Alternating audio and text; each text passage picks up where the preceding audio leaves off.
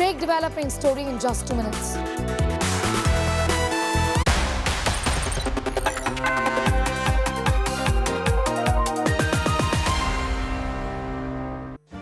Make your media plan smarter with India Today Live TV on your connected devices.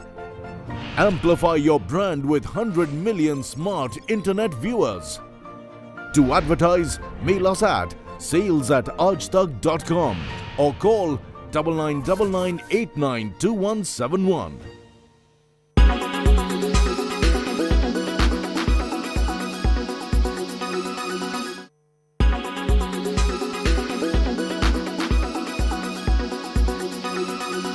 Make your media plan smarter with India Today Live TV on your connected devices. Everyone's busy finding what's trending. You're busy finding out why. India Today for those who research before reacting. Download the India Today app now.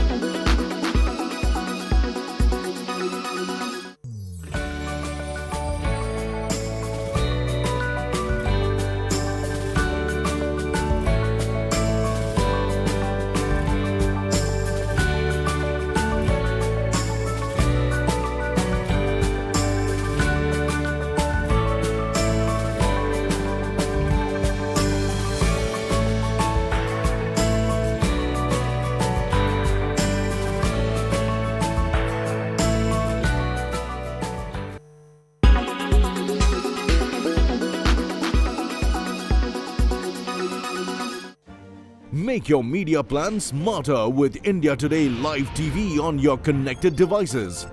Amplify your brand with 100 million smart internet viewers. To advertise, mail us at sales@aajtak.com or call 9999892171. Make your media plan smarter with India Today Live TV on your connected devices. You are watching India.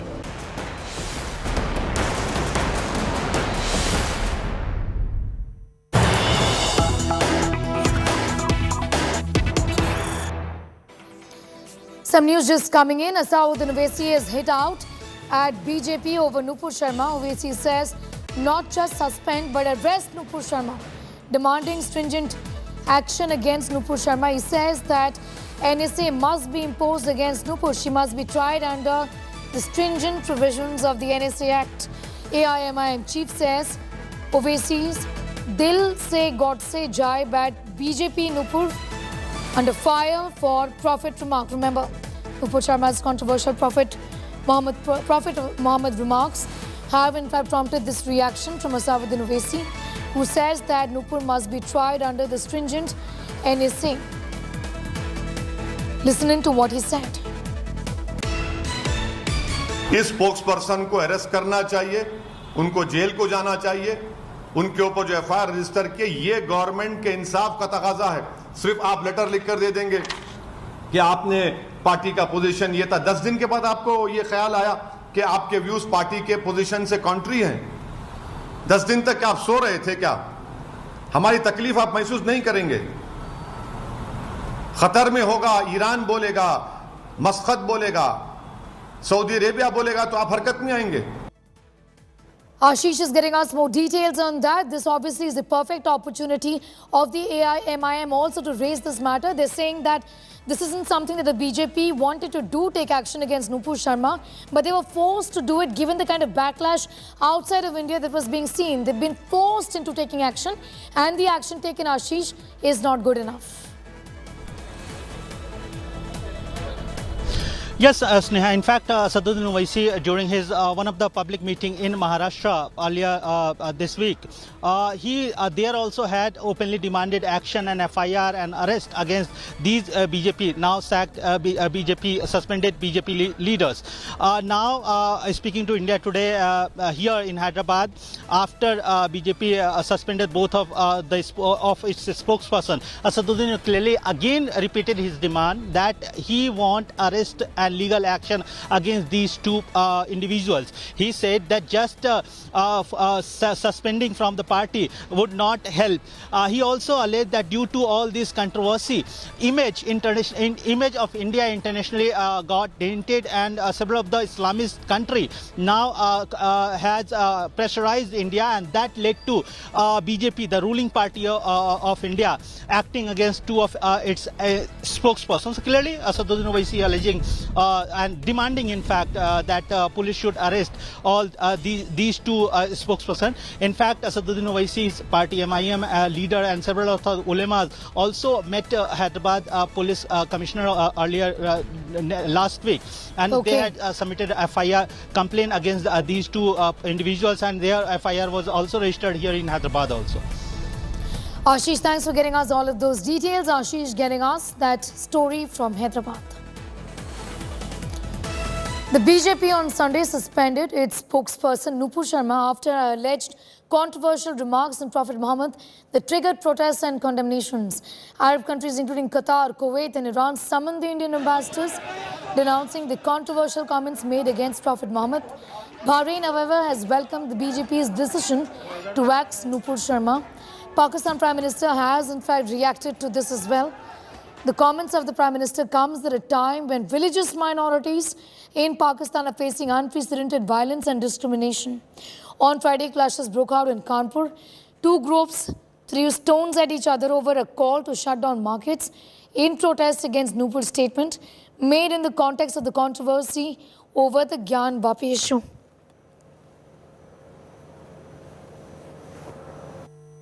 कि खुद नाखुश कार्यकर्ता कभी आपके ऊपर चप्पल उठा रहे हैं, गिरा रहे हैं, कभी आपके ऊपर स्याही फेंक रहे हैं. One of the BJP's most known faces on national television. That you need to nip this exercise. Known for articulating BJP's stand on crucial national issues. Report and the survey being conducted by the ASI as per the orders of the lower court. The National Party's most outspoken voice, Nupur Sharma, getting the axe from her party over her remarks on the Prophet Muhammad during a television debate, which sparked violence by a mob in Kanpur. The BJP deciding to expel Nupur Sharma and relieve her of all party responsibilities pending an inquiry, making it clear that the BJP respects all religions and does not approve bad-mouthing of any religious figure. सर्वधर्म संभाव तो हमारी नीति है. Sir, Nupur Sharma और नवीन जिंदल को expel कर दिया, इस पे क्या कहना चाहेंगे? वोट दीजिए. आखिरी सवाल, इस पे क्या कहना चाहेंगे? Sorry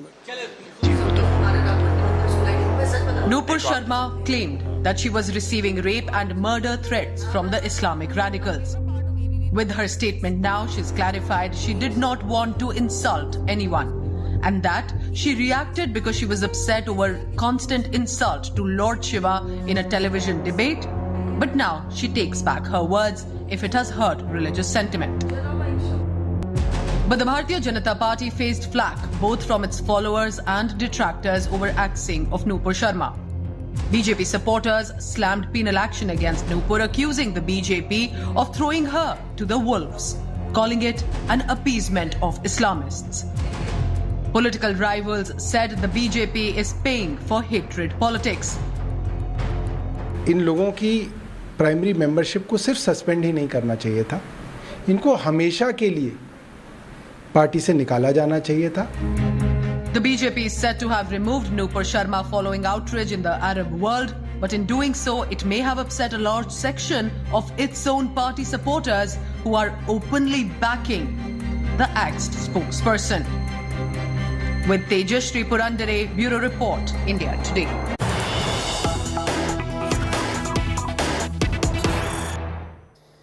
Big story we're getting at this hour. India has given it back to Pakistan over Nupur Sharma's controversy.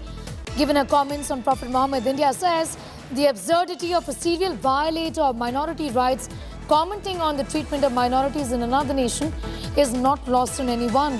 The world has been witness to the systemic persecution of minorities, including Hindus, Sikhs, Christians and Ahmadiyas by Pakistan. The government of India accords the highest respect to all religions.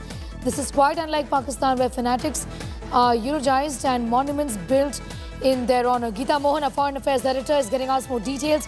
Geeta, there is no doubt that India obviously has tried to allay these concerns about what Nupur Sharma said by also taking action against her, expelling her until the inquiry in fact is completed in this matter. But Pakistan pointing fingers at us is just reflective of their hypocrisy, isn't it? And India is showing the mirror to them. Well, that's right. Many ask about what is the dent in India's image with the comments that have been made. When it comes to the Gulf nations, that's West Asia, Sneha, they're important partners, strategic partners, important economic partners. We have many Indians working in those countries and bring in a lot of remuneration, so the cost would be very high. But with Pakistan has always used any such incident as an opportunity then to use it in various multilateral fora, and which is what Pakistan now is also doing. A lot of the hashtags you'll see in some time where the origins of those hashtags really are, the anti-India hashtags. So Pakistan trying to use this as an opportunity. India is only saying that first look within before commenting on India. But certainly it is a very unfortunate incident, and Indian government has distanced itself from that entire incident by saying that this is not the view that India holds, and similarly has reminded Pakistan of the same, that this is not a view of what India holds, but the fact that there are bigger problems that Pakistan has and should be handling rather than preaching to India. Geeta, thanks for getting us all of those details. Geeta Mohan with her perspective on that story. We're breaking at this about India, showing the mirror to Pakistan.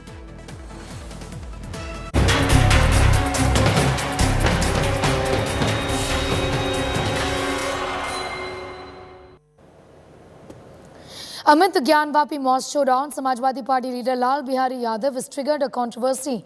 The Neta has hit out, or rather inflamed Hindu beliefs by calling the claimed Gyanvapi Shivling nothing but a piece of stone.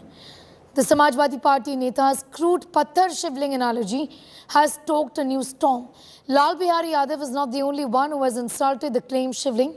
Earlier, Samajwadi Party chief Akhilesh Yadav had said, in Hindus, wherever there is a stone and a flag, there's a temple. Owaisi had clearly dismissed the Shivling claim, calling it a fountain.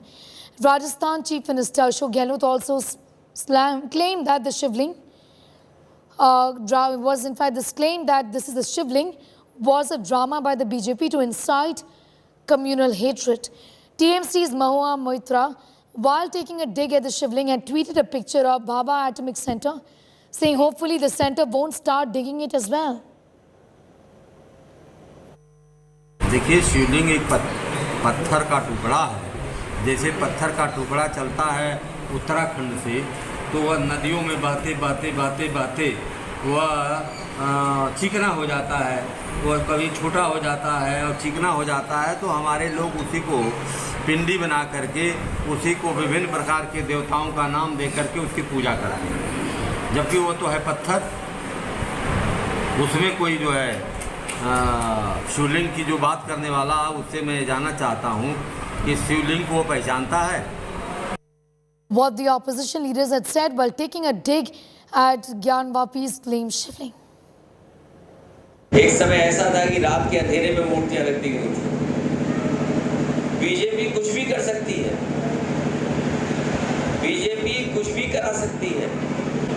1991 का act है, मुझे उम्मीद है supreme court उस पर ध्यान देगा। मुझे उम्मीद है कि जब यहाँ के अयोध्या का फैसला आया, उसमें भी कहा गया कि ये और इश्यूज के लिए नहीं माना जाएगा। इसीलिए मैं कह रहा हूँ कि बीजेपी जानबूझ करके संस्थाओं से खिलवाड़ कर करके ये फैसले करा रही कि जिनकी जिम्मेदारी थी सर्वे करने की, आखिरकार वो रिपोर्ट बाहर कैसे आ गई। और और हमारे धर्म में तो ये है, हिंदू धर्म में कहीं भी पत्थर रख दो, एक लाल झंडा रख दो, पीपल के पेड़ के नीचे मंदिर बन गया। सुप्रीम कोर्ट ने यह भी कहा है कि मुसलमानों के जो रिलीजियस तरीके से जो आप नमाज पढ़ते हैं जो है उसमें वजू भी शामिल है, तो वजू करेंगे उसमें हाउस में जाकर, और 400 साल से उस वजू को उस फवारे को कुछ नुकसान नहीं हुआ। और अगर ये फवारे को अगर इस तरह अगर पेश किया जा रहा है तो कल ताजमहल को बंद कर देना पड़ेगा। ताजमहल के सामने भी फवारे लगे हैं। Shocking revelation in the Kanpur violence case. Links of the main accused Zafar Hayat Hashmi to the violence is surfaced. India Today has accessed WhatsApp conversations of the main accused used to incite violence. The WhatsApp group Johar Fans Association Kanpur team was used to assemble the violent mob which went on a rampage. This was constantly being updated with fresh images and videos of how the mob was forcing Bandh and attacking the police. The WhatsApp group was given the cops big proof on how these clashes were organized.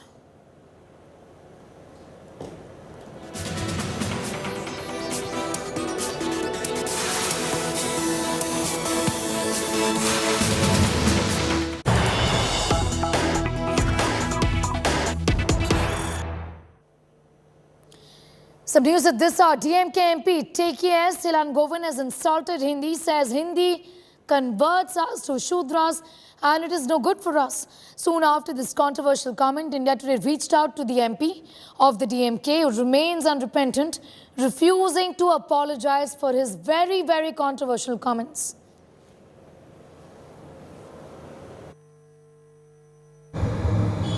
Hindi எதிர்ப்பு இந்தி என்ன செய்யும் என்றால் நம்மளை சூத்திரனாக்கிவிடும். முதல் ஒன்று இந்தி நம்மை சூத்திரனாக்கிவிடும். இந்தி எந்த நன்மையும் நமக்கு செய்யாது. ஏன் இதை கேட்கிறேன் என்றால் இந்த மாநிலங்களில் இந்தி அந்த மக்களுடைய தாய்மொழி இல்லை. வளராத மாநிலம்னா மத்திய பிரதேசம், உத்தரப்பிரதேசம், பீகார், ராஜஸ்தான், இந்த இன்னும் இப்பொழுது புதிதாக பிரிந்த 2-3 மாநிலங்கள். Here's what the DMK MP said when we confronted him about his comments.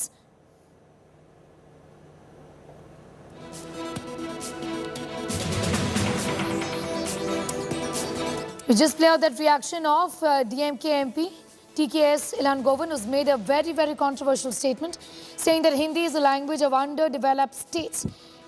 If we learn Hindi, it's going to make us Shudras, is what he said.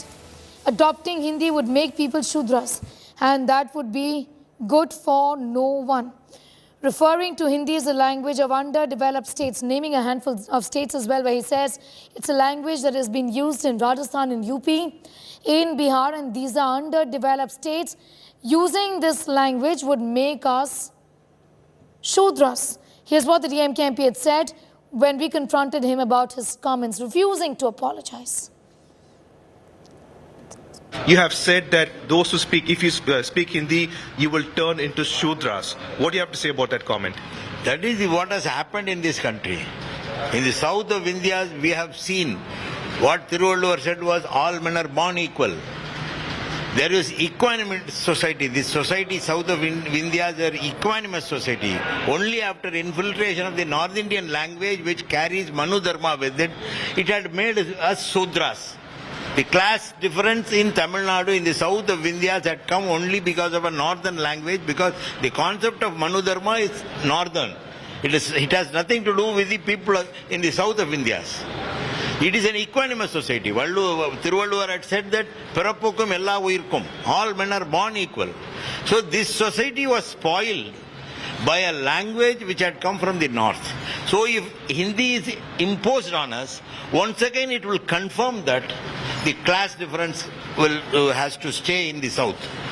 We are against it. Dravidian model is against this class consciousness. So you're firm that if you speak Hindi, you will turn into Shudras? No. If Hindi is imposed, it will also bring the culture of the north along with it. That is what I meant. I'm not talking about the language. If Hindi is imposed on us, Hindi will bring the culture which it carries to us, and it will confirm what is happening today. Pramod was just in conversation with the DMK MP. Pramod, wanting to protect one's linguistic identity is one thing, and making these casteist remark is something else altogether. Elan Govind, a very, very senior leader of the DMK, really has crossed the line, isn't it? Well, we tried confronting him. We did ask him many times, actually, because here we very clearly mentioned that Hindi speakers are offended. But he's only trying to provide us one explanation, claiming that he is not speaking about Hindi speakers, but only the language Hindi, which definitely is borderlining insulting. And that's the reason we once again asked him. But he's very firm in whatever he said, and that is that if Hindi is imposed, it will bring Manu Dharma, and along with it, class verification, and along with it, this is how he claims that if you speak Hindi, you will turn into Shudras. And the only kind of explanation he's trying to provide is that before Hindi, there was no class differentiation below Vindhya mountains, and that's what he's only giving as an explanation. We tried asking him again. We told him that Hindi speakers are offended, but he's very firm that if Hindi is imposed, the speakers of Hindi here will become Shudras. You know, Pramod, he's also imposed his opinion about Hindi-speaking states like Rajasthan and UP being underdeveloped because Hindi is a prominent language there, and refusing to apologize. We'll of course keep tracking that story with you very closely. For the moment, I'm thanking you, Pramod Madhav, getting us all of those details. Well, a prominent lake in the heart of Chennai city has turned pink, ringing alarm bells among environmentalists. A vast lake in the Pallikaranai, which was also once a marshland, but has now turned into a dump yard, has turned bright pink, raising concerns. Look at these pictures. The marshland, which was once covering several hundreds of acres, unfortunately fell prey to human settlement, and then one portion of it was converted into a garbage landfill. The lake is now turned pink, causing panic among residents. Environmentalists claim that this could be due to algal bloom, specifically of a bacteria that thrives in less oxygen environment. Officials from Tamil Nadu Pollution Control Board and IIT Madras research staff have gathered samples from this lake now. With that report, it's time for a quick break. Here on the other side, Mukesh and Neeta Ambani hold a lavish Bharatnatyam performance for soon-to-be Choti Bahu Radhika Merchant. We're getting you all the details in just 2 minutes.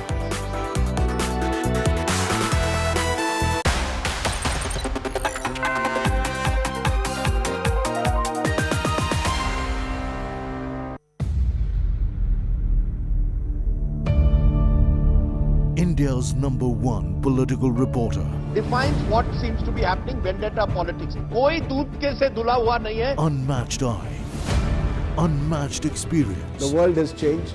My black hair has become grey as well. And with unmatched passion for the story. Do not monopolize the conversation. When it's 100% news that matters.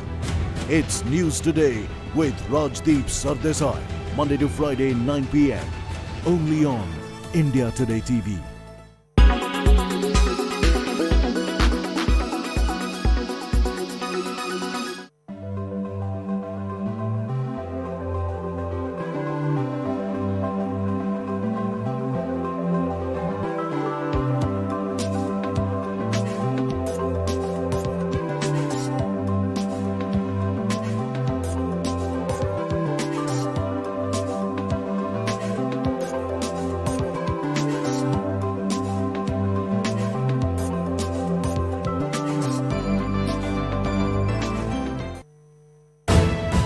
You are watching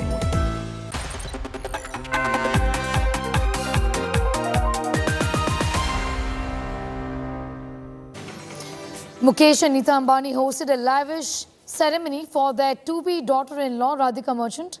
The star-studded Arangetram ceremony saw the presence of many Bollywood stars, including Salman Khan, Amir Khan, Ranveer Singh and many others. Radhika Merchant is a trained classical dancer, and for the uninitiated, this ceremony is held when a classical dancer showcases their performance in front of a public audience. Celebrity makeup artist Mickey Contractor also took to Instagram to share a gorgeous picture of Neeta Ambani wearing a beautiful orange sari, complete with an elaborate neck piece and jhumkas. The look was specifically designed for the event.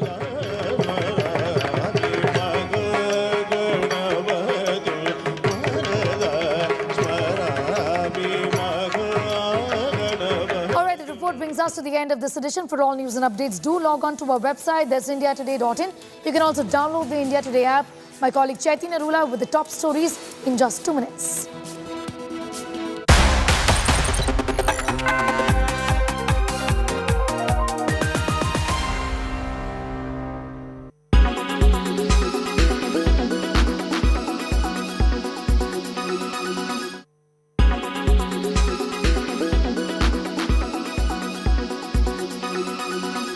Make your media plan smarter with India Today Live TV on your connected devices.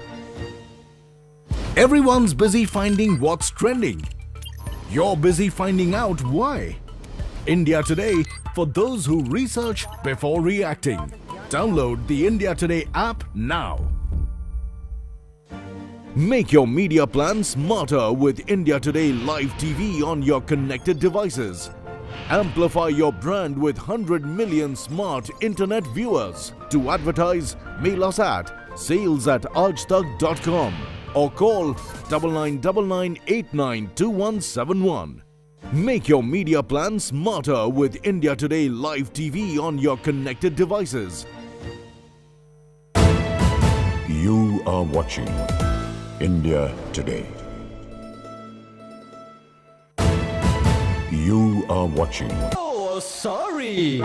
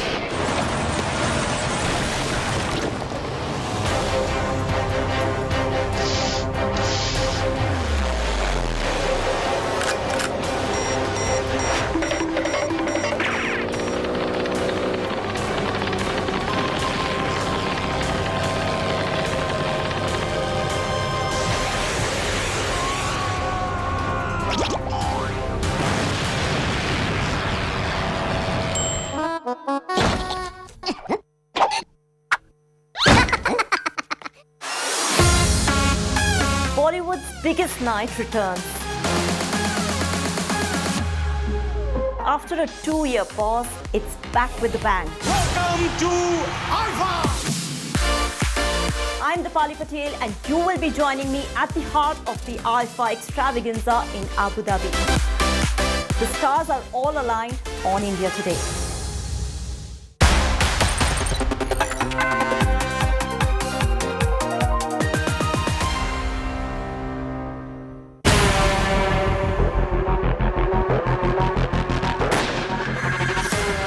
We uncover the hitmen who fight the bullets.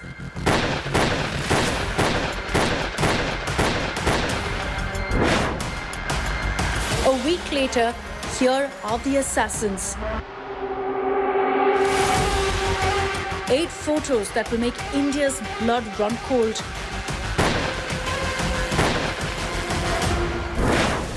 Hitmen who pumped Moose Wala with bullets. One arrested, the others are still out there. India's biggest gangster hunt is on.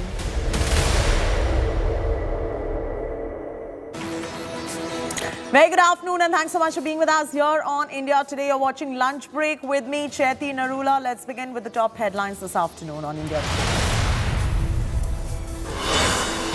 Mega India Today Newsbreak impact. Mumbai police beefs up security of Salman Khan. India Today only channel to access gang death threat letter to Salman that said, "Aapka Moose Wala hoga."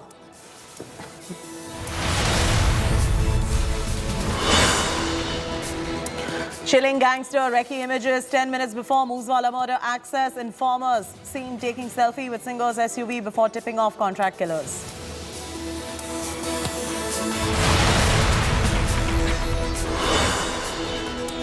Top Samajwadi Party Neta shocking insult to Shivling. Lal Bihari Yadav says Shivling nahi patthar ka tukda hai. Mocks Hindus for worshipping even stones.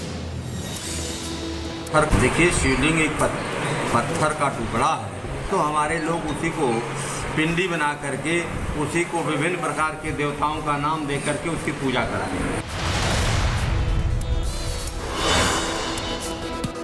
India shows the mirror to Pakistan for taking up Nupur Prophet remark. Rao questions minority report. OAC seeks arrest of ex-BJP Neta.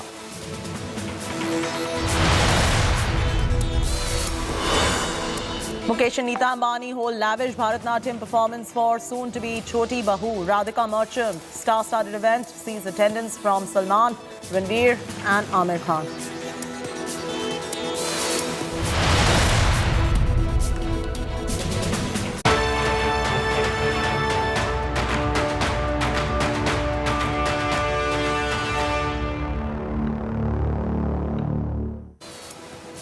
A mega India Today impact on Bollywood superstar Salman Khan's death threat. Heavy security has been beefed up at Salman's residence. Images are capturing actor Salman Khan with Mumbai police officials. In fact, India Today is the only channel to access the gang threat letter to Salman that said, "Aapka Moose Wala hoga." Salman Khan's father, Salim Khan, found that particular threat letter during his morning walk at Bandra Bandstand Promenade. The letter threatens that Salman Khan and his father will face the same fate as Sidhu Moose Wala. The Punjabi singer, remember, was shot to death a week ago, allegedly by dreaded gangster Lawrence Bishnoi and his aides. An FIR has been filed. Alarm bells are ringing, as this is not the first time Salman has received a death threat. Back in 2018, Lawrence Bishnoi, the key accused in Moose Wala's murder, threatened to kill Salman Khan. India Today has also accessed a video that shows a brazen display of threat to actor Salman Khan from 2018. Gangster Lawrence Bishnoi, when in custody, was caught on camera issuing a threat to Salman, saying that he will kill the actor in Jodhpur. In a separate video, Salman was caught reporting to the gangster's threat, claiming that commitment should be made positively and that no one hunts like tiger. जब हम करेंगे तो पता लग ही जाएगा। सलमान खान का करेंगे, मारेंगे या जोधपुर में मारेंगे तो पता लग जाएगा इनको। अभी तो मैंने कुछ किया ही नहीं, अभी नहीं मतलब कोई इन्वॉल्व कर रहे हैं। जब भी कोई कमिटमेंट करो तो पॉजिटिव करना, नेगेटिव नहीं करना। और शिकार टाइगर जैसे शिकार कोई नहीं करता, है ना? ये सबको पता है। Dev Kotak is now joining us for the very latest. Dev, I'm throwing straight across to you if there are any updates that are coming in as far as this case is concerned. Yeah, update in the sense that, a team of crime branch officials has left his residence at Galaxy Apartments, which is where we are currently. They had come to probe the DCP crime branch himself, Sangram Singh Nishandar, had also come to try and understand and in terms of what had happened and take stock of the situation. So he has left about 10 minutes ago. Along with him accompanying were 4 to 5 other officials. Also these people, these gentlemen who you see, they are bodyguards that have been hired from a private agency. They have been stationed outside Salman Khan's house. Also these men in the grey safari suit, this gentleman with the cap, they are all a part of Salman Khan's team. Some of them believed to be his helpers and some of them are also hired bouncers or bodyguards, if I may say so, from a private security agency. Like I mentioned, that the DCP crime branch was here. Also, this will help in evaluating better in terms of how many security personnel more his security should be upgraded to and what is the kind of manpower the Mumbai police should add. And obviously, like you already know, that the Home Minister of Maharashtra, Dilip Walse Patil, has also taken due cognizance of the situation and has agreed to upgrade the security of Salman Khan and his 86-year-old father. So these are the kind of details that we know for now, Chaiti. Dave, also, what is the police saying at this point of time? The police said, in terms of police, let me just clarify, it is not just the Bandra police station, the local police, but also parallelly the crime branch unit 9 team is probing this. In the morning earlier, you can understand how serious the situation was at that point in time when the Joint Commissioner of Police, Law and Order, Vishwas Nangre Patil, and the DCP Zone 5, Mr. Manjunath Singh, both of them were personally present. These are some very, very senior officers, IPS ranked officers who were present at this very venue. and since then there has been a bevy of police jeeps that have been moving in and out at regular points in time. About 2 hours ago also the crime branch officials were present. They had stepped out for some time, and also if we can point it out where the scaffolding is there, that is believed to be Salman Khan's house, and he is present in his house at the moment. He too had stepped out for some work. We don't know if that was any meeting with the police officials to discuss the situation, but yes, the police have been constantly visiting back and forth, and I said that a parallel probe, the local police plus the crime branch is going to be handling the matter. It has not been officially transferred to the crime branch because the case was registered at Bandra police station under section 506, which means punishment for criminal intimidation, because clearly that is the charge that is being pointed out basis the letter that Salim Khan had not physically received, but it was lying there in a chit, which is the same spot where he generally rests in between his jogs and his walks. And that time when he found it, he was accompanied by 2 of his bodyguards who were alerted, and they in turn reached out to the Bandra police, which is where the complaint was filed. Of course, one interesting thing out here is that the Mumbai police and Delhi police will have to work very closely and in tandem, if I may say so, because there are about a few Delhi and Punjab links also that are coming in. Especially with Lawrence Bishnoi, the abbreviation that has been mentioned, GBLB, which stands for Goldie Brar, Lawrence Bishnoi. So, of course, with this kind of connection that is coming in, and Lawrence Bishnoi himself, who is in Delhi Bishnoi, police, this particular gangster, Dev, Lawrence Bishnoi is in jail. Has he been interrogated at this moment after this letter was found? Yeah, the interrogation is underway. No kind of details have emerged yet because the Delhi police also are currently, investigating the matter and are speaking to Lawrence Bishnoi. So before they make any kind of comments, they want to be completely sure if the connect is right or whether it is just mere speculation. So a lot of it heavily pointing towards the fact that Lawrence Bishnoi could be involved. But he is also a wanted accused in several other cases. One last question before we let you go, Dev. One last question. While this letter was found with those initials also over there, the questions arising on whether this was a legitimate letter or whether somebody was just playing a prank or was it mischievous. At this point, what are your sources indicating on that front from the Mumbai police? Yeah, so Mumbai police on that particular part which we spoke about, whether it is the mischief and the handiwork of some people who can be called as miscreants. Also, of course, we don't, the accused in this case are not yet identified, which is why the police have filed an FIR against unknown persons for that matter. So Mumbai police said that we are going to reserve that part of the comment and not speculate until we completely go through the CCTV footage and investigate this matter on ground. So that makes more sense then. All right. Dev, thanks so much for joining us with the very latest detail. We are getting you all the details that no other channel has on the full kill Salman Khan plot. Lawrence Bishnoi and the gang planned to target Salman Khan during the shooting of the film Ready. But the gangsters did not follow through the plan because they did not have proper weapons. Gangster Naresh Shetty, who is the guru of Bishnoi's crime partner, Kala Jathedi, was given the task of targeting Salman. Naresh Shetty and Sampat Nehra stayed in the Vashi area of Mumbai for a few days and the gangsters did a recce of Salman Khan's residence. The plan was to target Salman when he would leave his house on his bicycle. Dev is now joining us for the latest. Dev, if you could just encapsulate this entire plan that India Today has revealed at this point of time and a few more details that I might have missed out on. Yeah, this was initially the plan that they were planning to hatch but failed to execute it. It was called off by Lawrence Bishnoi himself because he was waiting for the appropriate kind of firearms to be made available, the guns that were going to be used in his execution. When I say his, I mean Salman Khan's. Also because, like I said, cited the lack of availability of those guns, which is why they were forced to postpone the plan and drop their idea. This was initially supposed to be 11 years back, 2011, when the movie Ready was released and also was being shot rather that time on his sets, and while he was away from his sets, they were planning to carry out the hit out at that point in time, but like I mentioned that no guns were available, especially the ones that they wanted, which is why the idea was called off at that point in time.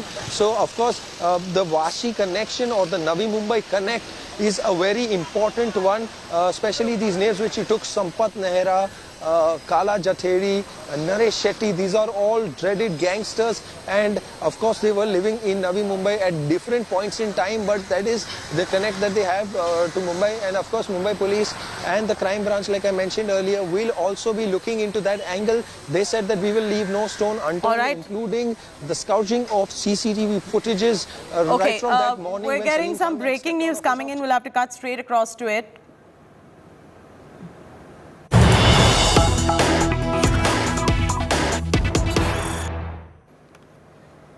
Nine days after the murder of Sidhu Moose Wala, Rahul Gandhi is going to be visiting the family. Rahul Gandhi is going to be visiting Mansa tomorrow to meet the family members of Sidhu Moose Wala. And what we're picking up at this point of time, the news break that is just trickling in, that this meeting is going to happen at 12 noon. So 12 noon tomorrow afternoon is when Rahul Gandhi will be visiting Mansa to meet the family of Sidhu Moose Wala. 9 days after the murder, Rahul Gandhi will be visiting the Moose Wala family. Latest coming in right there. 9 days after the murder of Sidhu Moose Wala, Rahul Gandhi will be visiting the family of Sidhu Moose Wala. He's going to be going over to Mansa tomorrow to meet the family members, all the family members of Sidhu Moose Wala. This meeting is going to take place at 12 noon, and we'll continue updating you on these developments.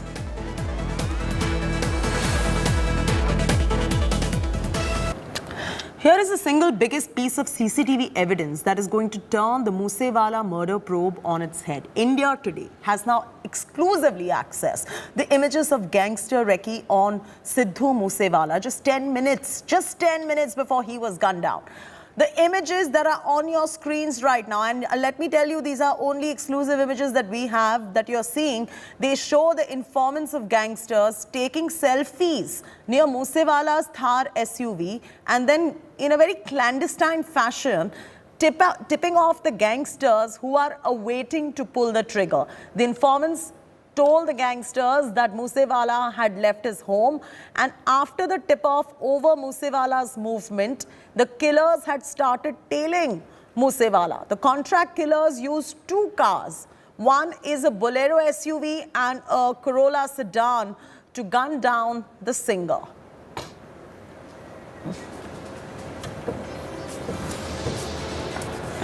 India Today has unmasked the killers of Punjabi singer Sidhu Moose Wala. India Today is the only channel with exclusive images of 8 shooters. Images on your screens at the moment are of the killers who brutally killed Moose Wala. He was pumped with at least 24 bullets. While 7 shooters are still at large, one has been arrested by Punjab police. The first arrest in the case was that of Manpreet from Uttarakhand last Tuesday when the singer was cremated. The week after Moose Wala's murder, one more suspect has been nabbed from the village in Fatehabad. The arrested man, identified as Devendra, also known as Kala, allegedly provided shelter to 2 other suspects, Charanjit and Keshav. Cops have also arrested a person named Kekra, who allegedly provided vehicles to the shooters. Earlier, 2 accused from Lawrence Bishnoi gang were also arrested from Haryana's Fatehabad.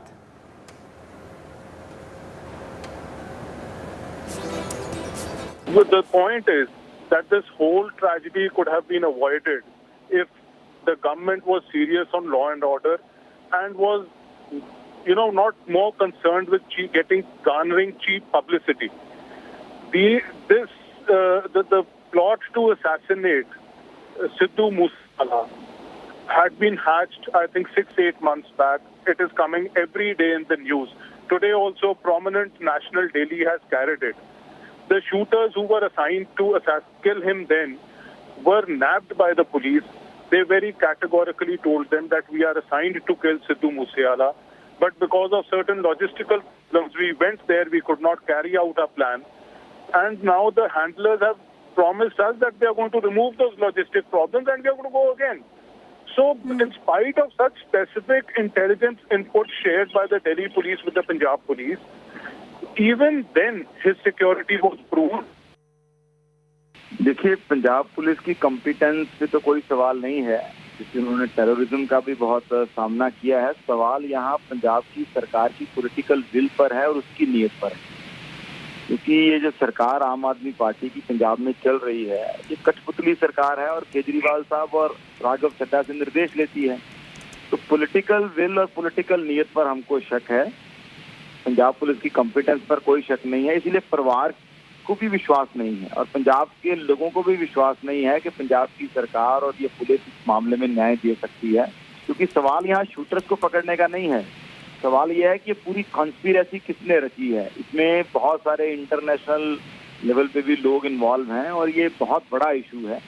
इतने sophisticated weapons कहाँ से आए हैं, ये भी एक बड़ा issue है। ये वेपन्स पंजाब में और किस किस के पास हैं, ऐसे कितने वेपन्स पंजाब में हैं। तो ये सारे सवाल जो हैं, मुझे लगता है NIA ही इसकी ठीक प्रकार से जांच कर सकती है। The BJP on Sunday suspended its spokesperson Nupur Sharma after her alleged controversial remarks on Prophet Muhammad that triggered protests and condemnations. Arab countries, including Qatar, Kuwait and Iran, summoned the Indian ambassadors and denounced the controversial comments made against Prophet Muhammad. Bahrain, however, welcomed BJP's decision to axe Nupur Sharma. Meanwhile, India today hit back at Pakistan for slamming India for Nupur's remarks. India, in a scathing attack, told Pakistan not to preach when there's already serious violation of minority rights in Pakistan. Pakistan Prime Minister's remarks come at a time when religious minorities in Pakistan are facing unprecedented discrimination. On Friday, clashes broke out in Kanpur. Two groups threw stones at each other over a call to shut down markets in protest against Nupur's statement made in the context of the controversy over the Gyanvapi issue. इस spokesperson को arrest करना चाहिए, उनको jail को जाना चाहिए, उनके ऊपर जो FIR रजिस्टर किए, ये गवर्नमेंट के इंसाफ का तकाजा है। सिर्फ आप लेटर लिखकर दे देंगे कि आपने पार्टी का पोजीशन ये था, 10 दिन के बाद आपको ये ख्याल आया कि आपके व्यूज पार्टी के पोजीशन से कॉन्ट्री हैं। 10 दिन तक आप सो रहे थे क्या? हमारी तकलीफ आप महसूस नहीं करेंगे? खतर में होगा, ईरान बोलेगा, मस्कत बोलेगा, सऊदी अरेबिया बोलेगा, तो आप हरकत में आएंगे। Let's now listen in to expel BJP leader Naveen Jindal, who was axed yesterday after alleged controversial remarks on Prophet Muhammad that triggered protests and condemnations. Party जो भी निर्णय लेगी वही ठीक है। हम इस पार्टी के समर्पित कार्यकर्ता हैं। पार्टी का हर निर्णय, हर फैसला देश और संगठन और राष्ट्र के हित में ही है। जब ये 27 मई को डिबेट में चर्चा हुई थी, उसके बाद मैंने 1 जून को ट्वीट किया था, और वो तब किया था जब मेरे आराध्य देवी देवताओं के बारे में अनाप शनाप अनर्गल बातें लिखी जाती। वो शब्द दोहराना भी नहीं चाहता हूँ, सोशल मीडिया पे, ट्विटर पे है। तब मैंने उनसे सवाल पूछा था, उस मानसिकता वाले लोगों से जो मेरे को इस प्रकार की बातें लिख करके टैग कर रहे थे। सवाल पूछना तो मेरा अधिकार है ना। इसका मतलब ये थोड़ी मैं किसी धर्म को, किसी की आस्था को चोट पहुंचा रहा हूँ। कि खुद नाखुश कार्यकर्ता कभी आपके ऊपर चप्पल उठा रहे हैं, गिरा रहे हैं, कभी आपके ऊपर स्याही फेंक रहे हैं। One of the BJP's most known faces on national television. That you need to nip this exercise. Known for articulating BJP's stand on crucial national issues. The report and the survey being conducted by the ASI as per the orders of the lower court. The National Party's most outspoken voice, Nupur Sharma, getting the axe from her party over her remarks on the Prophet Muhammad during a television debate, which sparked violence by a mob in Kanpur. The BJP deciding to expel Nupur Sharma and relieve her of all party responsibilities pending an inquiry, making it clear that the BJP respects all religions and does not approve bad-mouthing of any religious figure. सर्वधर्म संभाव तो हमारी नीति है। Sir, Nupur Sharma और नवीन जिंदल को expel कर दिया, इस पे क्या कहना चाहेंगे? और दीजिए। आखिरी सवाल, इस पे क्या कहना चाहेंगे? Sorry Nupur Sharma claimed that she was receiving rape and murder threats from the Islamic radicals. With her statement now, she's clarified she did not want to insult anyone, and that she reacted because she was upset over constant insult to Lord Shiva in a television debate But now she takes back her words if it has hurt religious sentiment. But the Bharatiya Janata Party faced flack both from its followers and detractors over axing of Nupur Sharma. BJP supporters slammed penal action against Nupur, accusing the BJP of throwing her to the wolves, calling it an appeasement of Islamists. Political rivals said the BJP is paying for hatred politics. इन लोगों की primary membership को सिर्फ suspend ही नहीं करना चाहिए था, इनको हमेशा के लिए पार्टी से निकाला जाना चाहिए था. The BJP is said to have removed Nupur Sharma following outrage in the Arab world, but in doing so, it may have upset a large section of its own party supporters who are openly backing the axed spokesperson. With Tejashree Purandare, Bureau Report, India Today.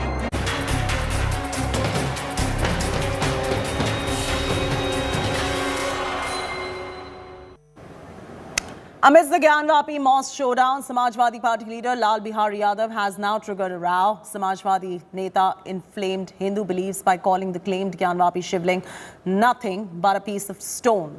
SP Neta's crude Patthar Shivling analogy has now stoked a new storm. Lal Bihari Yadav is not the only one who has insulted the claimed Shivling. Earlier, Samajwadi Party chief Akhilesh Yadav has said that in Hindus, wherever there is a stone and there is a flag, there's a temple. OAC had clearly dismissed the Shivling claim, calling it a fountain.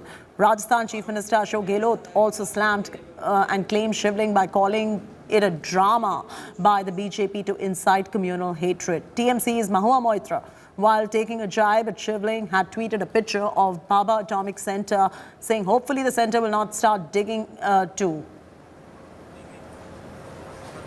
देखिए, शिवलिंग एक पत्थर का टुकड़ा है. जैसे पत्थर का टुकड़ा चलता है उत्तराखंड से, तो वह नदियों में बहते वह चिकना हो जाता है, वह कभी छोटा हो जाता है और चिकना हो जाता है. तो हमारे लोग उसी को पिंडी बना करके उसी को विभिन्न प्रकार के देवताओं का नाम दे करके उसकी पूजा करते हैं. जबकि वो तो है पत्थर, उसमें कोई जो है शिवलिंग की जो बात करने वाला, उससे मैं जानना चाहता हूँ कि शिवलिंग को वो पहचानता है.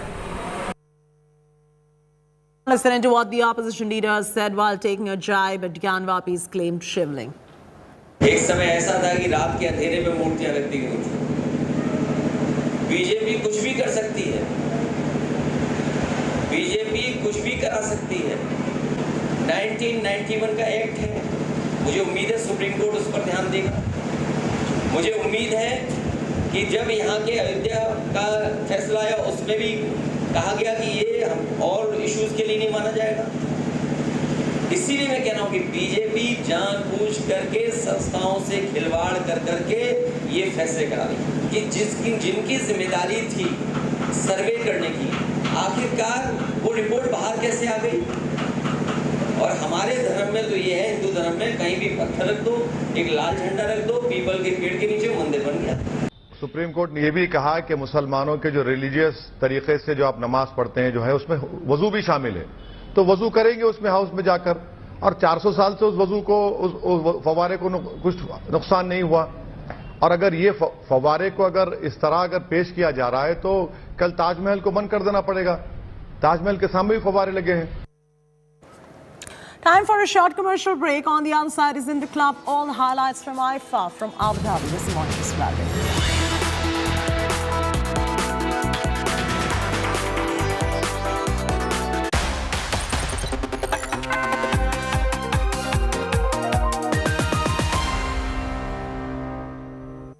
Everyone's busy finding what's trending.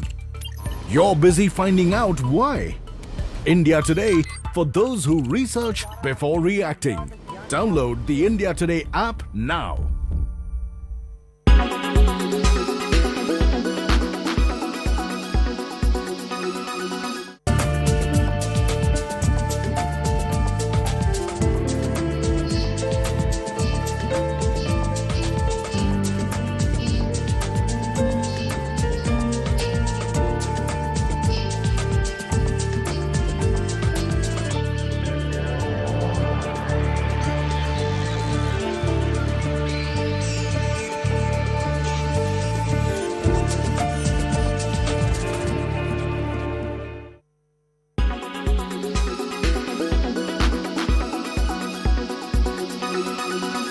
Make your media plan smarter with India Today Live TV on your connected devices.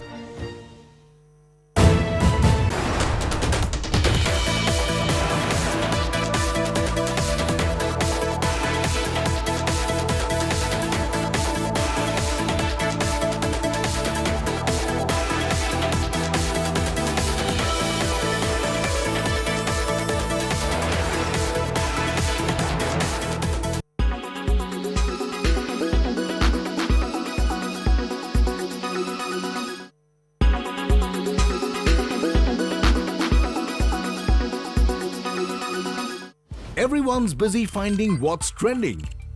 You're busy finding out why. India Today, for those who research before reacting. Download the India Today app now. Make your media plan smarter with India Today Live TV on your connected devices.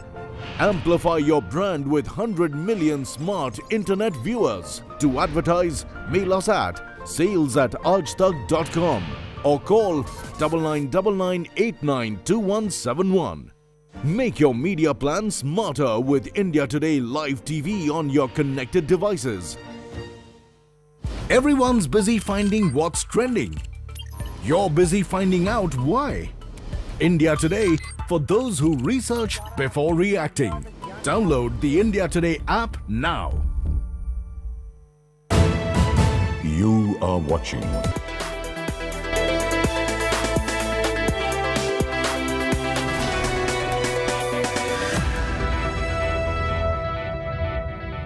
Hello and welcome. You're watching this special broadcast on India Today from Abu Dhabi. I am Dipali Patel. This is where we got you all the scoop and updates from IFA 2022, which just got concluded with electrifying performances by several celebrities, including Shahid Kapoor and Abhishek Bachchan. That's not all. Winners were also awarded, and there were several celebrities who also sang songs for us and even spoke exclusively with us. Here are all the highlights.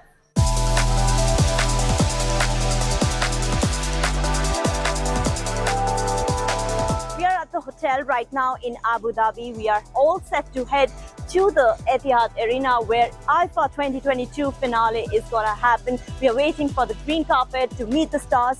Stay tuned to India Today for all the updates on IFA 2022.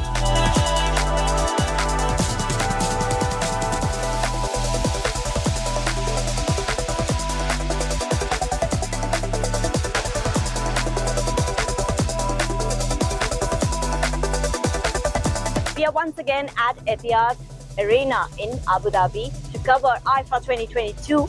Today is the final day when Salman Khan will host the show, and a lot of celebrities are going to walk the green carpet. So let's go.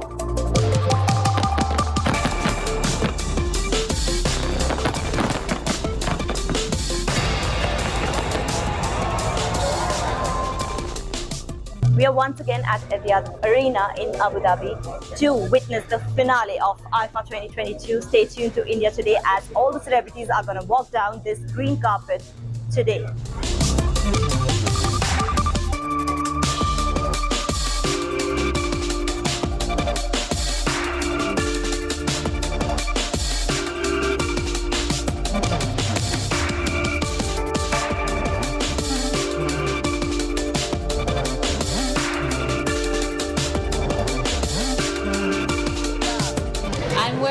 Cinco. It's Thai designer Michael Cinco. It's Filipino designer Michael Cinco. That's Michael Cinco. Sarah, what are you wearing today? You're looking absolutely stunning. Thank you very much. I've been styled by Tanya Ghavri. I'm wearing Faraz Mana. Today you remember? Yes, it's a slightly easier name. I made a mess yesterday. Thank you so much. I'm wearing Gaurav Gupta. My voice is really messed up today, but I just want to say एक पंजाबी में गाना होता है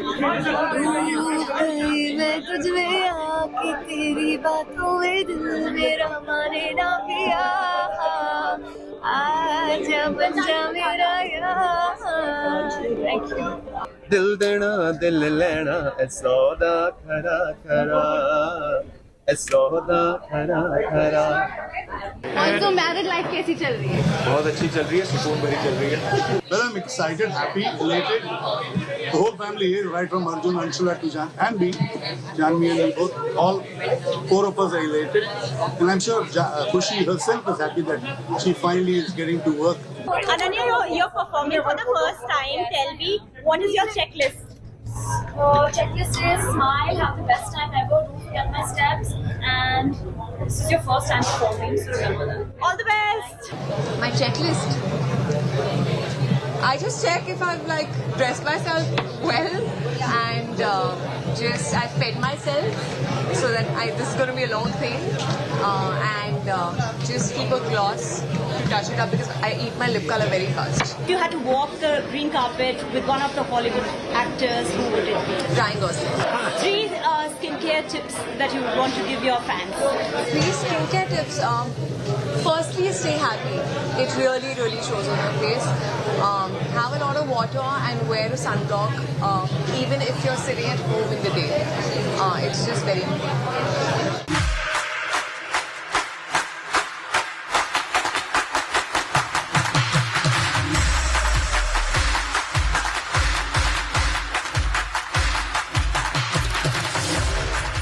IFA 2022 was not only about the green carpet, but also saw some electrifying performances from celebrities, including first-time performer Ananya Pandey.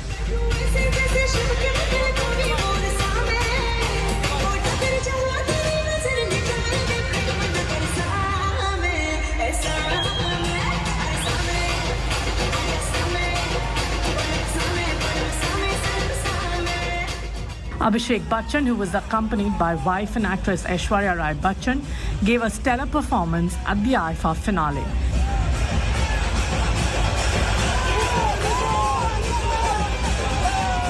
He made an entry on the song India Wale from Farah Khan's film Happy New Year.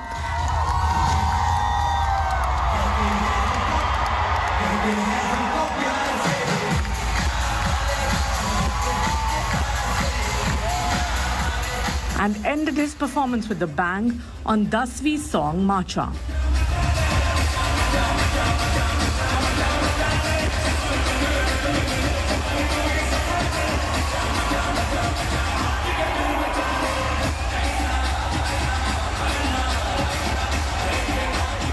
This performance was more than just special to Abhishek, as he not just shared a dance with Aishwarya, but also had their daughter Aradhya watch him groove on stage for the first time.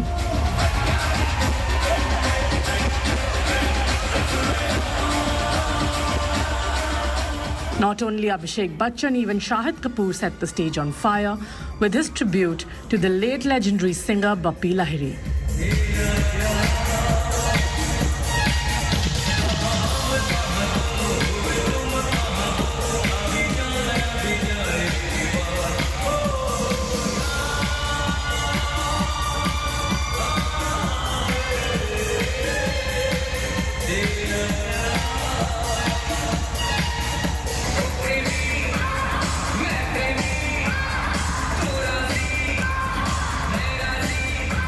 The grand IFA finale was hosted by none other than Salman Khan, who made an entry on a bike and was later joined by Ritesh Deshmukh and Manish Paul as co-hosts.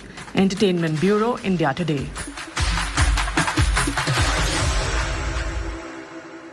Three-day-long IFA 2022 just got over with electrifying performances by Ananya Pandey, Sara Ali Khan, Tiger Shroff, Abhishek Bachchan, and finally Shahid Kapoor with Bappi Da's tribute.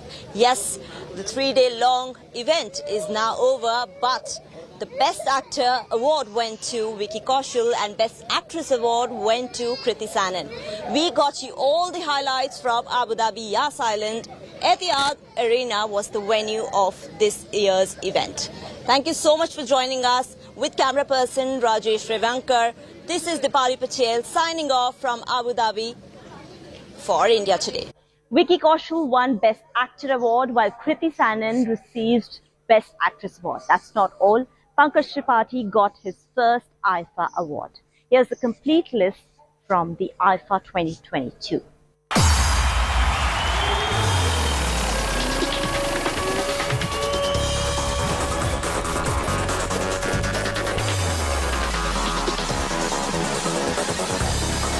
A starry affair with fashionable green carpet appearances, electrifying performances.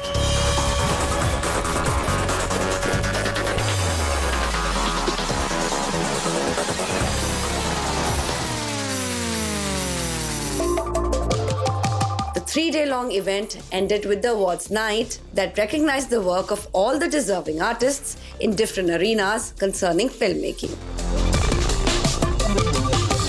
While Vicky Kaushal and Kriti Sanon won big at this year's IFA Awards. Here's the list of artists who impressed the jury and bagged this prestigious IFA Award. Yes, Vicky Kaushal took home the Best Actor Award for his film Sardar Udham. अगर हमने यहाँ London में British के heart में कुछ कर दिया, हमारा मैसेज पूरे वर्ल्ड तक जाएगा. A film that showcased the condition of India in pre-independence era when it was under the British rule and featured Vicky Kaushal in as Sardar Udham Singh. Revolution is a dangerous game. The film was kept out of Oscars despite Vicky's groundbreaking performance for the film, citing that it spread hatred towards Britishers. I see death, no sleep in years. Monday को church, Friday को cinema hall, और Saturdays को club. Hence, it sure was good news for Vicky and the makers of the film as their work just got recognized. Murder को protest मानेगा या protest को murder मानेगा, आपका British law. And how can we not mention Kriti Sanon in Mimi, which helped her bag the Best Actor Female Award for her role in the film.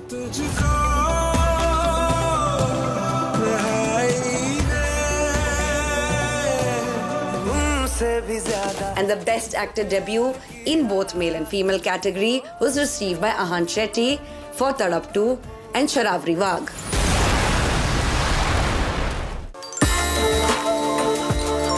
Winning the Best Actor in Supporting Role was Pankaj Tripathi, who was honoured for his role in Ludo.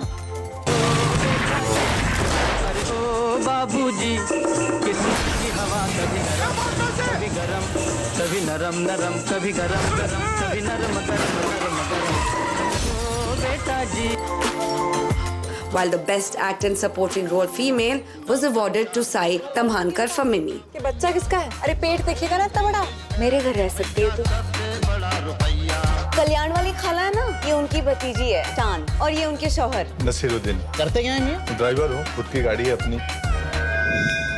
IFA debutant Aziz Kaur dream came true with a big win as Best Playback Singer for her voice in Rata Lambya song from the movie Sher Shah.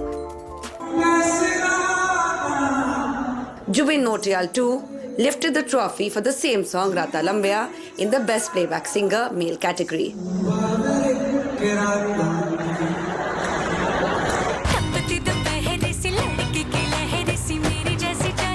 The award for the Best Music Direction went to A.R. Rahman for Rangile.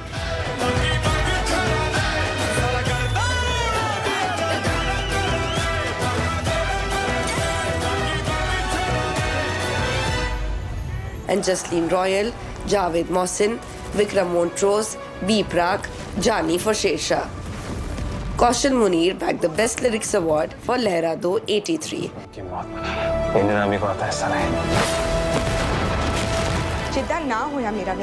Sher Shah won big in the awards night with the Best Film Award presented to Karan Johar, Hero Johar, Apurva Mehta, Shabbir Boxwala, Ajay Shah, Himanshu Gandhi for this film. And the Best Director Award was lifted by Sher Shah director Vishnu Vardhan. What's more? ये दिल मांगे more sir. In the Best Story Original category, Ludo won over the jury as Anurag Basu took the trophy back home. And the Best Adapted Story went to Ranveer Singh and Kabir Khan's 83. With Dipali Patel in Yash Islands, Abu Dhabi, Entertainment Bureau, India Today.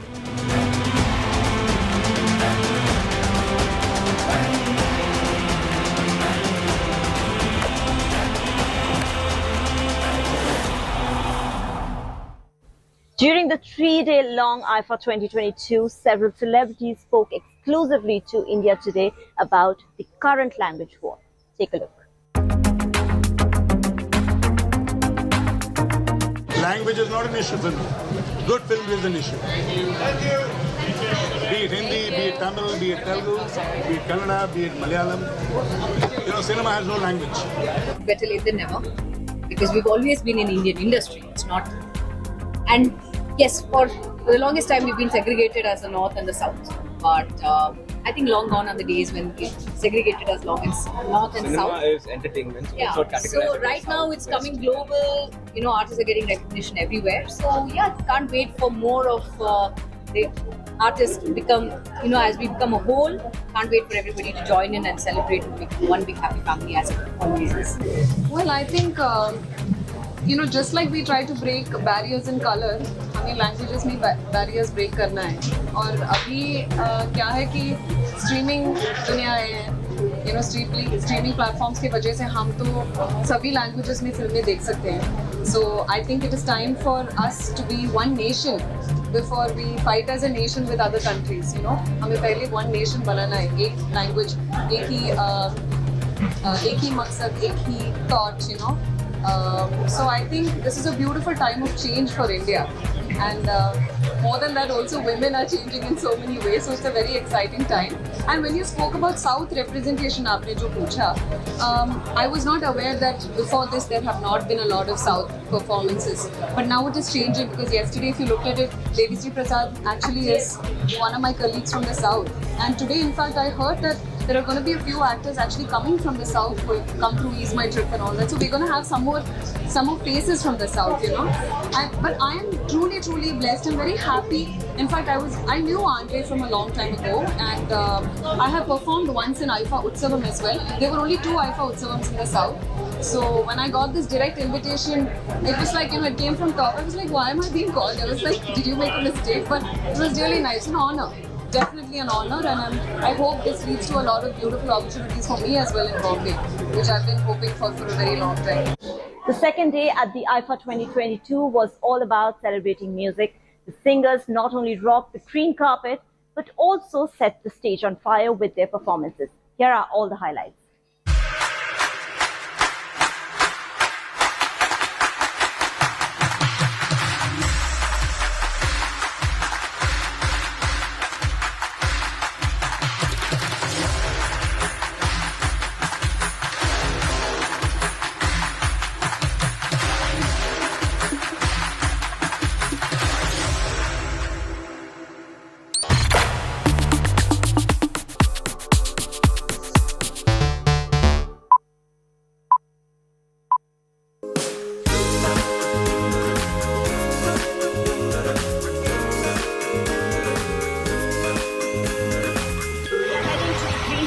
Right now, we are excited to meet all the stars, talk to them, and have fun at IFA Rocks 2022. I am at the Etihad Arena right now for IFA Rocks. We are all set for the green carpet and to meet all the stars live in action. Come on. I'm in Abu Dhabi, Yas Island right now at Etihad Arena. Behind me is the green carpet where celebrities are going to walk down to perform inside the hall.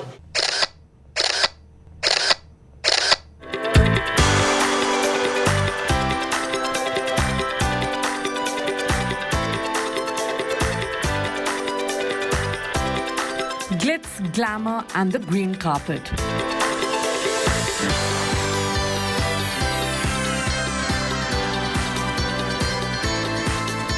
The 22nd edition of International Indian Film Academy Awards at Etihad Arena in Yas Islands, Abu Dhabi returned with a bang after a gap of 2 years. And while the starry affair kick-started with the press conference on day 1, the next day witnessed more glamour and gala with renowned singers and artists gracing the IFA Rocks evening. लगदी लाहौर दिया जिस हिसाब ना हस दिया कुड़ी दा पता करो केड़े पिंड दिया केड़े शहर दिया ओ लगदी लाहौर दिया ते आइफा ते आई लगदी आ. While some stole the night with their fashionable attires on the green carpet,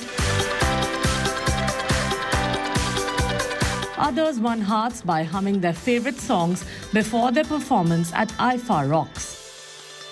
है कोई परवाना यहाँ जो जान पे अपनी खेलेगा आशिकी में होके फना बाहों में शमा को ले लेगा चन दी चांदनी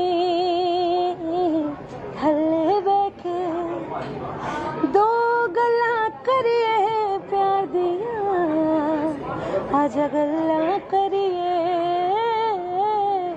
गल्ला करिए तेरी मेरी गल्लाएं होगी मशहूर करना कभी तू मुझे नजरों से दूर किथे चली है तू किथे चली है तू किथे चली है हाय जानदा है दिल ने तो जान दी है तू तेरे बिना मैं न रहूं मेरे बिना तू किथे चली है तू किथे चली है मेरी जान जली है. That's not all. The evening also witnessed Bollywood celebrities getting candid on the green carpet. देखा आपने देख लिया ना? Yes, I know that. Yes. सबसे पहले आप बताइए कि आप कौन से डिजाइनर का बोलना है? देखिए मुझे उनका नाम बोलना नहीं आता लेकिन मैं स्पेल कर सकती हूँ. Can you एक second? Can you call Tanya and ask her how to say it? Adhnivik. Are you sure? Adhnivik designer है. My checklist, I don't really have one. I have fun, I think. And if you had to walk down the green carpet with a Hollywood star, Ryan Gosling. if you had to walk with a Hollywood star on this green carpet, who would it be? Oh my God, so many. Timothy. Yeah. Okay. Which dress are you wearing? I'm wearing Michael Cinco. Yes. Yeah, yes. It's a nice designer. I love the silhouettes. I think it's really like sassy and I love the attitude about it.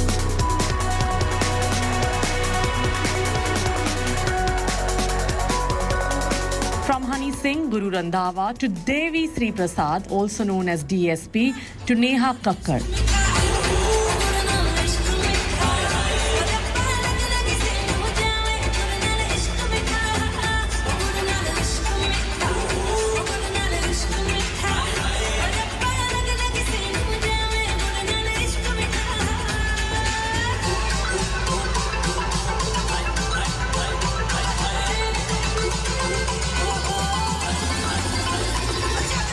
The Indian music industry came together to set the stage on fire with their electrifying performances.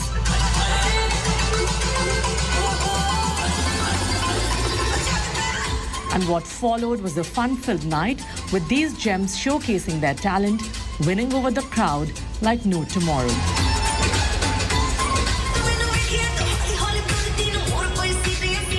In fact, the starry night was concluded with Neha's powerful performance on her hit numbers. But what stole the show was her debut on IFA Rock stage with husband Rohan Preet Singh.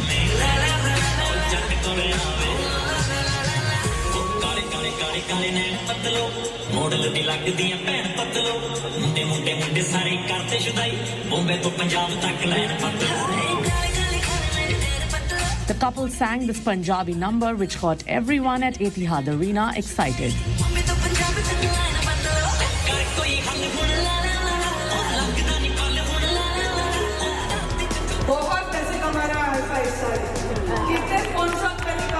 For the uninitiated, IFA Rocks Night was hosted by Farah Khan and Apar Shakti Khurana, and the main event will be co-hosted by superstar Salman Khan, Ritesh Deshmukh and Manish Paul.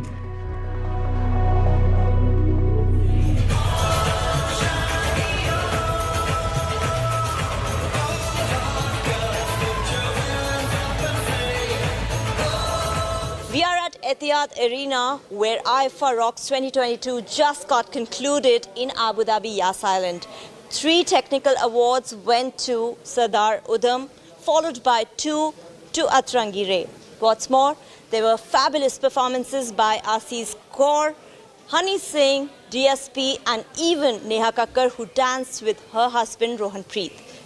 All the updates on IFA are going to be there on India Today. Stay tuned. During the 3-day-long IFA 2022, several celebrities, including Kriti Sanon and Guru Randhawa, spoke to India Today about KK and Sidhu Moose Wala. Take a look. We lost many people, and losing musicians is very, very cruel because every time they take you to another space. So I'm really sad about losing Lataji and KK and SP Balasubramaniam ji, and the list goes on. But I think the world is a cycle, you know. Keep going on. I think that it's just thoroughly heartbreaking what happened. बहुत बुरा हुआ जो हुआ और इसके अलावा मैं क्या कह सकती हूँ. It was extremely, I think, shocking and really bad, and may they rest in peace, and I'm really sorry to anybody that, you know, knew them, and my deepest condolences to their whole family. इस साल और last साल बहुत सारे losses ऐसे हुए हैं. लता ma'am उनका वो चले गए, बप्पी सर चले गए, बप्पी केके सर का हो गया, सिद्धू भाई का हो गया. तो आई थिंक ये सबके लिए बहुत बड़ा लॉस है, और जो भगवान ने लिखा होता है आई थिंक वैसा होता है, और हम उसके आगे कुछ कर सकते नहीं हैं. बट मैं सबकी फैमिलीज़ को मेरी तरफ से मैं भगवान से प्रे करता हूँ कि उनकी फैमिली को भगवान हिम्मत दे और इसको मानने की शक्ति दे कि ऐसा हुआ है. But we all love them forever. I think उससे आर्टिस्ट को सारी दुनिया उनके रहते हुए जाने के बाद प्यार करती है, और वो करती रहेगी. हम भी ऐसे हैं. बहुत दुख हुआ है दोनों की मौत का सुन के, और स्पेशली सिद्धू का तो बहुत शॉकिंग था. और सच में बताऊं कि 3-4 दिन तक दिमाग नहीं चला कि ये हो क्या गया सिद्धू के साथ. He was a very sweet boy, so musically भी बहुत अमेजिंग आर्टिस्ट था, और बहुत बड़ा लॉस हुआ इंडस्ट्री को KK एंड सिद्धू मूसेवाला से.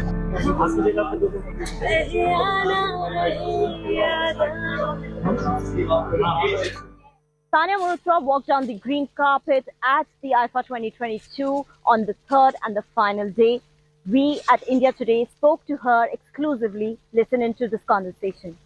मेरे साथ इस वक्त मौजूद है Sania Malhotra. Sania, welcome to India Today television and Aaj Tak. And good news today, आप इस वक्त आईफा 2022 के ग्रीन कारपेट में खड़ी हैं. आपने इस वक्त पहना क्या है, किस डिजाइनर का है? This is Shantanu and Nikhil, and this is the first time that I have come for IIFA. This is my IIFA debut. Amazing. How does it feel?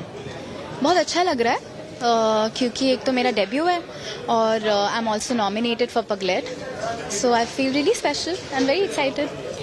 Sania, अगर if you had to walk down this green carpet with a Hollywood star, who would it be?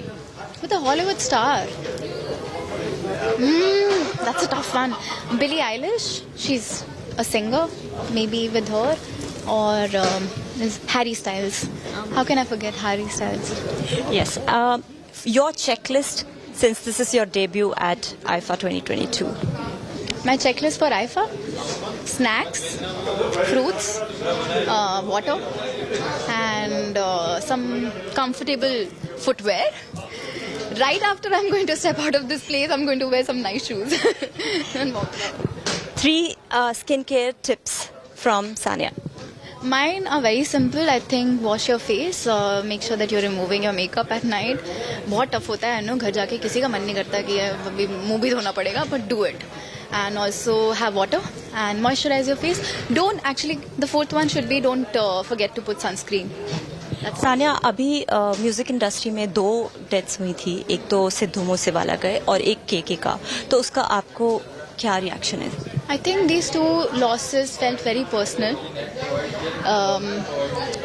and what they have done for the industry, what they have given us as an audience is very, very special.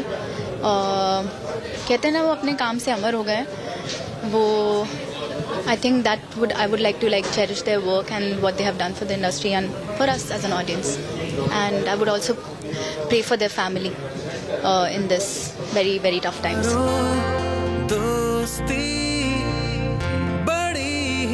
हसीन है, ये ना हो तो क्या फिर बोलो ये जिंदगी है, कोई तो हो राज़दार, बेगरज तेरा हो यार, कोई तो हो राज़दार।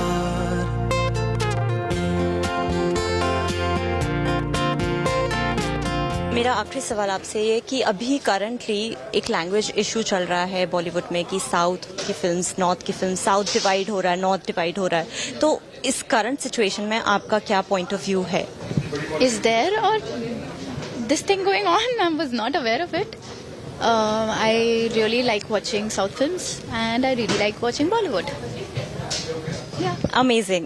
We see all your videos on social media. लेकिन आप कब आईफा में किसी दिन परफॉर्म करेंगी? ये तो आपको आईफा वाले ही बताएंगे। मैं तो आज कर लूँ। और आपको ऑल द बेस्ट आपके नॉमिनेशन के लिए and wish you all the best for your future films. Thank you. IFA 2022 is over and so is our special broadcast from Abu Dhabi. We will see you on the other side on India Today. Until then, I will sit back and relax.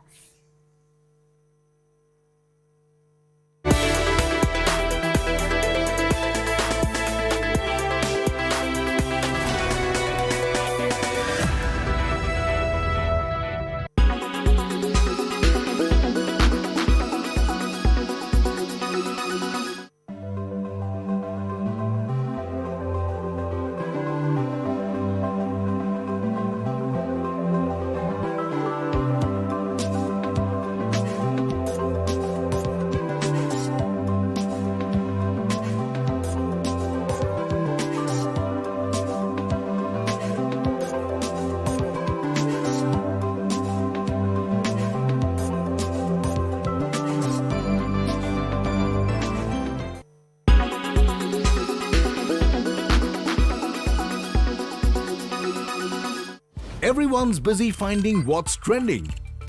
You're busy finding out why. India Today, for those who research before reacting. Download the India Today app now. You are watching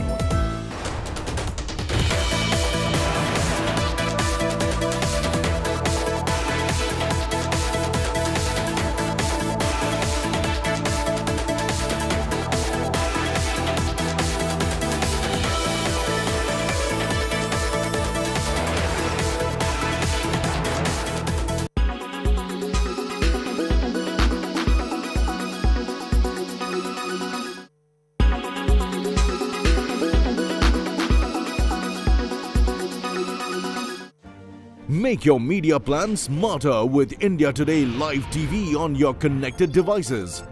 Amplify your brand with 100 million smart internet viewers. To advertise, mail us at sales@aajtak.com or call 9999892171. Make your media plan smarter with India Today Live TV on your connected devices. Everyone's busy finding what's trending. You're busy finding out why. India Today, for those who research before reacting. Download the India Today app now. You are watching India Today.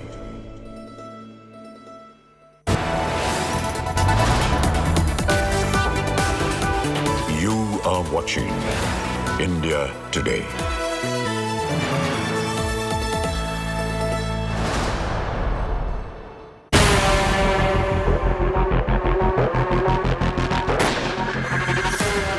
We uncover the hitmen who fight the bullets.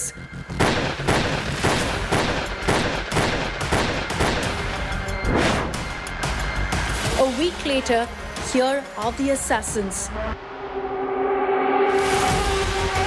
8 photos that will make India's blood run cold.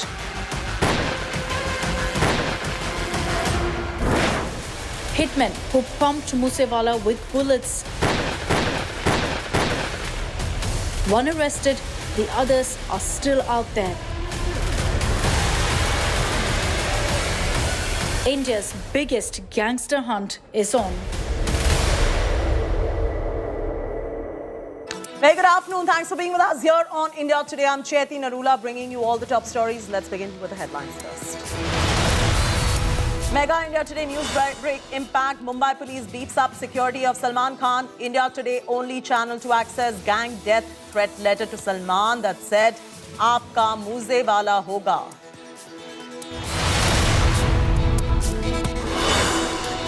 Chilling gangster recce images 10 minutes before Moose Wala murder access. Informer seen taking selfies with singer's SUV before tipping off the contract killers.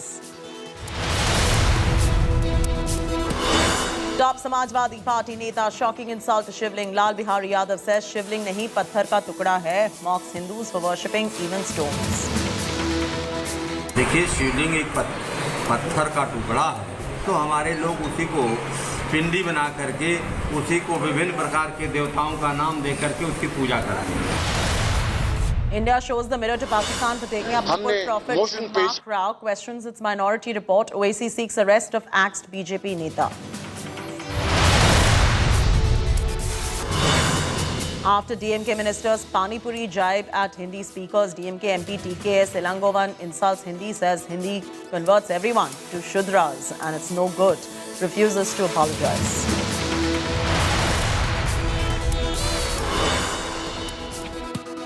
Mukesh and Neeta Ambani hold lavish Bharatnatyam performance for soon-to-be Choti Bahu Radhika Merchant. Star-studded event sees attendance from Salman, Ranveer and Amir Khan.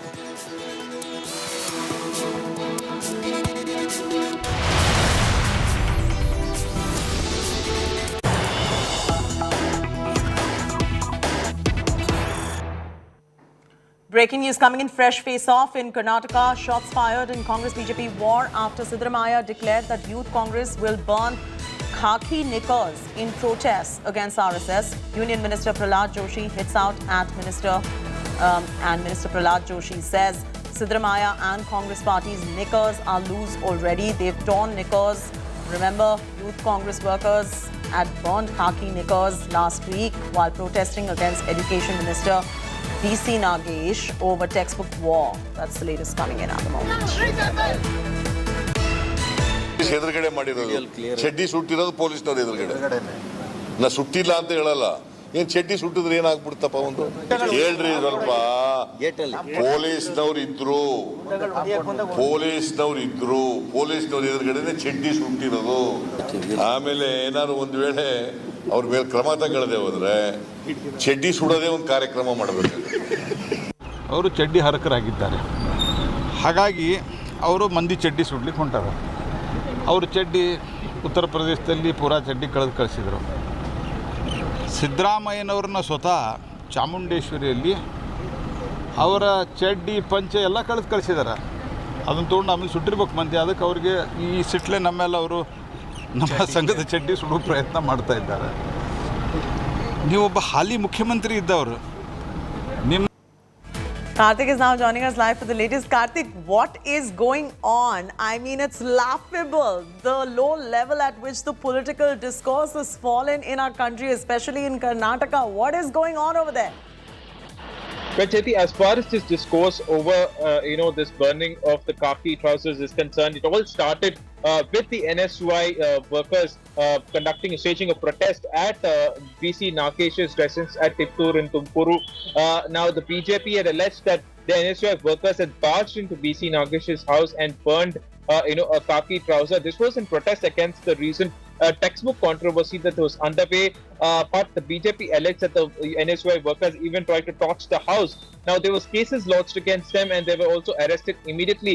Now, right after that, the controversy, has been going on, and with many Karnataka ministers and even the Karnataka Chief Minister reacting very sharply, talking about the RSS, the RSS trouser thing is concerned. They've all been criticizing the Congress party, saying that this was not something which the Congress party should have done, and this is not just demeaning the RSS, but also they say that it's also demeaning the country as well. Now, very recently, there was also this war about burning the trousers, and Sidramaya said that they would go on to do such things, and they said that there's nothing wrong in protesting by burning the khaki trousers. But we see Union Parliamentary Ministers this Prahlad Joshi has reacted to it, saying that the Congress has already burnt its trousers by trying to burn a trouser in Tumkuru, and this we'll see about a previous election debacles as well, and he's talked about that. And so this issue is expected to take even more turns as the Karnataka elections approach. It remains to be seen how many more reactions will this protest of burning khaki trousers will take. It's appalling. It's appalling, the low level of discourse that we're seeing in Karnataka right now, both from the BJP and Congress equally. We're getting some reactions coming in. Listen in.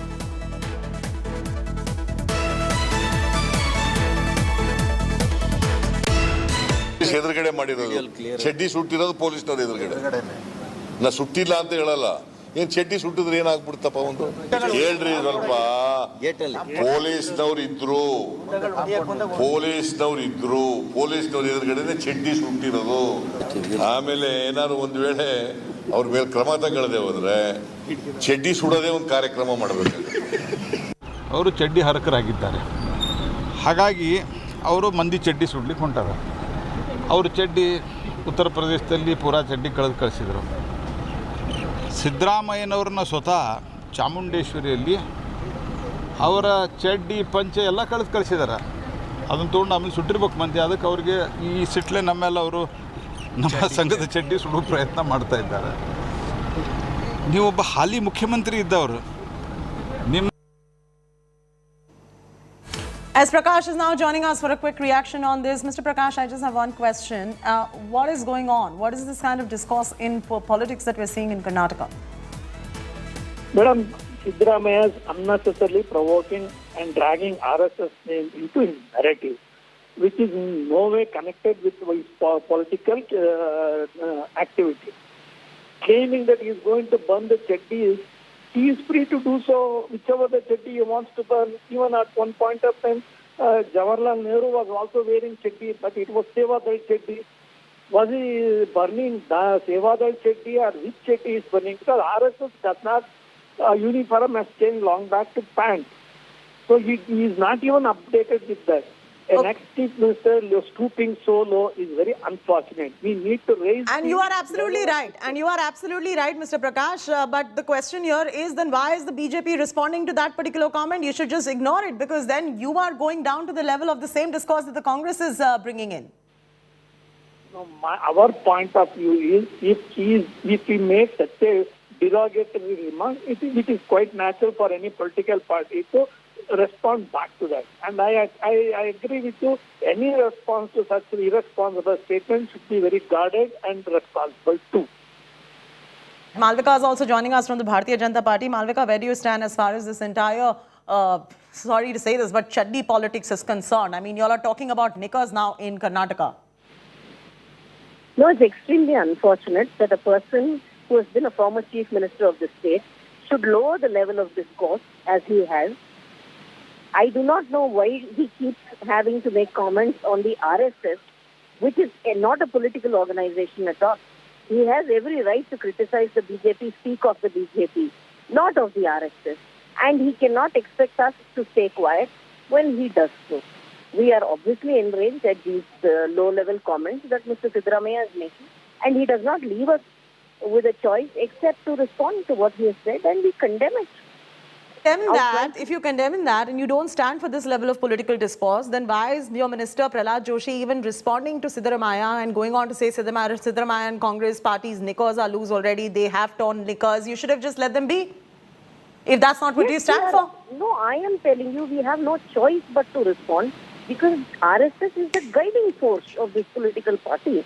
They are our ideological guides, and therefore when someone throws stones at them, you expect us to keep quiet. Obviously they're going to respond, and in the fiercest of terms. Do not expect us to stay quiet when Siddaramaiah goes about like a loose cannon. That means by that logic, someone throws stones at you, you're going to be throwing stones back. I mean, not to say Siddaramaiah absolutely cannot bring this level of political discourse into Karnataka, but when that kind of jibes are taken, it doesn't mean that you go stoop down to that level and start giving the same kind of jibes back.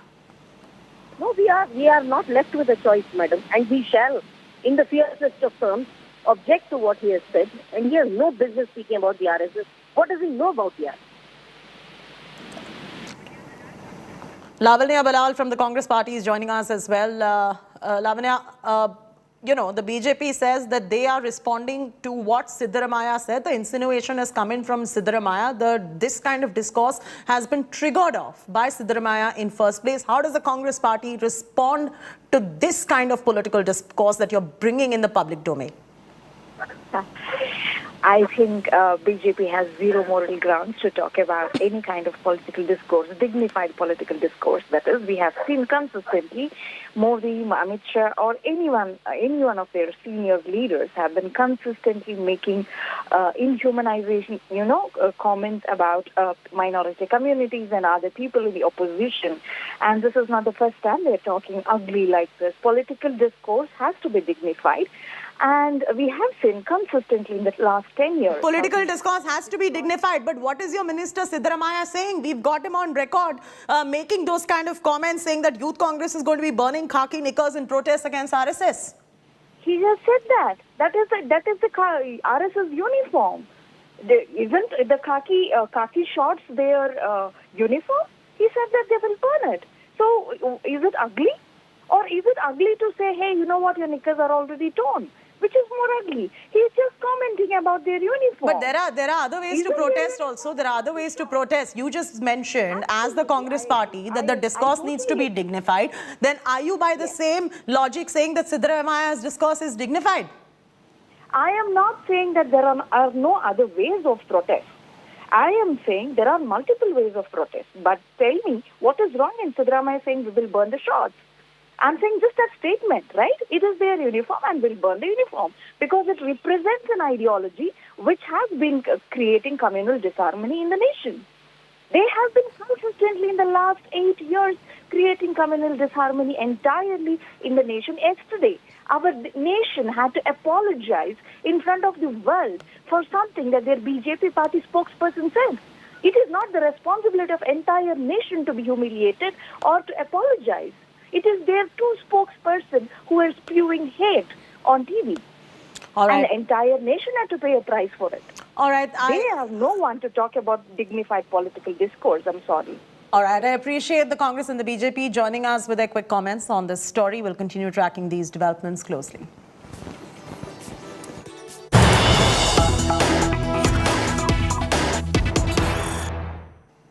Breaking news coming in. BJP hits the street over Hyderabad gang rape.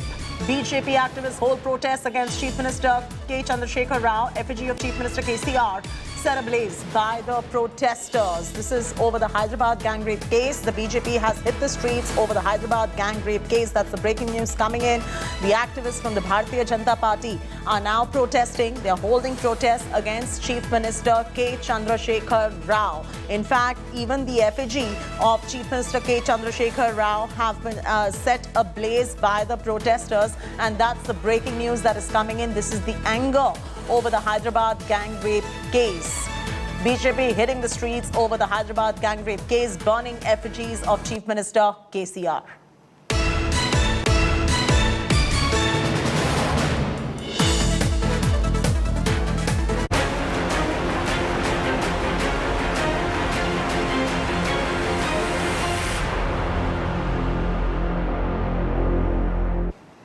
Massive cover-up bid discovered in Hyderabad gang rape case. The Innova car allegedly used in the gang rape was wiped clean to destroy DNA evidence. The car was recovered from a farmhouse on the outskirts of Hyderabad on Saturday. The farmhouse is owned by a woman with links with a political family, and the car was used by top Waqf board functionary as his official vehicle. Out of 5 accused, 4 have been nabbed, including 18-year-old Saduddin Malik. Manhunt is on for another accused, Umair Khan. The police has recovered the second car, Innova, used in the gang rape case. The first car, red Mercedes-Benz, was seized earlier by the cops.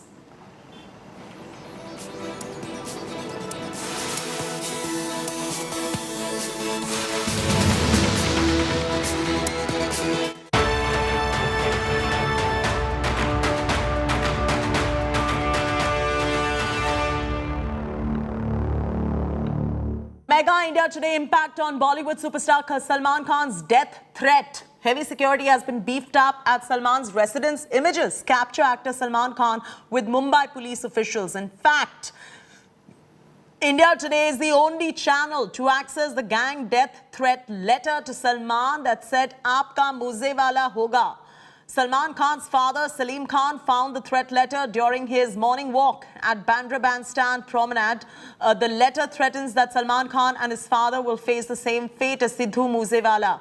The Punjabi singer was shot to death a week back, allegedly by dreaded gangster Lawrence Bishnoi and his aides. An FIR has now been filed. Alarm bells are now ringing, as this is not the first time that Salman has received a death threat. Back in the year 2018, Lawrence Bishnoi, the key accused in Moose Wala's murder, threatened to kill Salman Khan. जब हम करेंगे तो पता लग ही जाएगा। सलमान खान का करेंगे, मारेंगे ही जाएंगे, जोधपुर में मारेंगे तो पता लग जाएगा इनको। अभी तो मैंने कुछ किया ही नहीं, अभी नहीं मतलब कोई इन्वॉल्व कर रहे हैं। जब भी कोई कमिटमेंट करो तो पॉजिटिव करना, नेगेटिव नहीं करना। और शिकार टाइगर जैसे शिकार कोई नहीं करता, है ना? ये सबको पता है। Well, Mustafa is joining us live for the very latest. Mustafa, any more inputs coming in from the Mumbai police? What's the status at the moment? And whether the Mumbai police sources have confirmed that this was a mischief or this was actually a threat letter that was sent out? Well, I think they are investigating the exact details of this case because they are yet to arrest the person who has kept the threat letter just outside Salman Khan's house on the Bandra Bandstand area where Salim Khan takes a boss. But also, at the same time, if you go through the letter, after the sentence, "Tumhara Moose Wala kar denge," there is a code word which has been given. That code word, it's being said that it's for Goldie Brar and Lawrence Bishnoi. So that is the initial which has been mentioned at the letter. But whether it is indeed the gang which has done this or somebody has done it for publicity is something which the Mumbai police and the crime branch is trying to find out. That has to be done after taking the CCTV footages of Salman Khan's Galaxy apartment and the area around Bandra Bandstand where this letter was found. Only after that they can confirm whether it was for a publicity stunt or indeed it's a serious threat by a gang. Back to you. Thanks, Mustafa, for joining us with the very latest details on the story. India Today has accessed a video that shows brazen display of threat to actor Salman Khan from 2018. Gangster Lawrence Bishnoi, when in custody, was caught on camera issuing a threat to Salman Khan, saying that he will kill the actor in Jodhpur. We'll get that story in just about a bit. Now, India Today is also getting you all the details that no other channel has on the full kill Salman Khan plot. Lawrence Bishnoi and gang planned to target Salman Khan during the shooting of the film Ready.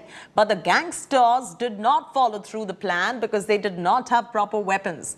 Gangster Naresh Shetty, who is the guru of Bishnoi's crime partner Kala Jatedi, was given the task of targeting Salman. Naresh Shetty and Sampat Nehra stayed in the Vashi area of Mumbai for a few days, and the gangsters did a recce of Salman Khan's house. The plan was to target Salman when he would leave his house on his bicycle.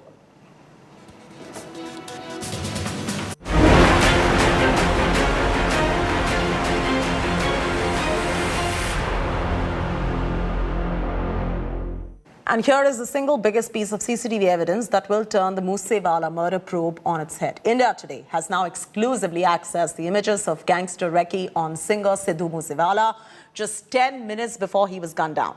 The images show the informants of gangsters taking selfies near Moose Wala's Thar SUV and then in a very clandestine fashion tipping off gangsters awaiting to pull the trigger. The informants told gangsters that Moose Wala had left his home. After the tip-off over Moose Wala's movement, the killers had started tailing Moose Wala. The contract killers used two cars, a Bolero SUV and a Corolla sedan, to gun down the singer.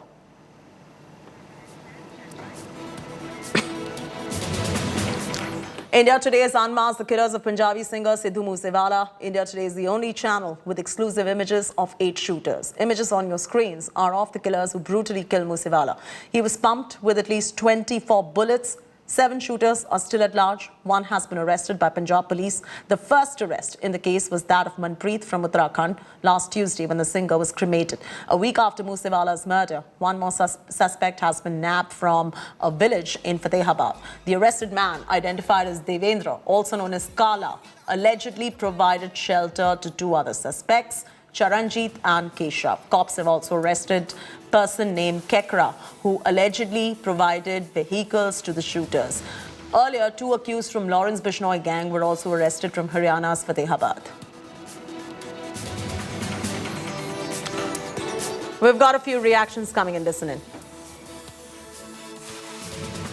The point is that this whole tragedy could have been avoided if the government was serious on law and order and was, not more concerned with garnering cheap publicity. The plot to assassinate Sidhu Moose Wala had been hatched, I think, 6-8 months back. It is coming every day in the news.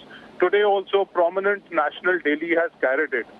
The shooters who were assigned to kill him then were nabbed by the police. They very categorically told them that we are assigned to kill Sidhu Moose Wala, but because of certain logistical problems, we went there, we could not carry out our plan. And now the handlers have promised us that they are going to remove those logistic problems and we are going to go again. So, in spite of such specific intelligence input shared by the Delhi police with the Punjab police, even then his security was proven. देखिए, Punjab police की competence पे तो कोई सवाल नहीं है, क्योंकि उन्होंने टेररिज्म का भी बहुत सामना किया है। सवाल यहाँ पंजाब की सरकार की पॉलिटिकल विल पर है और उसकी नीयत पर है, क्योंकि ये जो सरकार आम आदमी पार्टी की पंजाब में चल रही है, ये कठपुतली सरकार है और केजरीवाल साहब और राघव चड्ढा से निर्देश लेती है। तो पॉलिटिकल विल और पॉलिटिकल नीयत पर हमको शक है, पंजाब पुलिस की कॉम्पिटेंस पर कोई शक नहीं है। इसलिए परिवार को भी विश्वास नहीं है और पंजाब के लोगों को भी विश्वास नहीं है कि पंजाब की सरकार और ये पुलिस इस मामले में न्याय दे सकती है, क्योंकि सवाल यहाँ शूटर्स को पकड़ने का नहीं है। सवाल यह है कि पूरी कॉन्स्पिरेसी किसने रची है। इसमें बहुत सारे इंटरनेशनल लेवल पे भी लोग इन्वॉल्व हैं और ये बहुत बड़ा इशू है। इतने सोफिस्टिकेटेड वेपन्स कहाँ से आए हैं, ये भी एक बड़ा इशू है। ये वेपन्स पंजाब में और किस किस के पास हैं, ऐसे कितने वेपन्स पंजाब में हैं। तो ये सारे सवाल जो हैं, मुझे लगता है NIA ही इसकी ठीक प्रकार से जांच कर सकती है। India shows the mirror to Pakistan for taking up Nupur Prophet remark. Rao questions its minority report. OAC seeks arrest of ex-BJP Neta. Slipping into a break, bringing you this and more in just about a bit. Stay with us on India Today.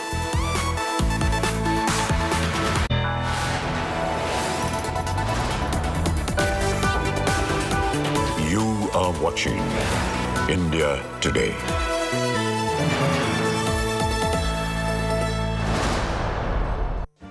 Make your media plan smarter with India Today Live TV on your connected devices. Amplify your brand with 100 million smart internet viewers. To advertise, mail us at sales@aajtak.com or call 9999892171.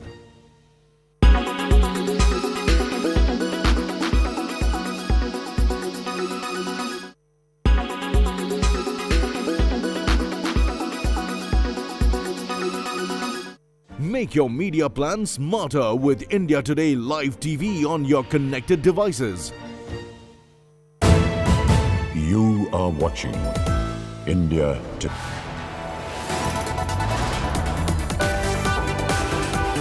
You are watching India Today.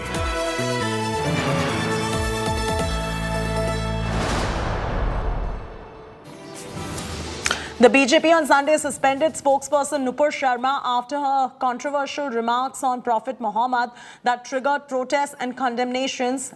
Arab countries including Qatar, Kuwait, Iran summoned the Indian ambassadors and denounced the controversial comments made against Prophet Muhammad.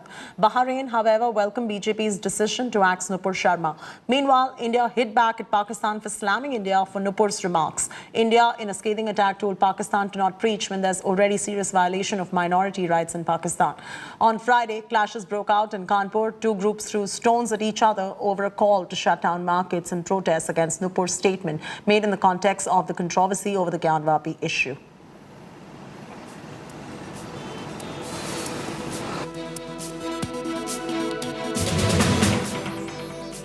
इस spokesperson को arrest करना चाहिए, उनको jail को जाना चाहिए, उनके ऊपर जो FIR रजिस्टर किए, ये गवर्नमेंट के इंसाफ का तकाजा है। सिर्फ आप लेटर लिखकर दे देंगे कि आपने पार्टी का पोजीशन ये था, 10 दिन के बाद आपको ये ख्याल आया कि आपके व्यूज पार्टी के पोजीशन से कॉन्ट्री हैं। 10 दिन तक आप सो रहे थे क्या? हमारी तकलीफ आप महसूस नहीं करेंगे? सच बोलने की सजा ही तो नुपुर शर्मा को, साध्वी प्राची को, जाने कितने लोगों को मिल रही है। ये सच का ही तो परिणाम है। लेकिन इनको जरा गिरफ्तार करें ना। बार बार चीख चीख करके, पानी पी पी करके हिंदुस्तानियों को गाली देता है ओवैसी, उसको क्यों गिरफ्तार नहीं कर रही सरकार? Let's now listen to expelled BJP leader Naveen Jindal, who was axed yesterday over controversial remarks on Prophet Muhammad that triggered protests and condemnations. Party जो भी निर्णय लेगी वही ठीक है। हम इस पार्टी के समर्पित कार्यकर्ता हैं। पार्टी का हर निर्णय, हर फैसला देश और संगठन और राष्ट्र के हित में ही है। जब ये 27 मई को डिबेट में चर्चा हुई थी, उसके बाद मैंने 1 जून को ट्वीट किया था, और वो तब किया था जब मेरे आराध्य देवी देवताओं के बारे में अनाप शनाप अनर्गल बातें लिखी जाती। वो शब्द दोहराना भी नहीं चाहता हूँ, सोशल मीडिया पे, ट्विटर पे हैं। तब मैंने उनसे सवाल पूछा था, उस मानसिकता वाले लोगों से जो मेरे को इस प्रकार की बातें लिख करके टैग कर रहे थे। सवाल पूछना तो मेरा अधिकार है ना। इसका मतलब ये थोड़ी मैं किसी धर्म को, किसी की आस्था को चोट पहुंचा रहा हूँ। The BJP whip finally caught up with national spokesperson Nupur Sharma over her comments on Prophet Muhammad. Earlier today, the party suspended Nupur Sharma, expelled another leader for disrespecting Prophet Muhammad. Nupur Sharma later claimed that she did not intend to hurt anyone's sentiments. Here's more. कि खुद नाखुश कार्यकर्ता कभी आपके ऊपर चप्पल उठा रहे हैं, गिरा रहे हैं, कभी आपके ऊपर स्याही फेंक रहे हैं। One of the BJP's most known faces on national television. That you need to nip this exercise. Known for articulating BJP's stand on crucial national issues. Report and the survey being conducted by the ASI as per the orders of the lower court. The National Party's most outspoken voice, Nupur Sharma, getting the axe from her party over her remarks on the Prophet Muhammad during a television debate, which sparked violence by a mob in Kanpur. The BJP deciding to expel Nupur Sharma and relieve her of all party responsibilities pending an inquiry, making it clear that the BJP respects all religions and does not approve bad-mouthing of any religious figure. सर्वधर्म संभाव तो हमारी नीति है।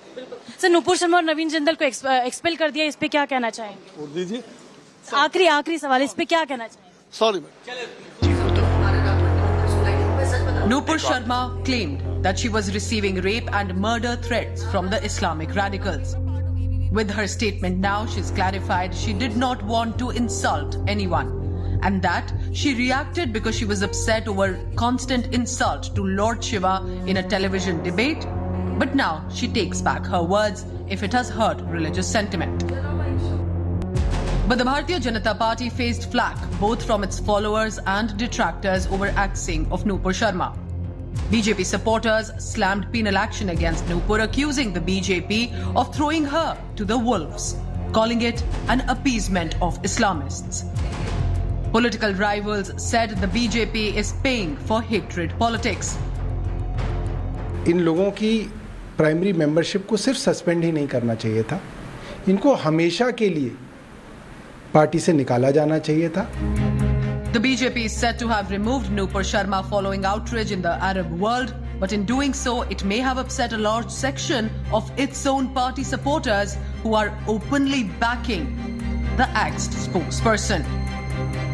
With Tejashri Purandare, Bureau Report, India Today. On Friday, Kanpur was on the boil amidst riots over controversial comments made on Prophet Muhammad. The mastermind behind the violence has been held along with at least 29 others. Police say there could be a PFI hand behind the Kanpur riots. Here's more.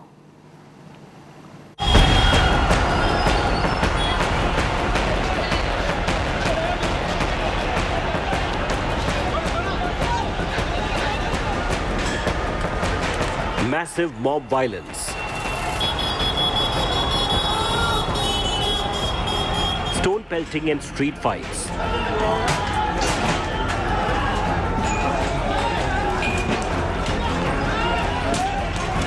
Firing of gunshots.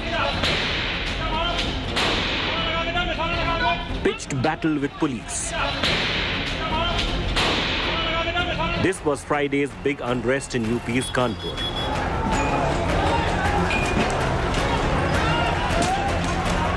Over Nupur Sharma's remarks on the Prophet.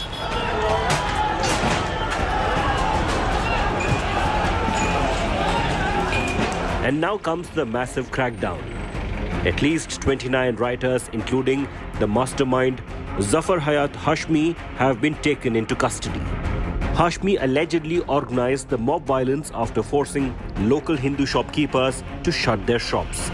He allegedly got help from radical outfits. Custody 14 दिन की दी गई है 18 तारीख तक और बाकी के बारे में मैं आपको और जानकारी अभी देना उचित मुझे नहीं प्रतीत होता है देखते हैं और क्या कार्यवाही होती है उसके बाद में फिर Probe agencies have also uncovered a link to radical Islamist outfit PFI to these riots after documents related to the radical group were found on the accused. देखिए पीएफआई के कनेक्शन से कोई संभावना से इनकार नहीं किया जा सकता कुछ हमको क्लूज मिले हैं अब एक बार स्पेशल इन्वेस्टिगेटिंग टीम पूरी जांच कर ले उसके बाद इस पर टिप्पणी करना उचित होगा ट्रांजैक्शन मिले हैं कुछ पीएफआई से जुड़े हुए कुछ लोगों के दस्तावेज नहीं ट्रांजैक्शन अभी हम देख नहीं पाए अब रिमांड पे लेके आने वाले दिनों में ट्रांजैक्शंस और हम चेक करेंगे और फिर आपको कंक्लूसिवली बताएंगे The anti-terror squad led by top cops are now investigating how PFI organized the violence. In the investigation, it has revealed that some angles with the PFI is also being investigated. Now, the 14-day custody which will be sought is for the investigation that will be, done regarding the links with the PFI. The police commissioner has told that the bank statements of the accused will be checked, and also some of his call will be traced. A political war of words is simmering, with the BJP and opposition facing off over the clashes. Wherever and whenever there seems to be an incident involving communal tension, a pattern seems to be emerging that the PFI's name emerges, and this gets reported in the media. There seems to be a growing demand across the country that action is required against the PFI, and the agencies are doing what they have to, the investigative agencies. Bharatiya Janata party की जब से शासन आया केंद्र में पूरे देश में इसी तरह नफरत घृणा और एक दूसरे के खिलाफ माहौल बिगाड़ने की कोशिश हो रही है और जो कानपुर में हुआ ये और भी जगहों पे हो रहा है कोई भी समुदाय हो अगर वो सांप्रदायिक माहौल को बिगाड़ने का प्रयास करता है तो ये दुखद है और लेकिन इसमें शह जो है वो भारतीय जनता पार्टी का है The Yogi government has promised to punish the rioters who went on a rampage and resorted to street attacks on policemen. With Simar Chawla in Kanpur, Bureau Report, India Today. There's a shocking revelation in the Kanpur violence case. Shocking links of main accused Zafar Hayat Hashmi to violence has surfaced. India Today's access WhatsApp chats of the main accused used to incite violence. The WhatsApp group MM Johar Fans Association Kanpur team was used to assemble the violent mob that went on a rampage. The group was constantly being updated with fresh images and videos of how the mob was forcing band and attacking the cops.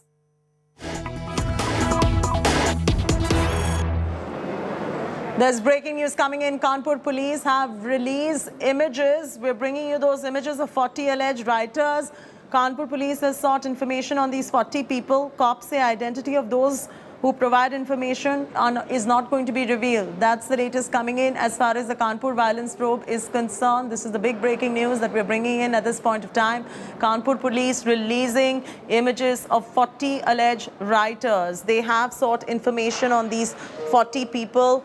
Cops also say the identity of those who provide information is not going to be revealed. So that's the latest that is coming in at this point of time. We are getting a reporter to join you for the very latest on this. This is on the back of the Kanpur violence case.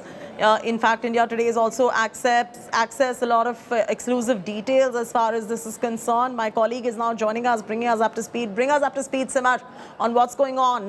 The Kanpur police acting on this has sought information on 40 people. If you could just bring us up to speed with the latest developments on this breaking news that's coming in.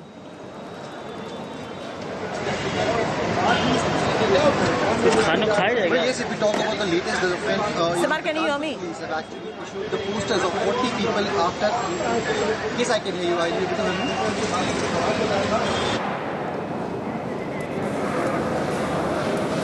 Simar is going to be joining us in just about a bit for the very latest on this. Let's re-establish that connection to Simar right there on the breaking news that is coming in on Kanpur. The Kanpur police releasing images of 40 alleged rioters.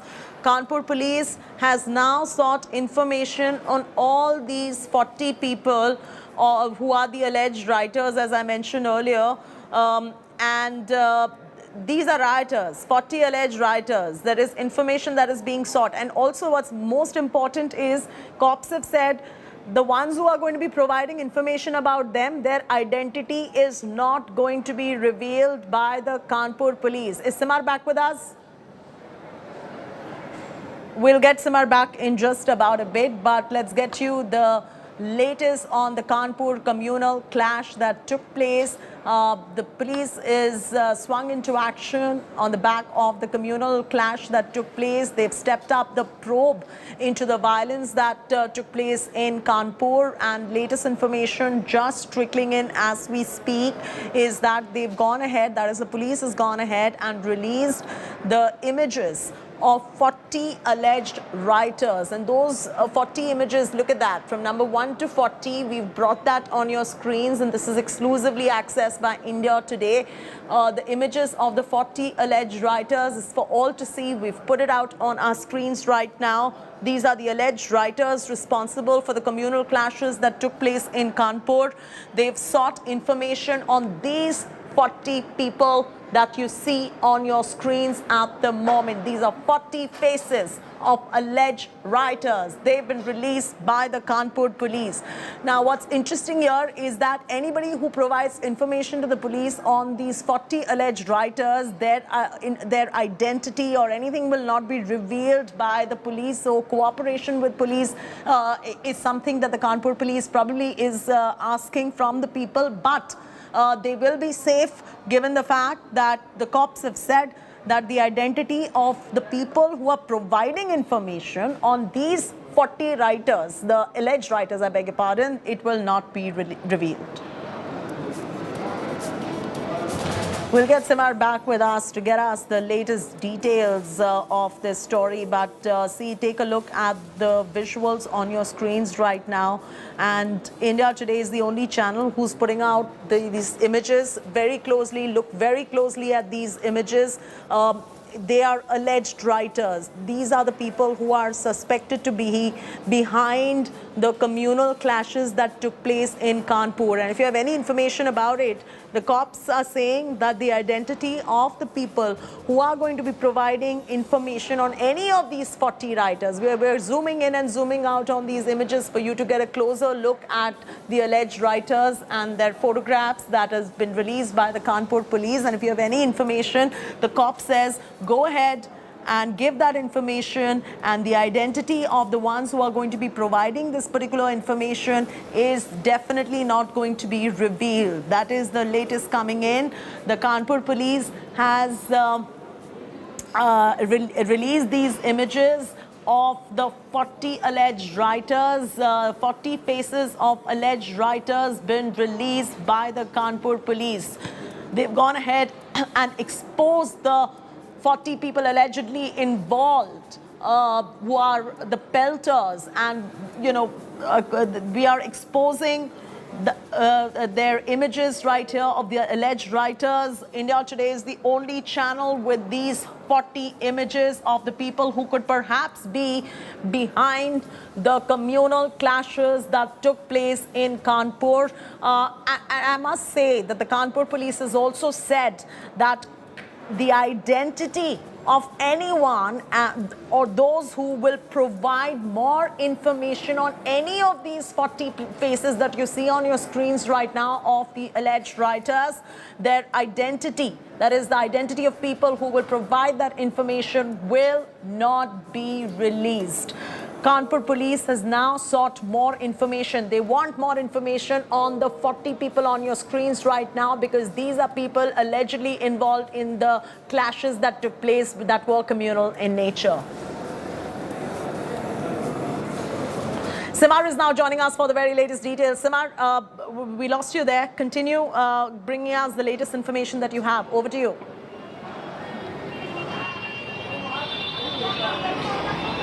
Well, the latest development in this very particular case is that the Kanpur police has issued the poster in which there are 40 people that have been identified on the basis of CCTV footage that has been, accessed by the Kanpur police after the SIT was formed. Now, there were some pictures which were being clicked by the other people, by the localites, which were being asked by the Kanpur police, and on the basis of those inputs, 40 people, the posters have been, published in which they are being named and their picture can be seen. Now, this is a very bold step. Let me just remind you, last year when the CAA and NRC violence erupted in Kanpur and the Kanpur police issued the posters of certain individuals, the Supreme Court cracked down hard on the UP government and lashed out at them that how could you publish the posters of the people who are not yet to be established as a culprit. So that is a very bold step as far as this whole news is concerned. If we talk about this very particular development, what we are hearing is that some more list of the people is being made at this very particular time, and Kanpur police might come up with some other posters of these particular individuals, of other individuals, on the basis of which they have also issued a number in this, and the local peoples are being asked to contact on that number, and on the promise of anonymity, their identity will not be revealed. Now this will help the police in the investigation, because it has been very hard for them to locate these people, to identify these people, to get their address. So this is the step which has been taken by the Kanpur police after a lot of pressure was on them to identify these people and arrest them, in this very particular case. And what's interesting here, Simar, is that they are seeking information on the 40 people, and these 40 people are the alleged writers, and anyone who provides information to the Kanpur police on these alleged 40 faces, their identity will not be revealed, so they can feel safe in approaching the Kanpur police with more information, Simar?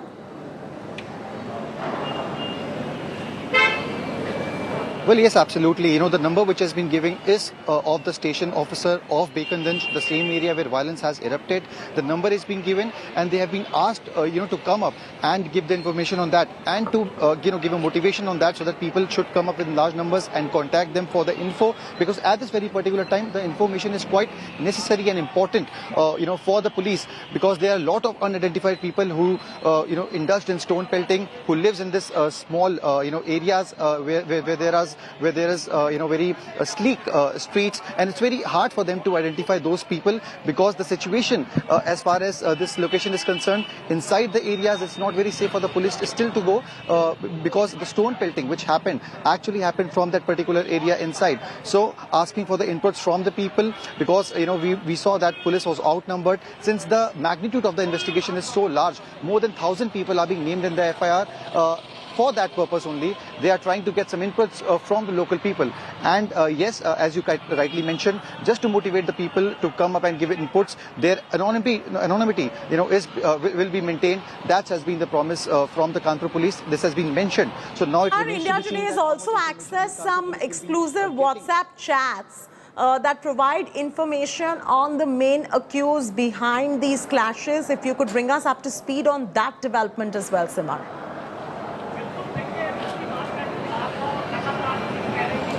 Well, yes, that's a very important development as far as this whole case is concerned. We saw that Zafar Hayat Hashmi, who was the mastermind in this very particular case, as has been told by the Kanpur police. Now his chats has further and has been exclusively accessed by India Today, in which he is being seen accommodating the bandh which was being called. Let me just tell you that the bandh was being called by him on 3rd, but the police officials asked him to call the bandh on 5th, just because of the VVIP movement in Kanpur on 3rd, which was then agreed. But ditching the administration, we could see in the chats that he is being organizing the bandh just 3 hours before the violence took place. The violence started at 2 p.m, but we saw that the messages of 11 a.m. in which he is getting updates from other people, getting an idea that where the bandh has been successful, and from where some more work needs to be done. So this clearly establishes that he was the mastermind of this whole violence. He was accommodating, he was organizing this bandh, which finally resulted in the violence. Now this is going to be a very crucial evidence as far as the police investigation is concerned,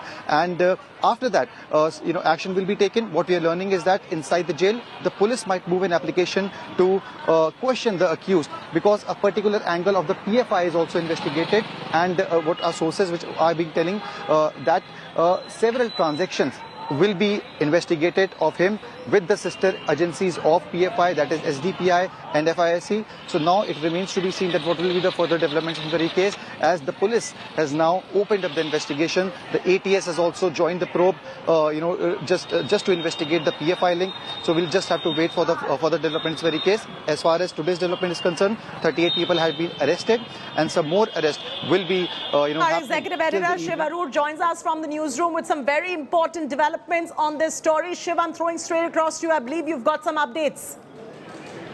The picture that's been put out by the UP police, which was put out first by India Today, is this chessboard of images that provide, very close clarity of the faces of all of the individuals involved. Now, this is being treated as a crime.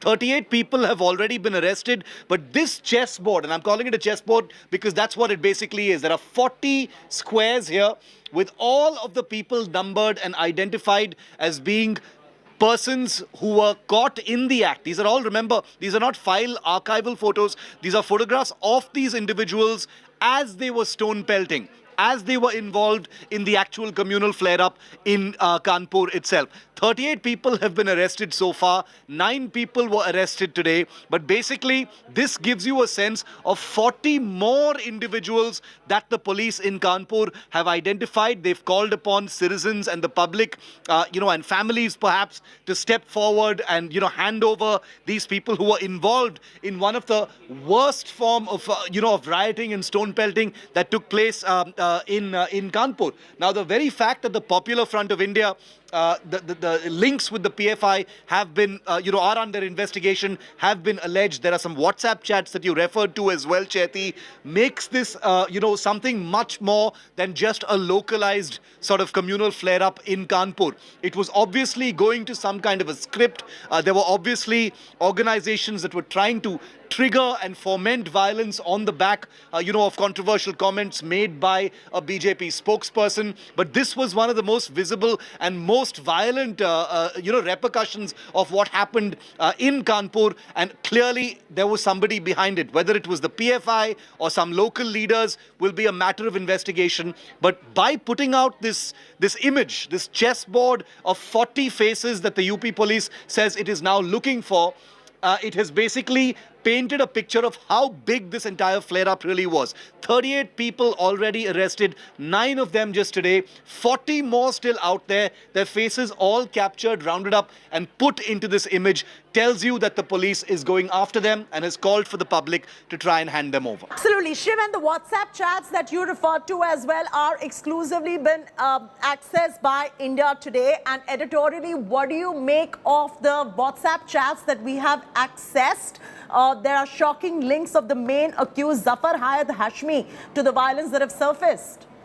Well, Chaiti, the WhatsApp chats add a very insidious layer to the entire investigation because it pinpoints the person who may have been responsible for the actual flare-up, organizing these individuals, whether this was, triggered by someone who may not have even been in Kanpur. The PFI, remember, has cells all over the country. The PFI has just seen action, against its bank accounts by the Enforcement Directorate as well. It has seen penal action in other parts of the country. So there has been an impulse, perhaps, to create more communal flare-ups in different parts of the country as a kind of response to show that the PFI is still alive and well. What those WhatsApp chats most certainly establish is the level of organization that may have gone into it. Remember that it is a rare occasion when things like these are spontaneous, Chaiti, especially at a time when the atmosphere is such, incidents like what happened in Kanpur clearly have a kind of organized element to them. WhatsApp chats that show that people have been collected,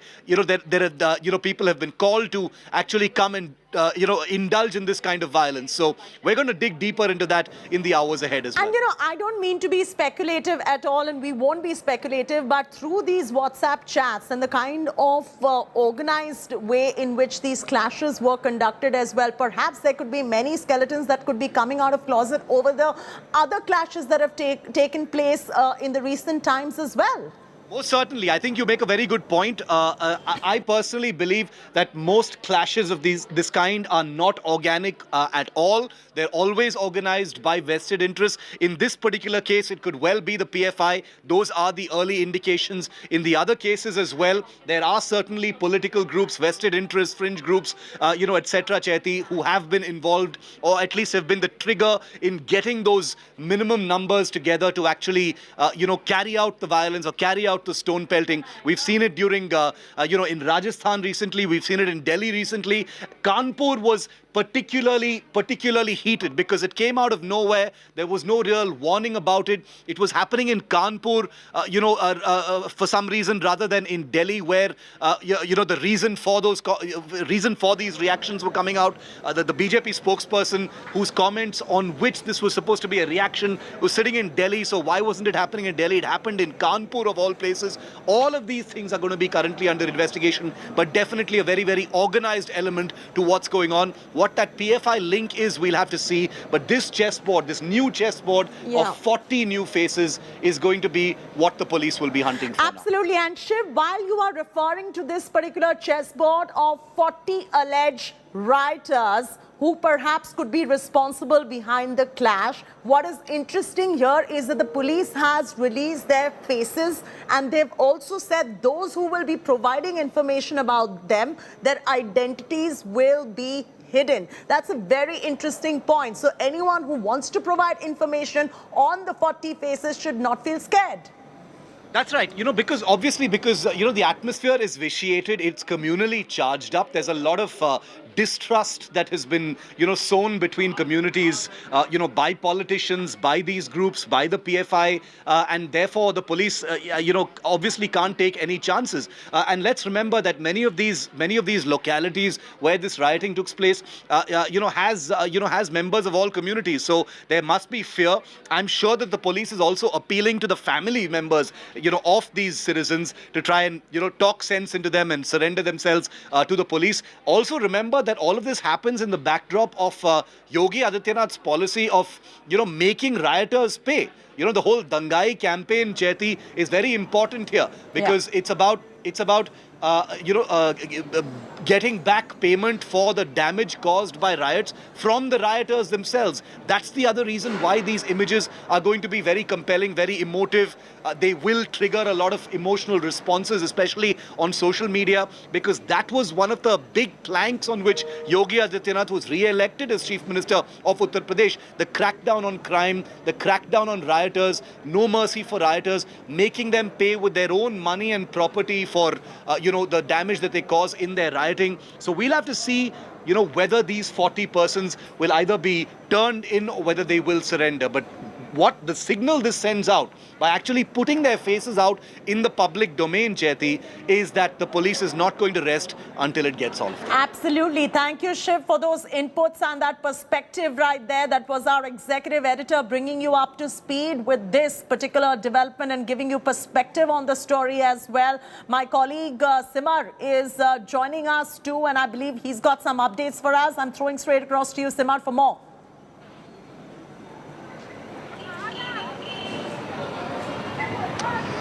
Well, yes, apart from this particular development which has happened, that the 40 people have been named and, their posters are being issued by the Kanpur police, what we are learning is that the Kanpur police has now sent a notification to the Kanpur administration, including the Development Authority, saying that the legalities of these buildings, should be checked. Let me just remind you that a complaint was being given to the Kanpur police that the stones were being pelted from these high-rise buildings in this very particular sensitive areas.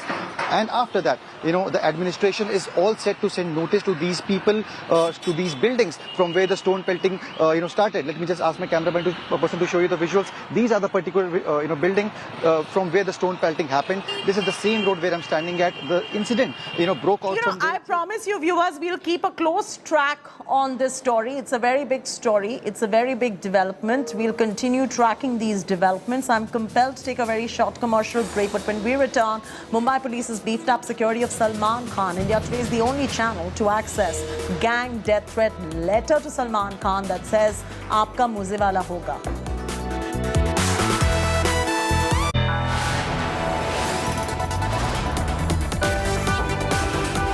You are watching India Today.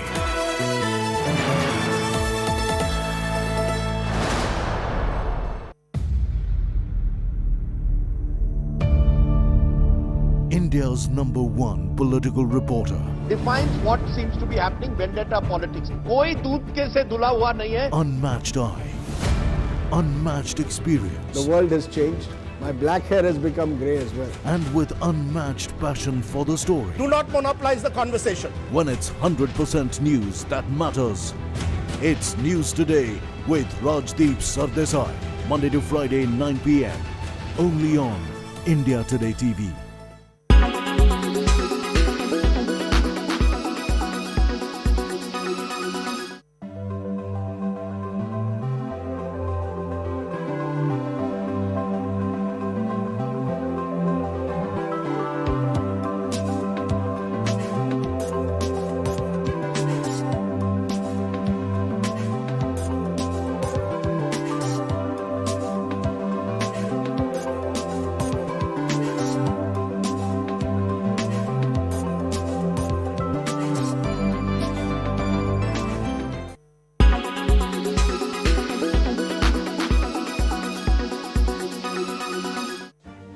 Make your media plan smarter with India Today Live TV on your connected devices.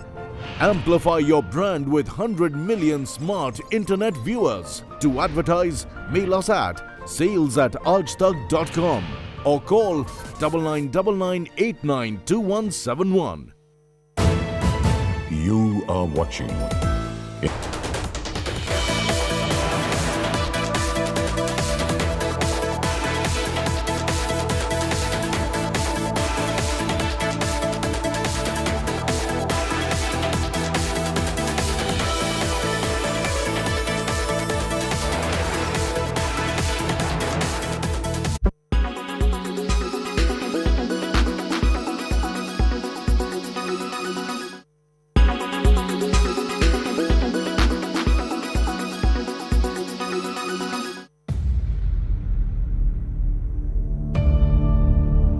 India's #1 political reporter. Defines what seems to be happening, vendetta politics. कोई दूध के से धुला हुआ नहीं है. Unmatched eye, unmatched experience. The world has changed. My black hair has become grey as well. And with unmatched passion for the story. Do not monopolize the conversation. When it's 100% pure prime time. It's News Today with Rajdeep Sardesai. Monday to Friday, 9 p.m. Only on India Today TV. You are watching.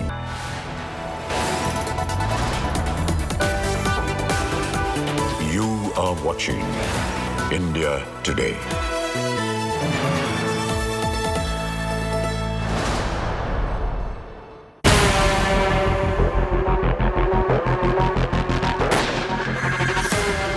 We uncover the hitmen who fired the bullets.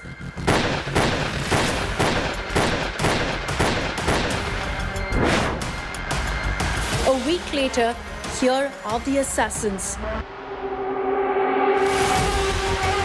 8 photos that will make India's blood run cold.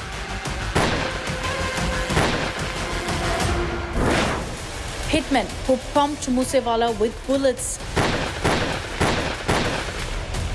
One arrested, the others are still out there.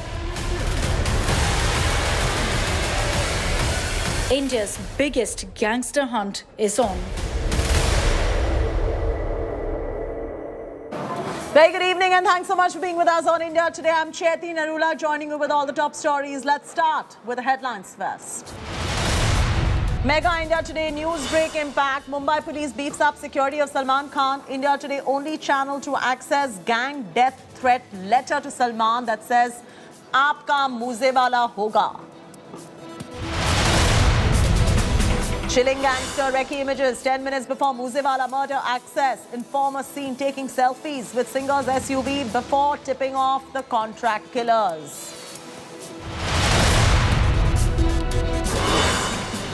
Top Samajwadi Party Neta shocking insult to Shivling. Lal Bihari Yadav says Shivling nahi patthar ka tukda hai.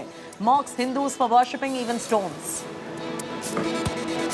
देखिए शिवलिंग एक पत्थर का टुकड़ा है तो हमारे लोग उसी को पिंडी बना करके उसी को विभिन्न प्रकार के देवताओं का नाम दे करके उसकी पूजा कराते हैं। India shows the mirror to Pakistan for taking up Nupur Prophet remark. Rao questions minority report. OAC seeks arrest of ex-BJP Neta.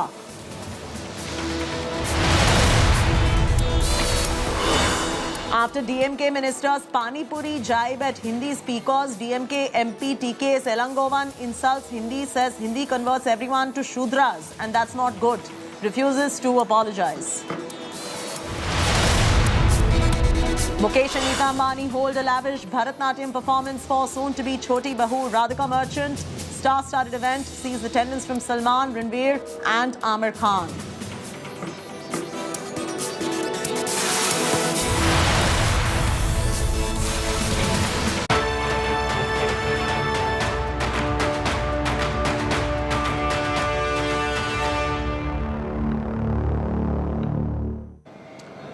A mega India Today impact on Bollywood superstar Salman Khan's death threat. Heavy security beefed up at Salman's residence. Images capture actor Salman Khan with Mumbai police officials. In fact, India Today is the only channel to access the gang death threat letter to Salman that said, "Aapka Moose Wala hoga." Salman Khan's father, Salim Khan, found the threat letter during his walk at Bandra Bandstand Promenade. The letter threatens that Salman Khan and his father are going to face the same fate as Sidhu Moose Wala. The Punjabi singer was shot to death a week ago allegedly by dreaded gangster Lawrence Bishnoi and his aides. An FIR has been filed. Alarm bells are now ringing as this is not the first time Salman has received a death threat. Back in 2018, Lawrence Bishnoi, the key accused in Moose Wala's murder, threatened to kill Salman Khan. India Today has also accessed a video that shows brazen display of threat to actor Salman Khan from 2018. Gangster Lawrence Bishnoi, when in custody, was caught on camera issuing threat to Salman, saying that he will kill the actor in Jodhpur. In a separate video, Salman was caught retorting to the gangster's threat, claiming that a commitment should be made positively and that no one hunts like tiger. जब हम करेंगे तो पता लग ही जाएगा। सलमान खान का करेंगे, मारेंगे ही जाएंगे, जोधपुर में मारेंगे तो पता लग जाएगा इनको। अभी तो मैंने कुछ किया ही नहीं, अभी नहीं मतलब कोई इन्वॉल्व कर रहे हैं। जब भी कोई कमिटमेंट करो तो पॉजिटिव करना, नेगेटिव नहीं करना। और शिकार टाइगर जैसे शिकार कोई नहीं करता, है ना? ये सबको पता है।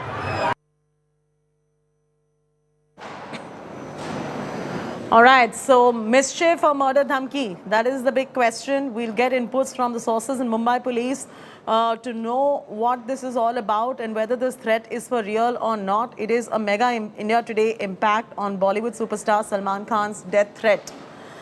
Heavy security has been beefed up at Salman's residence for the moment, that is Galaxy apartment in Bandra Bandstand for the uninitiated.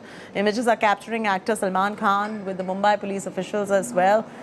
We are the only channel, in fact, who have accessed the letter, that is a death threat letter that has gone out to Salman Khan that ends up saying, and I quote, "Aapka Moose Wala hoga." Now, whether this is a mischief or this is a real dhamki is something that Mumbai police sources will confirm. But Salman Khan's father, Salim Khan, was the one who found this letter during his walk at Bandra Bandstand Promenade. The letter threatens Salman Khan, his father Salim Khan, and says that they will face the same fate as Sidhu Moose Wala. The Punjabi singer Sidhu Moose Wala, remember, was shot dead a week back, allegedly by dreaded gangster Lawrence Bishnoi and his aides. And what we've picked up from Mustafa, who was earlier live on my broadcast, also said that Lawrence Bishnoi's interrogation was on by Mumbai police on the back of this particular development too. So we'll continue to get you more information on where that interrogation stands and what the Mumbai police sources have to say on this. An FIR has been filed. Alarm bells are definitely ringing. This is not, I assure you, the first time Salman Khan has received this kind of a death threat. In fact, even in the year 2018, Lawrence Bishnoi, who actually also happens to be the key accused in Sidhu Moose Wala's murder, threatened to kill Salman Khan. So alarm bells are surely ringing and the interrogation is on. And let's bring Mustafa to get us more details in terms of what the police sources are indicating at this point of time. We've also accessed an exclusive video that shows brazen display of threat to actor Salman Khan from 2018. I'm requesting the producers to play that out if we've got that video right now with us. Gangster Lawrence Bishnoi, when he was in custody, was caught on camera when we played that out earlier for you, saying that he will kill the actor in Jodhpur. And in a separate video, Salman Khan was caught retorting to the gangster's threat, claiming that a commitment should be made positively and that nobody hunts like a tiger. Do we have any reporters from Mumbai to bring us up to speed with the latest development? All right, we're getting a reporter in just about a bit for the latest inputs that are coming in on this particular story. Dev Kotak joins us now. Dev, first up, what are the police sources indicating on two fronts? One, on the interrogation of Lawrence Bishnoi, and number two, whether this was mischief or whether this was a real threat letter that has gone out. Over to you. The Mumbai police right now had, were in a separate function, which the commissioner was also present. Sanjay Pandey was present. A few minutes ago, he told a couple of reporters that they are not taking this threat, lightly. They are going to be probing all angles.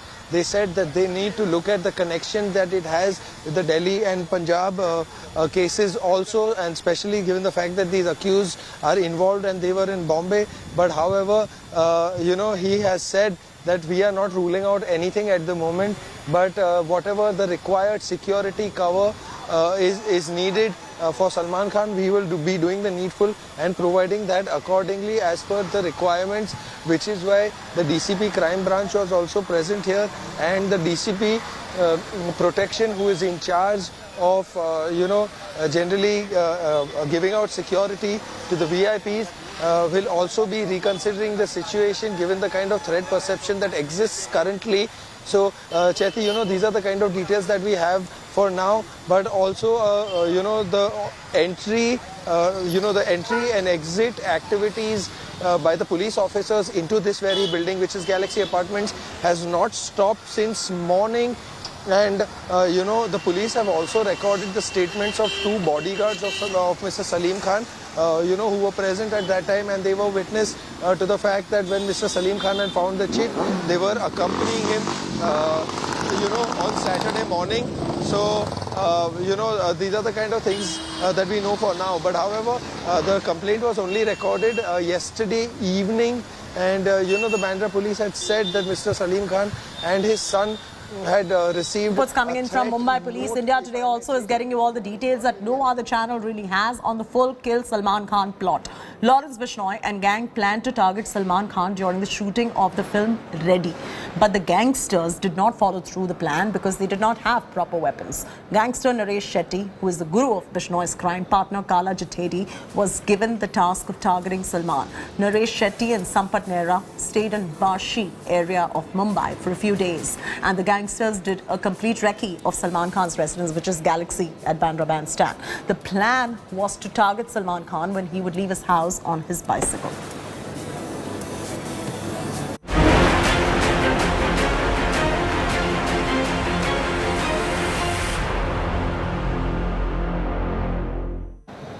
Here is the single biggest piece of CCTV evidence that will turn the Moose Wala murder probe on its head. India Today has exclusively accessed images of gangster recce on singer Sidhu Moose Wala just 10 minutes before he was gunned down. The images show the informants of gangsters taking selfies near Moose Wala's SUV and then, in a very clandestine fashion, tipped off the gangsters awaiting to pull the trigger. The informants told the gangsters that Moose Wala had left his house. After the tip-off over Moose Wala's movement, the killers started tailing Moose Wala's. The contract killers had used two cars. One is a Bolero SUV and a Corolla sedan to gun down the singer.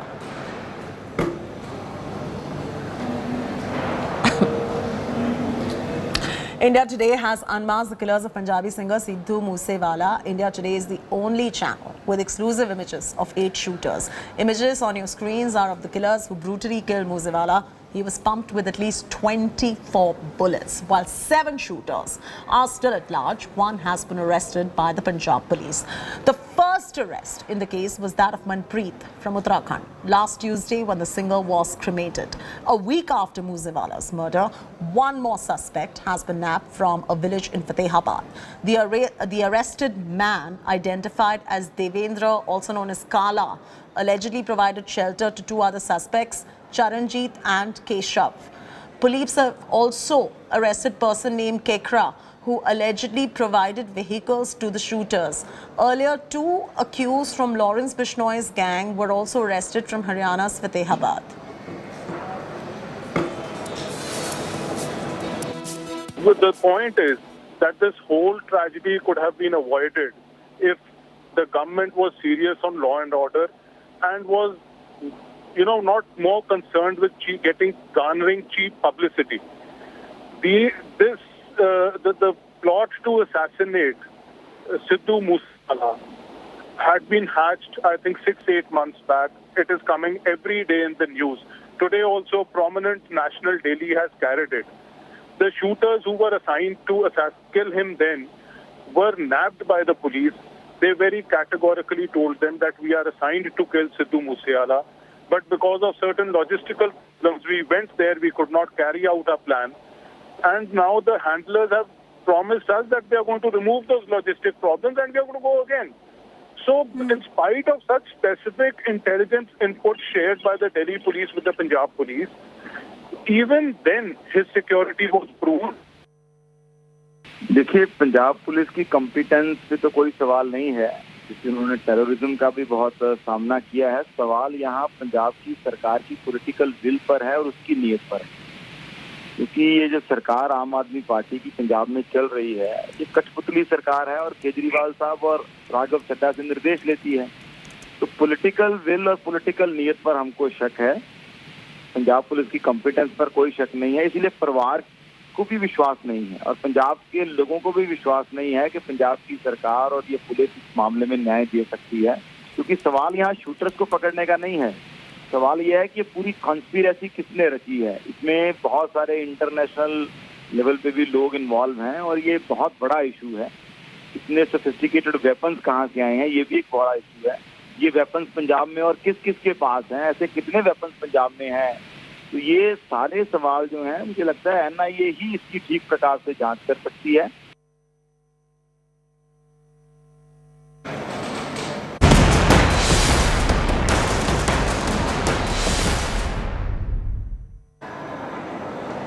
The BJP on Sunday suspended its spokesperson Nupur Sharma after her alleged controversial remarks on Prophet Muhammad that triggered protests and condemnations. Arab countries including Qatar, Kuwait and Iran summoned the Indian ambassadors and denounced the controversial comments made against Prophet Muhammad. Bahrain, however, welcomed BJP's decision to axe Nupur Sharma. Meanwhile, India has hit back at Pakistan for slamming India over Nupur's remarks. India in a scathing attack told Pakistan not to preach when there's already serious violation of minority rights in Pakistan. On Friday, clashes broke out in Kanpur. Two groups threw stones at each other over a call to shut down markets in protest against Nupur's statement made in the context of the controversy over the Gyanvapi issue. Made me sit next to him. इस spokesperson को arrest करना चाहिए, उनको jail को जाना चाहिए, उनके ऊपर जो FIR रजिस्टर किए, ये गवर्नमेंट के इंसाफ का तकाजा है। सिर्फ आप लेटर लिखकर दे देंगे कि आपने पार्टी का पोजीशन ये था, 10 दिन के बाद आपको ये ख्याल आया कि आपके व्यूज पार्टी के पोजीशन से कॉन्ट्री हैं। 10 दिन तक आप सो रहे थे क्या? हमारी तकलीफ आप महसूस नहीं करेंगे?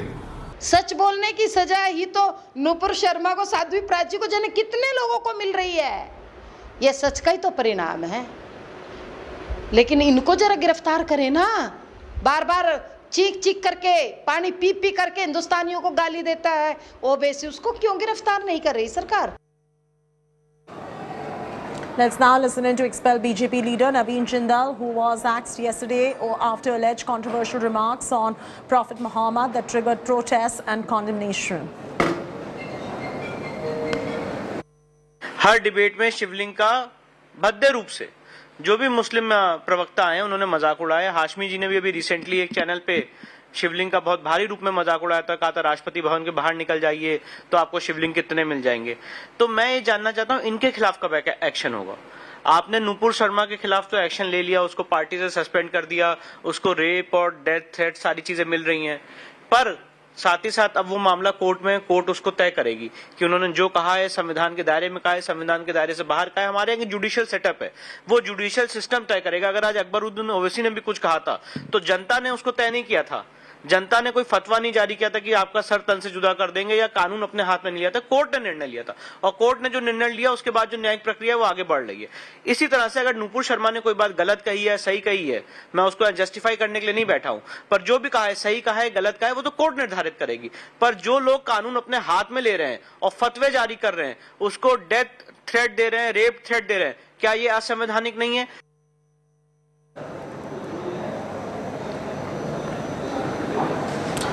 The countries that have condemned or sought action against Nupur Sharma don't have a stellar secular record themselves. Let's take a look at who all are lecturing India. Number 1, Qatar. Religious preaching by non-Muslims banned. Publication of non-Islamic texts regulated. Number 2, you have Saudi Arabia. No citizenship for non-Muslims. No public worship by non-Muslims. Number 3, let's bring that on your screens right now. Iran. No minority can be president. Islamic theology study compulsory for higher education.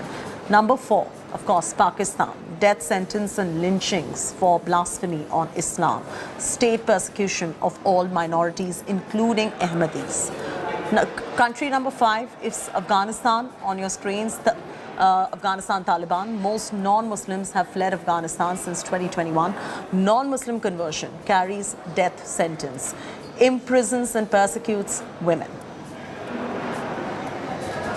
And the BJP whip has finally caught up to national spokesperson Nupur Sharma over her controversial comments on Prophet Muhammad. Earlier today, the party suspended Nupur Sharma and expelled another leader for disrespecting Prophet Muhammad. Nupur Sharma later claimed that she did not intend to hurt anyone's sentiments. Here's more. कि खुद नाखुश कार्यकर्ता कभी आपके ऊपर चप्पल उठा रहे हैं, गिरा रहे हैं, कभी आपके ऊपर स्याही फेंक रहे हैं. One of the BJP's most known faces on national television. That you need to nip this exercise. Known for articulating BJP's stand on crucial national issues. The report and the survey being conducted by the ASI as per the orders of the lower court.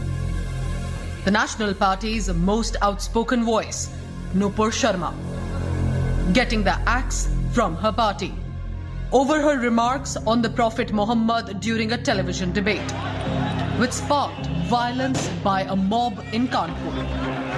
The BJP deciding to expel Nupur Sharma and relieve her of all party responsibilities pending an inquiry, making it clear that the BJP respects all religions and does not approve bad-mouthing of any religious figure. सर्वधर्म संभाव तो हमारी नीति है. Sir, Nupur Sharma और नवीन जिंदल को expel कर दिया, इस पे क्या कहना चाहेंगे? और दीजिए. आखिरी सवाल, इस पे क्या कहना चाहेंगे? Sorry. Nupur Sharma claimed that she was receiving rape and murder threats from the Islamic radicals.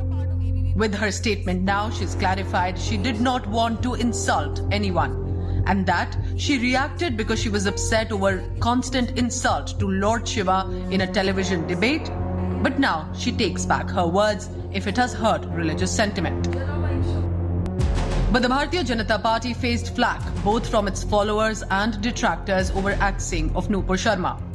BJP supporters slammed penal action against Nupur, accusing the BJP of throwing her to the wolves, calling it an appeasement of Islamists. Political rivals said the BJP is paying for hatred politics.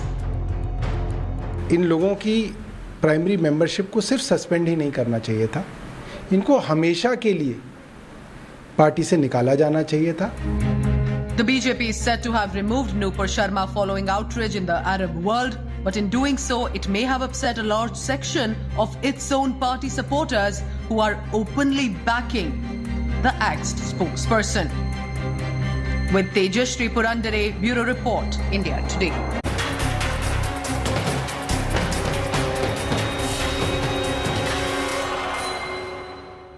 Amidst the Gyanvapi mosque showdown, Samajwadi Party leader Lal Bihari Yadav has triggered a row He inflamed Hindu beliefs by calling the claimed Gyanvapi Shivling nothing but a piece of stone. His crude Patthar Shivling analogy has stoked a new controversy. Lal Bihari Yadav is not the only one who has insulted the claimed Shivling. Samajwadi Party chief Akhilesh Yadav had said that in Hindus, wherever there's a stone and there's a flag, there's a temple. OAC clearly dismissed the Shivling claim, calling it a fountain. Rajasthan Chief Minister Gehlot also slammed claimed Shivling by calling it drama by BJP to incite communal hatred. TMC's Mawa Moitra, while taking a dig at Shivling, tweeted a picture of Bhabha Atomic Center, saying hopefully the center won't start digging it too. एक समय ऐसा था कि रात के अंधेरे में मूर्तियां रखी गई थी। बीजेपी कुछ भी देखिए, शिवलिंग एक पत्थर का टुकड़ा है। जैसे पत्थर का टुकड़ा चलता है उत्तराखंड से, तो वह नदियों में बहते वह चिकना हो जाता है, वह कभी छोटा हो जाता है और चिकना हो जाता है। तो हमारे लोग उसी को पिंडी बना करके उसी को विभिन्न प्रकार के देवताओं का नाम दे करके उसकी पूजा कराएंगे, जबकि वो तो है पत्थर। उसमें कोई जो है शिवलिंग की जो बात करने वाला, उससे मैं जानना चाहता हूँ कि शिवलिंग को वो पहचानता है। Let's listen in to what the opposition leader said while taking a jibe at Gyanvapi's claimed Shivling. एक समय ऐसा था कि रात के अंधेरे में मूर्तियां रखी गई थी। बीजेपी कुछ भी कर सकती है, बीजेपी कुछ भी करा सकती है। 1991 का एक्ट है, मुझे उम्मीद है सुप्रीम कोर्ट उस पर ध्यान देगा। मुझे उम्मीद है कि जब यहाँ के अयोध्या का फैसला आया, उसमें भी कहा गया कि ये और इश्यूज के लिए नहीं माना जाएगा। इसीलिए मैं कह रहा हूँ कि बीजेपी जानबूझ करके संस्थाओं से खिलवाड़ कर करके ये फैसले करा रही कि जिनकी जिम्मेदारी थी सर्वे करने की, आखिरकार वो रिपोर्ट बाहर कैसे आ गई। और हमारे धर्म में तो ये है, हिंदू धर्म में कहीं भी पत्थर रख दो, एक लाल झंडा रख दो, पीपल के पेड़ के नीचे मंदिर बन गया। सुप्रीम कोर्ट ने यह भी कहा कि मुसलमानों के जो रिलीजियस तरीके से जो आप नमाज पढ़ते हैं जो है, उसमें वजू भी शामिल है। तो वजू करेंगे उसमें हाउस में जाकर, और 400 साल से उस वजू को, उस फवारे को कुछ नुकसान नहीं हुआ। और अगर ये फवारे को अगर इस तरह अगर पेश किया जा रहा है, तो कल ताजमहल को बंद कर देना पड़ेगा। ताजमहल के सामने भी फवारे लगे हैं।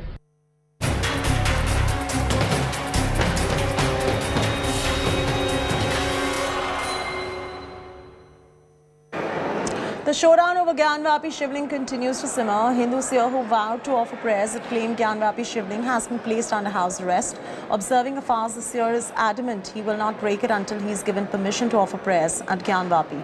But now, the Swami's health is deteriorating after giving up on food and water. Swami Avimuktesh Varanand, the chief of Vidya Mutt, had earlier thrown an open challenge of offering prayers at Gyanvapi, but he was stopped by the Varanasi police and placed under house arrest. Police officials say that as the Gyanvapi matter is pending in court, permission will not be given for prayers at mosque complex. बहुत सारी police बाहर चारों तरफ घेरे खड़ी है मठ को।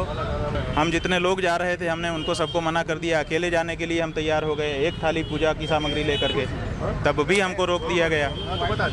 तो अब सवाल ये है कि अब हम अन्न जल त्याग करके प्रतीक्षा कर रहे हैं। कोर्ट में हमारे वकील गए हुए हैं, अर्जेंसी एप्लीकेशन लगाए हुए हैं कि सुनवाई कर लीजिए, बात हमारी सुन लीजिए। फिर भी हमको बाहर नहीं जाने दिया जा रहा है। स्वामी जी कहते हैं कि मेरी तपस्या जारी है, भगवान को जो करना हो करे, प्रशासन को जो करना हो करे, मैं सबके लिए तैयार हूँ। मेरी इच्छा बस यही है कि करोड़ों सनातनी हिंदू धर्मावलंबियों की जो ये इच्छा है कि भगवान आदि विश्वेश्वर प्रकट हुए हैं तो उनकी पूजा होनी चाहिए। और घर में भी हम लोग जब स्नान करते हैं तो भगवान को पूजा भोग चढ़ा करके ही स्वयं खाया जाता है। स्वामी जी स्वयं निकले थे पूजा करने के लिए, उनको रोक दिया गया।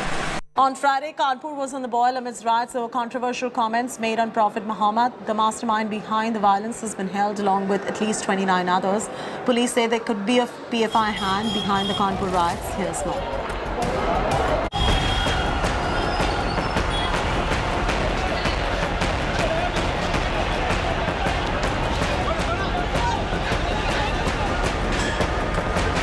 Massive mob violence. Stone pelting and street fights.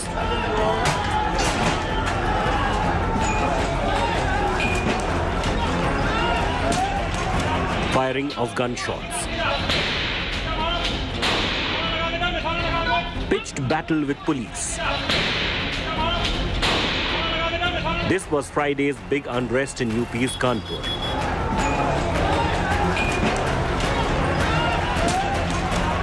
Over Nupur Sharma's remarks on the Prophet.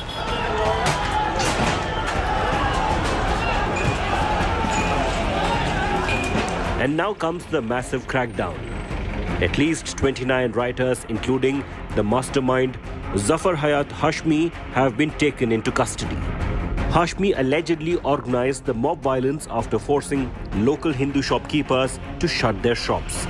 He allegedly got help from radical outfits.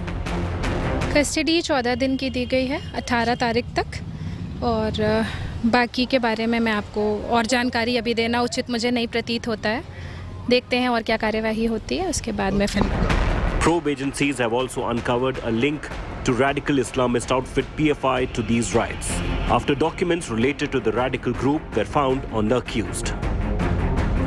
देखिए पीएफआई के कनेक्शन से कोई संभावना से इनकार नहीं किया जा सकता कुछ हमको क्लूज मिले हैं अब एक बार स्पेशल इन्वेस्टिगेटिंग टीम पूरी जांच कर ले उसके बाद इस पर टिप्पणी करना उचित होगा ट्रांजैक्शन मिले हैं कुछ पीएफआई से जुड़े हुए कुछ लोगों के दस्तावेज नहीं ट्रांजैक्शन अभी हम देख नहीं पाए अब रिमांड पे लेके आने वाले दिनों में ट्रांजैक्शंस और हम चेक करेंगे और फिर आपको कंक्लूसिवली बताएंगे The anti-terror squad led by top cops are now investigating how PFI organized the violence. In the investigation, it has revealed that some angles with the PFI is also being investigated. Now, the 14-day custody which will be sought is for the investigation that will be, done regarding the links with the PFI. The police commissioner has told that the bank statements of the accused will be checked, and also some of his call will be traced. A political war of words is simmering, with the BJP and opposition facing off over the clashes. Wherever and whenever there seems to be an incident involving communal tension, a pattern seems to be emerging that the PFI's name emerges, and this gets reported in the media. There seems to be a growing demand across the country that action is required against the PFI, and the agencies are doing what they have to, the investigative agencies. Bharatiya Janata party की जब से शासन आया है केंद्र में पूरे देश में इसी तरह नफरत घृणा और एक दूसरे के खिलाफ माहौल बिगाड़ने की कोशिश हो रही है और जो कानपुर में हुआ ये और भी जगहों पे हो रहा है कोई भी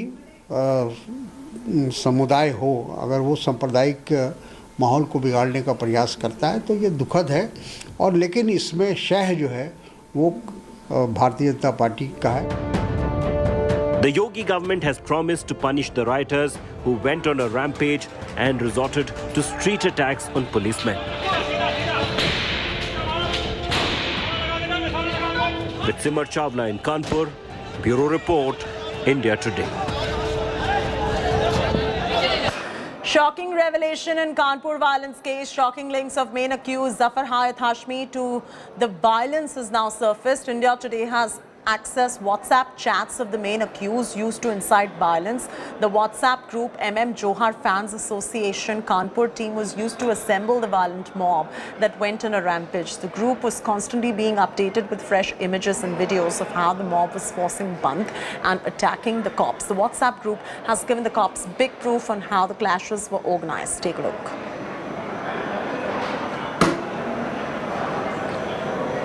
Slipping to a break. When we return, Karnataka Chaddi face-off explodes. Siddaramaiah declares that Youth Congress will start a statewide burn khaki knickers in protest against RSS.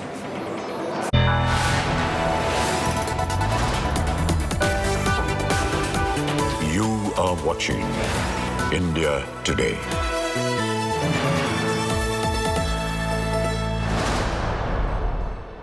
Everyone's busy finding what's trending. You're busy finding out why. India Today, for those who research before reacting. Download the India Today app now.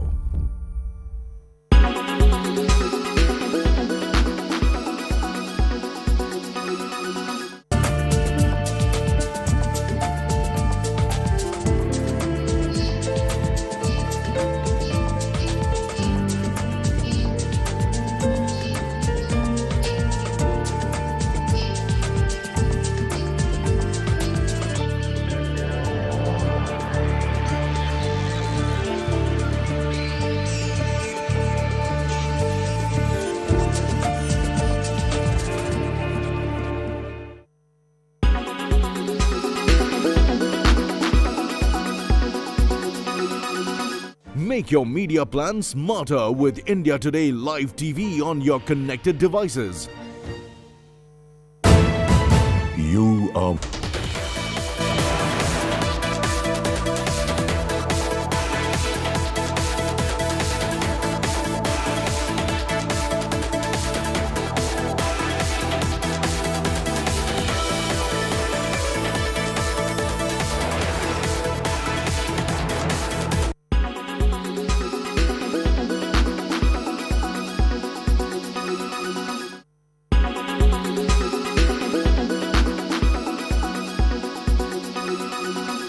Everyone's busy finding what's trending.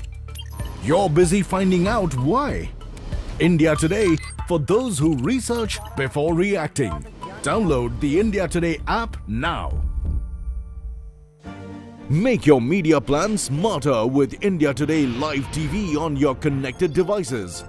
Amplify your brand with 100 million smart internet viewers. To advertise, mail us at sales@aajtak.com or call 9999892171. Make your media plan smarter with India Today Live TV on your connected devices. You are proud citizen of Karnataka. It's truly depressing to see that the politicians are now fighting over chaddis. If you haven't heard about the chaddi nataka that's happening in the state of Karnataka that goes to elections in less than a year, I'm going to be debating that at 5:30. But at 5 p.m. on 5 Live, is this whole gangster threat to Salman Khan just mischief by some gangsters? Or is there really a threat of murder to Bollywood's biggest star? That's my big focus on 5 Live at 5 p.m.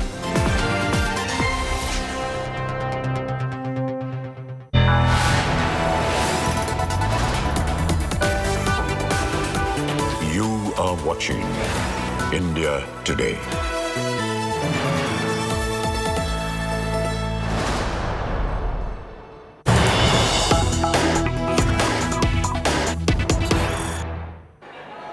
Breaking news coming in. Chaddi politics gets dirtier. Right-wing workers collect chaddis from public in KR Pet in Mandya district, and they plan to send a courier to the Congress party office. That's the latest coming in. That's the latest low level of political discourse in the country as well, where the right-wing workers plan to collect underwears from public, and they want to collect all these chaddis from public in KR Pet in Mandya district, and all these chaddis they want to send them and courier them to the Congress office. This is sad and hilarious at the same time. Let's get Karthik for more on this, and of course you do know that Sidhu was the one who made that particular comment. We've got that bite as well, to which the BJP also responded. Sidhu said that he plans to burn these because now right-wing workers are collecting chaddis from public in KR Pet in Mandya district, and they plan to courier it to Congress office. This is chaddi politics in Karnataka. That's the latest that is coming in. The box of chaddis have been sent to the Congress office. The politics getting dirtier, the political discourse going lower and lower in this country. The right-wing workers collecting underwear in Karnataka. We'll get you more details in just about a bit. A box of chaddis are going to be sent to the Congress office. This because the Congress wants to burn these chaddis in protest against the RSS. Let's get you our reporter and some political reactions also on what's going on this. Karthik is now joining us live for the latest. Karthik, what is going on? The right-wing workers go to the public, go and collect chaddis, make a box out of it, want to send a box of chaddis to the Congress office. I mean, what is going on in Karnataka? Well, Chetri, as far as this comment by Mr. Siddaramaiah regarding RSS, the trousers are concerned, it has taken an ugly turn, with political backlash being received and many BJP leaders coming forward and slamming, Siddaramaiah for his comment. And very recently, we see this, after BJP General Secretary C.T. Ravi had very recently given a call to protest against this. So for this in Mandya's KRPT and other places in Mandya, we are seeing that a few RSS workers are collecting trousers and they are sending it to the Congress office, saying that if you said that you would want to burn the trousers, here we have sent you enough trousers for you to burn. So this seems to be an argument and counter argument that's going on between the BJP and the Congress party here as far as this incident where the Congress NSUI workers had burned khaki trousers. So it remains to be seen how much more political turns will this issue take. But as of now, here we see the RSS retorting by sending trousers to the Congress office, saying that here's the trousers that you want to burn. Okay, we'll continue getting you more political reaction on this particular story that is developing, which is the Chaddi Nataka in Karnataka. A raging war over chaddis in Karnataka after Congress leader Sidhu Moose declared that Youth Congress will start a statewide burn khaki knickers in protest against RSS. In no time, Union Minister Prahlad Joshi hit back at Congress, mocking Sidhu Moose about Congress's poll loss in UP, saying the Congress leader is frustrated after losing his chaddi and lungi in Chamundeshwari turf, referring to the poll losses. Sidhu Moose was speaking against the arrest of National Students Union of India, or the NSUI, activists who are arrested for protesting in front of Education Minister B.C. Nagesh's residence. They were opposing the inclusion of RSS ideology in textbooks. With Karnataka politics in a knot, can our netas really shed their obsession with going after each other's chaddis? That's the real question.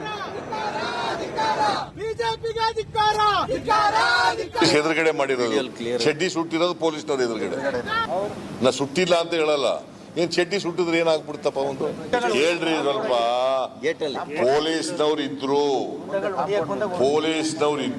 ಪೊಲೀಸ್ನವ್ರ ಎದುರುಗಡೆ ಚಡ್ಡಿ ಸುಟ್ಟಿರೋದು ಆಮೇಲೆ ಏನಾದ್ರು ಒಂದ್ ವೇಳೆ ಅವ್ರ ಮೇಲೆ ಕ್ರಮ ತಗೊಳ್ಳದೆ ಹೋದ್ರೆ ಚಡ್ಡಿ ಸುಡೋದೇ ಒಂದು ಕಾರ್ಯಕ್ರಮ ಮಾಡಬೇಕು ಅವರು ಚಡ್ಡಿ ಹರಕರಾಗಿದ್ದಾರೆ ಹಾಗಾಗಿ ಅವರು ಮಂದಿ ಚಡ್ಡಿ ಸುಡ್ಲಿಕ್ಕೆ ಹೊಂಟಾರೆ ಅವರು ಚಡ್ಡಿ ಉತ್ತರ ಪ್ರದೇಶದಲ್ಲಿ ಪೂರಾ ಚಡ್ಡಿ ಕಳಿಸಿದರು ಸಿದ್ದರಾಮಯ್ಯನವ್ರನ್ನ ಸ್ವತಃ ಚಾಮುಂಡೇಶ್ವರಿಯಲ್ಲಿ ಅವರ ಚಡ್ಡಿ ಪಂಚೆ ಎಲ್ಲ ಕಳಿಸಿದ್ದಾರೆ ಅದನ್ನು ತೊಗೊಂಡು ಆಮೇಲೆ ಸುಟ್ಟಿರ್ಬೇಕು ಮಂದಿ ಅದಕ್ಕೆ ಅವ್ರಿಗೆ ಈ ಸಿಟ್ಲೆ ನಮ್ಮೆಲ್ಲ ಅವರು ನಮ್ಮ ಸಂಘದ ಚಡ್ಡಿ ಸುಡುವ ಪ್ರಯತ್ನ ಮಾಡ್ತಾ ಇದ್ದಾರೆ ನೀವೊಬ್ಬ ಹಾಲಿ ಮುಖ್ಯಮಂತ್ರಿ ಇದ್ದವರು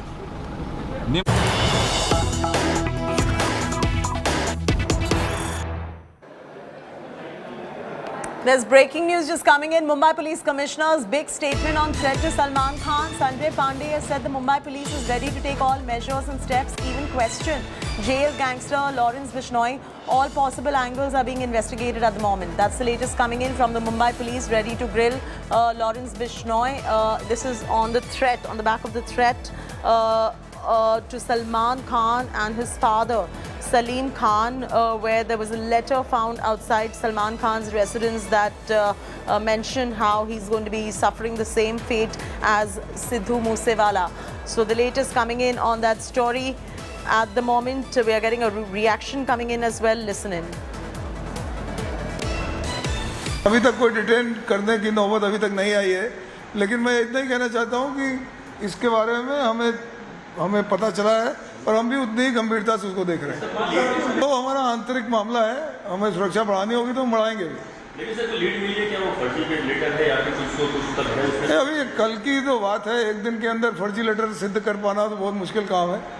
The language war has been reignited by DMK in Tamil Nadu. DMK MP K.S. Ilangovan has insulted Hindi, saying Hindi converts us to Shudras and is no good for us. Ilangovan followed this remark by saying that Hindi is the mother tongue only in backward states of the country. Soon after this controversial comment, India Today also reached out to DMK MP, who remains unrepentant and refuses to apologize for his comment. Ilangovan's comment is only the latest addition in a series of such anti-Hindi comments by DMK leaders, from a minister saying those who speak Hindi are all pani puri sellers to the state health minister accusing North Indian students of spreading COVID. And DMK MP said when he confronted Hindi நம்மை சூத்திரனாக்கி விடும். இந்தி எந்த நன்மையும் நமக்கு செய்யாது. ஏன் இதை கேட்கிறேன் என்றால் இந்த மாநிலங்களில் இந்தி அந்த மக்களுடைய தாய்மொழி இல்லை. வளராத மாநிலம்னா மத்திய பிரதேசம், உத்தரப்பிரதேசம், பீகார், ராஜஸ்தான், இன்னும் இப்பொழுது புதிதாக பிரிந்த 2-3 மாநிலங்கள். முதல் ஒன்று இந்தி நம்மை சூத்திரனாக்கிவிடும். இந்தி எந்த நன்மையும் நமக்கு செய்யாது. ஏன் இதை கேட்கிறேன் என்றால் இந்த மாநிலங்களில் இந்தி அந்த மக்களுடைய தாய்மொழி இல்லை. வளராத மாநிலம்னா மத்திய பிரதேசம், உத்தரப்பிரதேசம், பீகார், ராஜஸ்தான், இந்த இன்னும் இப்பொழுது புதிதாக பிரிந்த 2-3 மாநிலங்கள். The DMK MP said when he, all right, so that's what you heard, what the DMK MP really ended up saying. We're slipping to a break on that front in just about a bit. But there is also a clarification that is coming in, and here is what the DMK MP said when confronted him about the comment. He also refused to apologize. Take a look. You have said that those who speak, if you speak Hindi, you will turn into Shudras. What do you have to say about that comment? That is what has happened in this country. In the south of India, we have seen what Thiruvalluvar said was all men are born equal. There is equanimous society. This society south of India is an equanimous society. Only after infiltration of the North Indian language, which carries Manu Dharma with it, it had made us Sudras. The class difference in Tamil Nadu, in the south of India, had come only because of a northern language, because the concept of Manu Dharma is northern. It has nothing to do with the people in the south of India. It is an equanimous society. Thiruvalluvar had said that Pirappukum ella uyirkum, all men are born equal. So this society was spoiled by a language which had come from the north. So if Hindi is imposed on us, once again it will confirm that the class difference has to stay in the south. We are against it. Dravidian model is against this class consciousness. So you're firm that if you speak Hindi, you will turn into Shudras? No. If Hindi is imposed, it will also bring the culture of the north along with it. That is what I meant. I'm not talking about the language. If Hindi is imposed on us, Hindi will bring the culture which it carries to us, and it will confirm what is happening today. During the 3-day-long IFA event, several celebrities spoke to India Today exclusively on the ongoing language issue. Here's a look.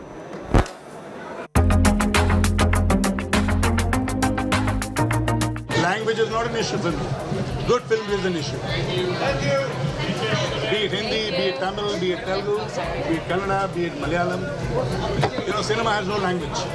Better late than never, because we've always been in Indian industry. It's not, and yes, for the longest time we've been segregated as the north and the south. But I think long gone are the days when we segregated as north and south. Cinema is entertainment. Yeah. It's not categorized. So right now it's coming global. You know, artists are getting recognition everywhere. So yeah, can't wait for more of the artists to become. You know, as we become a whole, can't wait for everybody to join in and celebrate and make one big happy family as it always is. Well, I think. You know, just like we try to break barriers in color, हमें languages में barriers break करना है. और अभी क्या है कि streaming दुनिया है, you know, streaming platforms की वजह से हम तो सभी languages में फिल्में देख सकते हैं. So I think it is time for us to be one nation before we fight as a nation with other countries. You know, हमें पहले one nation बनाना है, एक language, एक ही मकसद, एक ही thought. You know. So I think this is a beautiful time of change for India, and more than that also women are changing in so many ways, so it's a very exciting time. And when you spoke about South representation, aapne jo pucha, I was not aware that before this there have not been a lot of South performances, but now it is changing, because yesterday if you looked at it, Devasri Prasad actually is one of my colleagues from the South, and today in fact I heard that there are going to be a few actors actually coming from the South who will come through Ease My Trip and all that. So we're going to have some more faces from the South, you know. But I am truly blessed and very happy. In fact, I knew Andre from a long time ago, and I have performed once in IFA Utsavam as well. There were only 2 IFA Utsavams in the South. So when I got this direct invitation, it was like, you know, it came from top. I was like, why am I being called? I was like, did you make a mistake? But it was really nice, an honor. Definitely an honor, and I hope this leads to a lot of beautiful opportunities for me as well in Bombay, which I've been hoping for a very long time. We're slipping to a break. When we return, Mukesh and Neeta Ambani hold a lavish Bharatnatyam performance for soon-to-be Choti Bahu Radhika Merchant. Details in just about it.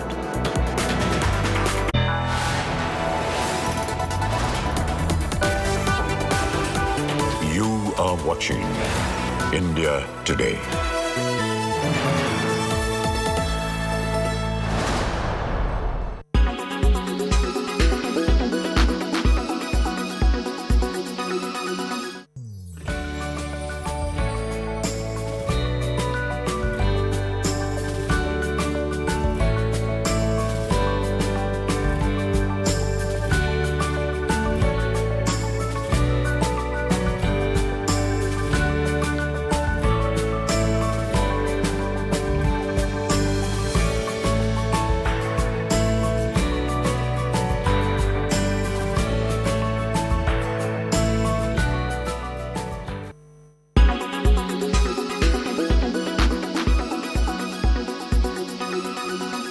Make your media plan smarter with India Today Live TV on your connected devices.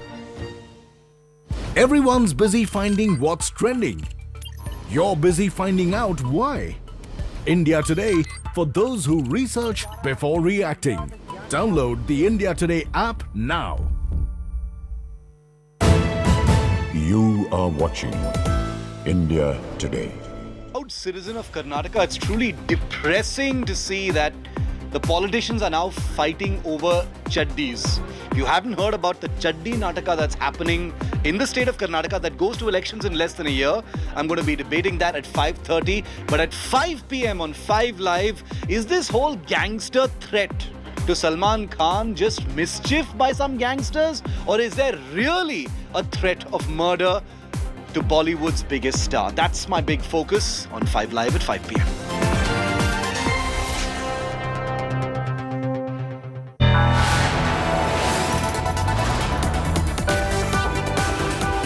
You are watching India Today.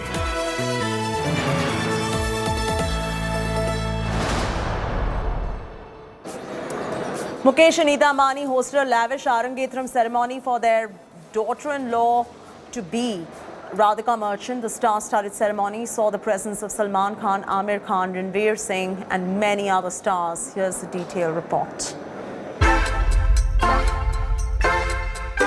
A super lavish ceremony, a star-studded event, and a charming classical dance by none other than soon-to-be Choti Bahu of the Ambanis, Radhika Merchant.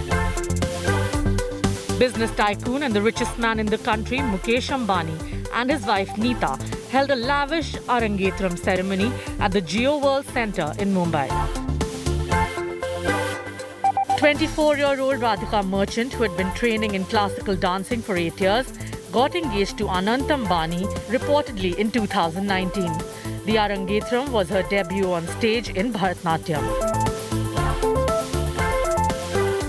The event was attended by several top industrialists, business honchos and Bollywood celebrities including Salman Khan, Amir Khan and Ranveer Singh. Maharashtra Minister Aditya Thackeray attended the event with mother Rashmi and brother Tejas. The other known faces at the event were former Indian cricketer Zaheer Khan and his wife and actor Sagarika Ghatke. Bureau Report, India Today. Queen Elizabeth II is celebrating Platinum Jubilee. In the last 70 years, that is 7 decades on the throne, the Queen's style has changed and evolved multiple times. Has she really evolved as a style icon of the world? Here is my report. Take a look.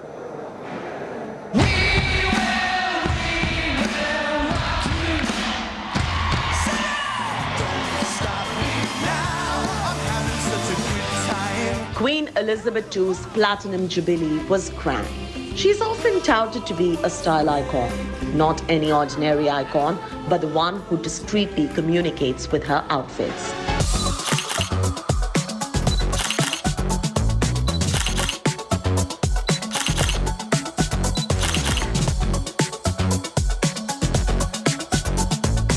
Seven decades on the throne. Many heirlooms donned in style and an unrivaled collection of jewelry, crowns, outfits that make fashion and political statements.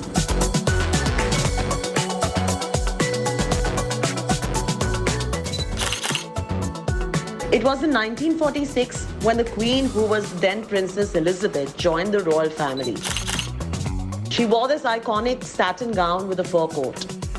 It was a white satin lightly embroidered around the hem in a classic Greek key design. Her coronation gown was one for the history books.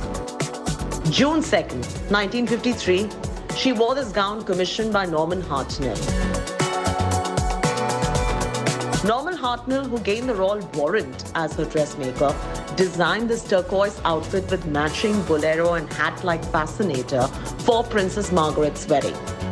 In 1967, the Queen wore an interesting headpiece with a green and pink coat by Hardy Amies with an iconic brooch. From that floral headpiece to a turban-style hat with a marigold-printed pleated dress, she started to emerge as a style icon in 1975. The equestrian has been really enjoying her time riding, and at the races, she dresses up to the occasion.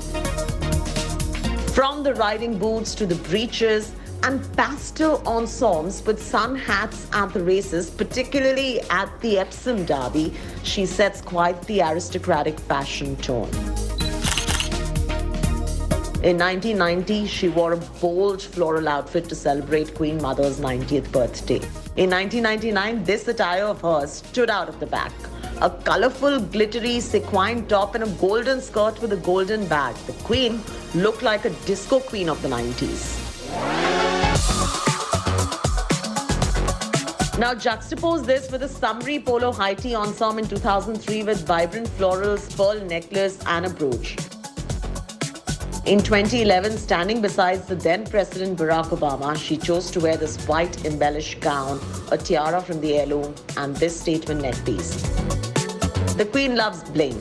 2012 saw her in golden dress, metallic shoes and a bag and a diamond neckpiece. While monochromatic styles may be highly fashionable today, the Queen set quite the tone in 2015 itself in all pink. Pink umbrella with pink hat, pink dresses and even a pink coat. Yellow monochromatic ensemble was her choice of attire for her 90th birthday. Yellow Angela Kelly outfit with yellow hat and a brooch. Vibrant colors and single-colored outfits continue to be her choice even while celebrating her own 90th with the family at the Buckingham Palace. This vibrant green coat that you see was paired with this hat of the same color. The Trevor Morgan hat and Stuart Pavan coat and her pink ensemble were her choices at her 90th birthday. In 2018, she made quite an appearance at the London Fashion Week wearing this pale blue tweed suit. She loves monochromes. Here's her in a red ensemble for a Christmas service in 2019. 2021 was all yellow for the inauguration of the Elizabeth line. Her love for bold colors, brooches, hats has had many style moments clearly, and why not? She is one of the world's most recognizable women after all.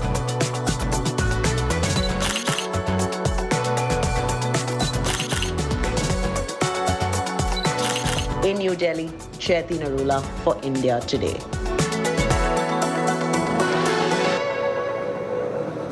Well, quite the stylish moments of Queen Elizabeth right there. On that note, we're going to be slipping into a very short commercial break. When we return, Mumbai police beefs up security of Salman Khan. India Today is the only channel to access gang death threat letter to Salman Khan that said, "Aapka Moose Wala hoga." All of this and more in just about a bit on 5 Live with my colleague Shivaru.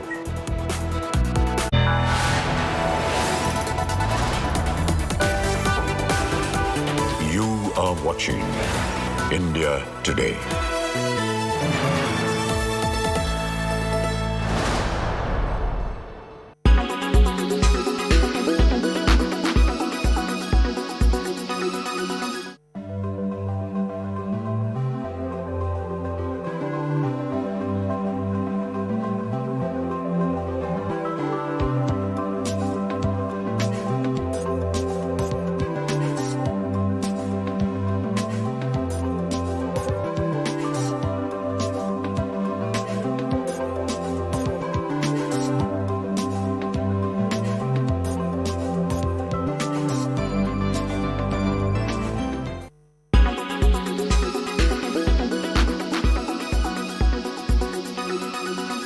Make your media plan smarter with India Today Live TV on your connected devices. You are watching India Today.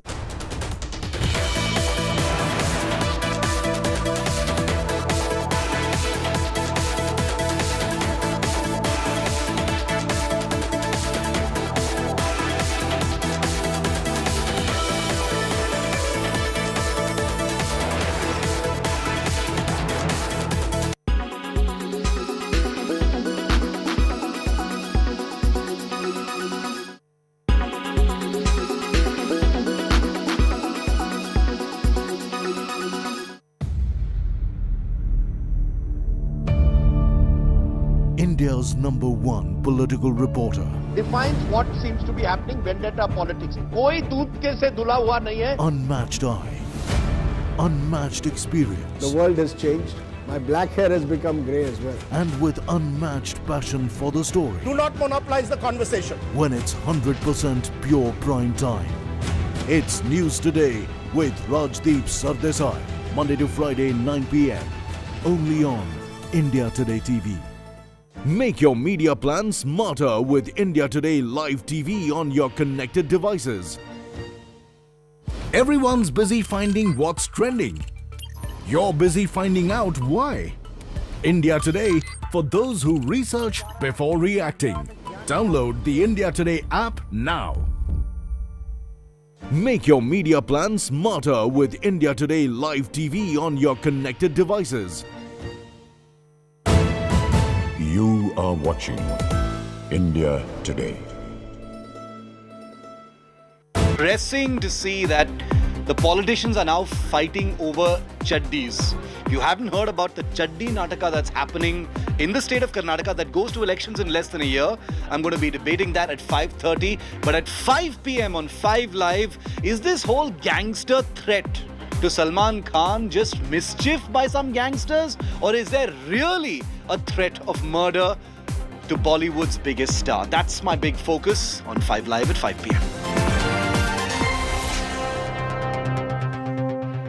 Presented by Berger Easy Clean. No dag, no dhabba, only beautiful walls.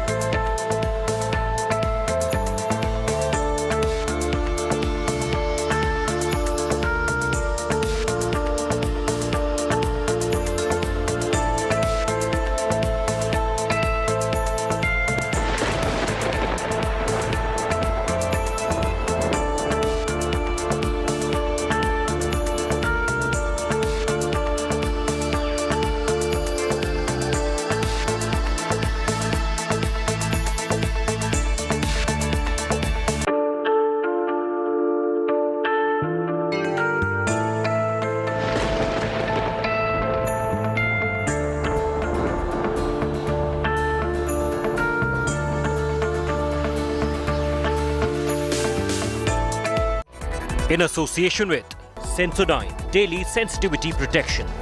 LIC हर पल आपके साथ.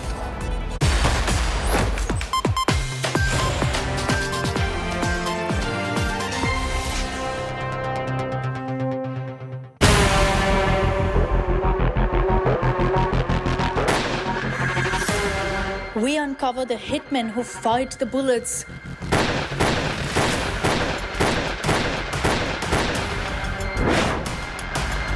A week later, here are the assassins. 8 photos that will make India's blood run cold.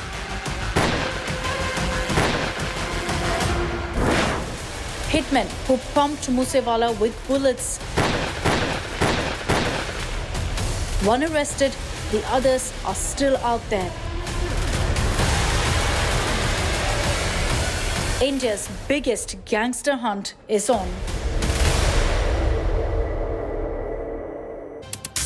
And the question now is, are these assassins of Sidhu Moose Wala and the gang that ordered the hit on the Punjabi pop star, are they now threatening Salman Khan as well? What does Salman Khan have to do with the gang that killed Moose Wala? Is this some mischief? What is this letter that Salman Khan has received? Or is this really a murder threat? We're going to investigate that here on 5 Live. Thanks for being with me. These are the headlines. Big India Today news break impact. Mumbai police beefs up security for Salman Khan. India Today is the only channel to access the gang death threat letter to Salman Khan, which said, "Aapka Moose Wala hoga." Top Samajwadi Party Neta's shocking insult to the Shivling. Lal Bihari Yadav says, "Shivling nahi, patthar ka tukda hai." Mocks Hindus for worshipping stones. देखिए शिवलिंग एक पत्थर का टुकड़ा है, तो हमारे लोग उसी को पिंडी बना करके उसी को विभिन्न प्रकार के देवताओं का नाम दे करके उसकी पूजा कराते हैं। Chaddi Nataka in Karnataka after Siddaramaiah sparks a row over RSS Chaddi remark. Right-wing workers collect underwear and knickers to send to the Congress office in the state. It's a new low for politics in the state that goes to elections in less than a year. India shows the mirror to Pakistan for taking up Nupur Prophet remark controversy. Questions Pakistan's own pathetic minority reputation. Owaisi seeks arrest of the suspended BJP spokesperson. After DMK ministers Pani Puri jibe at Hindi speakers, DMK MP Ilangovan insults Hindi, says Hindi converts everyone to Shudras and it is no good. Refuses to apologize for this sickening casteist slur.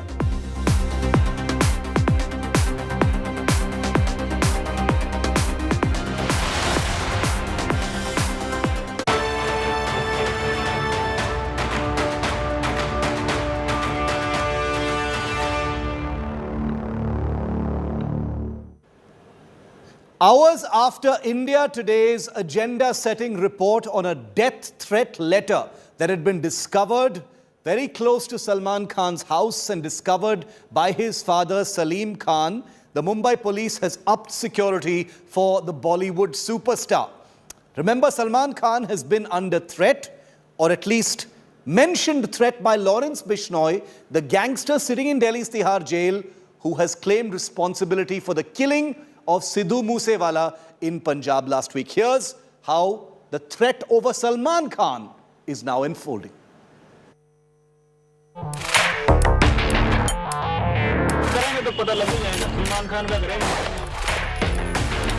Guns, gangster, a superstar, and a chilling Moose Wala style murder threat. It all began when India Today first reported actor Salman Khan and father Salim Khan getting a threat letter during a casual walk at Mumbai's Bandra bandstand promenade. The letter, exclusively accessed by India Today, said, "Aapka Moose Wala hoga," to the star and his writer father. The murder threat letter was signed LB and GB, possibly gangsters Lawrence Bishnoi and Goldie Brar.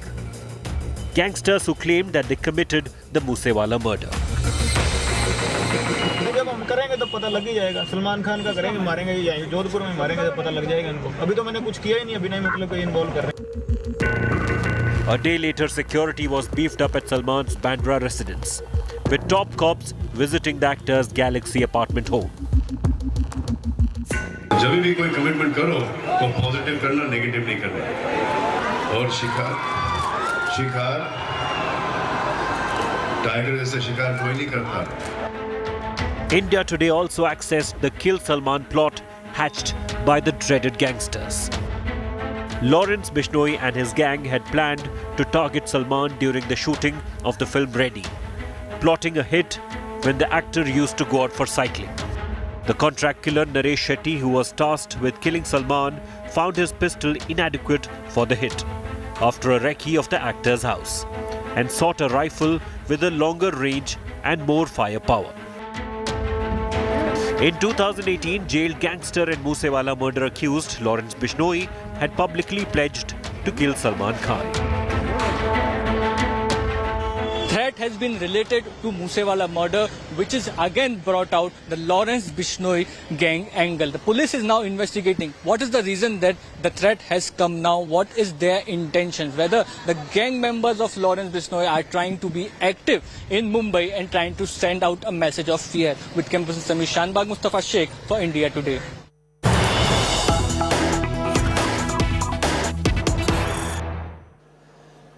Getting you a breaking development on the investigation into this apparent threat to Salman Khan. The Mumbai police is telling India Today through sources that the statements of 4 people have been recorded so far in the case, including that of Salman's father Salim Khan. Salman Khan's own statement is to be recorded at some point today. It hasn't yet been recorded. The police is currently looking through CCTV footage of the area around the Bandra bandstand area. That's where Salman Khan lives. but no concrete breakthrough has yet been found in the case. The police is, of course, looking into details of that threat letter, which has been signed LB and GB. Could it stand for Lawrence Bishnoi and Goldie Brar, his accomplice who's sitting in Canada, and his claim to have ordered the hit on Sidhu Moose Wala? What is the Salman angle? No concrete leads just yet, but 4 people have provided their statements. I want to go across to India Today's Mustafa Sheikh, who's been tracking the story from early this morning. Mustafa, what more details do we have? Salim Khan has given his statement. Salman Khan will be giving his statement later today, but no concrete leads just yet.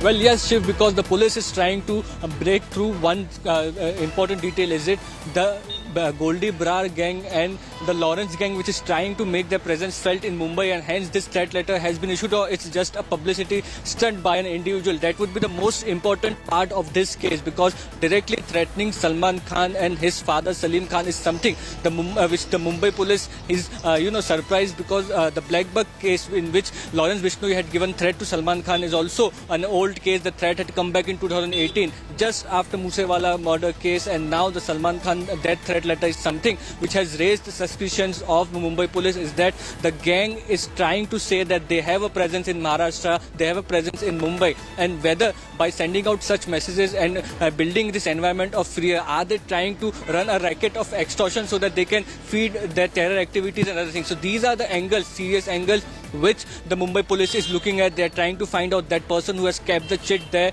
and through CCTV footages they are trying to locate that person so that the entire case details can come forward. Back to you. Okay, so do we know when Salman Khan will be recording his statement, Mustafa? Well, we have seen the police team which have just entered Galaxy apartment where Salman Khan is present. In some time his statement will be recorded by the Bandra police station. He'll be asked whether he has suspicion on anybody, whether any social media activity or things like that have prompted him to think that somebody is doing a recce around this apartment, around the areas where he visits. Because Salim Khan sits on this particular bench after morning walk is something the person must have realized. Only then he has kept that letter of threat at that bench. So people of suspicion who are present around the area is something the Mumbai police is looking at, and they'll be asking Salman Khan, Salim Khan and other members of the family to express if any doubt or any person or their intentions they have. Back to you. Mustafa, keep tracking that story. I'll come back to you. Thanks very much for that. 4 statements have been recorded. Salman Khan will be recording his statement any time now. We, of course, will go back straight to Mumbai to get you the latest on a story that India Today broke first and has all the unfolding news breaks on this story. Is it mischief or is it murder? We will not sensationalize. We will only bring you the facts from Salman Khan's residence.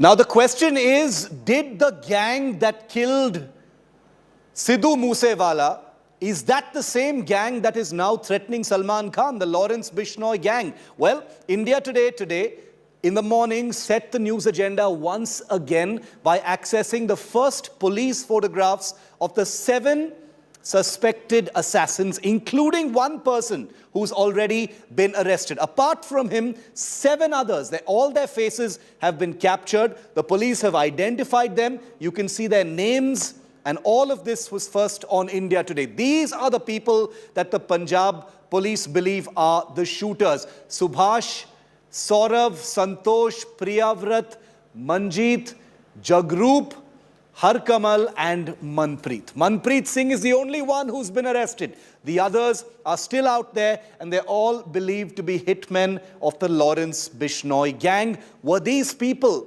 also ordered to harm or kill Salman Khan? That's at the very first stage of a preliminary investigation by the Maharashtra police. But take a look at this report on the unmasking of Sidhu's killers.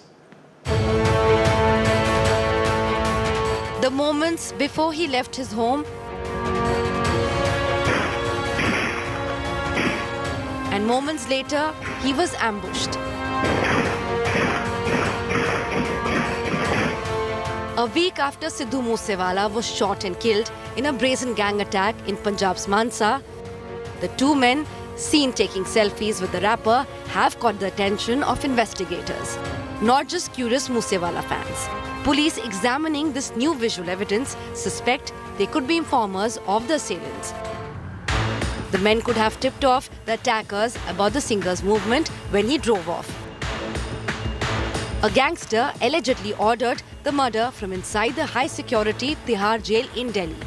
But the alleged foot soldiers came from across the states. 2 each from Pune in Maharashtra and Haryana, 2 from Punjab and 1 from Rajasthan. India Today has accessed the images of the alleged Moose Wala shooters at large, all believed to be linked to the suspect Lawrence Bishnoi gang. Jagrup Singh Rupa, Harkamal alias Ranu from Punjab, Priyavarth alias Fauji, Manjeet alias Bholu from Haryana, Saurav alias Mahakal and Santosh Jadhav from Pune, and Subhash Banuda from Rajasthan. Meanwhile, Punjab police have raided the home of another suspect in Haryana's Fatehabad. The suspect Devender is accused of giving shelter to 2 men who conducted all the recce before the murder. रात को 8 बजे police आई थी और मेरे पिताजी को लेके गई है। हमें उन्होंने इसके बारे में कुछ नहीं बताया, ना ही हमें पूछा भी, और उन्होंने कुछ नहीं बताया। वो धक्के से आए और ले गए, और हमारे घर में जो भी मौजूदा कैमरे का डीवीआर था और वाईफाई था उसको फाड़ के ले गए। Earlier, Manpreet Singh Manu was arrested from Uttarakhand for supplying logistics for Moose Wala's murder. With Shreya and Arvind Ojha, Bureau Report, India Today. Let's get a quick word in from India Today's Shreya Chatterjee, who was in Mansa in Punjab when Sidhu Moose Wala's murder story broke out. Shreya, the faces of these 8 men, including Manpreet, who is the only one who's been arrested so far, we have their faces, we've got their names first on India Today. What are the police saying? How far away are they from actually making any more arrests? It's already been 9 days.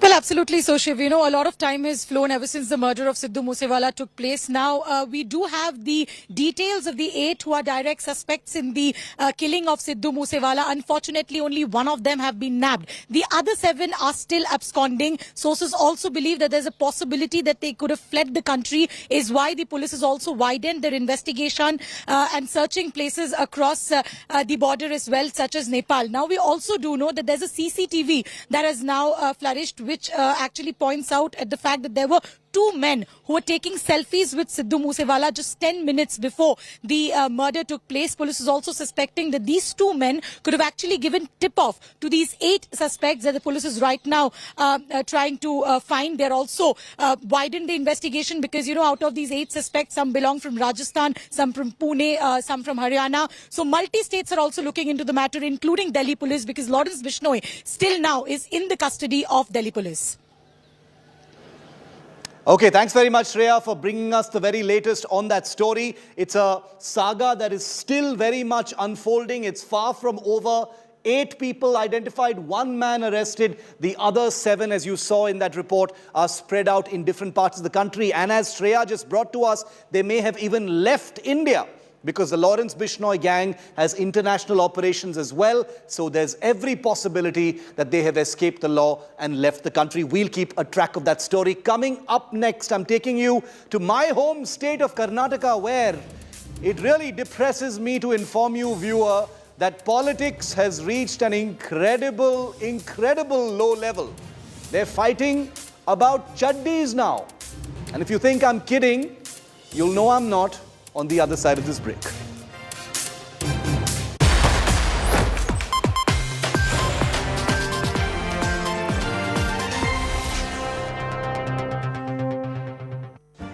Make your media plan smarter with India Today Live TV on your connected devices.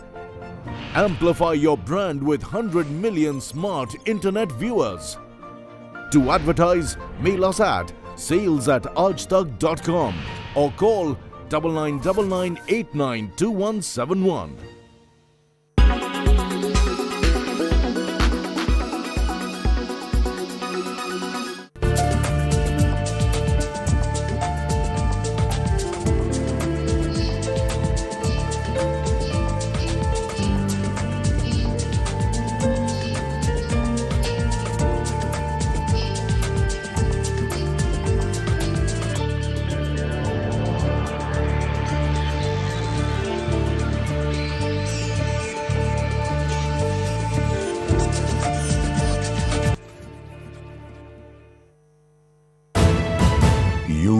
watching India Today.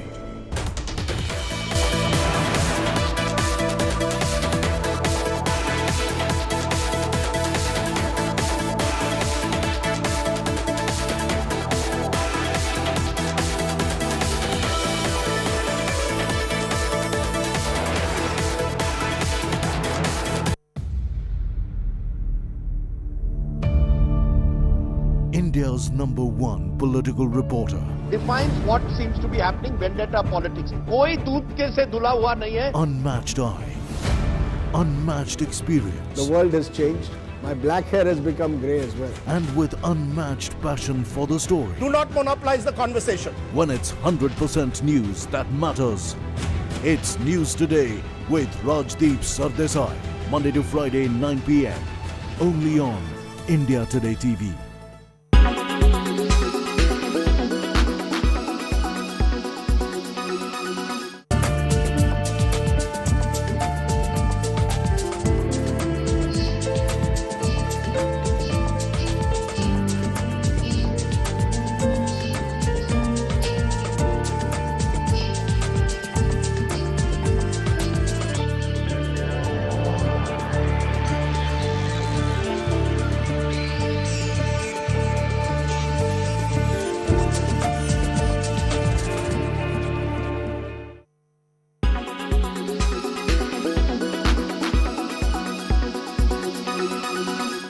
Make your media plan smarter with India Today Live TV on your connected devices. By a BJP spokesperson has become an international showdown. At least 6 Islamic nations have forced India to give clarification statements. But at 6 p.m. prime, I'll be looking at what is the religious freedom index of these nations that they're forcing India to give out these statements. India, a country that is known for its tolerance and respect for all religions over centuries. Also at 6 p.m, Kanpur rioters' faces have been revealed and police is now asking if you know them, ensure they are contacted to the investigative agencies. Also at 6:30, we'll be looking at the Khalistani protests breaking out in Amritsar. That and more at 6 p.m. prime with me, Pooja Shali. Do not miss.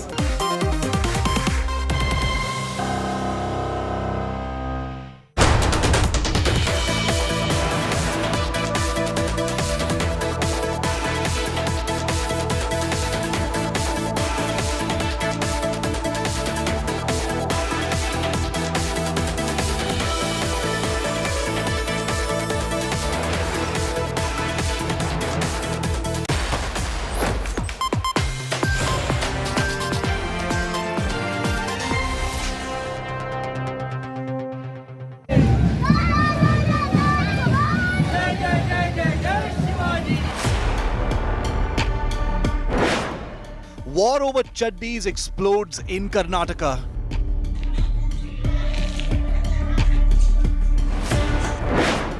Shots fired in Congress-BJP war.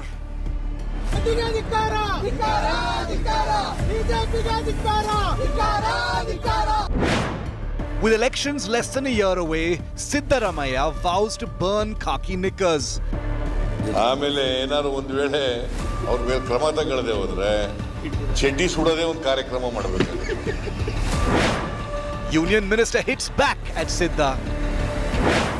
Prahlad Joshi says Congress chaddi is torn and loose.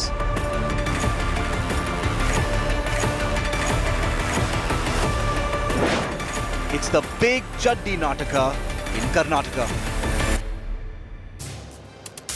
I wish I was making this up, but as you just saw from that introductory package, it's not a joking matter. This is actually happening in Karnataka, and I can't believe I'm bringing this story to you. It's a war over chaddis before a former chief minister and a union minister from Karnataka. They're fighting over chaddis. It all began with these viral images of the NSUI of the Congress party burning the RSS's signature khaki knickers in front of the Karnataka education minister's house over the entire textbook polarization.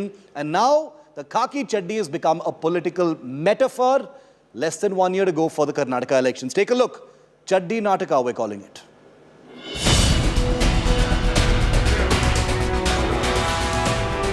Shots fired in the BJP-Congress duel, a raging Chaddi Nataka. Karnataka netas locked in a no-holds-barred shots face-off, getting their knickers in a twist.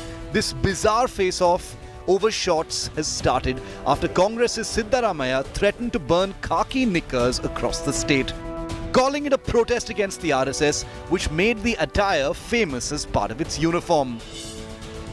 ಎದುರುಗಡೆ ಮಾಡಿರೋದು ಚಡ್ಡಿ ಸುಟ್ಟಿರೋದು ಪೊಲೀಸ್ನವ್ರು ಎದುರುಗಡೆ ನಾ ಸುಟ್ಟಿಲ್ಲ ಅಂತ ಹೇಳಲ್ಲ ಏನ್ ಚಡ್ಡಿ ಸುಟ್ಟಿದ್ರೆ ಏನಾಗ್ಬಿಡ್ತಪ್ಪ ಒಂದು ಹೇಳ್ರಿ ಸ್ವಲ್ಪ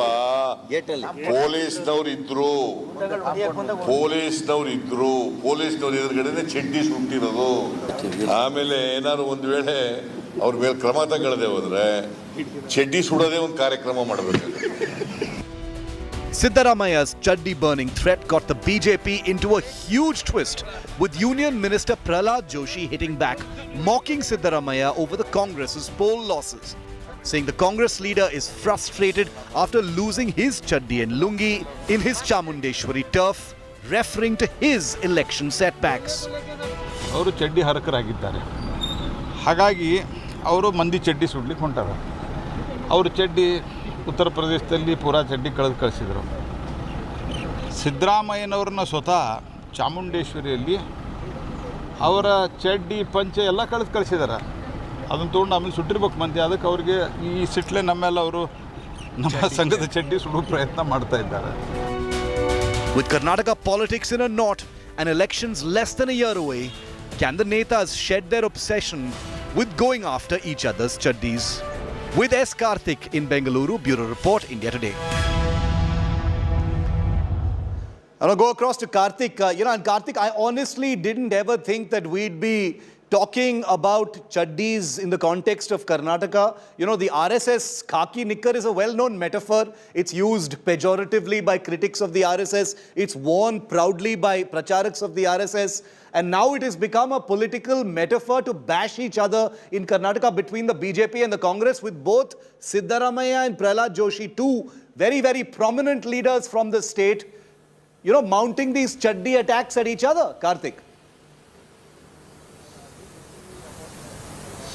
Well, definitely, Shiv. It all started with the NSUI workers burning, a khaki trouser outside Karnataka Education Minister B.C. Nagesh's residence at Tiptur in Tumkuru. Now, right after the incident, a lot of BJP leaders and RSS leaders have come out and lashed out against the Congress for this protest.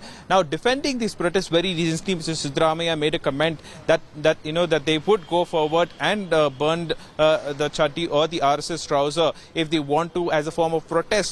For this, there's been a lot of opposition that has risen, and very recently we saw how Union Parliamentary Affairs Minister Prahlad Joshi also reacted to it, saying that Mr. Siddaramaiah has himself burnt his trousers while trying to contest in the Chamundeshwari constituency, and also how the Congress faced an election debacle in UP, referring to that as well.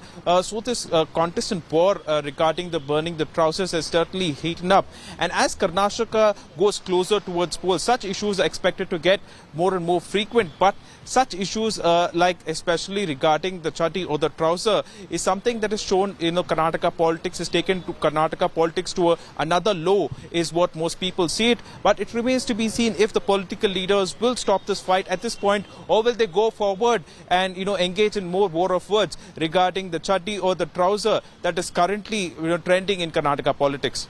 Trousers, they're talking about the shorts.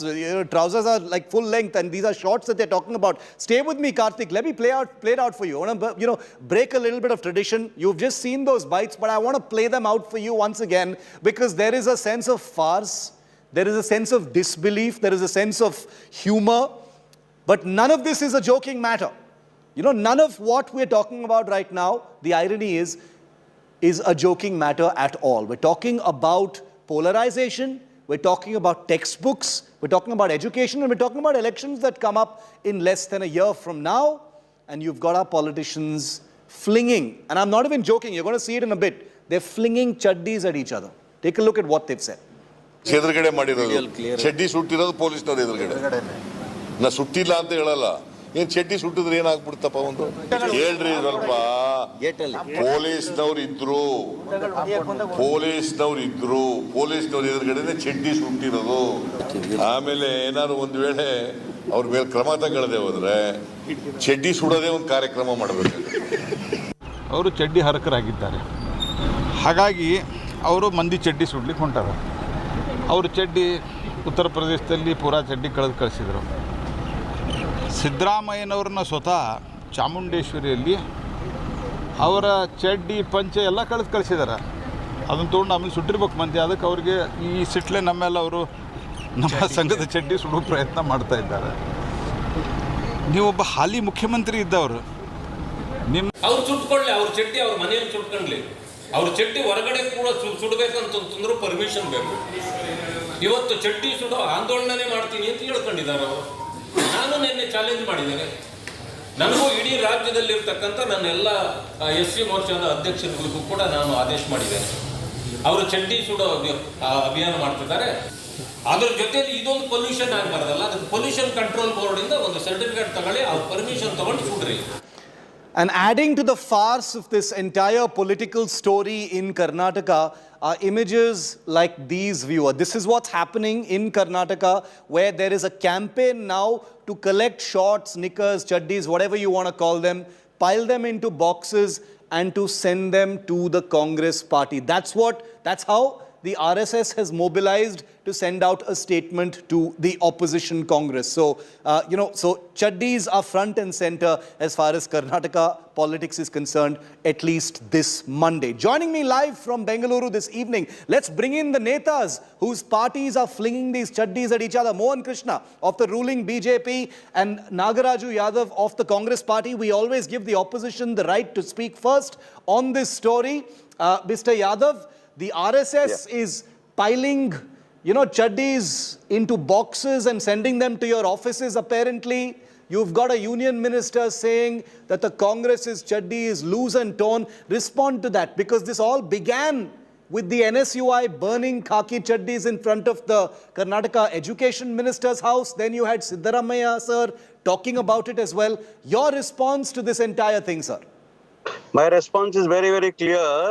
The symbolic burning of a chaddi, of an RSS chaddi has been the students were trying to burn it out because there is syllabus, there is a politicization of a syllabus in Karnataka state schools, and also the politicization and saffronization of education is not acceptable to the students of Karnataka and India. Symbolically, they wanted to say that the RSS agenda has been trying to impose on the syllabus, which has been opposed by the students of Karnataka. That's the reason they symbolically burned the chaddi as a protest against the RSS. The issue comes here is why is it not the failure of the state government by preventing the students coming till the gate of the education minister's house? The entire police has completely failed. The administration has completely failed, and it's a symbolic protest. Tomorrow, in front of the Prime Minister's house, somebody want to burn an effigy of a Prime Minister. Does it mean that we want to burn the Prime Minister's house? This is the way they are trying to mislead the people of Karnataka, which is not acceptable. And second thing, saffronization or politics of education is not acceptable to the people of India. That is the reason we are taking this. That's the reason the Siddaramaiah Sahib has taken the issue and told that this is not acceptable. One, the students have a right under the Article 19(1)(c). They have a constitutional right to protest against the policy of the government, which is a democratical right, which has been opposed by BJP and trying to put a case against the criminal case against the students to spoil their career. Is this a way administration in Karnataka is taking place? Is there a jungle Raj in Karnataka state, or there is a law of this land is upheld in the Karnataka state? The people, when our students have been arrested, that BJP followers, so-called Rohit and other guy who was supposed to be rowdy church-eaters, have tried to assault our students. Is it fair in Karnataka state? Let's get a reply from the BJP, sir. Last 30 seconds is that our students are trying to protest symbolically in front of the education minister's house. If the police is really acting there, if the government is in place, they should have avoided the students coming near the gate. They should have prevented the students doing that. This all happened in presence of the police. And why are they politicizing all these issues? Okay. As if nobody has protested in the Karnataka state or in India. BJP has never protested by burning a symbolic things in the road. Okay, so let's find out, let's get the ruling party to respond. Mohan Krishna, Why has the BJP made this so personal? Mr. Yadav is right when he says this was a symbolic protest. The, khaki chaddi was burnt. Mr. Siddaramaiah says this happened in front of the police. We will burn them across the state now. This is politics. Why has the BJP made this so personal against Mr. Siddaramaiah and the Congress? You will lose your chaddi is torn, etc. It's gotten very personal, sir. Very good evening, Shiv. It is not personal. It is the arrogance of Siddaramaiah, which has come to the heights, actually, talking about RSS, talking about the BJP, talking about Modi-nomics and everything. We can digest everything. That's not an issue. I would like to quickly rebut to what Mr. Nagaraj Yadav was saying. Jungle Raj. Congress है जंगल. जंगल में बैठे हैं आप.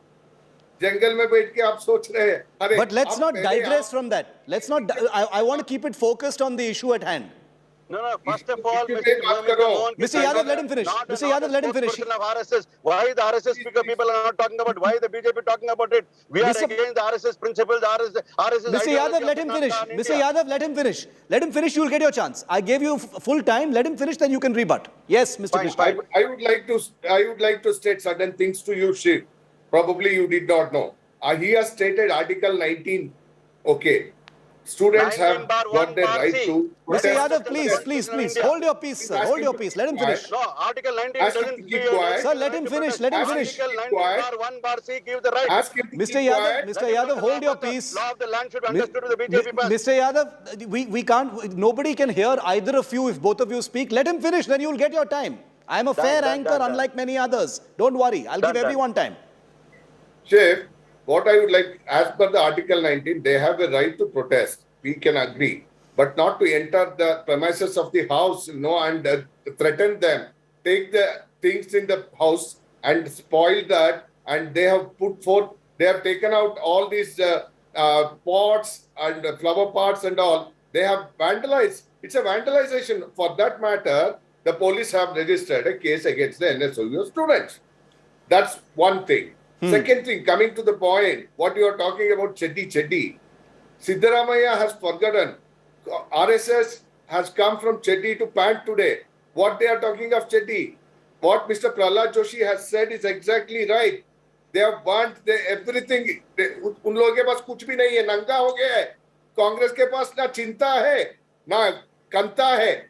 उन लोगों के पास सिर्फ इतना ही है. RSS का बात करो, मोदी के बारे में बात करो और बर्बाद होते जाओ. इतना ही उन लोगों को पता है. Cheddi is a symbol. It was a symbol of RSS earlier. Why the SC Morcha president and the new MLC, Mr. Chelwadi Narayan Swamy, has taken the issue personally? It is not because personal. He has condemned and he has actually insulted the people who are wearing cheddis. For that matter, चड्डी आपको पहनने के लिए नहीं आते, चड्डी burn करना चाहते हैं, हम चड्डी बेचेंगे आपको, आप उसको बर्न करो. As awkward as this metaphor is for many people who may be watching, those who subscribe to the RSS ideology know that the khaki knickers, the khaki chaddi, whatever you may call it, is an important symbol. But it has now been weaponized against the BJP. Mr. Yadav, would you like to respond to that? The BJP says there is nothing personal in what they're saying. They're only showing the Congress the mirror of their reality. That's what Mohan Krishna is saying to you right now.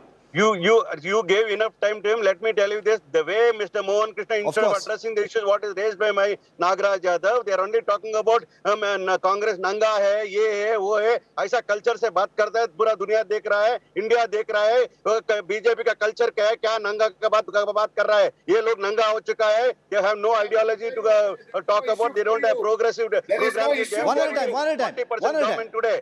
They are trying to expose. They are trying to expose themselves by talking like this without having any substance in their mind. Today, I am telling you why the syllabus of Egde war is brought into the picture. Tell me what is the importance of bringing Egde war into the syllabus. Tell me what is an ideology. They are going to saffronize the entire syllabus. Is it? This country belongs to everybody. It's a secular country. It's a democratic country. Why are they saffronizing this? We are not against the BJP ideology. We are against the RSS ideology, which BJP is following it today. The RSS is not talking about the allegations made by Congress. Why BJP is talking? Why are they mouthpiece of RSS? Why the RSS doesn't have any spokesperson to speak?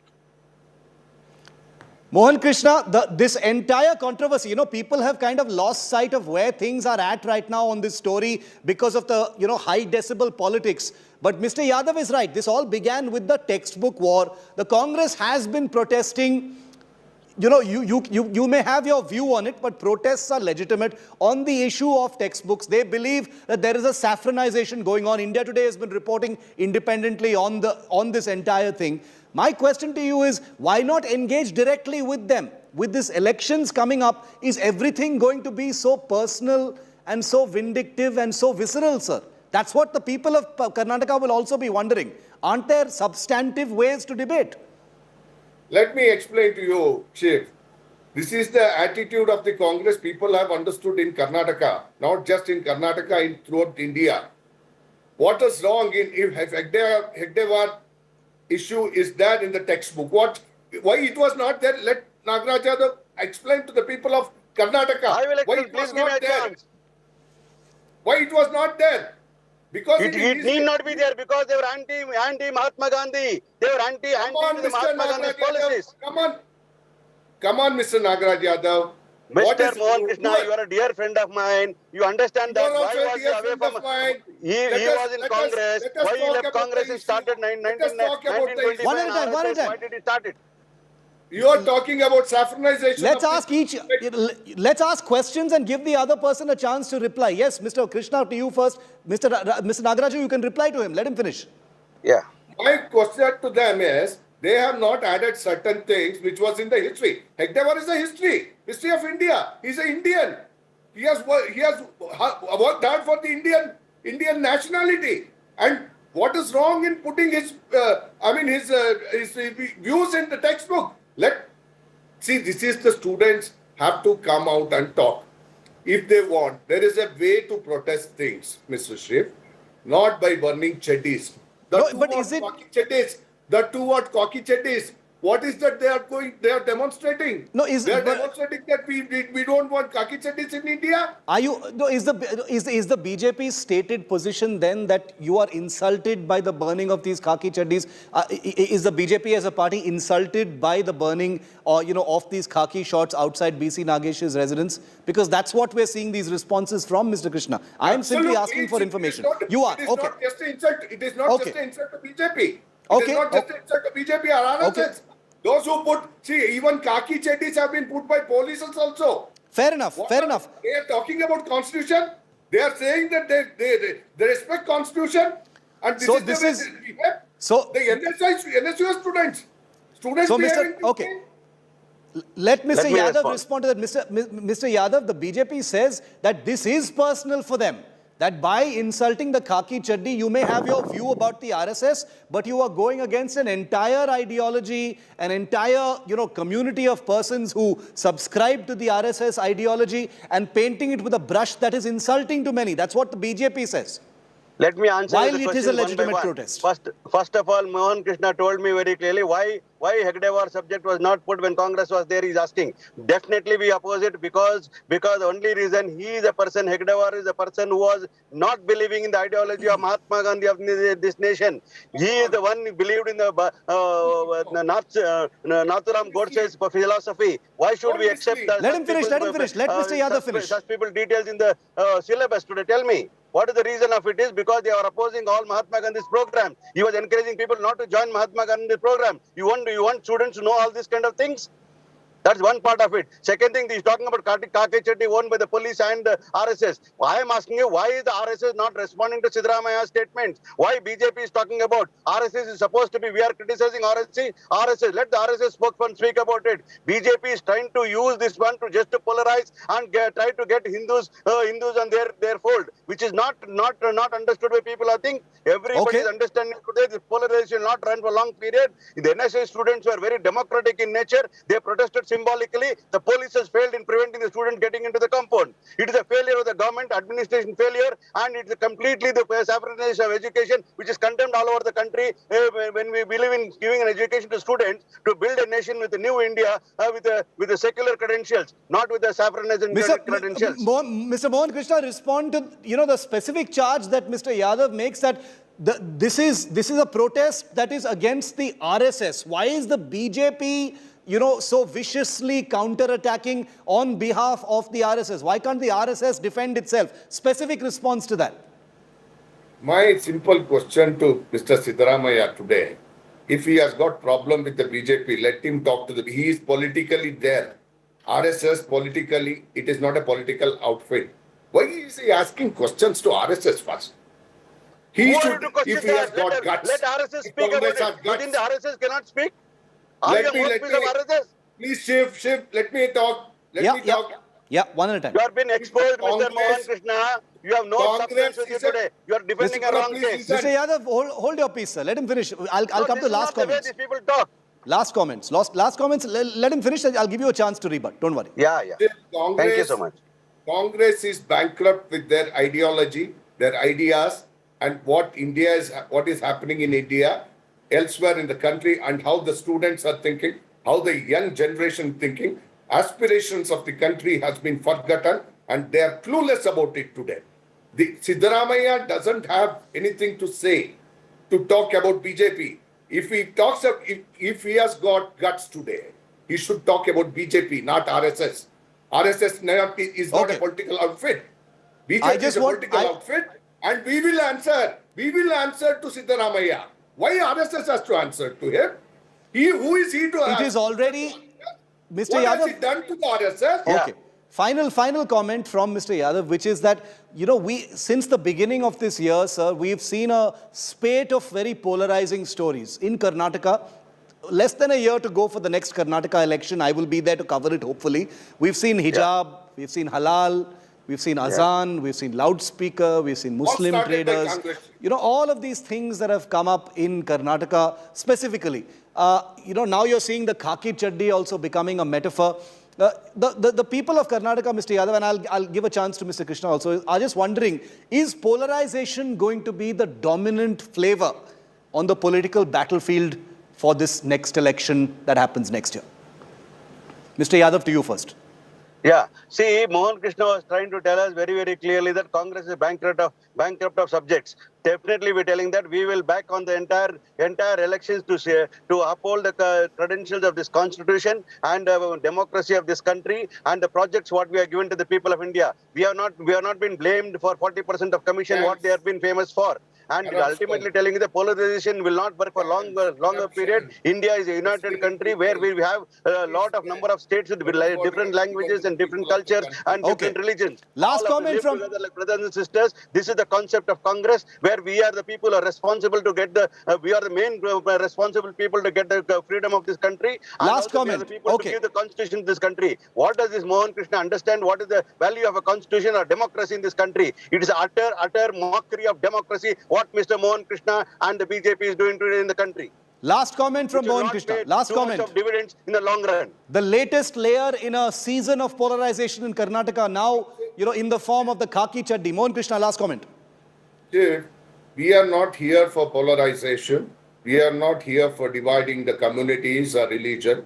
Congress wanted to divide the Lingayat religion, Lingayat Dharma, in fact, last elections, and they have burnt their fingers. Now they are trying to do a lot of other things by appeasement of Muslim. In Karnataka, what is happening, what you are talking about azan, what you are talking about hijab, halal, and all these things, there is a fight between JDS and Congress for Muslim vote bank. Okay. I'm telling you, Muslim vote bank. They are fighting each other, and this has Hindus become... are watching how we are misusing the Hindus will give a right answer at the right time. Mr. Yadav, I did not interrupt. Okay, I'm out of time.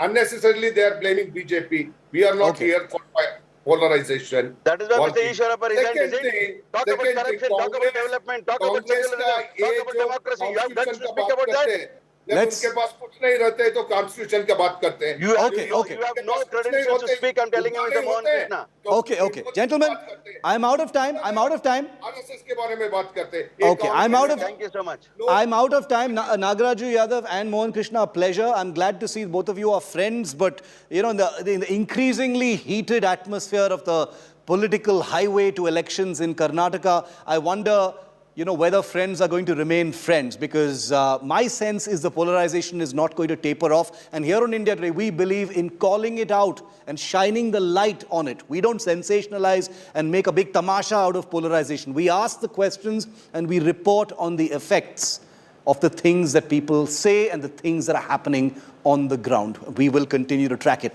Now let me shift you from Karnataka to Tamil Nadu, where a different kind of polarization is taking place, courtesy the Stalin government, which has just fired its third fearsome shot at the Hindi language and North Indians. First, a minister labelled Hindi speakers as Pani Puri sellers, insulting Pani Puri sellers, Hindi speakers and everyone in between. Then you had a minister saying that North Indians have brought COVID into Tamil Nadu, Hindi speakers basically. And now you have a minister saying that if you speak Hindi and you learn Hindi, you become a Shudra. Casteist slur from one of the most prominent members of parliament of Stalin's DMK. முதல் ஒன்று இந்தி நம்மை சூத்திரனாக்கி விடும். இந்தி எந்த நன்மையும் நமக்கு செய்யாது. An outright below-the-belt casteist insult of Hindi by DMK MP TKS Elangovan. Referring to Hindi as a lowly language, the DMK Neta went on to berate Hindi and Hindi speakers. முதல் ஒன்று இந்தி நம்மை சூத்திரனாக்கி விடும். இந்தி எந்த நன்மையும் நமக்கு செய்யாது. ஏன் இதை கேட்கிறேன் என்றால் இந்த மாநிலங்களில் இந்தி அந்த மக்களுடைய தாய்மொழி இல்லை. வளராத மாநிலம்னா மத்திய பிரதேசம், உத்தரப்பிரதேசம், பீகார், ராஜஸ்தான், இந்த இன்னும் இப்பொழுது புதிதாக பிரிந்த 2-3 மாநிலங்கள். Spewing hate on Hindi, TKS Elangovan showed zero remorse when confronted by India Today and refused to apologize. You affirm that if you speak Hindi, you will turn into Shudras? No. If Hindi is imposed, it will also bring the culture of the North along with it. That is what I meant. I'm not talking about the language. You just heard how TKS Elangovan refused to apologize when we spoke to him. The DMK MP, no doubt, feels emboldened as there is no condemnation from the party over this Hindi hate. This is highly ridiculous and unwanted for.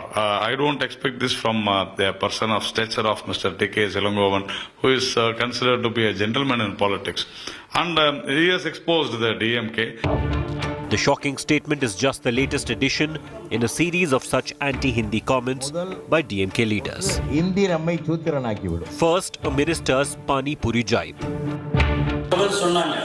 Hindi படிச்சா வேலை கிடைக்குதா? இந்தி நம்ம ஊரில் கோயம்புத்தூர்ல போய் பாருங்க, பானிபூரி வச்சுக்கிறோம், எந்த கடை யாரு எல்லாம் வந்தான். ஆக அது ஒரு காலம். இப்ப ஆங்கிலம் international. That was followed by the health minister accusing North Indian students of spreading COVID. எனவே யானைக்கால் நோய் அதற்கான காரணம் என்பது இந்தியாவின் பல்வேறு மாநிலங்களில் தொற்றின் எண்ணிக்கை என்பது இன்னமும் கட்டுக்குள் வராமல் இருக்கிறது. குறிப்பாக டெல்லி, ஹரியானா, உத்தரப்பிரதேசம், மகாராஷ்டிரா, மத்திய பிரதேசம், கேரளா போன்ற பல்வேறு மாநிலங்களில் தொற்று எண்ணிக்கை கூடுதலாகிக் கொண்டிருக்கிற சூழலில் And now calling Hindi a Shudra language. That's useless. Remember, all these comments come even as Prime Minister Modi hailed Tamil as a beautiful language to put an end to the Tamil versus Hindi war. But it's clear that DMK will not allow that to happen. This is land, and this land is special. The people, culture, and language of this state are outstanding. The Stalin government so far has been mum on this Hindi hate, but serious questions face the DMK on whether their idea of promoting Tamil is insulting and putting down Hindi. With Pramod Madhav, Bureau Report, India Today.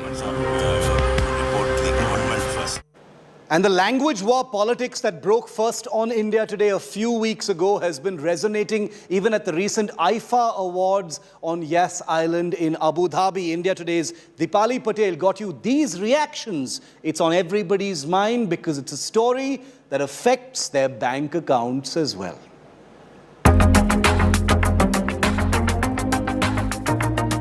language is not an issue for me. Good film is an issue. Thank you. Be it Hindi, be it Tamil, be it Telugu, be it Kannada, be it Malayalam. You know, cinema has no language. Better late than never, because we've always been in Indian industry. It's not, and yes, for the longest time we've been segregated as the North and the South. But I think long gone are the days when we segregated as North and South. Cinema is entertainment. So Yeah. So right now it's coming global. You know, artists are getting recognition everywhere. So yeah, can't wait for more of the artists to become. You know, as we become a whole, can't wait for everybody to join in and celebrate and make one big happy family as it always is. Well, I think. You know, just like we try to break barriers in color, हमें languages में barriers break करना है. और अभी क्या है कि streaming दुनिया है, you know, streaming platforms की वजह से हम तो सभी languages में फिल्में देख सकते हैं. So I think it is time for us to be one nation before we fight as a nation with other countries. You know, हमें पहले one nation बनाना है, एक language, एक ही मकसद, एक ही thought. You know. So I think this is a beautiful time of change for India. And I'm rounding up 5 Live today by showing you something from the city where I grew up, a city which I still consider in many ways home, where a lake has turned pink. A lake in the city of Chennai has turned pink because of an algae bloom that has rung alarm bells among environmentalists and locals. A vast lake in the Pallikaranai area, which was once a marshland in Chennai but turned into a dump yard, has turned a bright artificial pink, raising alarm and concerns. This marshland, which was once covering several hundred acres, unfortunately fell prey to human settlements, and then one portion of it was converted into a garbage landfill. The lake has now turned pink, and we captured it with these drone images. Environmentalists claim that this could be because of some kind of an algae bloom, specifically cyanobacteria, some types of which could be harmful to humans. Well, the Tamil Nadu Environment Board and Pollution Control Board, as well as the IIT Madras research staff, have gathered samples from the lake and are testing it to see whether it is truly dangerous to humans and residents in that area. We're going to leave you with this pink lake in Chennai. Pooja comes up next with the other big story of the day, the big fallout and firestorm over BJP's Nupur Sharma controversy.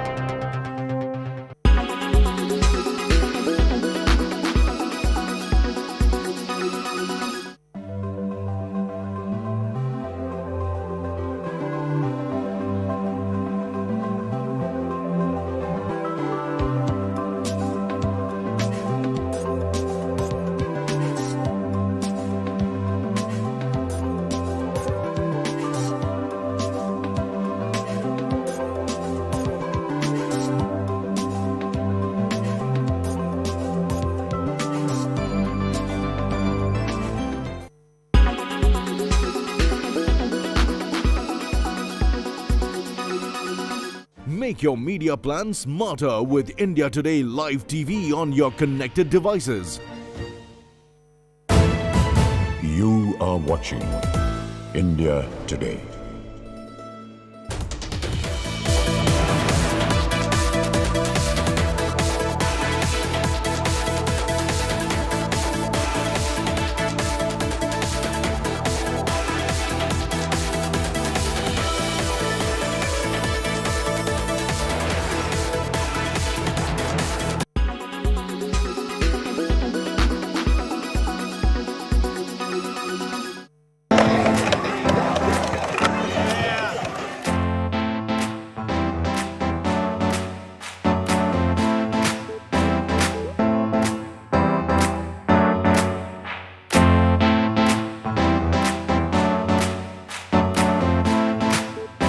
اول ما نزلت العالم شفت جيراني يلعبوا في واحد تزلج كانت في راسي بعدها بعمل بورد قاعد اشوف اتفرج عليه فيديوهات نتعلم نظبط رسم الحركات.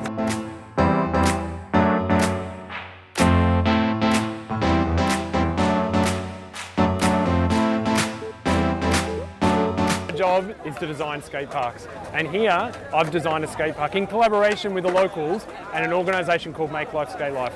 And we've turned that design into reality, because here we are at Libya's first skate park.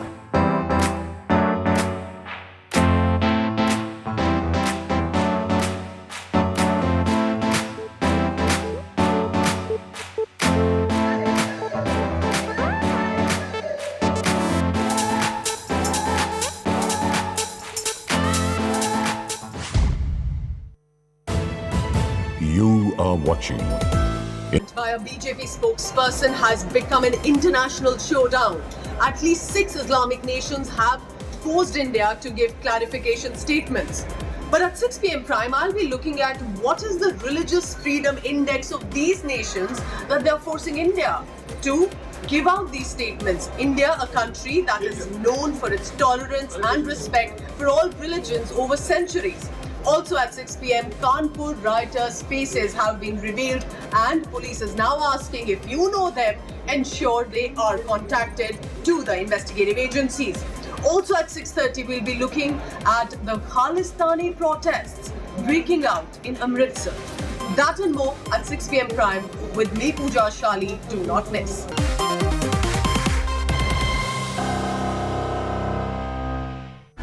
Co-presented by PolicyBazaar.com. Co-powered by introducing Motorola Edge 30.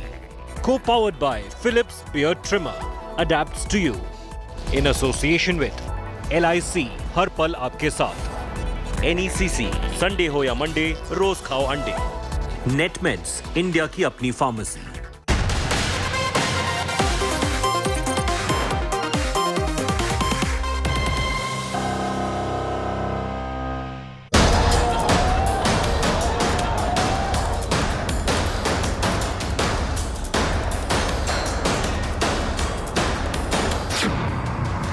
Faith, freedom of speech, or national interest.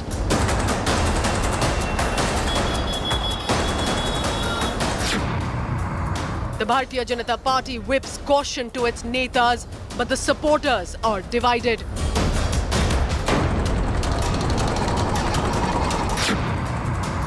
Kanpur rioters' faces revealed.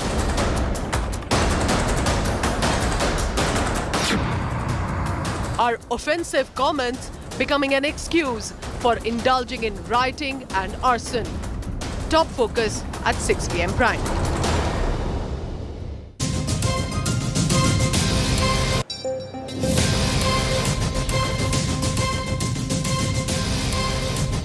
Good evening and welcome. You're watching 6 p.m. prime with me, Pooja Shali. Is this about freedom of faith? Is this about freedom of speech? Or is this eventually about national interests? All of this in the backdrop of the BJP spokesperson Nupur Sharma's comments and the international showdown that remark in passing has become on the Prophet Muhammad. That and more. Let's begin first with the headlines. It's a mega India Today news breaking back. Mumbai police tightened security of Salman Khan. India Today was the only channel, remember, to access that death threat letter of allegedly, as it appears, by a gang to the superstar, saying, "Aapka Muh se wala hoga. We will do to you what happened to Muh se wala." But these are chilling gangster recce images 10 minutes at least before the brutal murder was done in broad daylight. Informers seen taking selfie with the singer's SUV before possibly they tipped off the contract killers. Top Samajwadi Party netas shocking insult to the Shivling. Lal Bihari Yadav says, and I quote him here, "Shivling nahi, patthar ka tukda hai." Mocks Hindus for worshipping even stones. देखिए, शिवलिंग एक पत्थर का टुकड़ा है, तो हमारे लोग उसी को पिंडी बना करके उसी को विभिन्न प्रकार के देवताओं का नाम दे करके उसकी पूजा कराएं। हमने मोशन पेश India shows the mirror to Pakistan for taking up the Nupur Prophet remark controversy, questions its own minority status report. Asaduddin Owaisi seeks the arrest meanwhile of the axed BJP neta. Political discourse getting uglier. It's a Chaddi Nataka now in Karnataka. After Siddaramaiah sparks a row over the RSS Chaddi remark, right-wing workers literally collecting underwears to send to the Congress office in the state. After Dravida Munetra Karagam ministers Pani Puri jibe at the Hindi speakers, the DMK MP TKS Elangovan insulting Hindi says Hindi converts everyone to Shudras, it is no good. Refuses to apologize.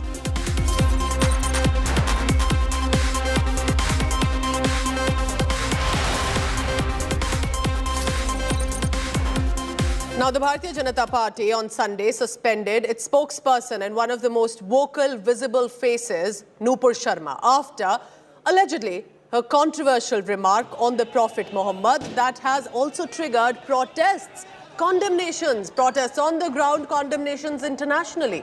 The Arab countries, including Qatar, Kuwait, Iran, summoned the Indian ambassadors denouncing the controversial comments made about the Prophet. Bahrain, however, decided to also welcome BJP's decision to axe Nupur Sharma. Remember, decision that she suspended pending inquiry. But India has now also hit back at Pakistan for slamming India for Nupur's remark, Pakistan of all countries. India, in a scathing attack, told Pakistan not to preach when there's already serious violation of minority rights daily coming in from Pakistan, from conversions to persecutions. On Friday, however, the fallout, as it appeared, one of the reasons was communal clashes broke out in Kanpur in Uttar Pradesh. Two groups throwing stones at each other over a call to shut down markets in protest against the comment made by BJP Neta Nupur Sharma. All of this in the context also of the controversy over the Gyan Vapi issue in which Nupur had made that comment. इस spokesperson को arrest करना चाहिए, उनको jail को जाना चाहिए, उनके ऊपर जो एफआईआर रजिस्टर किए, ये गवर्नमेंट के इंसाफ का तकाजा है। सिर्फ आप लेटर लिखकर दे देंगे कि आपने पार्टी का पोजीशन ये था, 10 दिन के बाद आपको ये ख्याल आया कि आपके व्यूज पार्टी के पोजीशन से कॉन्ट्री हैं। 10 दिन तक आप सो रहे थे क्या? हमारी तकलीफ आप महसूस नहीं करेंगे। सच बोलने की सजा ही तो नुपुर शर्मा को, साध्वी प्राची को, जाने कितने लोगों को मिल रही है। ये सच का ही तो परिणाम है। लेकिन इनको जरा गिरफ्तार करें ना। बार बार चीख चीख करके, पानी पी पी करके हिंदुस्तानियों को गाली देता है ओवैसी, उसको क्यों गिरफ्तार नहीं कर रही सरकार? Our relationship with the West Asian countries has been at its best, which has been visible when the Balakot happened, when Pulwama happened, Article 370, the way the countries considered all these matters as internal matter of India. Now today, if they know that their own, you see, for the Muslims, Prophet Muhammad in that sense is the symbol of their being. Now, if that is being attacked, then obviously you are going to have reactions from all these countries. Her debate में शिवलिंग का भद्दे रूप से जो भी मुस्लिम प्रवक्ता आए उन्होंने मजाक उड़ाया। हाशमी जी ने भी अभी रिसेंटली एक चैनल पे शिवलिंग का बहुत भारी रूप में मजाक उड़ाया था, कहा था राष्ट्रपति भवन के बाहर निकल जाइए तो आपको शिवलिंग कितने मिल जाएंगे। तो मैं ये जानना चाहता हूँ इनके खिलाफ कब एक्शन होगा? आपने नुपुर शर्मा के खिलाफ तो एक्शन ले लिया, उसको पार्टी से सस्पेंड कर दिया, उसको रेप और डेथ थ्रेट सारी चीजें मिल रही हैं, पर साथ ही साथ अब वो मामला कोर्ट में, कोर्ट उसको तय करेगी कि उन्होंने जो कहा है संविधान के दायरे में कहा है, संविधान के दायरे से बाहर कहा है। हमारे यहाँ जुडिशियल सेटअप है, वो जुडिशियल सिस्टम तय करेगा। अगर आज अकबरुद्दीन ओवैसी ने भी कुछ कहा था तो जनता ने उसको तय नहीं किया था, जनता ने कोई फतवा नहीं जारी किया था कि आपका सर तन से जुदा कर देंगे या कानून अपने हाथ में नहीं लिया था, कोर्ट ने निर्णय लिया था और कोर्ट ने जो निर्णय लिया उसके बाद जो न्यायिक प्रक्रिया है वो आगे बढ़ रही है। इसी तरह से अगर नुपुर शर्मा ने कोई बात गलत कही है, सही कही है, मैं उसको जस्टिफाई करने के लिए नहीं बैठा हूं, पर जो भी कहा है, सही कहा है, गलत कहा है, वो तो कोर्ट निर्धारित करेगी। पर जो लोग कानून अपने हाथ में ले रहे हैं और फतवे जारी कर रहे हैं, उसको डेथ थ्रेट दे रहे हैं, रेप थ्रेट दे रहे हैं, क्या ये असंवैधानिक नहीं है? She said something in the flow of the movement. Whether that something exceeds the boundary of law would be something for the police to examine first and then the courts to adjudicate. So remember, not just Nupur Sharma, who was suspended pending inquiry, the Bharatiya Janata Party also expelled from the party leader from Delhi, Naveen Kumar Jindal. He was also asked yesterday over adding to the remarks on the Prophet Muhammad, and that appeared to have triggered further protests. निर्णय लेगी वही ठीक है। हम इस party के समर्पित कार्यकर्ता हैं। पार्टी का हर निर्णय, हर फैसला देश और संगठन और राष्ट्र के हित में ही है। जब ये 27 मई को डिबेट में चर्चा हुई थी, उसके बाद मैंने 1 जून को ट्वीट किया था, और वो तब किया था जब मेरे आराध्य देवी देवताओं के बारे में अनाप शनाप अनर्गल बातें लिखी जाती। वो शब्द दोहराना भी नहीं चाहता हूँ, सोशल मीडिया पे, ट्विटर पे हैं। तब मैंने उनसे सवाल पूछा था, उस मानसिकता वाले लोगों से जो मेरे को इस प्रकार की बातें लिख करके टैग कर रहे थे। सवाल पूछना तो मेरा अधिकार है ना। इसका मतलब ये थोड़ी मैं किसी धर्म को, किसी की आस्था को चोट पहुंचा रहा हूँ। Now remember, till now India has put forth a very mature stance, ensuring that national interests and India's image is taken into consideration as a tolerant, respectful nation, as India is. But when the Organization of Islamic Cooperation, that calls itself as the collective voice of the Muslim world, criticized India, India took a strong stand, stating we reject the unwarranted and the narrow-minded comments that have come. This is coming in from the Ministry of External Affairs, and that the government of India accords highest respect to all religions, which is a fact. But importantly, India ensuring to say to the OIC that offensive tweets and comments that were made by the individuals, there was strong and prompt action that was already taken against specifically those individuals, and in no way that reflects on the country.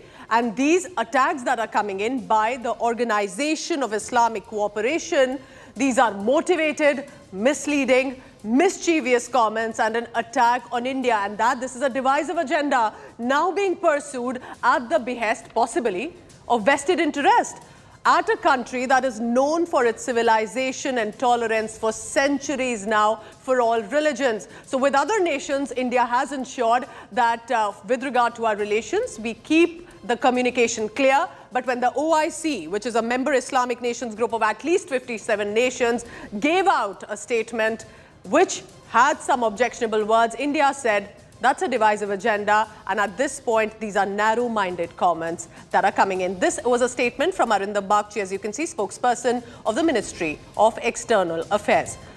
Let's go across now to my colleague Geeta Mohan, our Foreign Affairs editor here at India Today. Geeta, you know, it's very interesting. India did give out clarifications to any nation. Envoys that were summoned also gave out that statement. But why specifically do you think India did not take it lightly when the OIC gave out that statement? And how did then India say, you know, that's it? Well, Pooja, important question. 2 statements for which India came out with very strong responses. One is to Pakistan, and you've already reported on it as to why. Second is on OIC, because OIC extended its brief even in lodging the protest on remarks made by BJP spokespersons here in New Delhi, wherein they not only spoke about that, but also went ahead and went into a history. Now, we do know that every time OIC puts out a statement for any country, they do put out some background of, you know, these are also the incidents that have taken place. But we also know that the people who are behind the force in putting out these statements by the OIC is certainly Pakistan and like-minded countries who list out all those areas that are of concern to, or could be of concern for many of which are allegations, in the realm of allegations. So we'll keep it at that. But the fact is that they went beyond that one incident. And that's why India had to respond. This certainly looks like an opportunity for Pakistan, but for India, these are strategic partners and allies, and therefore this message very strongly sent out to all strategic partners and allies of Gulf nations of West Asia that this is not the opinion of the government of India, and that action has been taken, although the use of the term fringe elements certainly has not gone down well, Pooja, with certain quarters, because Nupur Sharma and Naveen Kumar Jindal no way are fringe elements. Absolutely. They were one of the top spokespersons. Nupur surely was. Geeta, how is this being seen internationally? Because India giving out clarification statements one by one on the comments of a party spokesperson, even if the party is of the ruling government, a ruling party of the government. Because how do you see these two dimensions? The government reacting wherever needed, but also telling the OIC that, you know, the words that you are using for India are absolutely unacceptable. So why do you think India has gone ahead, even given out clarifications, and how are international relations at stake here? Well, because, Pooja, the message is very clear. Two wrongs don't make a right. There are many countries within the OIC who have no record to show when it comes to their minorities in their own countries. But the fact of the matter is that a wrong is a wrong. A wrong statement against a community, or in the manner in which it was said, absolutely wrong against a community, should be taken into account, and one should be held accountable, which is what India told these very important nations. Remember how it all happened. It happened because we know that the Vice President's visit in Qatar was ongoing when this entire controversy broke out. And Vice President Venkaiah Naidu was in Qatar, so the first statement came from there. Once noticed, it is not going to be left without an action. And therefore, you saw an impact of that in various other countries of West Asia, and reactions coming in. India has explained it herself to all these countries. But remember that spokespersons now, at least for them, it's a lesson that when they talk about communities, and when they're discussing, it's a debate on communal politics or communalism, then they should be a little more careful, because it could have ramifications, not just clearly, it's clearly a whip to the party neta, specifically with regard to such sensitive issues. But I do have a question here, because as you must have also noticed, there is a large section of BJP supporters who are not happy with the decision that have taken, and they are saying that it appears you have given in to Islamic hardliners or nations of that nature, and at this point, you should not have gone ahead and bagged under pressure. And we've also had violence coming in from Kanpur. So, Geeta, how do you think at this point this is being reflected domestically? Do you think the BJP was on the back foot? Internationally, the BJP and the government was on the back foot, because the Congress is saying party spokesperson makes a comment and the country has to apologize.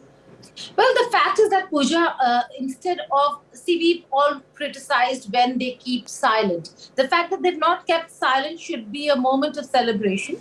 Although, yes, investigations should take place. They should carry out their own process of what happened, how it happened. What did she say? It's all internal. It's all domestic. But mind you, any such comment or the kind of conversations that we're seeing on social media of saying that, oh, this is unacceptable. Why are they being punished? They're falling in line with the Islamic hardliners or countries. Those countries are watching.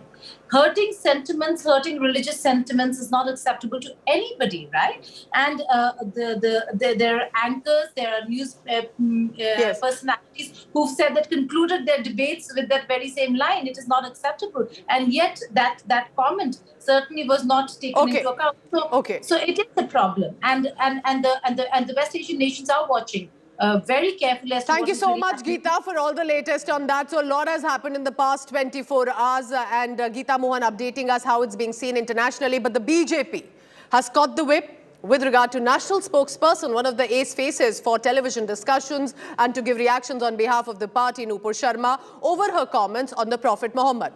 Now, the party suspended her first and also then expelled another neta. All of this with regard to these comments that took a totally different dimension. But Nupur Sharma has later claimed that she did not intend to hurt anybody's sentiments, was only reacting in anger because her religion was being regularly defamed and mocked. Here's more of what Nupur Sharma said and how the BJP is playing it out to be. कि खुद नाखुश कार्यकर्ता कभी आपके ऊपर चप्पल उठा रहे हैं, गिरा रहे हैं, कभी आपके ऊपर स्याही फेंक रहे हैं. One of the BJP's most known faces on national television. That you need to nip this exercise. Known for articulating BJP's stand on crucial national issues. The report and the survey being conducted by the ASI as per the orders of the lower court. The National Party's most outspoken voice, Nupur Sharma, getting the axe from her party over her remarks on the Prophet Muhammad during a television debate, which sparked violence by a mob in Kanpur. The BJP deciding to expel Nupur Sharma and relieve her of all party responsibilities pending an inquiry, making it clear that the BJP respects all religions and does not approve bad-mouthing of any religious figure. सर्वधर्म संभाव तो हमारी नीति है. Sir, Nupur Sharma और नवीन जिंदल को expel कर दिया, इस पे क्या कहना चाहेंगे? और दीजिए, आखिरी सवाल, इस पे क्या कहना चाहिए? Sorry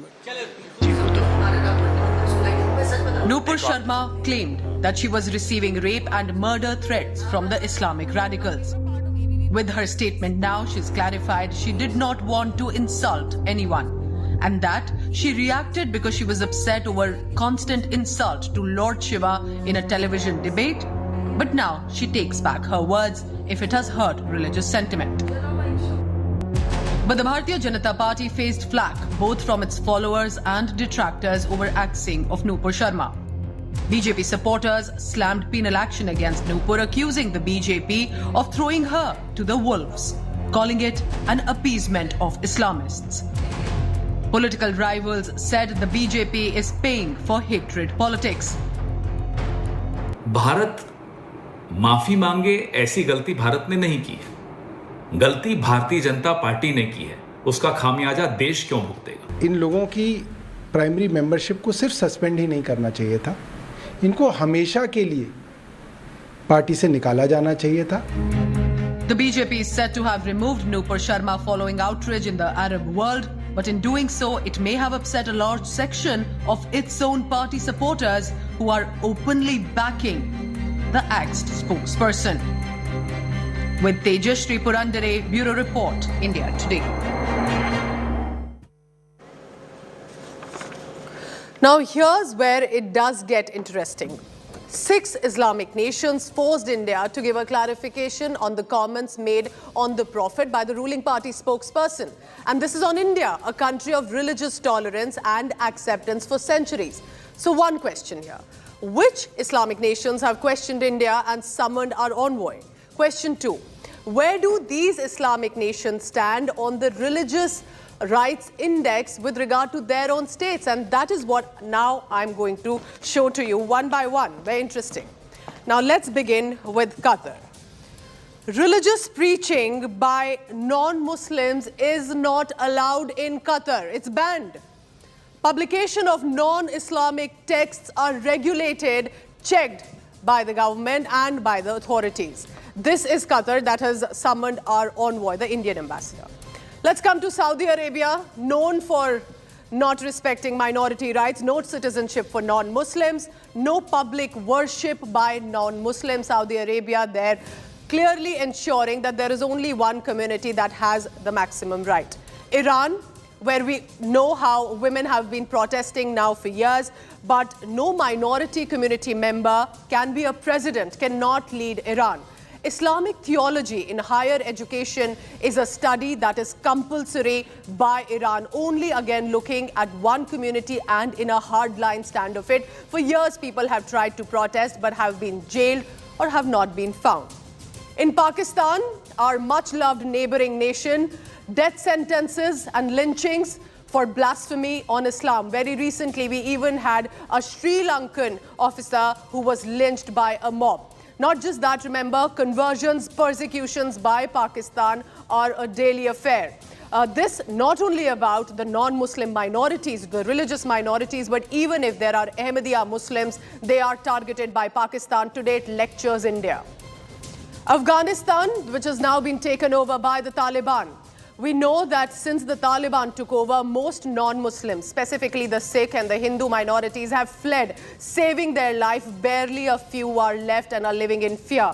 Importantly, conversion, executions, killings by the Taliban are a regular feature in Afghanistan right now.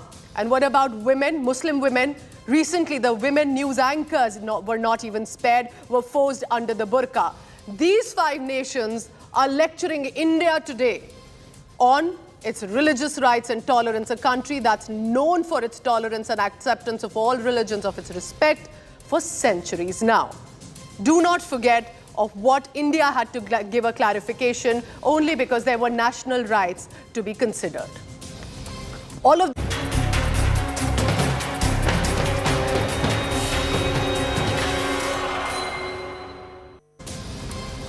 But of course, amid the Gyanvapi complex showdown that also continues, there are constant reactions coming in with regard to the shivling. And now a Samajwadi Party Neta has triggered a massive controversy. The SP Neta has now said, and literally provoking Hindu beliefs by calling the claimed Gyanvapi shivling nothing but a piece of stone. the Neta's crude Patthar Shivling analogy has stoked a new storm. Lal Bihari Yadav, the Samajwadi Party Neta, is not the first one or not the only one who has insulted what is being claimed, even though right now, as a shivling there in the Gyanvapi complex. Remember, Samajwadi Party Chief Akhilesh Yadav himself had said that with regard to Hindus, whenever there's a stone and a flag, there can be a temple and a god. AIMIM's Asaduddin Owaisi had clearly dismissed the shivling claim, calling it a fountain. Rajasthan Chief Minister Ashok Gehlot also slammed the claimed shivling by calling it a drama by the BJP to incite communal hatred. Now, TMC MP Mahua Moitra, remember, took a dig at the shivling, shared a photograph of the Baba Atomic Center, the building, and all of this when she had shared it. This is apart from what the Samajwadi Party reactions were already coming in, the Congress Neta Ashok Gehlot. One of the most provocative images that had come from Mahua Moitra was, hopefully, the government at the centre will not start digging at the Baba Atomic Research Centre too, saying it represents the shivling. देखिए, शिवलिंग एक पत्थर का टुकड़ा है। जैसे पत्थर का टुकड़ा चलता है उत्तराखंड से, तो वह नदियों में बहते वह चिकना हो जाता है, वह कभी छोटा हो जाता है और चिकना हो जाता है, तो हमारे लोग उसी को पिंडी बना करके उसी को विभिन्न प्रकार के देवताओं का नाम दे करके उसकी पूजा कराते हैं। जबकि वो तो है पत्थर, उसमें कोई जो है शिवलिंग की जो बात करने वाला, उससे मैं जानना चाहता हूँ कि शिवलिंग को वो पहचानता है। Now remember, in the past few days as well, there have been constant reactions. Just take a look now at what the Netas have said about the claimed shivling in the past few weeks. एक समय ऐसा था कि रात के अंधेरे में मूर्तियां रखती गई थी। बीजेपी कुछ भी कर सकती है, बीजेपी कुछ भी करा सकती है। 1991 का एक्ट है, मुझे उम्मीद है सुप्रीम कोर्ट उस पर ध्यान देगा। मुझे उम्मीद है कि जब यहाँ के अयोध्या का फैसला आया, उसमें भी कहा गया कि ये हम और इश्यूज के लिए नहीं माना जाएगा। इसीलिए मैं कह रहा हूँ कि बीजेपी जानबूझ करके संस्थाओं से खिलवाड़ कर करके ये फैसले करा रही कि जिनकी जिम्मेदारी थी सर्वे करने की, आखिरकार वो रिपोर्ट बाहर कैसे आ गई। और हमारे धर्म में तो ये है, हिंदू धर्म में कहीं भी पत्थर रख दो, एक लाल झंडा रख दो, पीपल के पेड़ के नीचे मंदिर बन गया। सुप्रीम कोर्ट ने यह भी कहा कि मुसलमानों के जो रिलीजियस तरीके से जो आप नमाज पढ़ते हैं जो है उसमें वजू भी शामिल है, तो वजू करेंगे उसमें हाउस में जाकर, और 400 साल से उस वजू को उस फवारे को कुछ नुकसान नहीं हुआ। और अगर ये फवारे को अगर इस तरह अगर पेश किया जा रहा है तो कल ताजमहल को बंद कर देना पड़ेगा। ताजमहल के सामने भी फवारे लगे हैं। Time for a quick commercial break, but don't go anywhere, because on the other side, remember the violence that had broken out in Kanpur, and one of the reasons was the BJP spokesperson's comment. But now, the faces of those arsonists and rioters, 40 faces, have now been captured on different cameras. We are going to bring out those faces for you, as has been officially revealed, and more about the details coming in from Kanpur. Don't go anywhere, you're watching 6 PM Prime.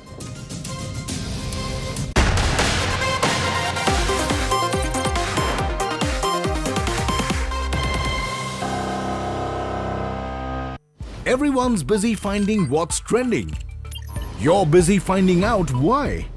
India Today, for those who research before reacting. Download the India Today app now.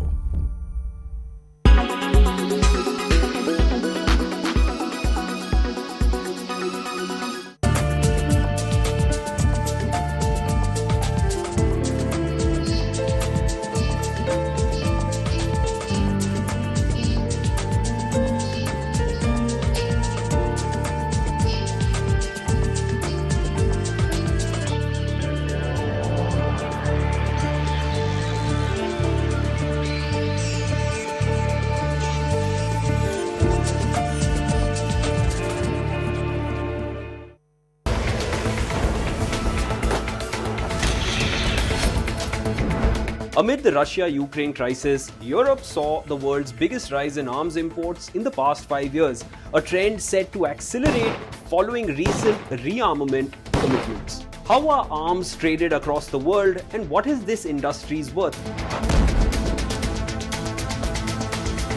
International trade in conventional weapons is worth an estimated 100 billion USD annually. The industry's products range from light weapons to warships and military defense systems. Nearly 40% of arms exports originate in the United States, but Russia, France, China and Germany are also major suppliers. Europe shows the strongest growth in trade, 19%, a trend that should consolidate with the new Russian threats. Widely accessible weapons cause suffering and destruction. A global treaty aimed at reducing the irresponsible transfer of conventional weapons came into force in December 2014. Its strict criteria controlling sales aims to ensure participating countries avoid breaking international embargoes and reduce the number of weapons used for genocide, war crimes, or terrorism. Many of the 130 signatory countries, including the US, have still not ratified the arms trade treaty, while Russia and China have not even signed it. The International Committee of the Red Cross says there is still a discrepancy between political commitments and the ease with which arms are transferred to actors who do not respect international law.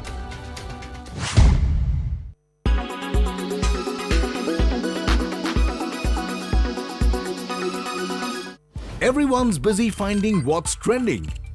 You're busy finding out why. India Today, for those who research before reacting. Download the India Today app now. Make your media plan smarter with India Today Live TV on your connected devices. You are watching India Today.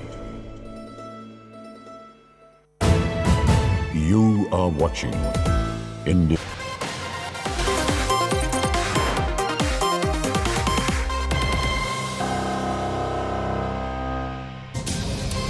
Taking you now to Uttar Pradesh, because in Kanpur, remember, there was violence, arson, rioting reported on Friday, just about 3 days ago, and now more revelations are coming in. According to the state police and the investigative agencies, are there further links with regard to either the radical groups or the main accused, Zafar Hayat Hashmi, to the violence? And he has already been held by the police. But India Today has now also got access to some of the WhatsApp conversations of this main accused.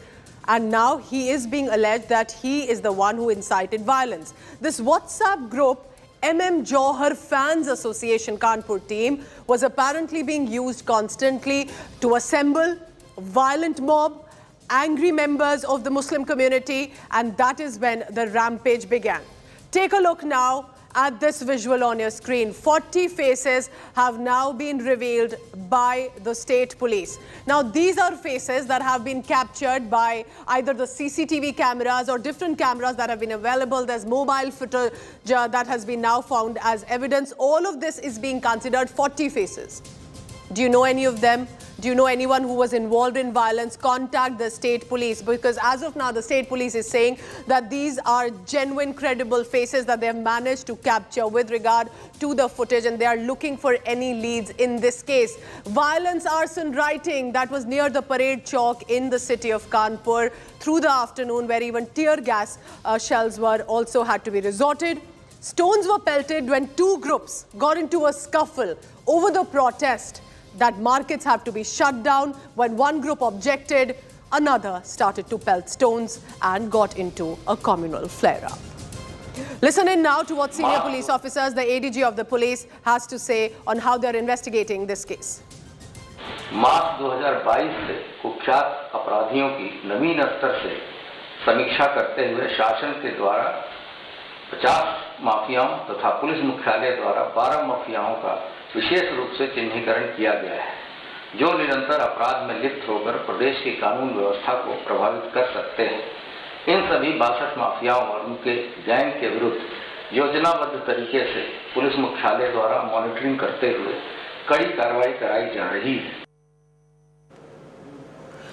Let's go across now on the ground to my colleague Simar Chawla, who's been reporting all the latest on this. Simar, these 40 faces on our screen right now How is the state police saying that these are credible arsonists, rioters, and that is why they have released these pictures? And then importantly, how is the investigation proceeding now?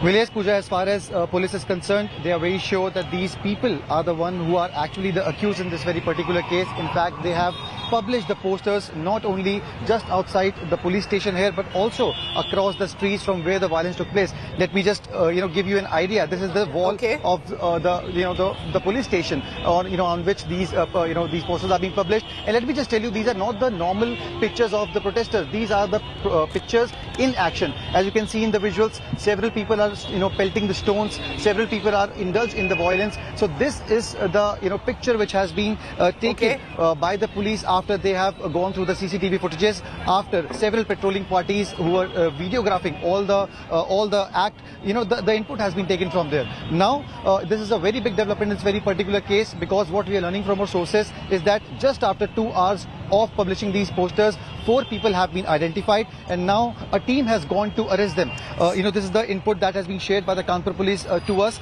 We can expect some of the arrests to be made in this matter. What are you hearing about this group, Simar, the MM Johar Fans Association Kanpur team that apparently was used, the WhatsApp group, to incite violence? Quickly.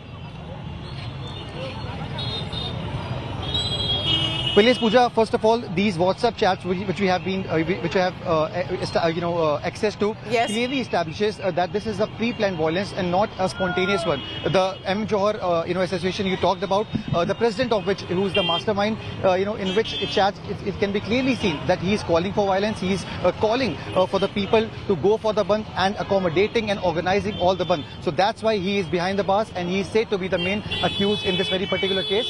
In meantime, in upcoming time, we can expect the news to tighten on him. Simar Chawla, keep tracking all the latest. Thank you so much for getting us the ground situation. So those 40 faces of rioters on your screen, but already there's one Zafar Hayat Hashmi who has also been held. Now there are, remember, WhatsApp conversations of the accused that were used to incite violence, that face on your screen. But apart from that, at least 30 people also have been taken into arrest, but there are more leads likely to be followed. This is being seen. Zafar Hayat Hashmi, who has been now taken into arrest. But remember, it does not end there. There are many more details coming in of the WhatsApp conversations and market band kare, yahan mile, yahan aaye. This is how all of this was being planned. Was this a pre-planned arson and rioting that took place in Kanpur?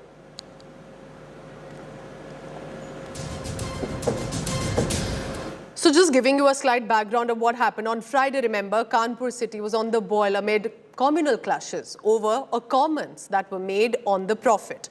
Now, as of now, the investigating agencies are looking at the mastermind behind the violence, who has been already held, but they are saying that it was not just some young men who got together. Was there another link of a PFI group, the Popular Front of India, which is a radical group, behind possibly instigating these young men to come out on the streets, pelt stones, indulge in arson and violence? Take a look.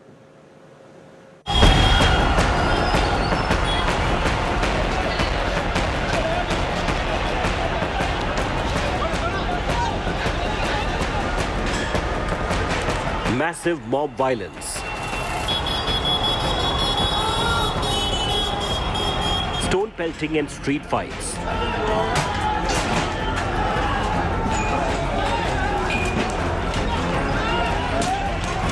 Firing of gunshots.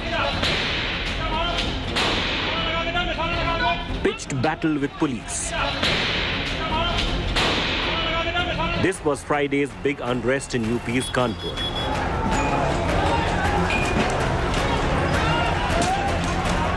Over Nupur Sharma's remarks on the Prophet.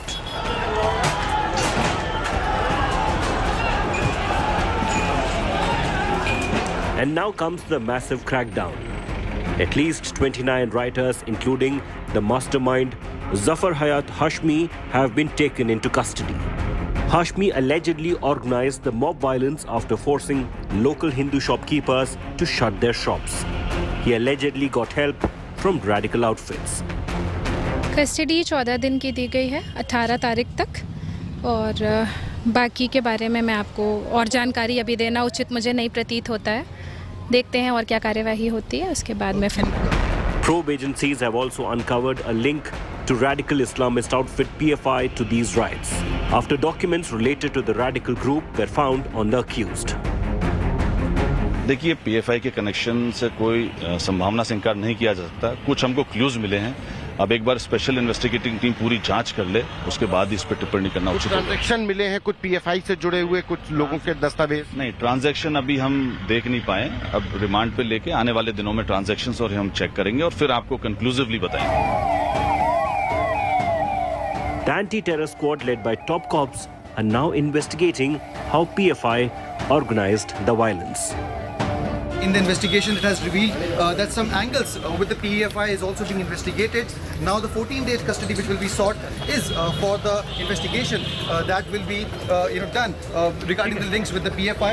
The police commissioner has told that the bank statements of the accused will be checked, and also some of his call will be traced. A political war of words is simmering, with the BJP and opposition facing off over the clashes.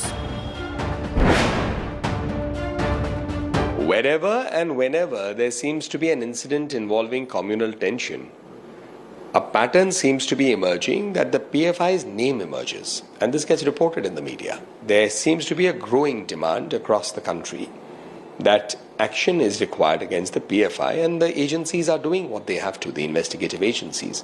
Bharatiya Janata party की जब से शासन आया है केंद्र में, पूरे देश में इसी तरह नफरत, घृणा और एक दूसरे के खिलाफ माहौल बिगाड़ने की कोशिश हो रही है, और जो कानपुर में हुआ ये और भी जगहों पे हो रहा है। कोई भी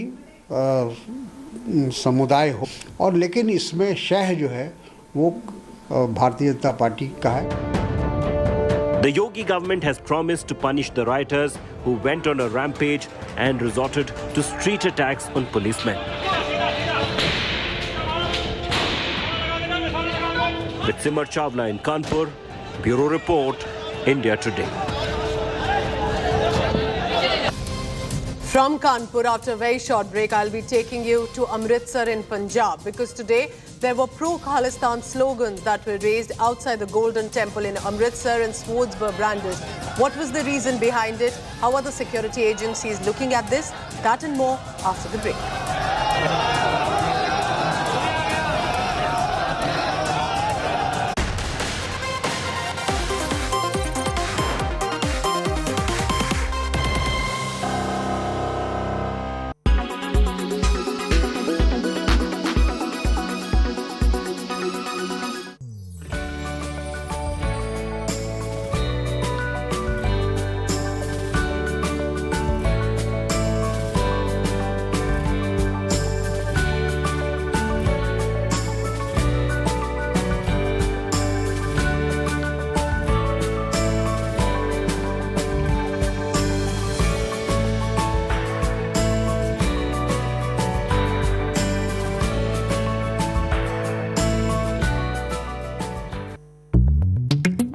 Have you looked at the back of the water bottle and found that it has an expiry date?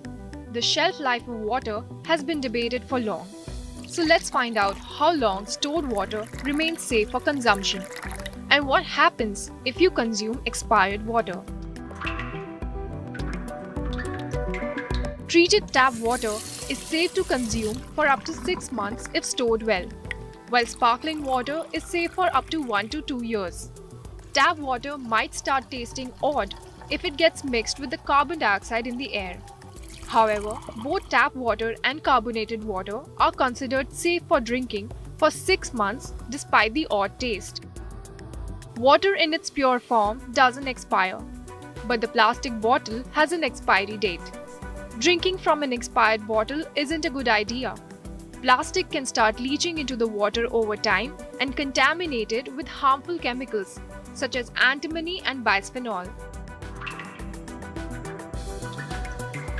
To preserve water for long, it's important to store it well.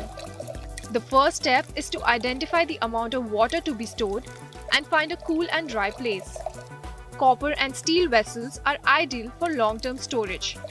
For regular use, one can always opt for BPA-free plastic containers or glass bottles. To avoid contamination, one should refrain from using pipes and fill it directly from the faucet after filtration. If faucet is stored in gallons or drums, there should be a lid on it at all times to avoid contact with air. Exposure to BPA, which is used in plastics, has been known to interfere with reproductive development in animals. It has also been linked with other cardiovascular diseases, immunity diseases, and diabetes in humans. Filtration of water is must. The easiest way is to bring it to boil for around 15 minutes and let it cool. Most modern households use water purifiers nowadays. However, regular servicing of reverse osmosis, purifiers, and changing candles is crucial. Liquid bleaching is rare these days, but has been a popular purification method in the past. You are watching Total firestorm over BJP's Nupur Sharma. Top TV face sparks 2022's biggest meltdown. Arab world raises heat, forces BJP to dump her. BJP supporters enraged and disappointed. Has BJP buckled to the Arab world? Have worst religious offenders browbeaten India? And what about insults to the Shivling? Big flashpoint heats up.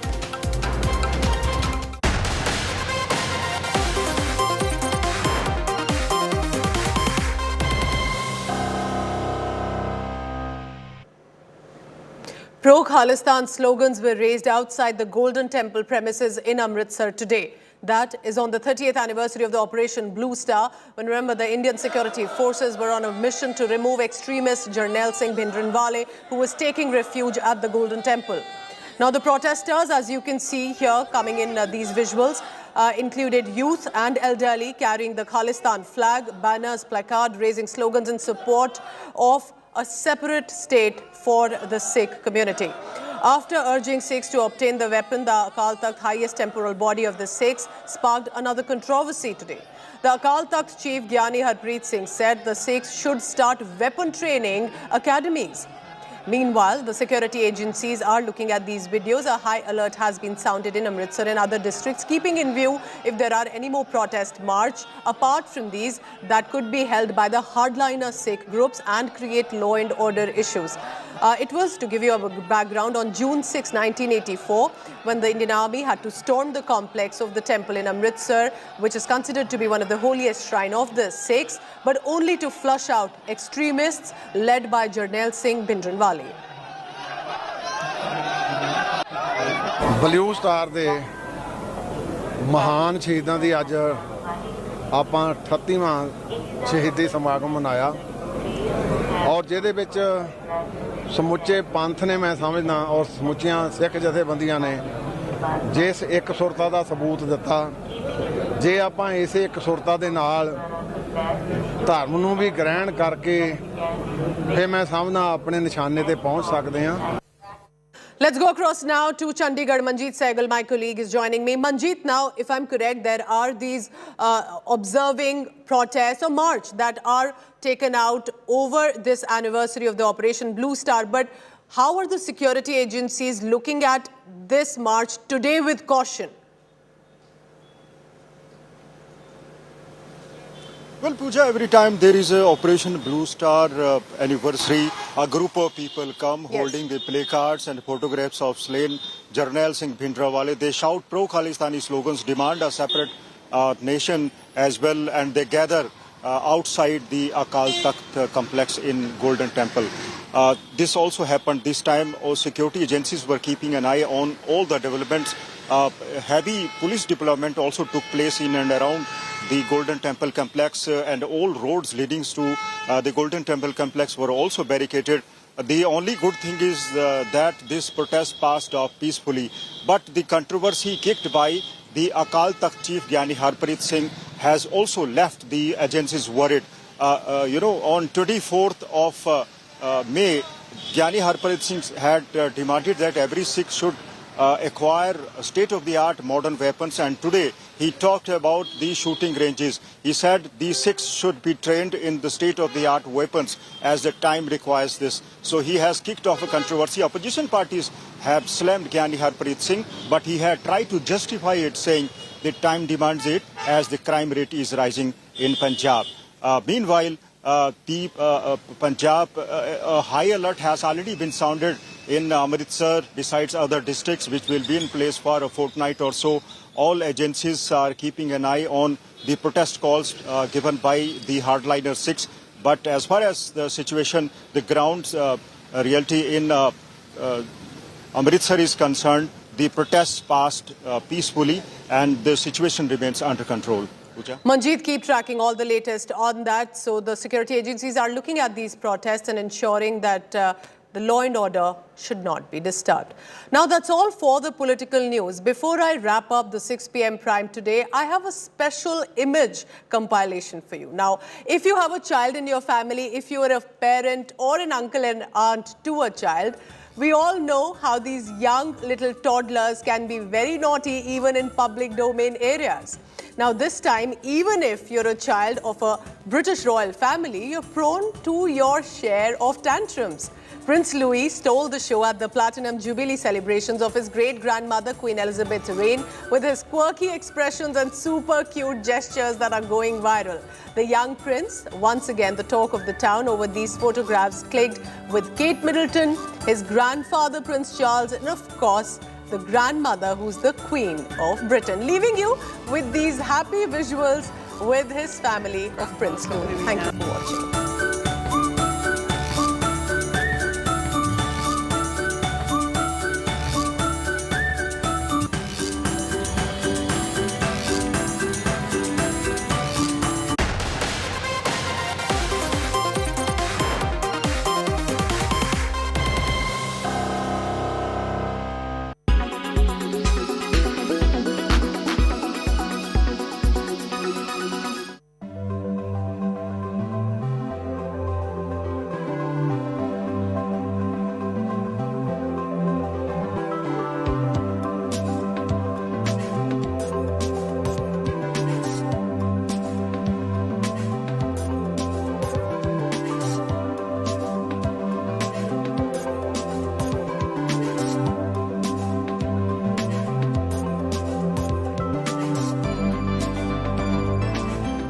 During the pandemic, a new billionaire was minted every 30 hours. And now in 2022, every 33 hours, 1 million people are falling into extreme poverty.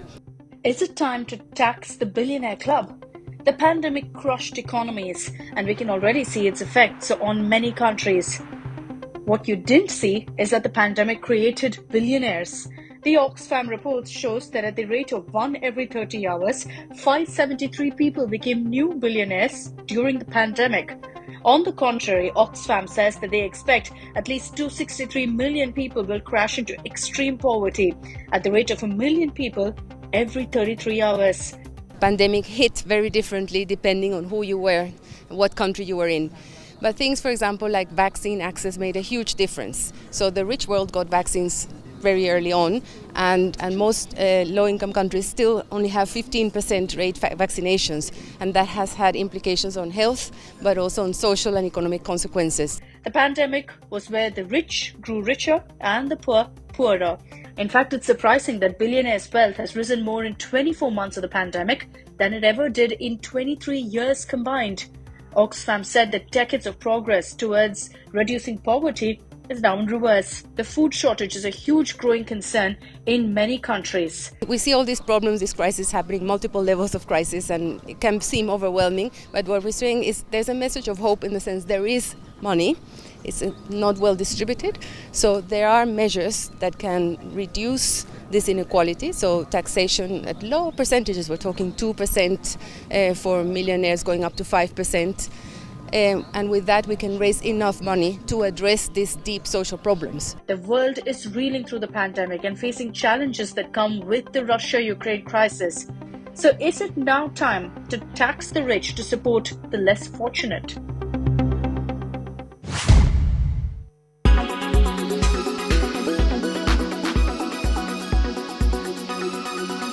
Make Make your media plan smarter with India Today Live TV on your connected devices.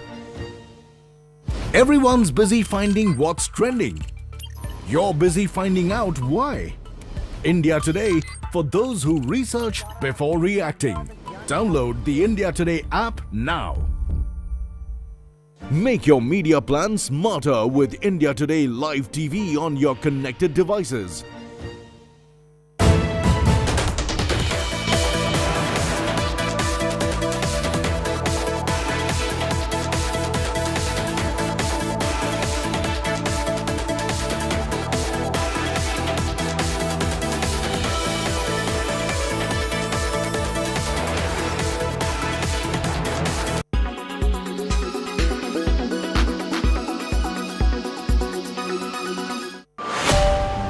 The WHO says that tobacco not only destroys human health, it also destroys the environment. It has also called for steps to make the tobacco industry pay for the damage they are causing. Every single year, the tobacco industry damages more than 8 million lives, 600 million trees, 2 lakh hectares of land, 22 billion tons of water, and 84 billion tons of CO2. Majority of the tobacco is grown in middle-income and low-income countries, where water and farmland are desperately needed. Instead of using this land to cultivate food, it is being used to cultivate tobacco. The WHO report, Tobacco Poisoning Our Planet, highlights that the industry's carbon footprint from production, processing and transporting tobacco is equivalent to 1/5 of the CO2 produced by the commercial airline industry each year, further contributing to global warming.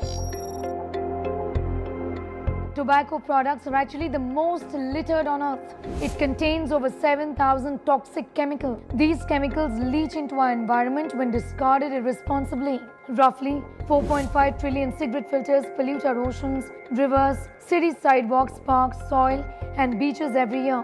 Essentially, they build up to the plastic pollution that we're seeing from different other products.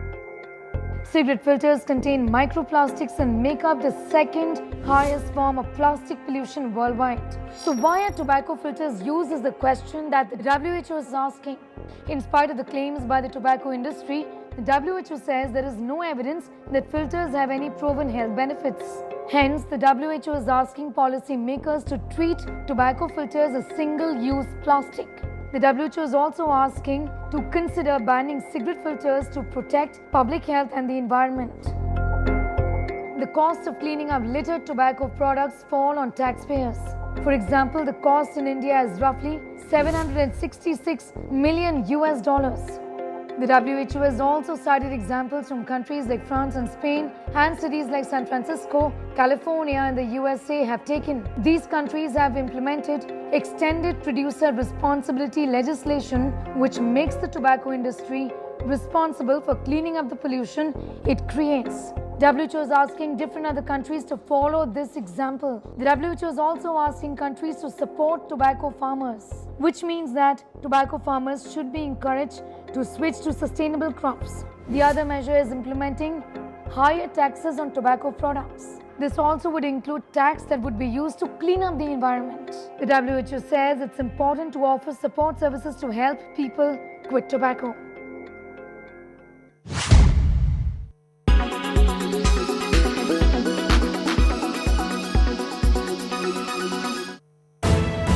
Face-off is brewing in the state of Karnataka, which has got both the BJP and the Congress's knickers in a knot. If you're trying to figure out what that means, well, the Congress, by burning the RSS khaki shorts, is using the khaki knickers as a form of protest to mark what they feel is polarization by the Bharatiya Janata Party. The BJP, on the other side, has used the shorts analogy to embarrass the Congress. Find out more on To The Point this evening.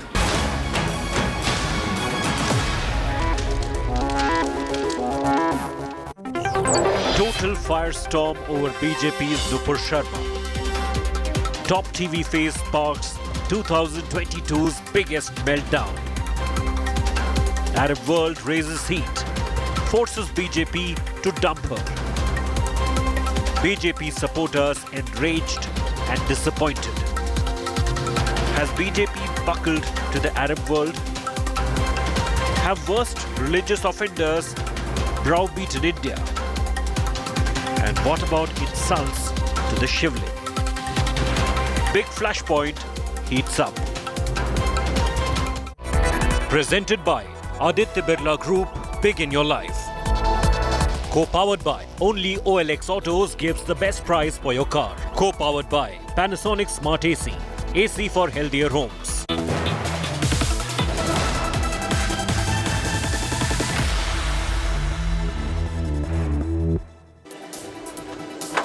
Well, welcome. You're watching 7 at 7, the only news bulletin where I curate the day's top 7 stories for our viewers. I'm Preeti Chaudhary, and these are the headlines.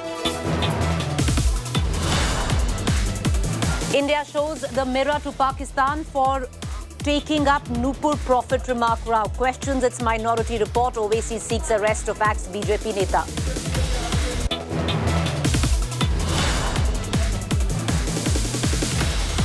Mega India Today news break impact.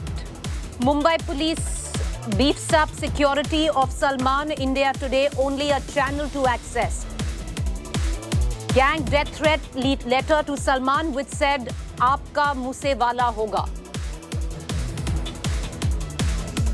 I'm not getting. Chilling gangster recce images 10 minutes before Moose Wala murder accessed. Informer seen taking selfie with singer's SUV before tipping off contract killers.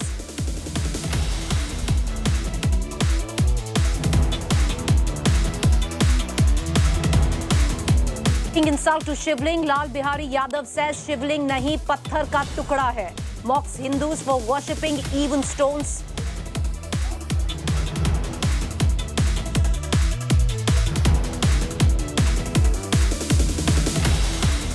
शिवलिंग एक पत्थर का टुकड़ा है, तो हमारे लोग उसी को पिंडी बना करके उसी को विभिन्न प्रकार के देवताओं का नाम दे करके उसकी पूजा करते हैं.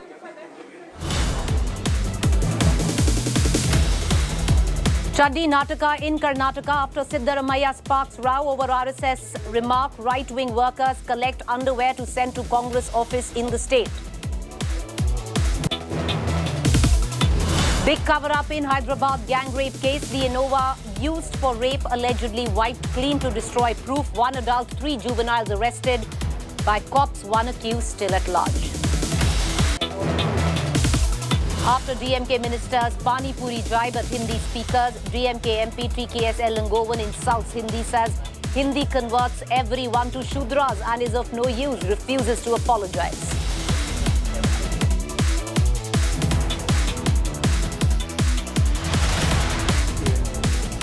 All right, viewers, let's focus on the top story today. The Bharatiya Janata Party suspended 2 of its spokespersons, one Nupur Sharma and the other one Naveen Jindal. The BJP on Sunday suspended its spokesperson after alleged controversial remarks on Prophet Muhammad that triggered protests and condemnation. Arab countries including Qatar, Kuwait and Iran summoned the Indian ambassador and denounced the controversial comments made against the Prophet. However, welcomed BJP's decision to axe Nupur Sharma. Meanwhile, India hit back at Pakistan for slamming India for Nupur's remarks. India, in a scathing attack, told Pakistan not to preach where there's already serious violation of minority rights in Pakistan. On Friday, clashes broke out in Kanpur. 2 groups threw stones at each other over a call to shut down markets in protest against Nupur's statement made in the context of the controversy over the Gyanvapi issue.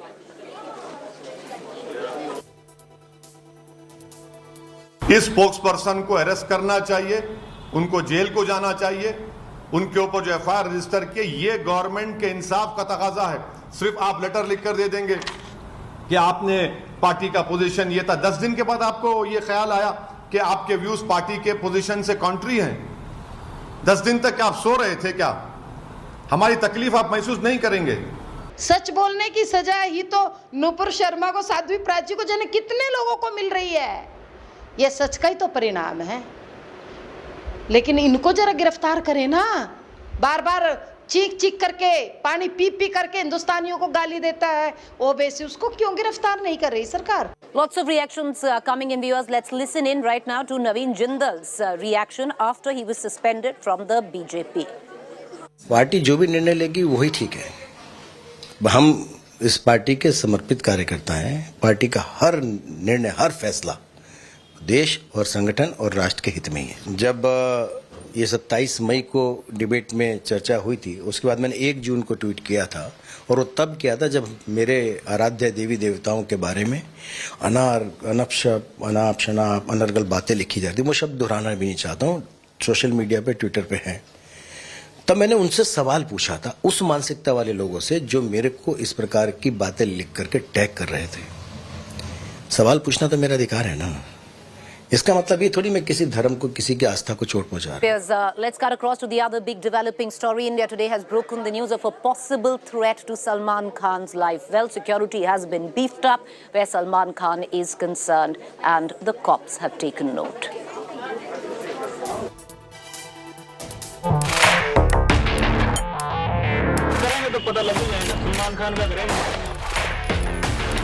Guns, gangster, a superstar, and a chilling Moose Wala style murder threat. It all began when India Today first reported actor Salman Khan and father Salim Khan getting a threat letter during a casual walk at Mumbai's Bandra bandstand promenade. The letter, exclusively accessed by India Today, said, "Aapka Moose Wala hoga," to the star and his writer father. The murder threat letter was signed LB and GB, possibly gangsters Lawrence Bishnoi and Goldie Brar. Gangsters who claimed that they committed the Moose Wala murder. जब हम करेंगे तो पता लग ही जाएगा। सलमान खान का करेंगे, मारेंगे ही जाएंगे। जोधपुर में मारेंगे तो पता लग जाएगा इनको। अभी तो मैंने कुछ किया ही नहीं, अभी नहीं मतलब कोई इन्वॉल्व कर रहे हैं। A day later, security was beefed up at Salman's Bandra residence, with top cops visiting the actor's Galaxy apartment home.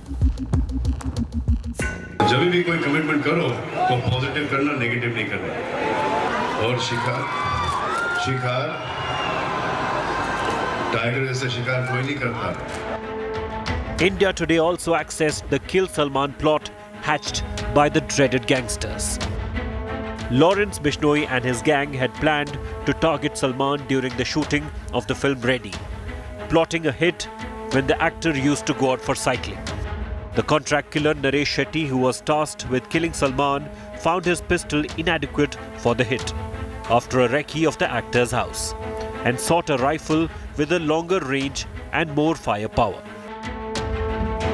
In 2018, jailed gangster and Moose Wala murder accused Lawrence Bishnoi had publicly pledged to kill Salman Khan.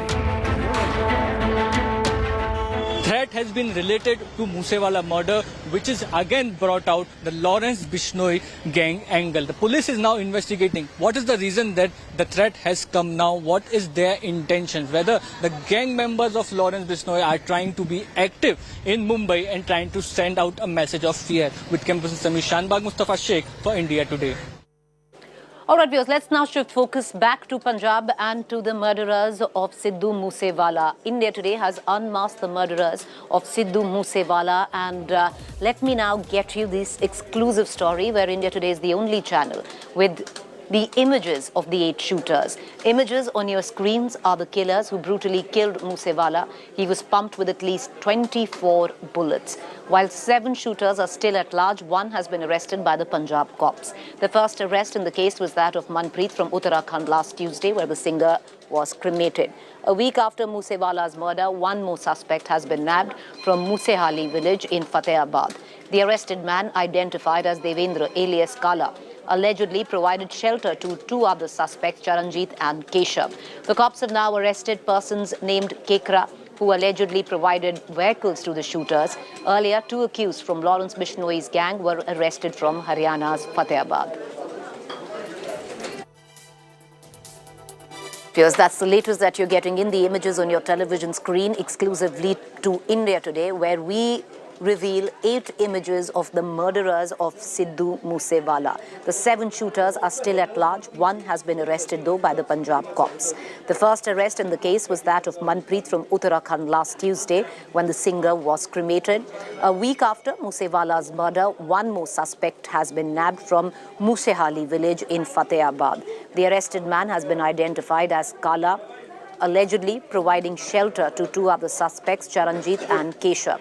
The cops have now arrested a person named Kekda, who allegedly provided vehicles to the shooters. Earlier, two accused from Lawrence Bishnoi gang were also arrested from Haryana's Fatehabad.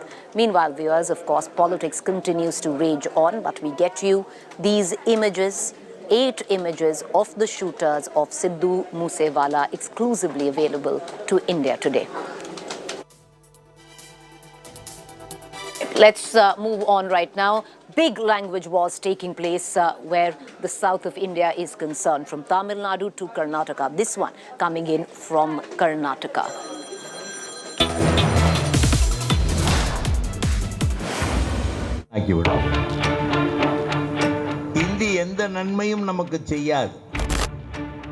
An outright below-the-belt casteist insult of Hindi by DMK MP TKS Elangovan.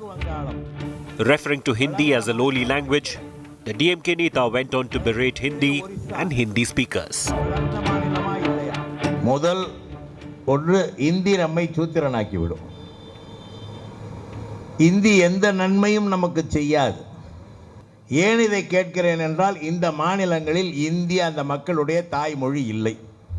வளராத மாநிலம்னா மத்திய பிரதேசம், உத்தரப்பிரதேசம், பீகார், ராஜஸ்தான், இந்த இன்னும் இப்பொழுது புதிதாக பிரிந்த 2-3 மாநிலங்கள். Spewing hate on Hindi, TKS Elangovan showed zero remorse when confronted by India Today and refused to apologize. You affirm that if you speak Hindi, you will turn into Shudras? No. If Hindi is imposed, it will also bring the culture of the north along with it. That is what I meant. I'm not talking about the language. You just heard how TK Silangovan refused to apologize when we spoke to him. The DMK MP, no doubt, feels emboldened as there is no condemnation from the party over this Hindi hate. This is highly ridiculous and unwanted for. I don't expect this from the person of stature of Mr. TK Silangovan, who is considered to be a gentleman in politics. And he has exposed the DMK. The shocking statement is just the latest addition in a series of such anti-Hindi comments by DMK leaders. First, a minister's Pani Puri jibe. Hindi படிச்சா வேலை கிடைக்குதா? ஹிந்தி நம்ம ஊரில் கோயம்புத்தூர்ல போய் பாருங்க, பான்பூரி வச்சுக்கிறோம். எந்த கடை யாரு? எல்லாம் அவன் தான். ஆக அது ஒரு காலம். இப்போ ஆங்கிலம் international. That was followed by the health minister accusing North Indian students of spreading COVID. எனவே யானைக்கால் நோய் அதற்கான காரணம் என்பது இந்தியாவின் பல்வேறு மாநிலங்களில் தொற்றின் எண்ணிக்கை என்பது இன்னமும் கட்டுக்குள் வராமல் இருக்கிறது. குறிப்பாக டெல்லி, ஹரியானா, உத்தரப்பிரதேசம், மகாராஷ்டிரா, மத்திய பிரதேசம், கேரளா போன்ற பல்வேறு மாநிலங்களில் தொற்று எண்ணிக்கை கூடுதலாகி கொண்டிருக்கிற சூழலில் And now calling Hindi a Shudra language. That's useless. Remember, all these comments come even as Prime Minister Modi hailed Tamil as a beautiful language to put an end to the Tamil versus Hindi war. But it's clear the DMK will not allow that to happen. This is land, and this land is special. The people, culture, and language of this state are outstanding.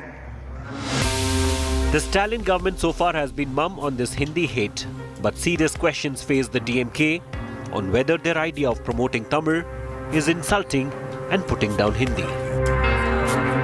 With Pramod Madhav, Bureau Report, India Today. All right, viewers, let's shift focus right now to the gang rape in Hyderabad that had taken place. A massive cover-up bid has now been exposed where the gang rape case is concerned. The Innova car allegedly used in the gang rape was wiped clean to destroy DNA evidence. The car was recovered from a farmhouse on the outskirts of Hyderabad on Saturday. The farmhouse is owned by a woman with links to a political family, and the car was used by the top Waqf board functionary as his official vehicle. Out of 5 accused, 4 have been nabbed, including 18-year-old Sabaduddin Malik. A manhunt has been launched for another accused, Omer Khan.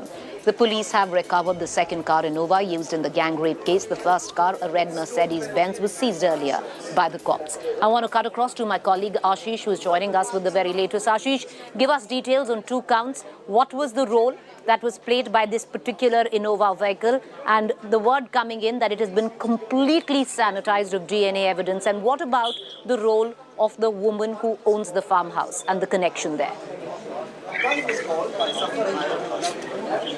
So far, yes, it is clear that the FSL and Clue team, which reached and which investigated this in particular Innova vehicle, in which the horrific gang rape was committed. The offense was committed. It was cleaned. It was wiped. But still, the sources in FSL say that they able to manage few of the crucial evidence related to this horrific gang rape crime.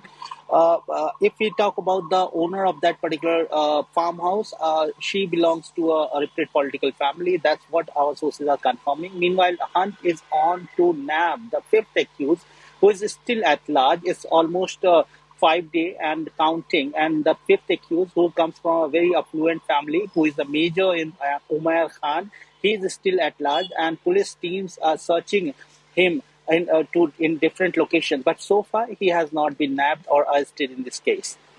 Ashish, appreciate you joining us. We're going to come right back for other updates on that story. Thank you there. I want to now quickly move on, viewers, to the other big developing story that we are following very, very closely. Now, this are once again, every now and then posters emerge where Amritsar is concerned of Bandra Wala. Well, this time around, massive posters in terms of protest as well to mark Operation Blue Star. Pro-Khalistani slogans were raised outside the Golden Temple in Amritsar on the 38th anniversary of Operation Blue Star. The protesters include youth and the elderly carrying Khalistan flags and placards, raising slogans and posters. After urging Sikhs to obtain weapons, the Akal Takht, highest temporal body of the Sikhs, has sparked another row. The Akal Takht chief, Gyani Harpal Singh, has said Sikhs should start weapon training. High alert, meanwhile, has been sounded in Amritsar and other districts, keeping in view the protest march being held by hardliner Sikh groups. It was on June 6, 1984, when the army stormed the complex of the Golden Temple in Amritsar, Sikhs' holiest shrine, to flush out extremists led by Jarnail Singh Bhindranwale. Blue Star ਦੇ ਮਹਾਨ ਸ਼ਹੀਦਾਂ ਦੀ ਅੱਜ ਆਪਾਂ 38ਵਾਂ ਸ਼ਹੀਦੀ ਸਮਾਗਮ ਮਨਾਇਆ ਔਰ ਜਿਹਦੇ ਵਿੱਚ ਸਮੁੱਚੇ ਪੰਥ ਨੇ, ਮੈਂ ਸਮਝਦਾ, ਔਰ ਸਮੁੱਚੀਆਂ ਸਿੱਖ ਜਥੇਬੰਦੀਆਂ ਨੇ ਜਿਸ ਇੱਕ ਸੁਰਤਾ ਦਾ ਸਬੂਤ ਦਿੱਤਾ।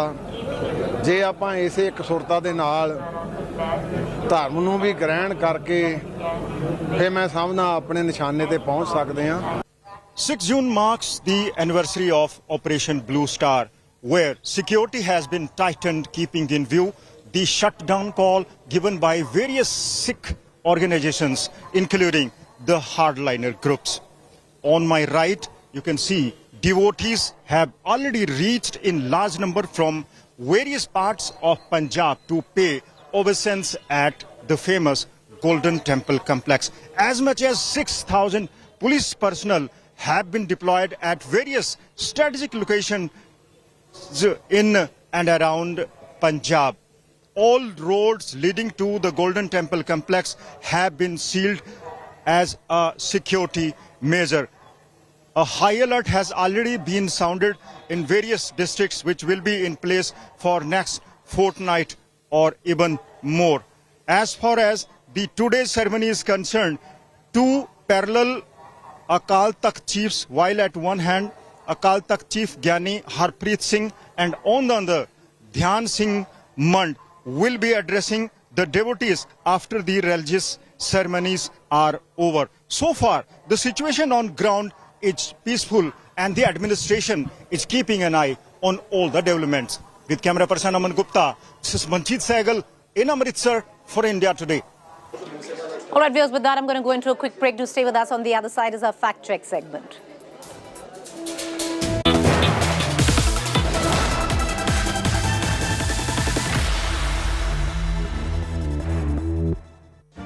Make your media plan smarter with India Today Live TV on your connected devices. Amplify your brand with 100 million smart internet viewers. To advertise, mail us at sales@aajtak.com or call 9999892171.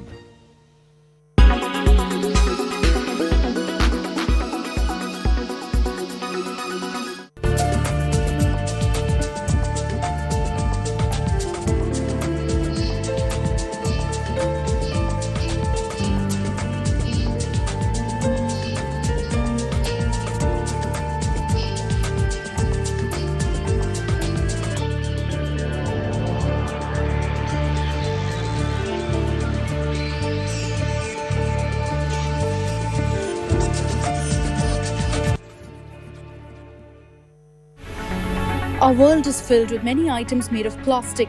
We use plastics on an everyday basis. But how can you make plastic? And how can we recycle it?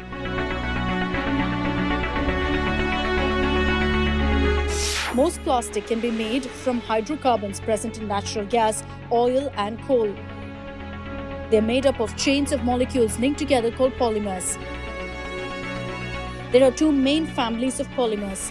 Thermoplastics, accounting for some 80% of global plastic consumption. They melt when heated and then harden when cooled. They can be recycled. Thermosets are substances that set permanently when heated. In 1950, the industry produced 2 million tons of plastic per year. Plastic can be made into a huge variety of useful products. But here's the rub. Millions of tons of plastic end up in the ocean and landfill sites every year. A plastic beverage bottle takes more than 400 years to degrade. Less than 10% of plastic waste is currently recycled. Why? Because of the chemical complexity of polymers. Recycling presents major technical and environmental challenges. So in the end, it can be cheaper to make new plastic than to actually recycle it. So what can be done to help solve the problem? Massive investment in so-called bioplastics. Natural polymers from agricultural waste and biodegradable plastics. The use of high-quality recyclable plastics, high taxes on plastics production, pressure on corporations to stop using plastic altogether and invest in alternative packaging.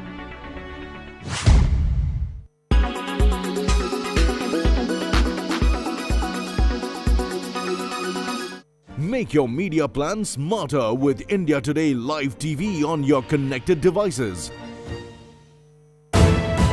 You are watching India. A new face-off is brewing in the state of Karnataka, which has got both the BJP and the Congress's knickers in a knot. If you're trying to figure out what that means, well, the Congress, by burning the RSS khaki shorts, is using the khaki knickers as a form of protest to mark what they feel is polarization by the Bharatiya Janata Party. The BJP, on the other side, has used the shorts analogy to embarrass the Congress. Find out more on To The Point this evening.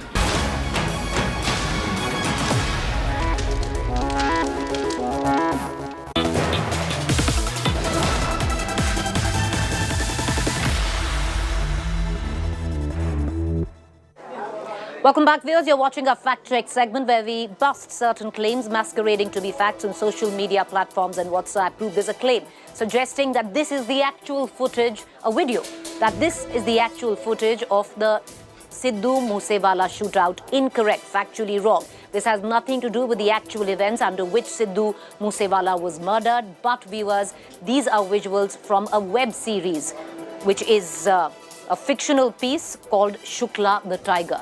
With that quick fact check, time for us to go into a quick break. You stay with me. On the other side is To The Point.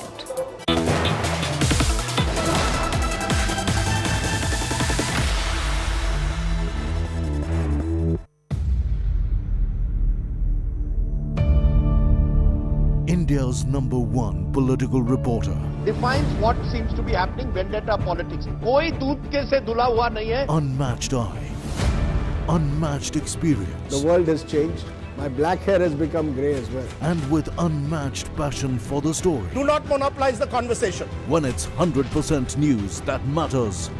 It's News Today with Rajdeep Sardesai. Monday to Friday, 9 p.m. Only on India Today TV.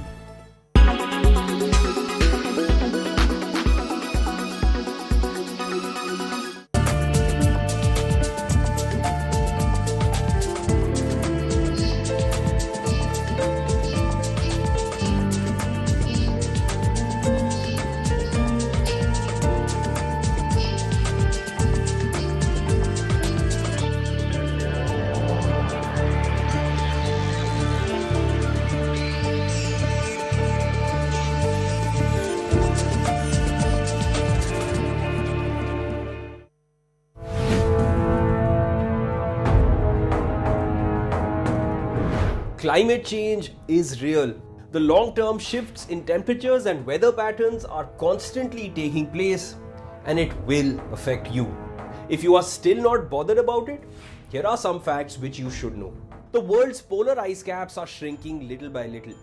The Arctic is heating up twice as fast as the rest of the planet, with Greenland's glaciers receding particularly quickly. This process is speeding up all by itself. Melting snow exposes ice underneath, which then absorbs the sun's rays and increases thawing. At the opposite end of the Earth, 90% of the ice shelves on the Antarctic Peninsula are starting to disintegrate. Ice melt is also being observed in mountain ranges like the Himalayas, Kilimanjaro, the Alps, and Pyrenees. In the Andes, glaciers are retreating and risk disappearing altogether. Ocean levels are rising due to the combination of melting ice and warmer sea temperatures, as warm water has a greater volume than cold water. At the current rate, it is predicted that by the year 2100, sea levels will rise between 26 centimeters and a meter. Islands in the Pacific or Indian Oceans like the Maldives will be submerged. Densely populated, low-lying coastal areas like Bangladesh, Vietnam, the Netherlands, and the east coast of the United States are all under threat.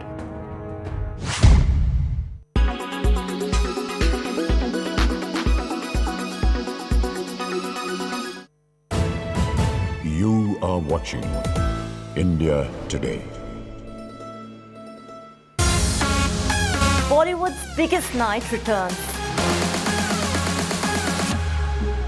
After a 2-year pause, it's back with a bang. Welcome to Alpha!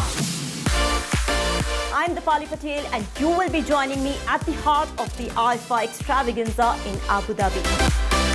The stars are all aligned on India Today. A new face-off is brewing in the state of Karnataka, which has got both the BJP and the Congress's knickers in a knot. If you're trying to figure out what that means, well, the Congress, by burning the RSS khaki shorts, is using the khaki knickers as a form of protest to mark what they feel is polarization by the Bharatiya Janata Party.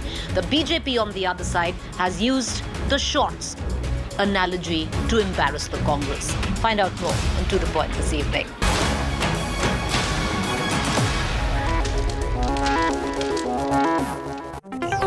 Total firestorm over BJP's Nupur Sharma. Top TV face sparks 2022's biggest meltdown. Arab world raises heat, forces BJP to dump her.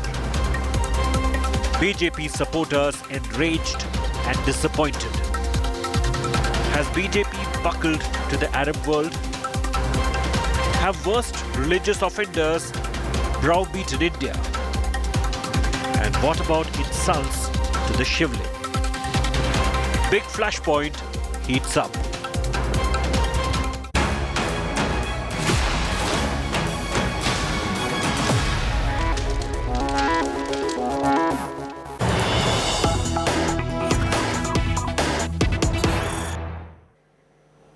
All right, viewers, I'm going to quickly dip into the latest news break that is coming in, and it seems trouble is mounting for Nupur Sharma.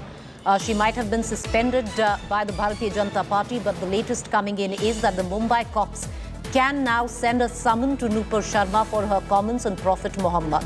The Mumbai police had registered a case against Nupur Sharma on a complaint filed by the Raza Academy, and it seems that the Mumbai police now could very well send a summon to Nupur Sharma. Viewers, as and the way the things are positioned as of now, if the summon is sent, then Nupur Sharma would have to appear before the Mumbai police. It's a case of blasphemy which has stringent punishment if it goes through in terms of if the police does send a summon. I want to quickly bring in my colleague Devesh Singh, who's joining us from Mumbai into this conversation for a larger perspective on what we are witnessing right now. Devesh, it's also becoming on the sidelines a political fight as well. But can you give us details? The Raza Academy had filed an FIR against Nupur Sharma on blasphemy. Give us details. What can be expected?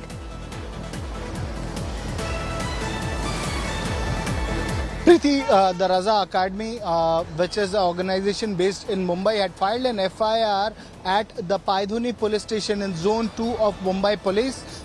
This is located in South Mumbai, and following this FIR, now sources from Mumbai Police have confirmed that Nupur Sharma, who is the accused in this case, a summon could be issued to her.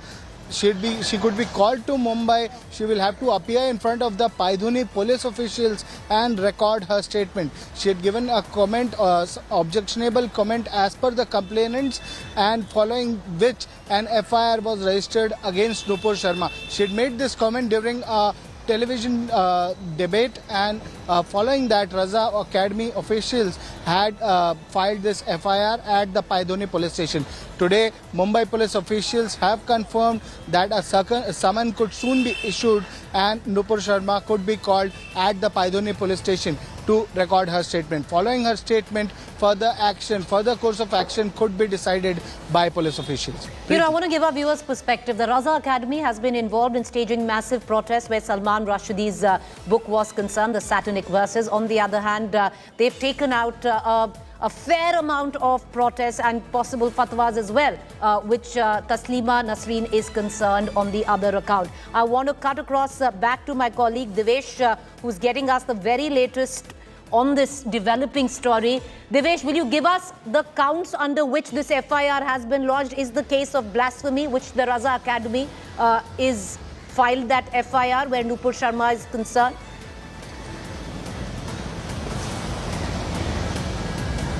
Preeti, the sections that have been applied against Nupur Sharma are for making comments which hurt religious sentiments of a particular religion, of a particular group, and that is why this FIR was registered under various sections of IPC for hurting religious sentiments of a particular region, of a particular group of people.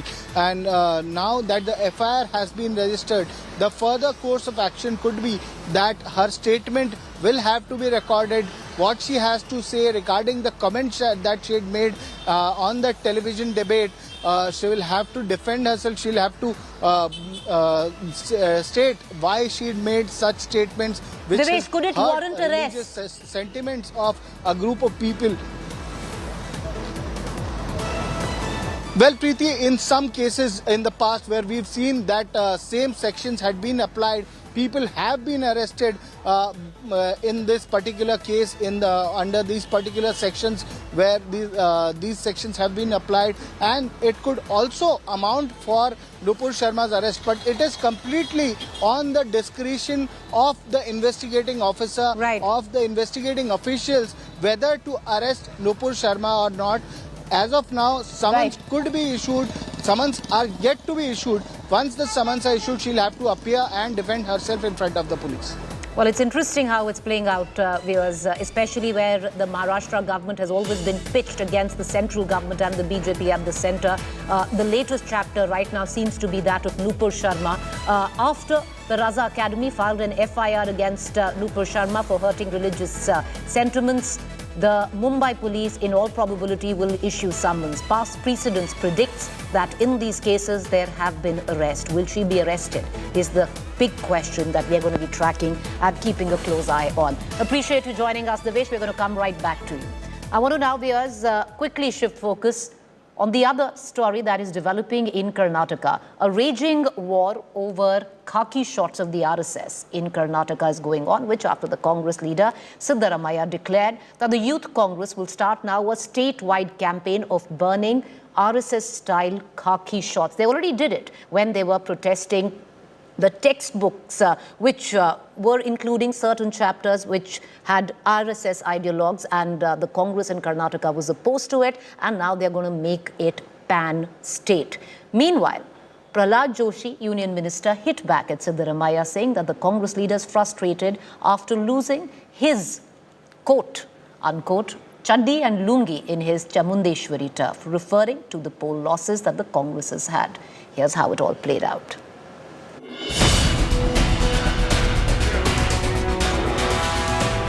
Shots fired in the BJP-Congress duel, a raging chaddi nataka. Karnataka netas locked in a no-holds-barred shorts face-off, getting their knickers in a twist. This bizarre face-off over shorts has started after Congress's Siddaramaiah threatened to burn khaki knickers across the state, calling it a protest against the RSS, which made the attire famous as part of its uniform.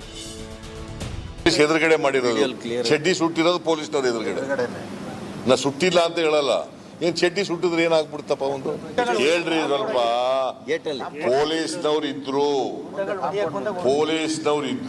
ಪೊಲೀಸ್ನವ್ರ ಎದುರುಗಡೆ ಚಡ್ಡಿ ಸುಟ್ಟಿರೋದು ಆಮೇಲೆ ಏನಾದ್ರು ಒಂದ್ ವೇಳೆ ಅವ್ರ ಮೇಲೆ ಕ್ರಮ ತಗೊಳ್ಳದೆ ಹೋದ್ರೆ ಚಡ್ಡಿ ಸುಡೋದೇ ಒಂದು ಕಾರ್ಯಕ್ರಮ ಮಾಡಬೇಕು. Siddaramaiah's chaddi burning threat got the BJP into a huge twist, with Union Minister Prahlad Joshi hitting back, mocking Siddaramaiah over the Congress's poll losses, saying the Congress leader is frustrated after losing his chaddi and lungi in his Chamundeshwari turf, referring to his election setbacks. ಅವರು ಚಡ್ಡಿ ಹರಕರಾಗಿದ್ದಾರೆ, ಹಾಗಾಗಿ ಅವರು ಮಂದಿ ಚಡ್ಡಿ ಸುಡ್ಲಿಕ್ಕೆ ಹೊಂಟಾರ. ಅವರು ಚಡ್ಡಿ ಉತ್ತರ ಪ್ರದೇಶದಲ್ಲಿ ಪೂರಾ ಚಡ್ಡಿ ಕಳಿಸಿದರು. ಸಿದ್ದರಾಮಯ್ಯನವ್ರನ್ನ ಸ್ವತಃ ಚಾಮುಂಡೇಶ್ವರಿಯಲ್ಲಿ ಅವರ ಚಡ್ಡಿ ಪಂಚೆ ಎಲ್ಲ ಕಳಿಸಿದ್ದಾರೆ. ಅದನ್ನು ತೊಗೊಂಡು ಆಮೇಲೆ ಸುಟ್ಟಿರ್ಬೇಕು ಮಂದಿ. ಅದಕ್ಕೆ ಅವ್ರಿಗೆ ಈ ಸಿಟ್ಲೆ ನಮ್ಮೆಲ್ಲ ಅವರು ನಮ್ಮ ಸಂಘದ ಚಡ್ಡಿ ಸುಡುವ ಪ್ರಯತ್ನ ಮಾಡ್ತಾ ಇದ್ದಾರೆ. With Karnataka politics in a knot and elections less than a year away, can the netas shed their obsession with going after each other's chaddis? With S. Karthik in Bengaluru, Bureau Report, India Today. Because for those of you who think that, what is this frivolous topic that we're talking about, khaki shorts? Well, there's a larger connotation to it. The Congress says the RSS-style khaki shorts symbolize polarization that has been propagated where the Bharatiya Janata Party in Karnataka is concerned, and many instances have happened where the BJP in the state is looking at fanning flames of communal politics. On the other hand, the BJP has, of course, used the RSS khaki shorts as an analogy to hit back at the Congress's losses. I want to take the debate right now to our panelists this evening. I have Mohan Krishna. He's from the Bharatiya Janata Party. I have Aishwarya Mahadev. She's joining us as the spokesperson of the Congress. I have Deshrata Nigam, advocate and RSS thinker. I want to, begin, Aishwarya, with you. The RSS itself, Aishwarya, has abandoned the shorts a while ago. No longer does the RSS wear those khaki shorts. So what is this entire protest about? Is it just sensationalism trying to, capture people's imagination by protest, which many would suggest is like a woke kind of protest? Good evening, Preeti. I think first and foremost, the context of these shorts being burnt is very, very important to note. There was a committee to review textbooks for the state government headed by Rohit Chakratirtha, who basically excluded portions of textbooks about great Kannada thinkers, added more content about RSS thinkers who have no contribution to my state. It has been opposed by all factions, including the Seers and lots of people from religious institutions themselves. And the textbooks have been delayed massively. And the committee has obviously created huge furor over the sort of syllabus that the children of our state are learning. So the NSUI, the Students' Union, went out and symbolically, because also look at the committee and the composition of this education committee, you will see exactly where they're from. And they protested of saffronization of education, which was the idea, because Karnataka is Sarva Janangada Shantiya Tota, and you see that polarization and saffronization of education is extremely dangerous. Besides the chaddi burning and what has happened, more than 22 plus students, youngsters, some of them under 18, have been put in jail on claims of arson while the police themselves were right outside. And the government, even though KPCC president, CLP leader, everybody has spoken out about how are you doing this to students, they have done absolutely nothing. The fact remains that the BJP is more bothered about the outdated symbolic or non-symbolic shorts of their ideologue body than the students and their education. But Aishwarya Mahadev, the Karnataka Chief Minister, now under protest, has dissolved the textbook review committee. He's also gone ahead and said that there will, that the state is open to a revision on whatever is found objectionable. Preeti, that's ridiculous. He dissolved the committee 1 for standards 6 to 10. And today's news is that without authorization of the government, he's allowed the same committee to look at obviously matters within the PUC textbooks as well. He did it under pressure from a lot of corners, but he has not resolved the fact that one, textbooks have not been given. Second, there's massive saffronization. And third, portions of Kuvempu and Basavanna, who we hold as sacred and as like literary and religious figures, have been excluded. And you have portions of Hegdewar, you have portions that obviously pertain to a community that is biased. What are they doing? Okay, okay. I want to bring it, fair enough. I want to bring in the BJP spokesperson right now, Mr. Krishna, Mohan Krishna is with us. Mr. Krishna, you know, the fact is it's not about the frivolity of, that's what Aishwarya Mahadev is saying, of burning khaki RSS-style shots to mark protests. It's about a larger issue that the BJP is trying to instill divisive communal politics, and they've used textbooks to do that. Very good evening, Preeti. Good evening, sir. The issue is very simple for everything, for Siddaramaiah and Congress and D.K. Shivakumar. Facing the heat of the ED, going to Tihar jail is also simple one. At the same time, they want to raise the issue of saffronization, polarization, communalization. All these issues are very simple for them, you know, to divide the communities, divide the religion is very easy for Congress, which they have tried and burnt their fingers last time when they were in power. Coming back to what Aishwarya Mahadevan was speaking about, textbooks, I would like to ask a simple question to Aishwarya Mahadevan today. She says very, very straightforward, both आसानी से बोल दिया, symbolical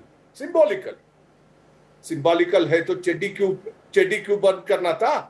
You could have taken textbooks, you could have taken other effigies of the photos of that Rohit Chakratirtha, you would have done it. Why Chetty then? Why Chetty? What is that? I will tell you today, Preeti, Congress, they are clueless. They are clueless about their ideology. They are clueless about what is happening with them.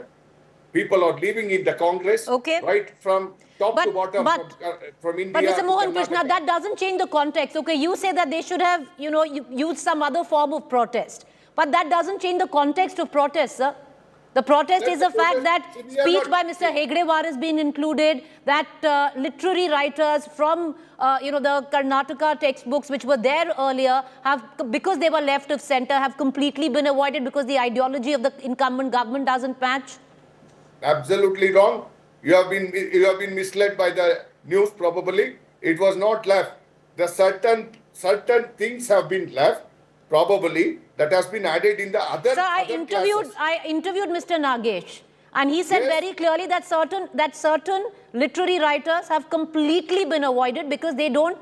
I don't want to say it, but he also went ahead and said that their writings were perverted. Now, who are we to decide whose writing is perverted when it's found mentioned that is the in committee textbooks? will decide.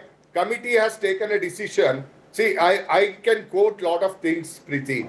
You cannot understand Kannada. Otherwise, I would have showed you what kind of poems there were for the students to read. It was nothing. There was no message in that. Okay, coming back to the point, what you are talking about Hegdewar. What is wrong in adding Hegdewar? I'll tell you what. I'll bring in Aishwarya Mahadev wants to come in, but stay with me, sir. You know, on Hegdewar, we have Desh Ratan Nigam. He's an advocate and an RSS thinker. I would reckon it's best to also bring him in. Aishwarya Mahadev, I know you want to come back, and I'll come back to you after I cut across to Mr. Nigam. Just 2 minutes of patience. Mr. Nigam, you know, it's not just the Congress. There are a lot of academics also who pose strong questions on the inclusion of Mr. Hegdewar's speech in the Karnataka textbooks. Yes, Preeti, let me be very clear. Education and the education policies. Sir, we can't hear you. Please unmute yourself. No, I'm unmuted. I'm unmuted. Yeah, we can hear you now, sir. Go ahead. I'm saying education and education policies are not frozen for all times to come. They keep on changing. They are evolutionary in nature. Nobody raised a question when leftists and communists, the articles and were included in the textbook. And the fact remains that the RSS philosophy today is something that you have to understand. The philosophy is complete social harmony, nation first, strong and united Bharat, upliftment of deprived and social justice, and be there in times of need, whether it is natural calamity or man-made calamity. And there are numerous examples of that happening in India, when the floods come in Kashmir or there is a tropical cyclone in Andhra Pradesh. We have been there. So this is what philosophy, if you want to call that saffronization, if you want to call Shri Hegdewar ji's message of the RSS philosophy, which I have just enumerated as saffronization, so be it. The fact remains that political parties are there to do politics because it is a competitive politics. To, bring in RSS and then, try to, say derogatory things or burn khaki shorts. Well, as you rightly pointed out, the uniform has already changed. We call it Ganvesh. It has completely been changed. Yes, khaki was there, and since RSS is an evolutionary organization, it changes with time, with certain basic principles remaining Mr. intact. Nigam, would you correct me if I'm wrong? And I'll bring in Aishwarya Mahadev, who also wants to come in. But correct me if I'm wrong. Because, you talk about communal harmony, and that's the message that the RSS has always built. And yes, the statement that was made by Mr. Mohan Bhagwat was welcome, especially where in context of Gyan Wapi is concerned. But having said that, sir, Mr. Hegdewar's speech, and I have read through a lot of context today, and like I said, correct me if I'm wrong, but there is a lot of content, a lot of writings of Mr. Hegdewar, which is troublesome when you look at it from a view of religion, because some of them, and I can quote you, are communal in nature. Let me answer, Preeti. What you are referring is not Dr. Hegdewar, but Govalkarji, Guruji. And what he said was in the context when the entire British system and the political parties had taken the side of Muslims, and he only reiterated what was said in 1885 by the Muslim leaders. Okay, sir, tell me if I'm wrong. I'll quote Mr. Hegdewar. Quote unquote, the aftermath of the 1921 movement has come as a shock. Indian Muslims had proved themselves Muslims first and Indians only secondary. Yes. This is Mr. Hegdewar, sir. I would read it as communal. Yes.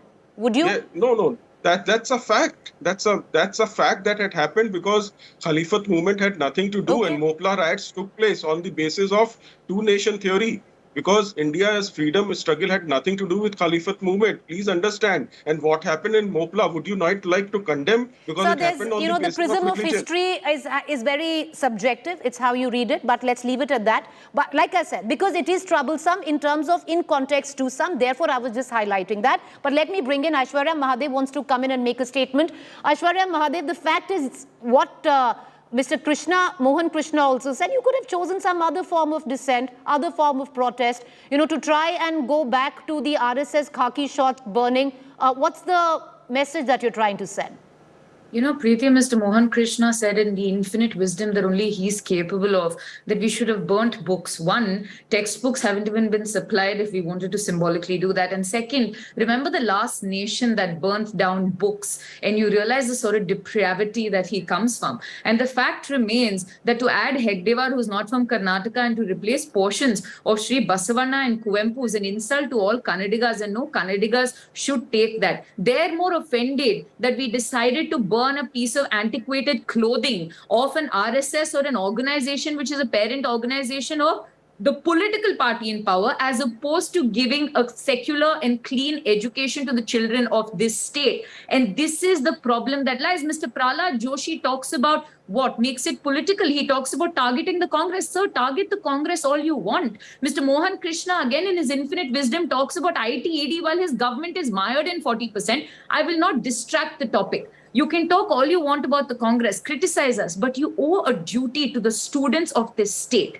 especially students of government schools who have suffered. And today it tells you the government has done nothing to recover or try and increase learning levels after 2 years was lost for the children of government schools who already have such a gap, in educational and learning levels. They care more about the symbolic burning. They allow students to languish in jail instead of offering a good education, and they try to justify it by making it political. This is absolutely shameful. Do the political mudslinging later, sir, but do your duty to the students of this state. And you have 22 people, 22 children younger than 18. Okay, but I'll ask you, as I bring in Mr. Krishna back into this conversation, I'll ask you, Aishwarya Mahadev, did the Congress trivialize the issue, by making it gimmicky in terms of marking the protest by burning khaki shorts? And you're looking at doing it now as a movement, I believe. Absolutely not. The saffronization of education comes from where? Mr. Deshratan Nigam very succinctly tried to justify it. But the root cause of trying to have this social engineering and set this narrative, post-truth narrative, mind you, and alternate facts, comes from where? This ideologue organization in Karnataka rejects it. You want to add these moral science lessons, great, but at the cost of what? Mr. Sri Basavanna and Mr. Kuwempu, who are one of the greatest properties of Karnataka. They're the pride of Kannadigas. And you do that, and the BJP has absolutely no moral standing to say anything. Mr. Mohan Krishna wants to come in. I'll do it. But give the children an education. Ms. Mahadev, he's been rather patient. Let me bring him in. Yes, Mr. Krishna, you wanted to come in. Go ahead, sir. I have 2-3 things to point out here. What does Congress mean? People have given power to them to serve the country, which they did not do. They have done the scams. They have made the India defamed. गरीब हटाओ करके उन लोगों को सबको हटाने का कोशिश किया. Appeasement politics they have done. People have shown door to them. That's one thing. With regard to education, after how many years the education policy has changed, Preeti? After 30 years, why it took so much time? Was there not time for them to change the policy at least? Why they withhold all these things?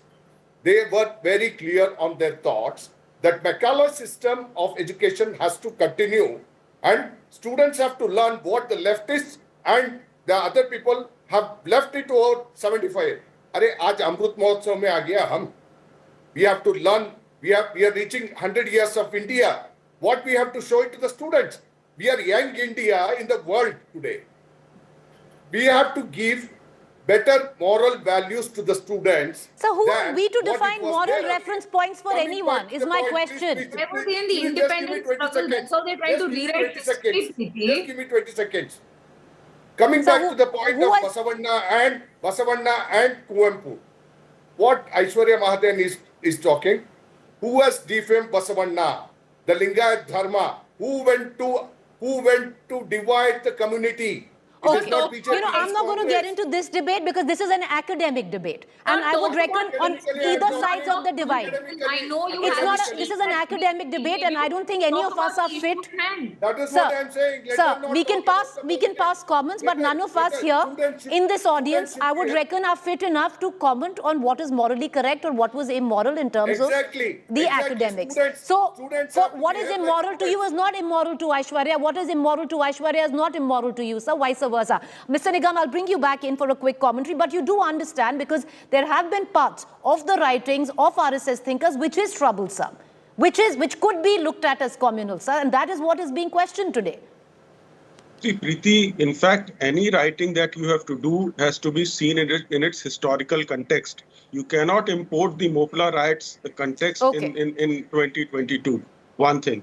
And secondly, what people are talking about is the education policy keeps on changing. And elected representatives have the right to do it and have to go to the people in the next election. All right, they will have to put their achievements before the next election. I know Aishwarya Mahadev wants to come in, but I'm terribly short of time. I'm sorry we had that news break in the beginning. I apologize to all three of you, but appreciate all three of you taking up the time and joining us. This is going to continue. The Congress might now be protesting in the form of burning RSS-style khaki shorts where the changes in textbooks in Karnataka education syllabus is concerned. What will it lead to is a different question. Are we there to look at moral reference points and what they stand for where the students of Karnataka are concerned? We leave it for our viewers to decide. A quick break to stay with us.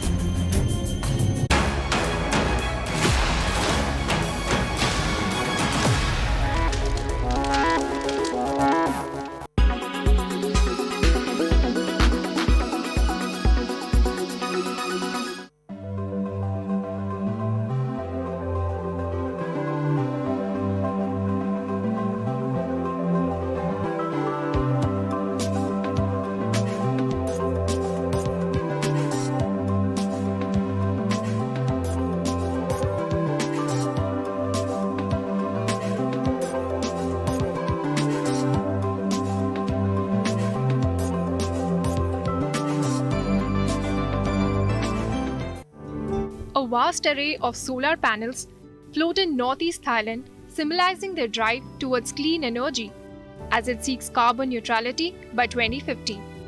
Let's look at how solar panels work. Solar panels produce electricity from the light of the sun. This so-called photovoltaic effect was discovered in 1839 by French physicist Antoine Becquerel.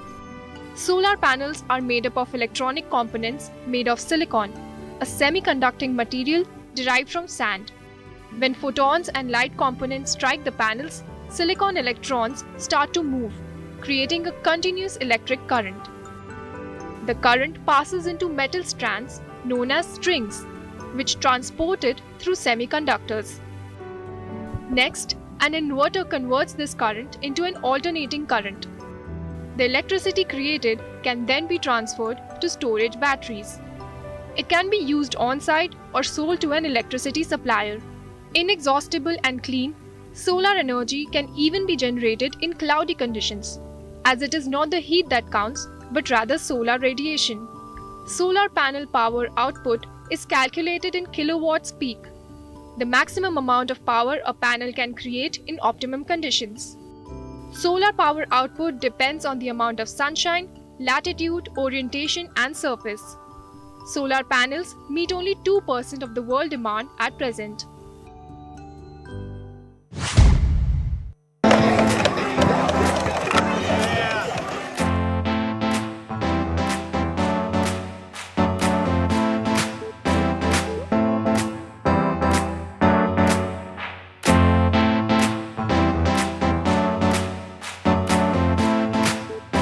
اول ما نزلت العالم شفت جيراني يلعبوا في واحد تزلج كانت في راسي بعدها بعمل بورد قاعد اشوف اتفرج عليه فيديوهات نتعلم نظبط اسم الحركات.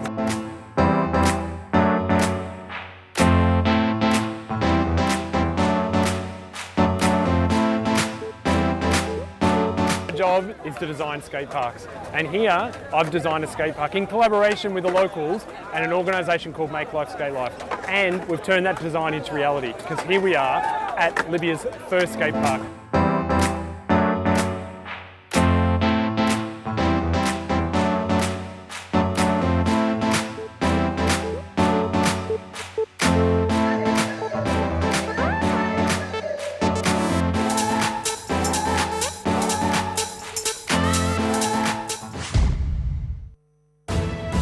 You are watching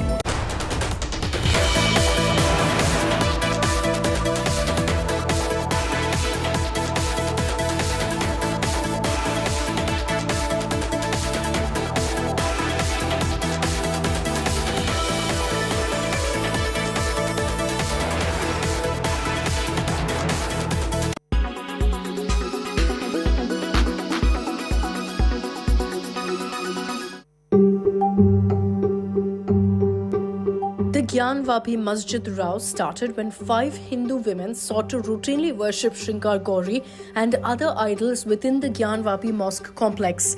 A survey was conducted and what appeared to be a shivling or a fountain was found inside the premises. This brings to the fore the Places of Worship Act of 1991. The Act prohibits the conversion of a place of worship to maintain its religious character as it was at the time of independence. The Act has been in force since July 11, 1991 and states the following. Section 4.1 of the Act states, the religious character of a place of worship existing on the 15th day of August 1947 shall continue to be the same as it existed on that day. Section 4 also states that if any suit, appeal or other proceedings concerning the conversion of the religious traits of any place of worship existing on August 15, 1947 is pending before any court, tribunal or other authority, the same shall abate. Section 3 of the Act prohibits conversion of a religious place in any manner, even to cater to a particular section of the religion. There is, however, an exception for any ancient and historical monument or an archaeological site. Another exception states that its provisions shall not apply to the Ram Janmabhoomi Babri Masjid case. While delivering the Ayodhya verdict, Chief Justice Ranjan Gogoi had stated, and I quote, "Independence from colonial rule furnishes a constitutional basis for healing the injustices of the past by providing the confidence to every religious community that their places of worship will be preserved and that their character will not be altered," unquote. The bill sought to prevent incidents of communal unrest.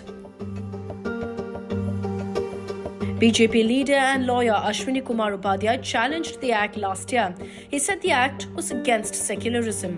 Upadhyay's petition was over reclaiming the birthplace of Lord Krishna in Mathura, which was directly affected by the restrictions under the 1991 Act. Another petition, filed by Vishwabhadra Pujari Purohit Mahasangh, challenging the validity of the act, is also pending with the Supreme Court.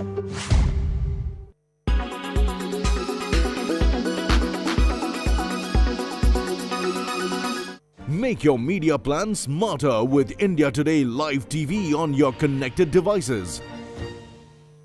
Everyone's busy finding what's trending. You're busy finding out why. India Today, for those who research before reacting. Download the India Today app now. Make your media plan smarter with India Today Live TV on your connected devices. You are watching. Total firestorm over BJP's Nupur Sharma. Top TV face sparks 2022's biggest meltdown. Arab world raises heat, forces BJP to dump her. BJP supporters enraged and disappointed. Has BJP buckled to the Arab world? Have worst religious offenders browbeaten India? And what about insults to the Shivling? Big flashpoint heats up. Presented by RP Sanjeev Goenka Group, Growing Legacies. Co-presented by Century Ply, Aag Se Bachaye. Powered by NECC, Sunday ho ya Monday, Roz Khao Ande. Co-powered by only OLX Autos gives the best price for your car.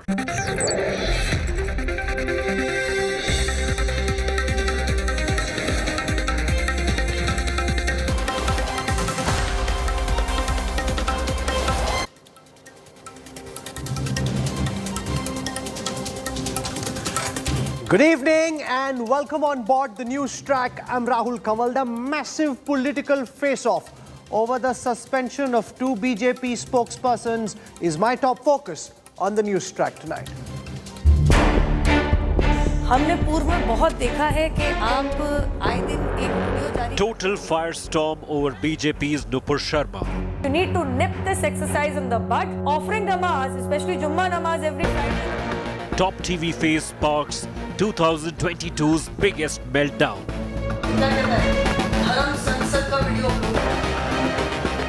Arab world raises heat, forces BJP to dump her.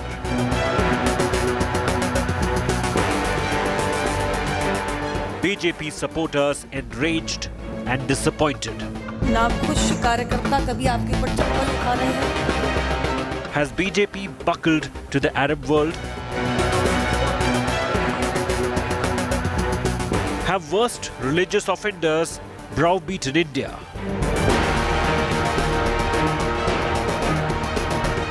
And what about insults to the Shivling? मुझे Bharatiya Janata party के कार्यकर्ता मुझे धमकी दे रहे हैं. Big flashpoint heats up.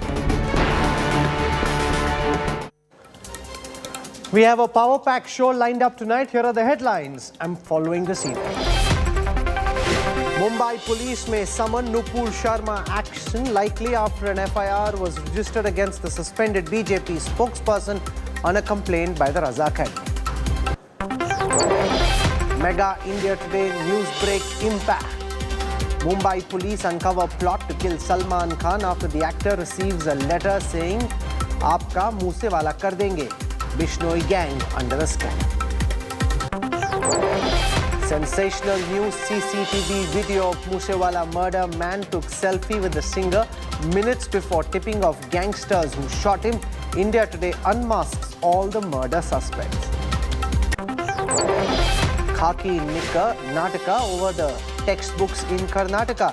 after Siddaramaiah threatens to burn RSS shots.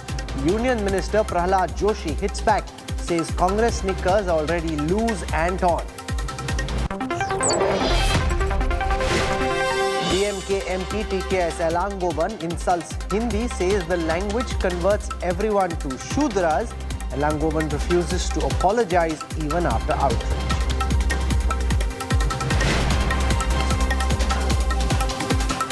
One of the BJP's top TV faces has triggered a big diplomatic meltdown.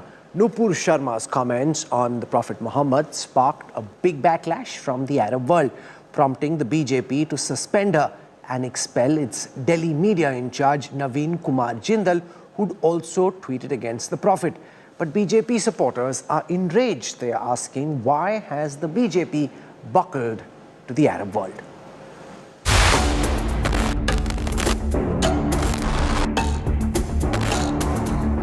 BJP national spokesperson Nupur Sharma has been sacked from the party. But the firestorm over her remarks on Prophet Muhammad continues to rage on. While Nupur has unconditionally withdrawn her statement, Naveen Kumar Jindal, Delhi BJP media in charge, who's been expelled, remains defiant. मैंने अगर किसी को बुरा लगा मैं उसके अपने शब्द वापस लेता हूं, लेकिन जिन लोगों ने हमारे देवी देवताओं और भगवान के बारे में अपशब्द लिखे हैं उनके बारे में संज्ञान लें. The action against Nupur Sharma and Naveen Jindal was prompted after outrage from Gulf countries. Saudi Arabia, Iran, Pakistan, Qatar, Kuwait, and even the Taliban regime in Afghanistan raised concerns about growing extremism and hatred in India. Some even demanded a public apology from New Delhi. The diplomatic backlash followed an online campaign calling for the boycott of Indian products. For the Muslims, Prophet Muhammad, in that sense, is the symbol of their being. Now, if that is being attacked, then obviously you are going to have reactions from all these countries. While India termed Nupur and Naveen Jindal's comments views of fringe elements, it also rejected remarks made by Organization of Islamic Cooperation, calling them motivated, misleading and mischievous. In India, though, the political war over Nupur's remark is only getting bigger. Asaduddin Owaisi has demanded her arrest. इस spokesperson को arrest करना चाहिए, उनको jail को जाना चाहिए, उनके ऊपर जो एफआईआर रजिस्टर किए, ये गवर्नमेंट के इंसाफ का तकाजा है. सच बोलने की सजा ही तो नुपुर शर्मा को, साध्वी प्राची को, जाने कितने लोगों को मिल रही है. ये सच का ही तो परिणाम है. लेकिन इनको जरा गिरफ्तार करें ना. बार बार चीख चीख करके, पानी पी पी करके हिंदुस्तानियों को गाली देता है ओवैसी, उसको क्यों गिरफ्तार नहीं कर रही सरकार? Most BJP supporters are enraged and disappointed. Many are asking, what about insults to the Shivling? Her debate में शिवलिंग का भद्दे रूप से जो भी मुस्लिम प्रवक्ता आए उन्होंने मजाक उड़ाया. तो मैं ये जानना चाहता हूँ इनके खिलाफ कब एक्शन होगा? आपने नुपुर शर्मा के खिलाफ तो एक्शन ले लिया, उसको पार्टी से सस्पेंड कर दिया, उसको रेप और डेथ थ्रेट सारी चीजें मिल रही हैं. She said something in the flow of the movement. Whether that something exceeds the boundary of law would be something for the police to examine first and then the courts to adjudicate. As the BJP buckled to the Arab world, the big flashpoint is only heating up. Bureau Report, India Today. So on the one side, you've got the entire liberal cabal saying that this is comeuppance for the BJP. They've let these loose elements on the rampage, and now there are international ramifications for what's going on. That's the position that the Congress and parties like the Aam Aadmi Party have taken. The BJP officially silent beyond that press release, but then there are those who lean towards the current government, and they're of the view that this is actually buckling under the face of Arab pressure. There's nothing particularly wrong that Nupur Sharma said or that Naveen Kumar Jindal said, and these questions have been raised in the past, and the BJP should have shown more of a spine and stood up and fought back. Joining us on this broadcast, I want to welcome first and foremost Anand Ranganathan, well-known author, a columnist, is at the Jawaharlal Nehru University, and really sharp, cracked voice joining us on this broadcast. Squaring off against him, Sabah Naqvi, author, journalist, Aishwarya Mudgil, advocate and political analyst, and representing the Congress, we've got its spokesperson Adil Singh Boparai. I want to start by asking Anand Ranganathan why he thinks that the BJP should have actually stood up for Nupur Sharma and for Naveen Kumar Jindal, and why do you think they've done the wrong thing by taking action against their spokespersons?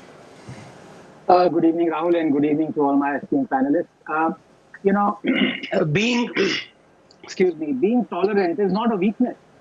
Bowing before the intolerant is. So there are two issues here, one philosophical, the other political, and let me delve into them one by one. First up, let us be very clear. This government has thrown its own Nupur Sharma to the wolves. The Islamists only asked it to bend, and it chose to crawl. And to be crawling in front of despotic regimes that don't value freedom, leave alone freedom of speech. Iran, that issued fatwa against Salman Rushdie. Qatar, that has no freedom of speech or expression, that issued citizenship to M.F. Hussain, who drew naked and copulating Hindu goddesses. And inexplicably, no one, from the government to the rabble-rousing accusers, has explained why Nupur quoting what is derived from revered Islamic scriptures, Sahih Bukhari 5134 and Sunan Nasai 3378, constitutes blasphemy. The least the government could do was to confront the jihadis by asking them to quote the said verses. Instead, they claimed what Nupur said was derogatory. So the revered hadiths are derogatory. Rahul, we have known this for ages, and not for nothing do I keep saying that we are a banana republic from the moment we became a republic. We have known that none of our governments stand up for free speech. Congress, BJP, TMC, CPI, you name it. They have stomped on it. Remember how Prime Minister Manmohan Singh, on the floor of our parliament, demanded an apology from Denmark for the Prophet cartoons. But what disgusts me here is the hypocrisy of these pretend liberals. This diabolical cult supported Salman Rushdie even though his satanic verses called the Prophet PDUH false. His companions bummed, Allah a destroyer, Makkah a Jahiliya. They stood with Charlie Hebdo journalists who did exponentially worse against the Prophet. But these so-called Voltaire worshippers won't stand with Nupur. Why? And as for moderate Muslims, I'm afraid, if at all such a term exists, its myth has exploded now. Muslim journalists, activists, actors, intellectuals are openly dog whistling, calling for Nupur's arrest and worse. They are even retweeting Taliban's condemnation of her. Now to the second point, Rahul, very quickly, politics. It is also a fact that every nation sacrifices freedom of expression of citizens, its own or of the nation it is investing in, at the altar of business interests. Europe and America have mastered this hypocrisy. Their companies operate in despotic regimes after agreeing to civilly compromise on human rights and FOS. India also does it. I don't support it. But there is a case that we have to be wise and think it through till the time we can afford to not deal with dictatorships that provide us oil, minerals, jobs. There is a way out. I'll just 30 seconds. Let me explain. Right now, there are 60 nations out of 200 or that qualify as functioning democracies. Call them T60 if you will. What will force dictatorships to become democracies? What will force 140 nations to establish rule of law and freedom enjoyed by D60? Not being able to trade with D60. Yes, to trade exclusively with D60 might appear impossible now, but we must plan for it. Did we trade with apartheid South Africa for 40 years? At that time, one of the richest economies? No, even though America did. So, to cut a long story short, it is always a striving for balance between Galileo and gas. Right now, we have discarded Galileo and opted for gas. But for how long, only we know. Let Sabah Naqvi respond to that eloquent opening comment from Anand Ranganathan, who makes the argument that you've thrown Nupur to the wolves. Countries like Qatar and Saudi Arabia and Iran are hardly apostles of human rights. And given what's happening in those countries, the BJP ought not to have buckled under pressure, but should have stood up for its own. So, first of all, Rahul, I have not come here to have a face-off with anyone. I was given the impression that we are analysing what the consequences of the BJP's sacking Nupur Sharma. I am not going to square off with anyone because this is the reason why we are standing in this impasse. These horrific TV debates where people are provoked to attack each other. And right now in this country, you have a terrible situation in Kashmir. where people watch all this toxicity, this hatred against people being spewed on channels, and you have something very worrying developing in Kerala. Having said that, in no civilized society should people sit there, especially in a multicultural, multi-plural country like ours, which was Qatar. These are all different. These are little run by Amirs, and these are oil countries. Iran has its own particular history. Are you trying to say, are you creating an equivalence between those countries and India, which is the great success story of the post-colonial world in terms of democracy? India had decided that we are not Pakistan, we are not Bangladesh, yet you have the same, you have this constant drama on television, which I am not part of, and I have come here thinking something else is happening, but the same thing about Muslim, Islam is, the words are repeated day in and day out, even though you have one of the world's largest Muslim populations living here. Whatever Nupur Sharma, what she did say, should have been stopped. I am not, it's just so crude, tasteless, but that tasteless kind of ranting at the top of your voice makes good television. On a serious note, our country is at a precarious point where we have something happening. How do you think people feel when they watch all this? Your kind of TV debates where people come and they abuse other people. Is that, and you really want to create parity, and it's not about the Arab countries. It was before that. Let me tell you who all have raised all these issues. Before that, the US, Blinken, there was a report from the West, which is coming out, about the conditions in India. 2 days before this happened, the BJP had advance notice. What was the RSS chief saying? Don't look for shivlings everywhere. And where is the insult to the shivling in people mocking a search for shivling?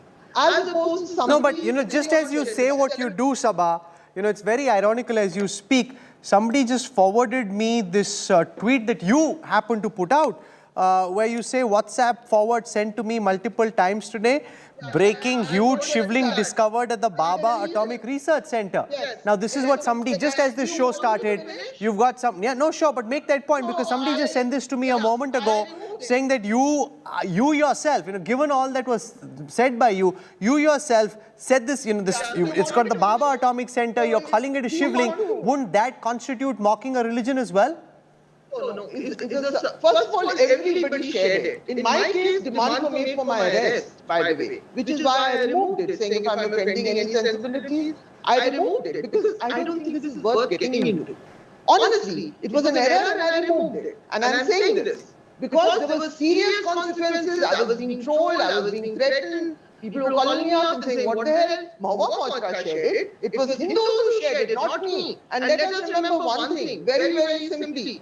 You have a situation, did Ambedkar insult the faith when he converted out of Hinduism and said that this is a day of liberation for him? What is Periyar all about? The DMK is built on that. There is a challenge to certain interpretations of Hinduism. Please understand that. If you are saying, if you are creating parity between a WhatsApp forward shared by half the world, including Mahwa Matra, a bona fide Hindu.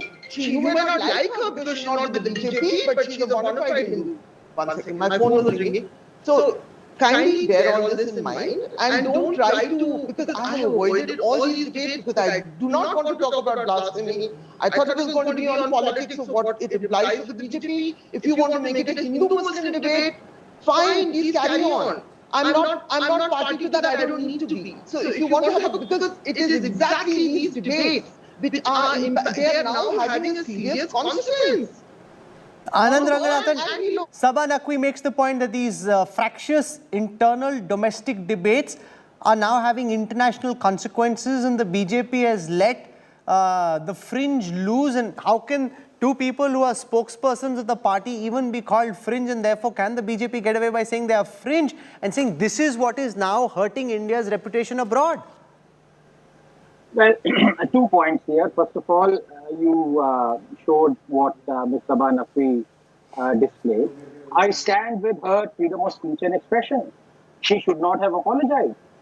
She mocked a religion, as did, in fact, Nupur did not. Nupur quoted from, as I said, Sahih Bukhari 5134 and Sunnah Nasai 3378, and it is quite disrespectful, in fact, of the Islamic scriptures that the government has called what Nupur said derogatory. At least the government should have clarified and quoted those said respected revered verses.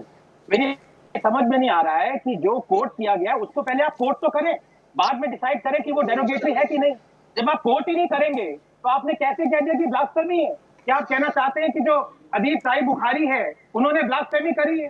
क्या सुनन नसाई जिसमें Ayesha RA की खुद का coat है वो blasphemy है? So there is a lot of misinformation going, but as I said, Rahul, maybe my fellow panelists may not be free speech absolutists. I am.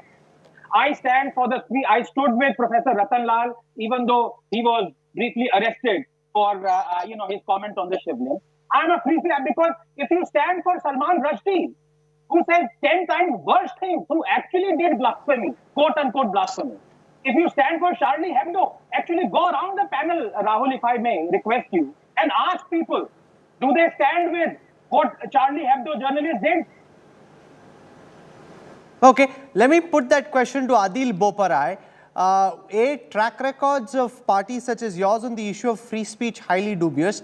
There have been instances where the Congress has been caught out from Salman Rushdie to MF Hussain. Secondly, now that the BJP has acted against Nupur Sharma and against Naveen Jindal, the point that the BJP makes is these are fringe elements and therefore this is not the voice of the mainstream BJP. Can the BJP get away, according to you, by calling two of its own spokespersons fringe? Well, Saab, the fringe of the yesteryears has become the mainstream of today. And this discourse is founded on hate, divisiveness, and religious violence. And I would be failing in my duty as a citizen of this country if I do not mention that unfortunately a large section of the media is playing the role of a facilitator. This much belated suspension of two BJP spokespersons is nothing more than a farce. It is a sham, and it is a sham in the face of international pressure. The test would be, had the BJP made arrests, because this is absolutely abhorrent. And these two spokespersons who are in the eye of the storm are merely manifestations of the problem. The real issue is the ideology of the current dispensation, which nurtures hate, which nurtures religious polarization. But arrest them under what provisions of the penal code? Mr. Kaval, 153A, 153B, 295. If you could ask your research team and put that up, I think this clearly makes out a case under these three sections, which are cognizable offences. But be that as it may, coming to the more pertinent point, it is the BJP ideology which is at fault. These two spokespersons were simply following that ideology and were simply propagating what the BJP has been doing over the past 8 years, which is coercioning of public dialogue. And just to respond to one of the earlier speakers, just because somebody does not agree with you, just because somebody holds a contrary point of view, does not make him a jihadi. It does not make him a Khalistani. It does not make him an urban Naxal. It is high time in this country that this coercioning of public discourse, this politics of name-calling must stop, because this is hurting India's international image. It is causing irreparable image. And it's quite evident that even the government of the day, whose foot soldiers day in and day out tout lies and misinformation on the media, has recognized that these fringe elements are causing irreparable damage. Let Aishwarya Mudgil respond to this.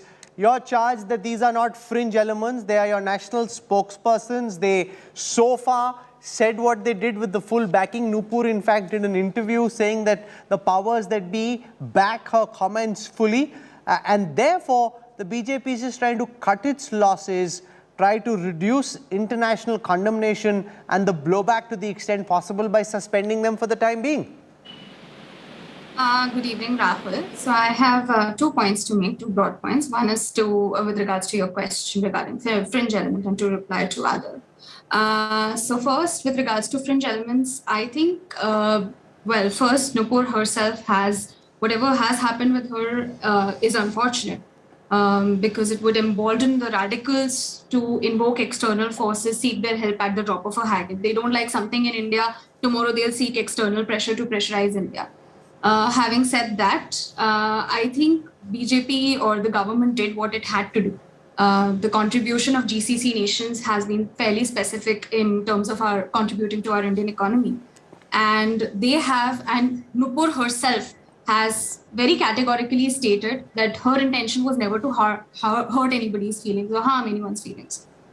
Same thing with BJP, because they have distanced themselves from these comments. Is when there is a spokesperson makes a statement, they have their views, they put out their views. Some things the party high command may not be agreeable to, and the fact that they have suspended her means that they have taken a view. We may have different thoughts on whether that view was right or wrong, but they have taken a view with regards to her position and her statement. She herself has clarified what she meant and how she reacted to a situation. Now, replying to Adil, it's very strange and ironic that someone who's talking about being branded as jihadi just because someone does not like the views is actually calling for Nupur's arrest because he does not like Nupur's views. What is the difference? It's just a matter of what kind of views you like. You don't like something, the law has to be same for everybody. If you want Nupur to be arrested, people who have talked about shivling should also be arrested. So every time we take a view, we take a position, we have to bear in mind the precedent that it sets. Today it is Nupur, tomorrow it could be everybody who's talking about shivling. Is this something, Anand Ranganathan, that concerns you, that a new line has been drawn in the sand next time because domestic political parties don't seem to be able to apply too much pressure?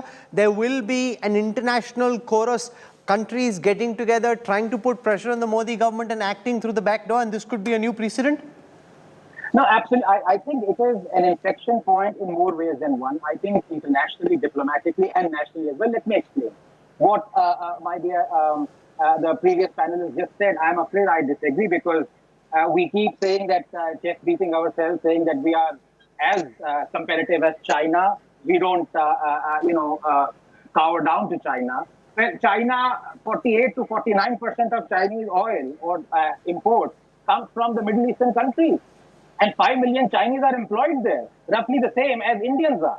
And yet, China is not going to be dictated to by the 27 or how many Islamic nations there are on the plight of Uyghur Muslims.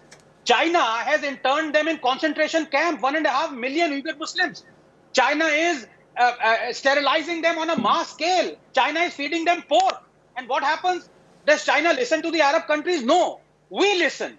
Who were backstabbed by the Arab countries in 1971 Indo-Pak war when they all sided with Pakistan. And as far as the Congress spokesperson is concerned, I humbly reiterate my challenge again. Sir, you happen to be a Muslim. Can you please tell me what Sahih Bukhari 5134 and Sunan Nasai 3378 verses are before you allege that Nupur blasphemed? And number two, can you please tell me, when you're saying that this is all BJP muddying the water with bigotry and all, can you tell me who Ramakrishna Jalami was? I'll give you a hint. He was a Congress leader who said Parashuram was a rapist. Where is he right now? Can I respond, Mr. Kaval? Yes, Adil, you must. Firstly, to the previous speaker, I'm a Sikh, but that does not matter. Even if I was a Muslim or a Hindu of any other religion. Be that as it may, my religion doesn't matter, and my religion is India. My religiosity is Indianness. But be that as it may, perhaps you would not understand that. The issue at hand is that we did not need the Arab pressure to issue such a condemnation or to take action. This should have come voluntarily by the government of India. The government of India didn't have to wait for 10 days. And it's quite evident that they've done this inadequate action has been carried out and undertaken in the face of pressure. But this was not necessary. It should have come voluntarily.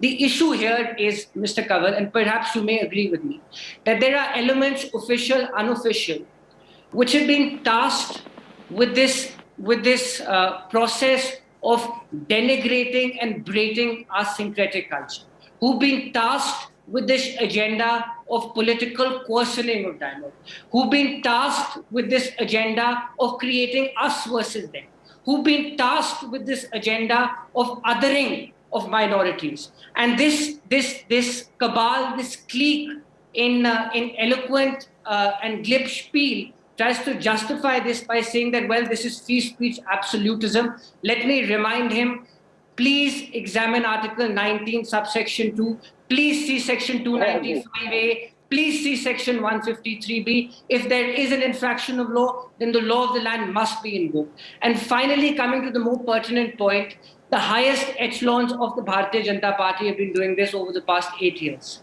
These two spokespeople have become political casualties because of international pressure. But this is the BJP and the RSS's glue. What binds the RSS and the BJP together is their coercioning of public discourse, their hate, their bigotry, their political name-calling. This is what the RSS and the BJP is. Anand and Aishwarya both want to respond. We'll go across to Professor Ranganathan first on the issue of coercioning of political dialogue, hate and bigotry. Yes, first of all, my apologies to Mr. Adil. Only the name Adil appeared, and as most Adil that I know, Adil Hussain being one, are Muslim. So I conjectured you might be Muslim, and though you might be able to distinguish, I apologize for that. But the fact of the matter is, I didn't interrupt you, Adil. I didn't interrupt you. I didn't interrupt you. Yes, there was. Kawal is a Sikh, perhaps you would know. But don't judge me by my religion. Judge me by my citizenship, by my nationality. This is the problem with the people. This is the problem with the likes of you. If you're too scared to change the topic, then that's up to you. I asked you two questions. You haven't answered any of those. One was, why don't you quote the two Islamic verses that Nupur based her derivatives on? And number two, who is Ramakrishna Jamai? Answer these two questions if you're a spokesman worth your salt, Adil. Mr. Ranganathan, I certainly don't need a certificate from you. But be it as it may, the problem with the likes of you is that you see everything to a religious prism. I am sorry, this is not the ethos of India. This is not what this country was founded on. You people are coercioning public discourse. You are propagating hate and bigotry. And I shun that and reject that with all the command. Please, come prepared. Sabah Naqvi, you want to come in on the issue that's been raised about the fact, and a lot of people are saying this. A lot of people, Sabah, just hear my question before you respond. A lot of people like Professor Ranganathan making the point that Nupur just quoted from the verses, and therefore, can you hold morality from that period and set it as an example now, or can she get away by saying all I did is quote from the verses? First of all, I'm not going to get into any verses, number one, because I think it's damaging. You want to get into Shivlings and Quran and verses. You want to do this in primetime TV. You just have to Google and look about. Just do a Google search. You'll find a Guardian piece by a scholar, not some guest on your TV, about the interpretation about Aisha. Do it. It's a Guardian piece. Do it. I will not be talking about all that. I can just say this, that what has happened yesterday is because I think it's disgusting to carry on like this. We are supposed to hold our country together, not divide it. That is how I see it. I've written a book on syncretic culture. I do not believe in all of this, and I will not be getting into all this kind of a conversation. But I can say one thing to you. Politically, yes, what has happened for the BJP, it is tectonic. It is a significant thing that they have done it. The larger question politically is, does they have an ambassador? Some of them even suggested that Nupur Sharma is a fringe element. So does this redefine things in the BJP? Also, please don't forget that the RSS chief, just 2 days before this whole thing blew up, made a speech where part of it he said that there is no need to look for a shivling in every mosque, which I have analyzed. There is a counter narrative happening, which I have written in one of my columns. You'll find it there. There's a counter narrative happening about in these alternative media, which have a lot of following in the Dalit media space, where this whole and a lot of them are there. Both the professors who were arrested, who have faced criminal charges over the Shivling, Lucknow University and Delhi University, they both happen to be Dalits. Just go there and get your team to do some research. You'll find lakhs of viewers about the Buddhist shrines that were destroyed by Brahmins. But I don't want to get into all of this. Politically, what has happened, I was analyzing why did the RSS chief say what he said? Is he giving a signaling? So on and so Aishwarya, forth. You'll respond to the point that Sabha Naqvi makes, that with the comment made by RSS Sarsang Chalak Mohan Bhagwat ji and with the suspension of these two BJP spokespersons, is the BJP and the RSS trying to rein in the hotheads, those who might have gone a bit too far in public, who seem to be giving the party a bad name internationally? It doesn't really seem to be impacting their fortunes domestically, but this is impacting India's image globally, and therefore through both of these comments, are they being reined in? See, Rahul, it would be unfair to say that it's only impacting internationally. As I said earlier, the role of GCC nations in our Indian economy is significant. And that's where my reply to Anand sir would be, which is as per the data published by RBI, 82% of the total remittances received by India were from 7 countries: UAE, United States, Saudi, Qatar, Kuwait, UK, and Oman. So let's not underestimate the role that GCC country plays in our economy, right? Maybe China is dependent to a certain extent. Are they as dependent? I wouldn't say that. Having said that, coming to RSS's view and BJP's view, as I said, they are taking a pro-India view. If the GCC nations are not certainly happy with something that has happened, one, it has to be looked at as an isolated event. Our country, especially under the leadership of Modi, we have seen a betterment of relationship that we have with GCC nations. PM Modi has been accorded the highest civilian award from both Saudi and UAE. He shares a very warm relationship, personal relationship with the UAE leadership. Having said that, with that kind of relation, I wouldn't say that it's right. If they are expecting a certain thing to be done, I think they did what they had to do, and it's more of a pro. Professor Ranganathan, if you were to join these dots, do you see a new line being drawn in the sand saying that with Bhagwat ji's comments, with the suspension, is the BJP drawing a new line that you have to be careful about what you say and do? We can't have these kind of comments which hurt our party's image internationally. Well, I don't know which image BJP is trying to save, because come what may, howsoever much virtue signaling they do, they are still going to be called fascist and Sanghi. So let's get this straight. It is a cop-out, it's a cowardly act. But as I requested you earlier, I, as a free speech absolutist, I don't believe in this dictum of Gerald Ford that you can buy any color Model T as long as it is black. I don't believe in, you can have complete freedom of speech of expression as long as you don't criticize some person or some prophet. No, I don't believe in that. Either it's one or two. That's why please go around the panel and ask all those people who are criticizing Nupur, will they stand up with Charlie Hebdo journalist and Salman Rushdie? Sabha, do you want to respond to that? No, I'll just say one thing. I'll say one thing, and this is exactly the kind of thing which one should not get into. Are we not? We are a very delicate society. We have multiple languages, multiple religions. There have been incidents in Punjab where the Sikh community has responded to what they see as blasphemy. I suppose you would all know that there is something called these Ahle Kitab. There can be a very strong reaction. I'm not justifying it, but I'm saying analytically we all know the structures of certain religions.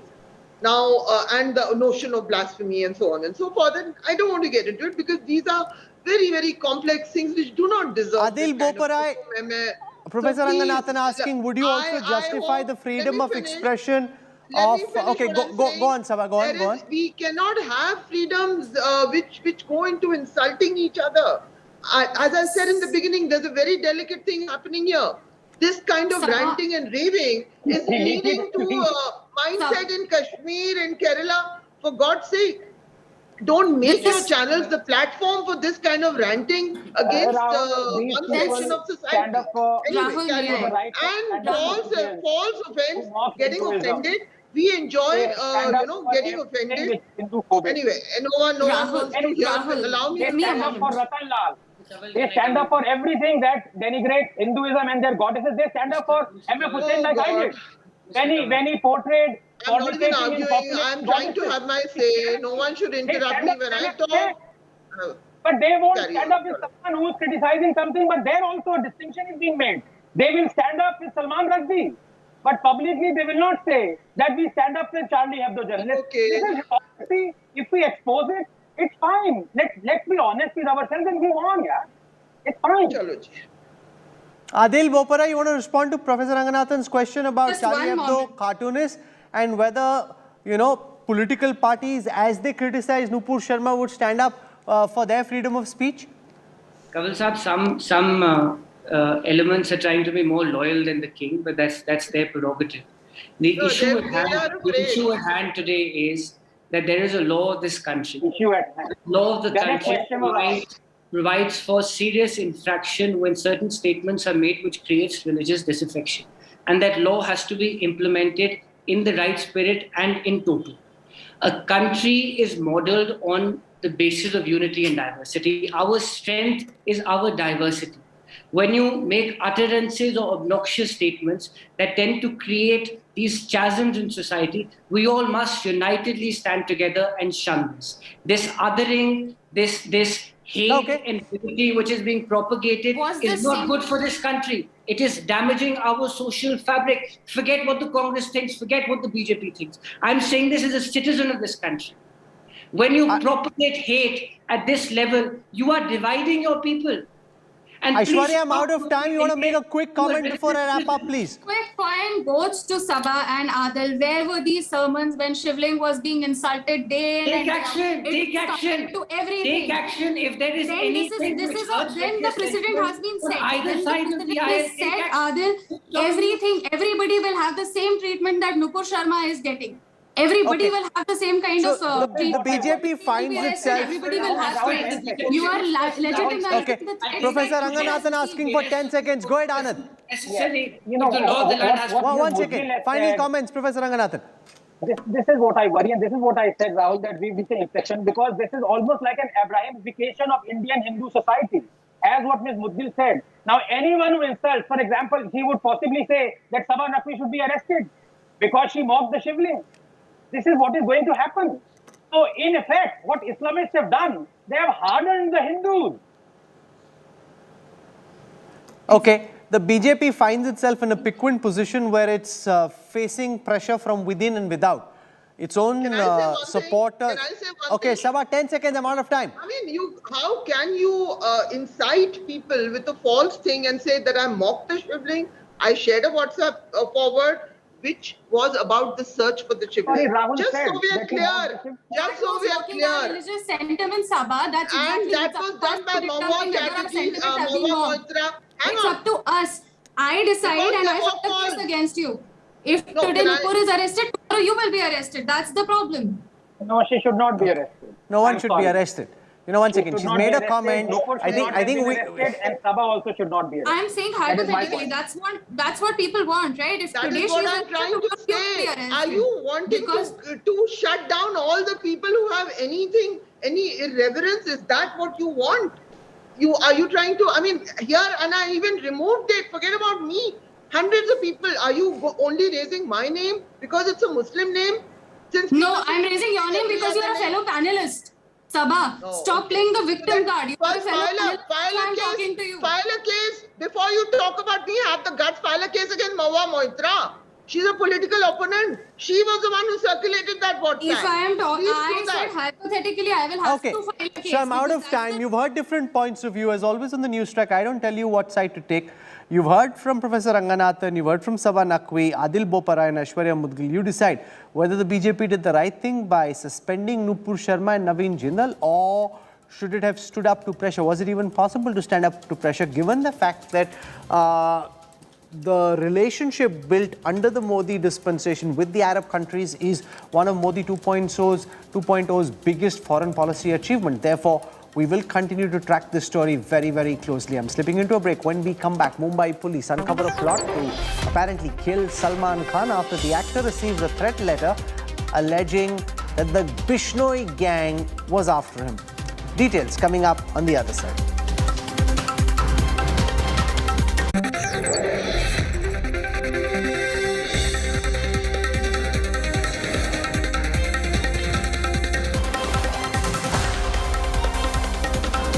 Everyone's busy finding what's trending. You're busy finding out why.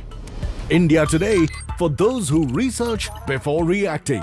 Download the India Today app now.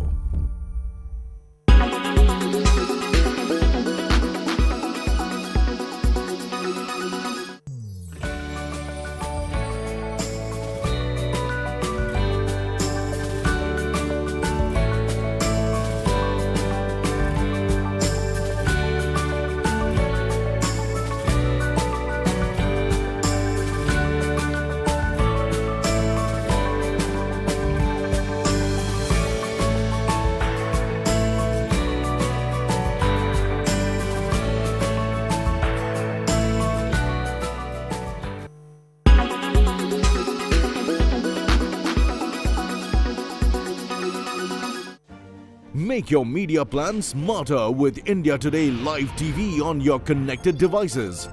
Amplify your brand with 100 million smart internet viewers. To advertise, mail us at sales@aajtak.com or call 9999892171. India's #1 political reporter. Defines what seems to be happening, vendetta politics. कोई दूध के से धुला हुआ नहीं है. Unmatched eye, unmatched experience. The world has changed. My black hair has become grey as well. And with unmatched passion for the story. Do not monopolize the conversation. When it's 100% pure prime time. It's News Today with Rajdeep Sardesai. Monday to Friday, 9 p.m. Only on India Today TV. You are watching Tonight at 9 p.m. on the News Today with me, Rajdeep Sardesai. Outrage grows across the Islamic world after the slanderous remarks made by a BJP spokesperson result in a political blowback. The spokesperson is suspended by the BJP, but the big question remains, can India's image be repaired globally, and does the BJP need to course correct when it comes to hate speech? That's going to be a big talking point on the News Today. Also, COVID cases rising in Maharashtra, how worried should we be? All that and much more on the News Today.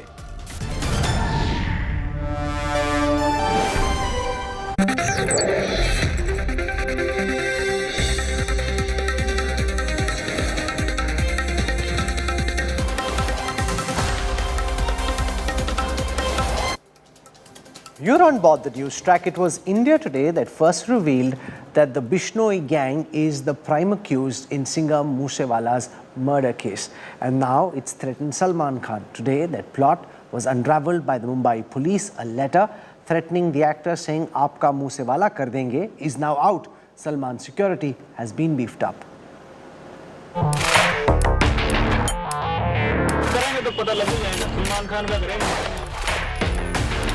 Guns, gangster, a superstar, and a chilling Moose Wala style murder threat. It all began when India Today first reported actor Salman Khan and father Salim Khan getting a threat letter during a casual walk at Mumbai's Bandra bandstand promenade. The letter, exclusively accessed by India Today, said, "Aapka Moose Wala hoga," to the star and his writer father. The murder threat letter was signed LB and GB, possibly gangsters Lawrence Bishnoi and Goldie Brar. Gangsters who claimed that they committed the Moose Wala murder. जब हम करेंगे तो पता लग ही जाएगा. सलमान खान का करेंगे, मारेंगे ही जाएंगे. जोधपुर में मारेंगे तो पता लग जाएगा इनको. अभी तो मैंने कुछ किया ही नहीं, अभी नहीं मतलब कोई इन्वॉल्व कर रहे हैं. A day later, security was beefed up at Salman's Bandra residence, with top cops visiting the actor's Galaxy apartment home. जब भी कोई कमिटमेंट करो तो पॉजिटिव करना, नेगेटिव नहीं करना. और शिकार टाइगर जैसे शिकार कोई नहीं करता. India Today also accessed the Kill Salman plot hatched by the dreaded gangsters. Lawrence Bishnoi and his gang had planned to target Salman during the shooting of the film Ready, plotting a hit when the actor used to go out for cycling. The contract killer Naresh Shetty, who was tasked with killing Salman, found his pistol inadequate for the hit after a recce of the actor's house and sought a rifle with a longer range and more firepower. In 2018, jailed gangster and Moose Wala murder accused Lawrence Bishnoi had publicly pledged to kill Salman Khan. Threat has been related to Moose Wala murder, which is again brought out the Lawrence Bishnoi gang angle. The police is now investigating what is the reason that the threat has come now, what is their intentions, whether the gang members of Lawrence Bishnoi are trying to be active in Mumbai and trying to send out a message of fear. With campus Samir Shanbag, Mustafa Sheikh for India Today. India Today has managed to unmask the killers of Punjabi singer Sidhu Moose Wala. India Today is the only channel with exclusive images of the 8 shooters. While 7 shooters are still at large, one has been arrested by the Punjab police. A new video released minutes before Moose Wala's murder has emerged. Arvind Ojha, our crack crime correspondent, with these details. The moments before he left his home and moments later, he was ambushed. A week after Sidhu Moose Wala was shot and killed in a brazen gang attack in Punjab's Mansa, the two men seen taking selfies with the rapper have caught the attention of investigators, not just curious Moose Wala fans. Police examining this new visual evidence suspect they could be informers of the assailants. The men could have tipped off the attackers about the singer's movement when he drove off. Additionally, the Punjab police is also trying to zero in on two men who were caught on CCTV footage whom the police believe had tipped off the murderers of Sidhu Moose Wala. A gangster allegedly ordered the murder from inside the high-security Tihar jail in Delhi. But the alleged foot soldiers came from across the states. Two each from Pune in Maharashtra and Haryana, two from Punjab and one from Rajasthan. India Today has accessed the images of the alleged Moose Wala shooters at large, all believed to be linked to the suspect Lawrence Bishnoi gang. Jagrup Singh Rupa, Har Kamal alias Ranu from Punjab, Priyavart alias Fauji, Manjeet alias Bholu from Haryana, Saurav alias Mahakal and Santosh Jadhav from Pune, and Subhash Banuda from Rajasthan. Meanwhile, Punjab police have raided the home of another suspect in Haryana's Fatehabad. The suspect Devender is accused of giving shelter to two men who conducted all the recce before the murder. रात को 8 बजे police आई थी और मेरे पिताजी को लेके गई है। हमें उन्होंने इसके बारे में कुछ नहीं बताया, ना ही हमें पूछा भी, और उन्होंने कुछ नहीं बताया। वो धक्के से आए और ले गए और हमारे घर में जो भी मौजूदा कैमरे का DVR था और वाईफाई था, उसको फाड़ के ले गए। Earlier, Manpreet Singh Manu was arrested from Uttarakhand for supplying logistics for Moose Wala's murder. It's been 8 days since Sidhu Moose Wala was gunned down in Mansa's Jawahar K village. Even then, 7 of the 8 suspects are still absconding. With sources revealing a possibility of some of these suspects crossing over to Nepal, the onus now lies on Punjab police to arrest these suspects at the earliest. With Arvind Ojha and video journalist Sujoy, this is Shreya Chatterjee for India Today. You know, it's imperative that the police track down and nab these murderers at the earliest possible. Our reporters are on the ground tracking every aspect of the story. This is where I wrap up the news track tonight. For your time and your trust, thank you very much. I look forward to seeing you 8 p.m. tomorrow evening. Till then, from all of us here, goodbye, good night.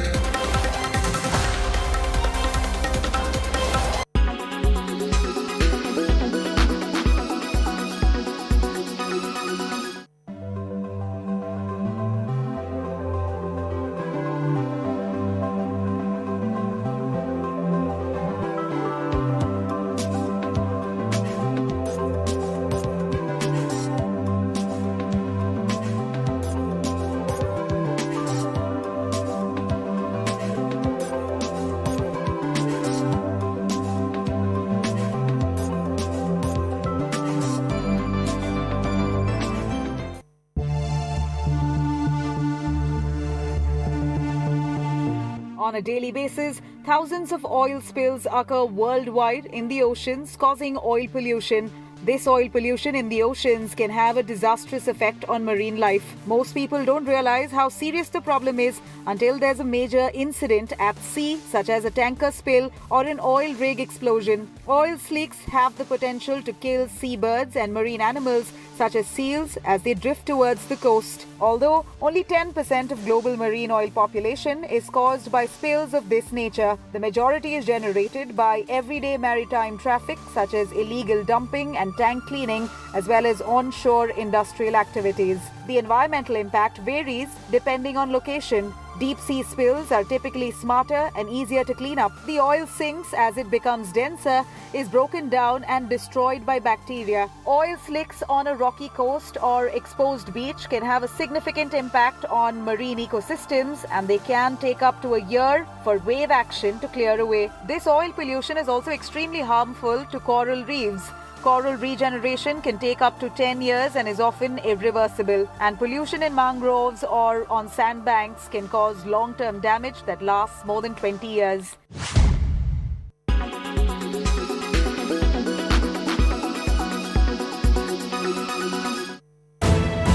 You are watching India Today.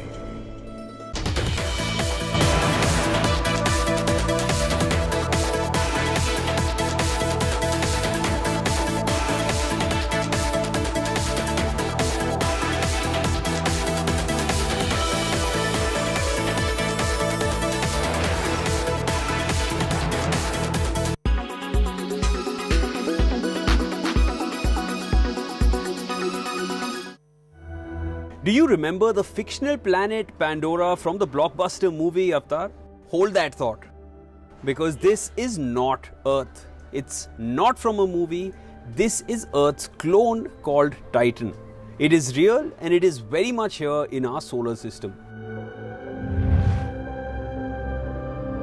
Titan is not a planet like Earth, but a moon in the Saturn system. Saturn has a total of 82 moons which revolve around it. Of these, Titan is the largest.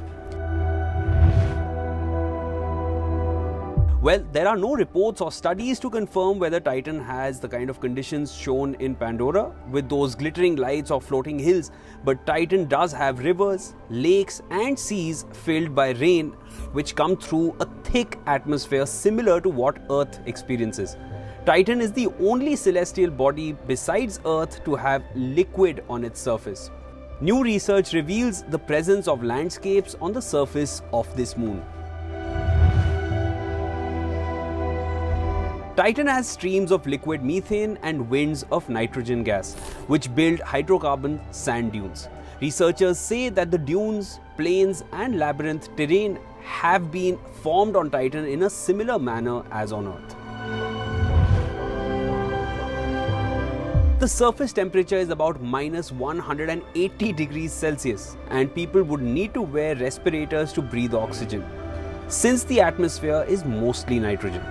The light on Titan is a little dim, just like after a sunset here on Earth.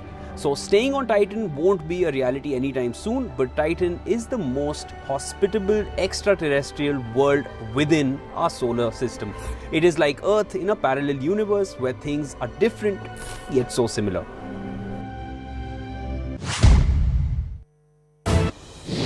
Tonight at 9 p.m. on the news today with me, Rajdeep Sardesai. Outrage grows across the Islamic world after the slanderous remarks made by a BJP spokesperson result in a political blowback. The spokesperson is suspended by the BJP, but the big question remains, can India's image be repaired globally, and does the BJP need to course correct when it comes to hate speech? That's going to be a big talking point on the news today. Also, COVID cases rising in Maharashtra, how worried should we be? All that and much more on the news today.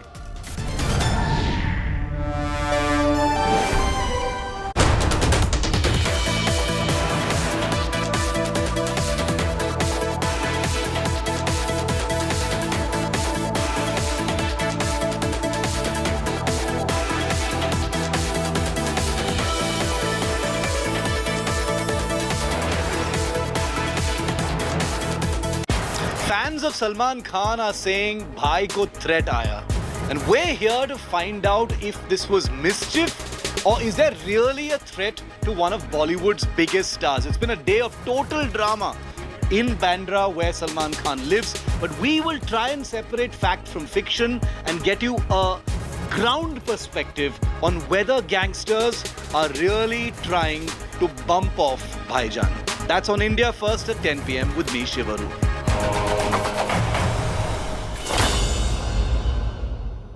Presented by Berger Easy Clean. No dag, no dhabba, only beautiful walls.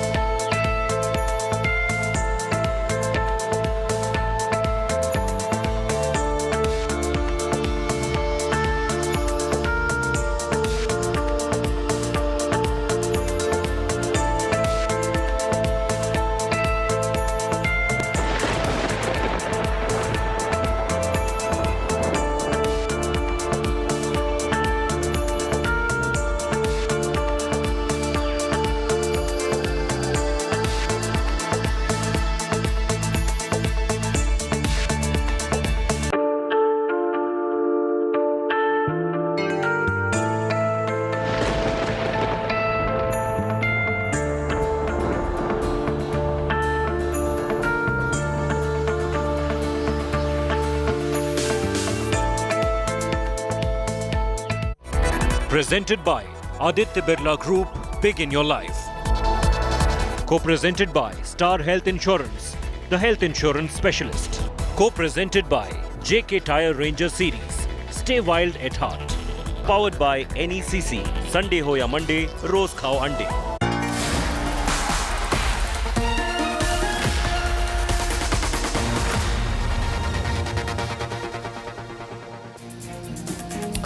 Hello and welcome. You're with the news today, Monday night. This is your destination as we start another week on the news today. News without the noise, and the big story that's blowing across the world, the blowback in the Islamic world over remarks made by a former BJP spokesperson on Prophet, or a suspended BJP spokesperson. The big question also, how does one therefore repair India's global image at a time like this? That's what we're going to raise. We're going to have diplomats, politicians joining us on the news today.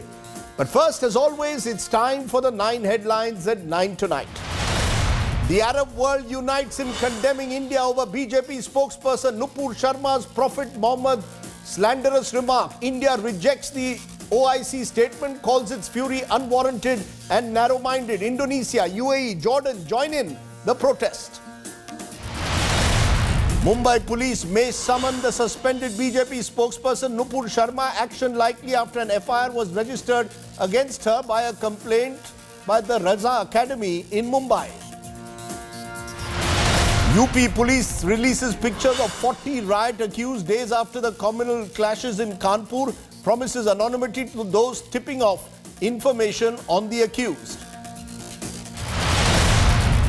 The Mumbai police claim to have uncovered a plot to kill actor Salman Khan after he receives a threat letter saying, "Aapka Moose Wala kar denge," Bishnoi gang under the scanner.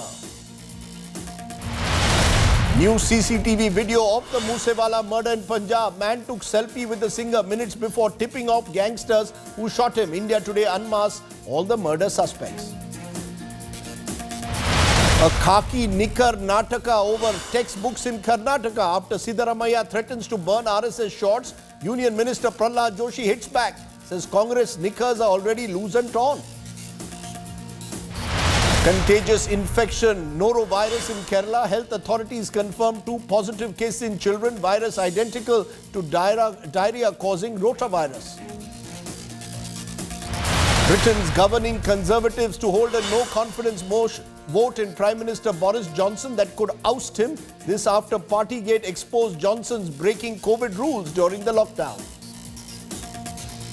And billionaire Elon Musk threatens to walk away from $44 billion Twitter deal if not provided with data on fake accounts. Says his information rights are being violated.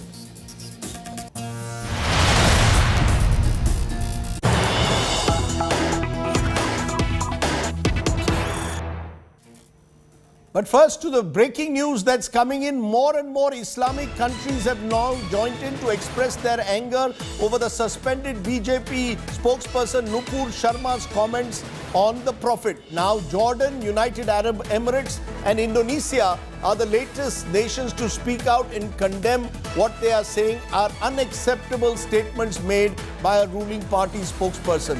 The United Arab Emirates has expressed its denunciation and rejection of the insults of the Prophet Muhammad. The UAE underscored the need to respect religious symbols, not violate them, as well as confront hate speech and violence. Remember, several countries yesterday had begun with Qatar starting it off, questioning the manner in which the BJP spokesperson had made those statements. Nupur Sharma was suspended last night. Joining me now are Geeta Mohan and Bobby Naqvi. Bobby Naqvi is the former editor of Gulf News in Dubai. Geeta Mohan is our diplomatic editor. Appreciate both of you joining us. Let's get a sense from both of you as to what's happening. Geeta, to you first. Is the Indian government worried that country after country, even Indonesia, Jordan, all coming together on this issue? How does India intend to respond? Because they've responded angrily to the Organization of Islamic Countries, calling them narrow-minded, but has been very careful in their remarks to the Qatars and the UAEs and the Saudi Arabias. Well, absolutely right, Rajdeep. When it comes to one, the fact that yes, they are concerned that countries are coming out and condemning this, but they go into the room. I'm talking about the bilaterals. They go into the room with the confidence of saying that this is not the view of the government of India, and that action has been taken. Now, this is bilateral. It all began with, of course, Qatar, given that the vice president's visit was underway when this entire controversy broke, and Qatar could not have kept quiet, and that's why they summoned. Once the response was seen by other Muslim nations, it was impossible for them not to have reacted. And that's why we're seeing a lot of reactions coming in. There are only two statements, Rajdeep, where government of India has come out with a strong condemnation and a rebuttal. That is to do with Pakistan and OIC. One, because both the statements went beyond the ambit of this particular incident. They started listing out all other incidents or allegations of the past. And it's the reason why the Indian administration responded in the manner in which they did. But yes, there is damage control. That is the administration and the diplomatic corps is under in the damage control mode, where most of the ambassadors who've been summoned have been explaining the position of the Indian government, and they are continuing to do so through the foreign ministry and the embassies. Interesting. So a bilateral attempt bilaterally to reduce the damage when it comes to certain countries while taking a strong stand against OIC and Pakistan. Bobby Naqvi, former editor, Gulf News, senior journalist, joins me. Bobby, how do you explain the kind of reaction that we've seen? Did it start, as Geeta says, with what Qatar did, and then it spread across the Islamic nations because they had no option? Rajdeep, India in this part of the world is, always known for some very nice reasons. For example, hardworking people, blue-collar workers, CEOs, directors, enterprising businessmen. It's known for Bollywood. It's known for culture. It's known for food. I mean, you name anything Indian, and it's available on the street here, on the Arab street. So obviously, what has happened in the last 2 days has kind of slightly changed the narrative, and people are talking about India for something which we may not like. Is it people or is it governments? Is it people or governments? What explains the manner that governments with whom India has tried to build good relations are reacting so angrily? Is it governments or people, Bobby? Yeah, so there are a number of reasons for this, Rajdeep. The way the governments here have reacted. It began from Qatar and then Kuwait and then Saudi Arabia, and now UAE and Oman also joined in. See, one is the chatter which has been going on social media for the last 3-4 days. Obviously, and there are some very prominent people who are talking about it. Right from the Grand Mufti of Oman, Dr. Ahmad Al-Khalili. He's a prominent figure. He issued a very strong statement, and that's kind of unusual to issue a detailed statement on this issue and calling other Muslim nations to condemn it. That's one. And secondly, there are lots of people also, Arabic personalities, writers, columnists. They have also spoken about this particular issue. See, what happens, Rajdeep, is that, even if something is being said in Hindi language, today it quickly gets translated and, shared on social media in terms of stickers, etc. So people do find out that something is being said and something so nasty is being said. And that is why there was a lot of anger. And I think the governments actually reacted to the sentiment on social media. Interesting what you're saying, that the governments have reacted to the sentiments, the anger being expressed in a way on social media, and therefore have taken a very strong stand, at least publicly, in their statements. Bobby Naqvi, Geeta Mohan, joining me right at the very top here on the news today. Appreciate both of you joining me and giving us the latest updates. That is really our top story today, because the BJP, remember, yesterday suspended its spokesperson Nupur Sharma over her remarks on Prophet Muhammad during a TV debate. The move came after the Islamic countries jumped in and condemned the statement of the BJP spokesperson, demanded an explanation for her. But those remarks have now spread far and wide, and they've triggered widespread protest in the Islamic world. In some instances, India has hit back, as I said, especially against the OIC and Pakistan. It's our top story tonight. Maybe you want to just mention a sanction case on those offering a Jummah namaz. Heated debates over faith are par for the course for Indian television channels. Last week, BJP leader Nupur Sharma and Naveen Jindal made controversial remarks on Prophet Muhammad on TV and social media, sparking global outrage. The BJP later suspended Nupur Sharma and expelled Naveen Jindal, but the damage control came late. By then, many Islamic countries had already reacted. Qatar, Kuwait and Pakistan summoned Indian envoys, while Saudi Arabia, Iran, Afghanistan and the Organization of Islamic Cooperation issued statements. The OIC is the latest to jump in. It has condemned denigration of Prophet by an official of India's ruling party. It claimed Islam is being defamed in India and Muslims are being targeted. The OIC in its statement cited hijab ban on campus, bulldozer action and alleged violence is increasing against the community. The MEA reacted strongly to the OIC, calling the statement unwarranted and narrow-minded. The government said India accords highest respect to all religions. It is said the offensive tweets and comments were made by individuals and the government did not share these views. India urged OIC to stop pursuing communal approach and show respect to all faiths and religions. It is in the reaction from Saudi Arabia, Qatar, Kuwait that would trouble the Narendra Modi government, which has cultivated good ties with the West Asian nations. It was all the more embarrassing as the row broke out when Vice President Venkaiah Naidu was in Qatar on a state visit. India conveyed to these countries that the views expressed are of fringe elements. New Delhi has said strong action has been taken against those who express these views. These kind of statements are highly irresponsible, and they must be dealt with severely. The reaction from those countries is logical. Offering namaz, especially the controversy has sparked a political war in India as well. इस spokesperson को arrest करना चाहिए, उनको jail को जाना चाहिए, उनके ऊपर जो एफआईआर रजिस्टर किए, ये गवर्नमेंट के इंसाफ का तकाजा है। सिर्फ आप लेटर लिख कर दे देंगे कि आपने पार्टी का पोजीशन ये था, 10 दिन के बाद आपको ये ख्याल आया कि आपके व्यूज पार्टी के पोजीशन से कॉन्ट्री हैं। 10 दिन तक आप सो रहे थे क्या? हमारी तकलीफ आप महसूस नहीं करेंगे। सच बोलने की सजा ही तो नुपुर शर्मा को, साध्वी प्राची को, जाने कितने लोगों को मिल रही है। ये सच का ही तो परिणाम है। लेकिन इनको जरा गिरफ्तार करें ना।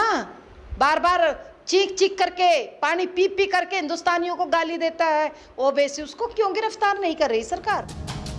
The unsavory controversy has put the BJP in an awkward position. The party all of a sudden finds itself under the scanner on the global stage. The question now is, will the party do a course correction on alleged hate speech? Bureau Report, India Today. So let's raise the big questions. I'm going to divide this by first talking to two people who in a way have dealt with both Mr. Modi and diplomacy in different guides. Has India's global image taken a beating? What will it take for the government to course correct? Polarization, politics at the heart of the row? The questions first to Salman Khurshid, former Minister for External Affairs and Congress leader, and Zafar Sareshwala, activist, businessman close to Narendra Modi over the years. Appreciate both of you joining us. Salman Khurshid, your first reactions. Do you believe that the reaction of the Islamic world has been overboard, or did India get this horribly wrong? If we had acted much earlier rather than 10 days later, things could have been sorted out. I really regret that something like this has happened. People on such a good path with the Arab countries and indeed with many other countries. And that for something like this to have come in between is really tragic. I think that there was inability or reluctance to understand. Mr. Khurshid, give us a minute. We are just trying to get your audio right. There's a little bit of disturbance, but give us a minute. We'll try and get that right. Meanwhile, Zafar Sareshwala, you want to respond to that same question. Could this have been, if the government of India, if the Modi government had acted on day one, broken its silence, this could have been resolved more easily? Do you believe that the government dilly-dally, delayed 10 days, gave the opportunity in a way to critics of this government to say that this government doesn't act against hate speech? Rajdeep, I was in two places in last 1 week. I was in Russia, where the Russian government had hosted economic summit with the OIC countries. It was in the city of Kazan. I was there, and I was also in Moscow just a week back. And although this Nupur Sharma thing had not come up, but because I was the only one, or there were one or two more people from India, the only question there raised to me was what's happening in India. Because it's not Nupur Sharma, which is something happened now. Since last so many days, we are seeing, on the TV, things are happening.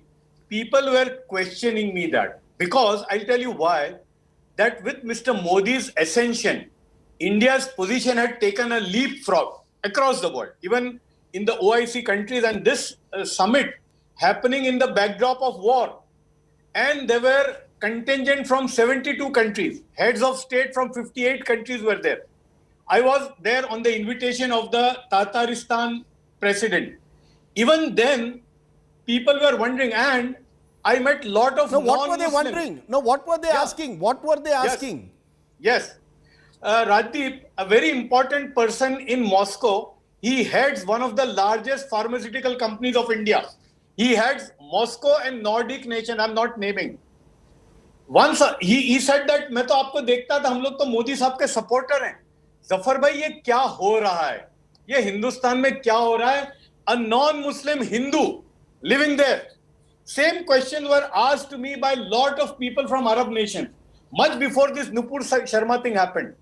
When I came to Dubai and Abu Dhabi, after that, again, this was the question raised by non-Muslim Hindus.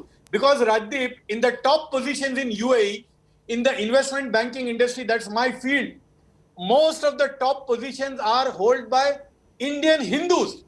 And they were asking me कि यार ये हिंदुस्तान में क्या हो रहा है? नहीं, आप कह रहे हैं हिंदुस्तान में क्या हो रहा है? आपका रिस्पांस क्या था? मैंने आपको पूछा, if the Modi government had broken its silence on day one, if Nupur Sharma had been acted against in some way, made to give an apology on day one rather than procrastinating on 10 days, what would have happened? Give me your answer. What did you say when people said ये देश में क्या हो रहा है? हाँ, बिल्कुल. यानी ये वो लोग हैं, राजदीप, इसलिए मुझे ऐड करना है. ये वो लोग हैं जो भारतीय जनता पार्टी के सपोर्टर हैं, दुबई और अबू धाबी में. वो कहते थे कि क्या हो रहा है, तो यस, बिल्कुल. और ये मैं वहीं था और ये नुपुर शर्मा की चीज हुई.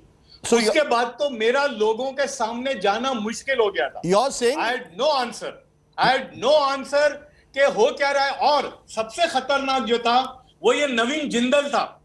यानी Rajdeep, people were showing me his tweets कि यार forget about abusing the prophet.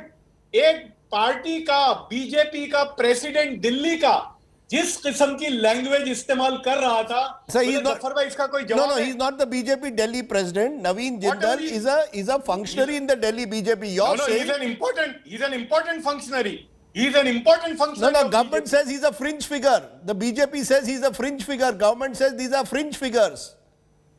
And not only that, दूसरे बहुत सारे नाम मैं नहीं गिनाता. उनके ट्वीट मुझे वहां लोग दिखा रहे थे, दुबई, अबू धाबी में. और ये मामूली लोग नहीं, जो बहुत ही इंपॉर्टेंट हैं. और मैं आपको एक बात बताता हूं, क्या लोगों को लड़ रहा था. In English, please. Because I have been going to these countries for almost more than 30 years. Right. I had seen how we were viewed before.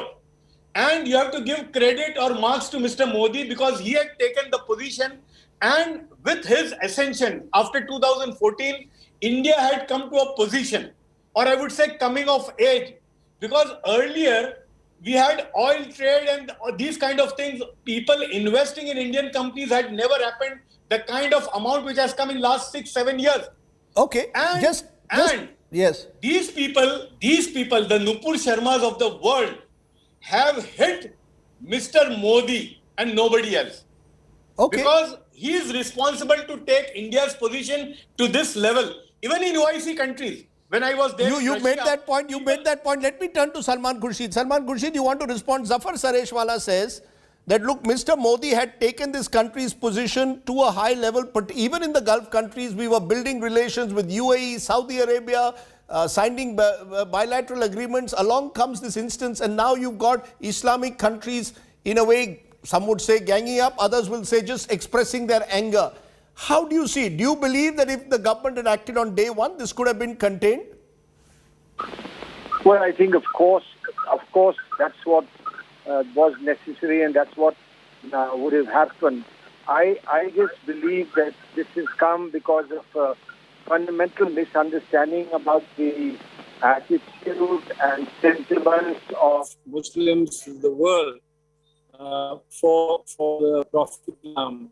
I mean, I think that there is a lack of understanding of what the significance of the Prophet is to Muslims. And if this had been understood and appropriately responded to quickly, I do believe that this matter could have been taken care of. But Salman Khurshid, there will be those, sorry to interject, there will be those who will say, look, Nupur Sharma, according to the government, is a fringe element. She does not represent the government of India. She doesn't represent India. Not get into this. This is just... No. I know, but this will make things worse. If these are the kind of arguments we're going to put to the world, we will become the laughing stock. Please, whatever she represents the government of the day through the political party that has brought about this government. Be that as it may, whoever she was, I think there should be no explanation, just a categorical apology and put an end to this matter. This is not something that should invite further debate. This is something that should be brought to an end quickly and with as much sincerity and honesty as possible. That's my opinion. What more could Salman Khurshid, what more could the government have done? The government could turn around and say, look, we've got the BJP to suspend her.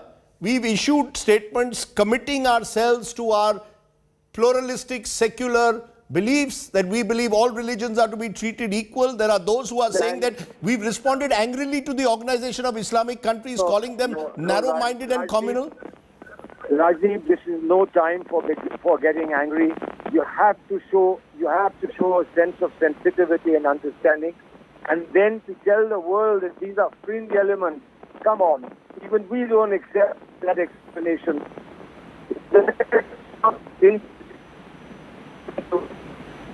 To something wrong, it is wrong. We seconded the person, and we believe it. We do not want to hurt anyone. This is being said. Let it be emphasized. Don't give explanations about who did it and who's responsible. So what? No. So what more would you expect the government of India to do? Let's be very clear. What more do you expect them to do? Listen, I believe this is no time to react to anyone. Even if somebody is, for our point of view or the government's point of view, is speaking out of turn. So long as we take the attention away from the derogatory statements that were made that should never have been made, and connect this matter not by arguing against which people are taking. We must not be clever and say to the fringe elements, just put an end to it.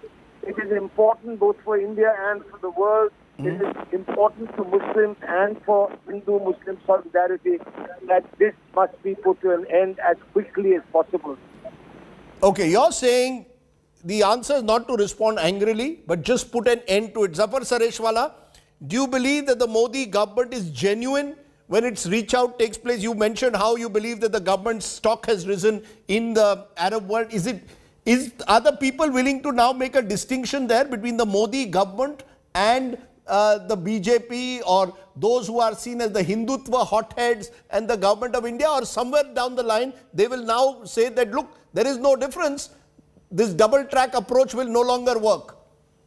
No, Rajdeep, even now, people look at Mr. Modi and his government differently and the BJP differently still. So I think now still there is a time, and this whole Hindu-Muslim divide which is happening, and more it's happening on the television screens every day. I think this needs to stop, and the government of India needs to intervene and stop this. And maybe again, this whole... So no more silence. So no more silence. No. In the past, Mr. Modi has been silent. In the past, the belief is when you have people within his government, Ramzade, Haramzade comments made by people who are in government, the accusation is the government doesn't act strongly enough, doesn't speak out early enough. You believe that's a lesson that's been learned. Am I correct? Yeah, in fact, this removing of both these people, Nupur and this Naveen, has given some semblance that yes, government is acting, but they need to do more.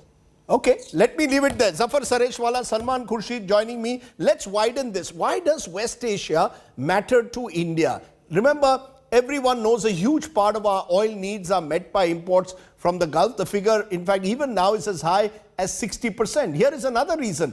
The highest remittances globally come to India thanks to its diaspora. An RBI survey in 2018 said the most amount of money through remittances came from the UAE at 26.9%, US came second at 22.9%, Saudi Arabia next at 11.6%, then Qatar 6.5%, Kuwait 5.5%, Oman 3%, then finally the United Kingdom. Of the top 7 countries from where remittances came, 5 were from Gulf nations. So that gives you a sense of the economic costs involved in keeping this relationship going. What are the diplomatic costs? Joining me now, KC Singh, former Secretary MEA, he served in that region. Vivek Kaju, former Secretary MEA, he served in Afghanistan, which has also come out strongly against India today. Gentlemen, let's get each of you, KC Singh, your first remarks. Do you believe that the diplomats are being made to do the damage control for the manner in which our politicians tend to shoot off the hip and make statements that are interpreted as hate speech and blasphemy and worse? Rajdeep, the problem is deeper than that. I've been writing for some years now, saying you cannot put your domestic politics in one silo and your foreign policy in another.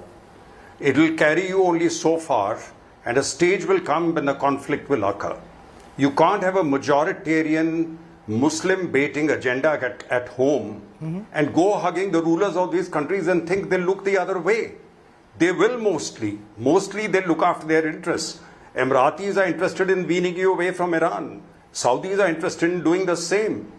But when it comes to an issue, I think this is the Salman Rushdie moment. This is not a normal baiting of Muslims in India. It's gone to the religion itself. It's gone to the Prophet. So like in case of Salman Rushdie, once it reaches that level, now it's a religious issue. It is not a diplomatic or political issue. And therefore what happens is it hits the masses. Don't forget, in 1980, over Salman Rushdie's book, a mob in Pakistan overran the American embassy. And even the military stood by and the police stood by, couldn't save them. So therefore, when it reaches the masses, even the rulers in highly autocratic countries will be forced to act. And one last point, where did it begin? It began with Qatar. You see the differences which are there in GCC. You have UAE and Saudis aligned on one side. Qataris have been leaning towards the Iranians, they share a gas field. And Kuwaitis have largely been with them. Bahrain is with the Saudis and the Omanis are largely neutral. Now, once Qataris opened the flank, there's no way Saudis and the Emiratis keep quiet. The reaction came very late and is relatively mild compared to what the Qataris did. But then it goes on to Iran, it goes on to Taliban, it'll go on to Indonesia. You see, now the entire Islamic Ummah and the Islamic countries, the regimes feel that they have to take a stand. And therefore, this was bound to happen when you allow. Let me ask a simple question on the fringe. When the fringe comes to your channel, do they come as the fringe? They come to speak on behalf of BJP, not BJP, the government. They are always nightly fighting and defending the government. So the fringe has been spokesman for the government. You don't get government spokesmen on your channels. No. If they are the fringe. I take your point, Mr. KCC. I just want of top leaders follow them. Sure. I just want to make the point. We've asked the so-called fringe to come on the show. The BJP spokespersons are not even coming because perhaps they're too embarrassed to defend themselves on this issue. I've also tried to have a haircut, which was a bit of a fringe haircut in my own way. But Vivek Kaju, more seriously, do you believe that the Arab countries their governments are under pressure because as Bobby Naqvi was pointing out of Gulf News, there was pressure from below. There were lots of people on social media angry over these remarks on the Prophet. Did we underestimate the scale of Arab anger simply because we seem to have a good relationship with their leaderships, forgot that the masses out there will get angry when you make a statement on the Prophet? Rajdeep, the fact is that whatever may be the differences in the Islamic world, and they are deep and abiding, there is one issue on which all Muslims have a common feeling and they all unite, and that is on reverence for the Prophet Muhammad. So if there is a perception that the Prophet has been insulted, then it evoked almost atavistic feeling among our all Muslims. Now, that is something that I do believe that should have been understood, because if I know correctly, Nupur Sharma's remarks came on the 26th of May. On the 30th of May, the Vice President went out on his travels and he was to reach Qatar on June 4th. Now, the question that I've been asking myself is that once this matter reached the social media, it was inevitable that it would inflame passions in the Muslim world and, of course, in the Gulf countries. And since the Vice President was traveling there, what was the Minister of External Affairs doing? Because I do not, Casey can correct me if I'm wrong, but I, in my diplomatic experience, do not remember a situation when the Vice President is on a visit, on an official visit, or whatever nature this visit became, in Qatar, that the Foreign Office of that country calls in the Indian ambassador and issues a statement asking for a public apology. No, are you saying that we should have acted? No, are you saying that therefore, Mr. Kaju, we should have acted preemptively? That on day one after this statement and that it went viral on social media, the government of India should have acted, the Minister of External Affairs should have acted. Is that what you're saying? I'm saying that I'm in fact questioning in my mind what was the Minister of External Affairs doing. I mean, he knew the Vice President is traveling there.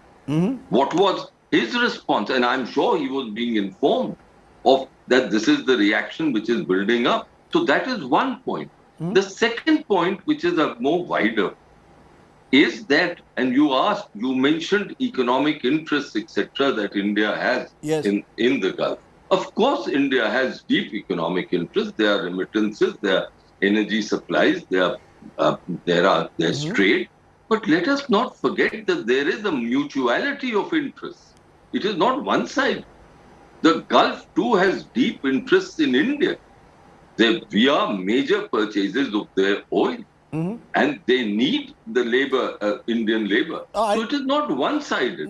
Therefore, my last point. Therefore, this is a time when wiser heads must come in, both from India and the Gulf, and this incident must be put behind us. And the government has started a process by the ruling party issuing a statement by taking action against Nupur Sharma and Jittal. And now is the time when we should, take this process forward, have a quiet engagement if necessary, and put an end to this. And I do believe that the governments, unlike, Pakistan apart, governments of the mature countries would want that to take place. Let me ask you, K.C. Singh, in conclusion, who do you hold therefore responsible? The suggestion from what Mr. Kaju is saying is that you've also got to look at our diplomacy that perhaps reacted too late. You've also got to, of course, look at the silence of the political class that now the government calls them fringe elements. Do you believe that's enough, calling these elements fringe, now doing this quiet backdoor negotiations? Will that be enough, given, as Mr. Kaju is saying, the kind of mutual interest that exists between the Gulf and India, between the Islamic world and India today? Or will this continue to haunt the relationship for a while? Rajdeep, for the last 4 or 5 months, particularly since the UP election or just before that, you've had people openly ask for killing of Muslims, for taking armed action against them, for various kinds of things. So, there was a degree of discomfort, which your earlier speaker, earlier sympathizer of BJP said, discomfort was already there. There was only a spark that was needed. And I think what the fringe did was, when the fringe are urged on, and you use them, and you think it's helping you with your divisive politics, then the fringe goes overboard. They don't know any limit. The youngsters speak some English, but they don't understand religion or history or the sensitivities of the world. So they had it coming. As I said, you cannot put your domestic politics in one silo and keep doing what you want here. And you think you can present the statesman image abroad. You see, that barrier is gone. That's broken. Right. To repair it, I think the Prime Minister has to take charge. He has to shut down all these shops and all this rhetoric. And unless it's coming from him, we haven't heard from him. Whenever these things have come up, we've not heard him. He has to come out and put a stop to it. And I'm sure if he does, the countries will understand. They're looking for a signal from him. Okay. They're not going to buy this argument, this BJP and it's not the government. Well, BJP is the government and he's the BJP as far as the world is concerned. Okay, let me, those are very strong words. I think both of you are sending out as seasoned diplomats. Hopefully someone out there will listen. Mr. Karju, I just have 30 seconds. If you were to give one piece of advice, therefore, to this government, what would it be, given how it's gone horribly wrong? Look, there is a difference between Muslim minorities and when it comes to the Prophet.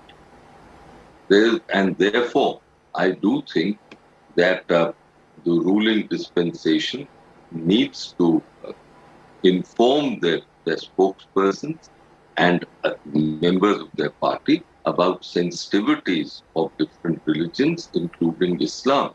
Equally, I think as far as India is concerned and the wider world, there has to be a greater sensitivity about Indian or what is now commonly called Indic religions and our sensitivities. And that is why I'm suggesting a process of dialogue that is needed.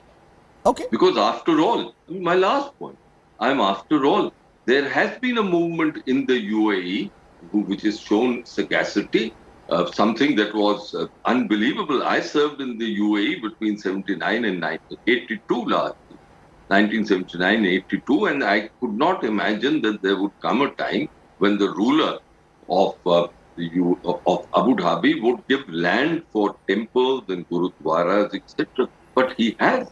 So there has been a movement. That movement must be taken forward through a process of dialogue, and of course, comments on the Prophet or any other personality which is revered of any religion must stop in the daily crossfire that takes place on our television. Let's leave it there. Vivek Karju, KC Singh, two very sensible voices from the world of diplomacy, sending out strong messages in a way without raising their voice, which is perhaps the way to do it. I appreciate you joining us. Hopefully someone out there is listening to you. Let's carry on.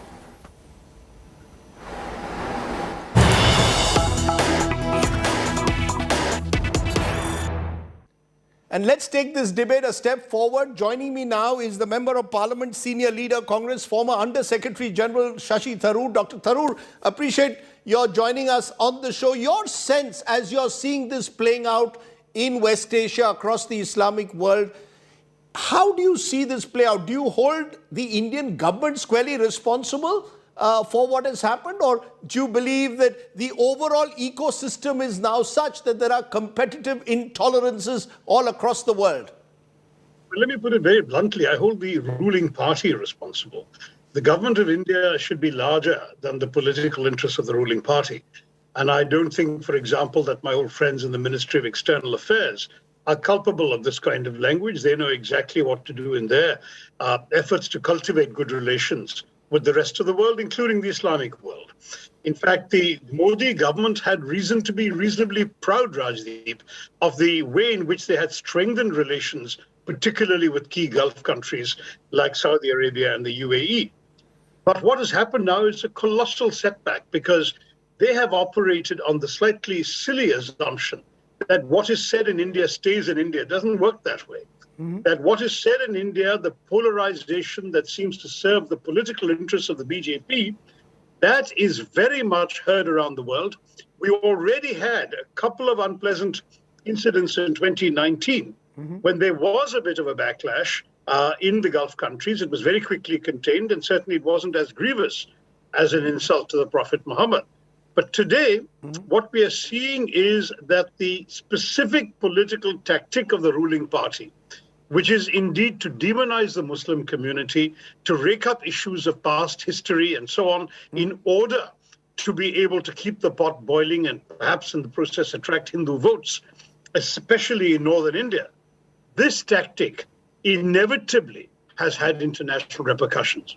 Already in my travels to the Gulf, I'd been hearing from very prominent leaders who didn't want to make a fuss publicly, but privately they were saying things like, "We want to be your friends, don't make it difficult for us." No, but Dr. Tharoor, since you mentioned the Gulf, there will be those who will say that these are the same nations that at times don't respect minority rights. I can't be a citizen, for example, in Saudi Arabia. So there are countries there which are seen not to respect minority rights, are now going to use this to lecture Indians. My point is, Nupur Sharma does not represent all of us Indians either. Correct, but minority rights is not the issue here. The issue is a level of hate speech which is already against our laws in our country. You are not supposed to be able to say things that seriously wound other sections of our society. And of course, though there's a specific law on scheduled castes and tribes, and you can't say anything that can be insulting to them, there is also a law going back to the 1920s that makes it illegal to defame or insult other religions, any religion, not just Islam. And therefore, the fact remains that what was happening in this, as you call, competitive polarization, I would say the competition was only with themselves, because no other parties are playing this game. It is entirely within the BJP and the ruling party that you're seeing all this demonization of another community. That with this going on, they were actually in violation of national laws, but no one was stopping them, no one was prosecuting them.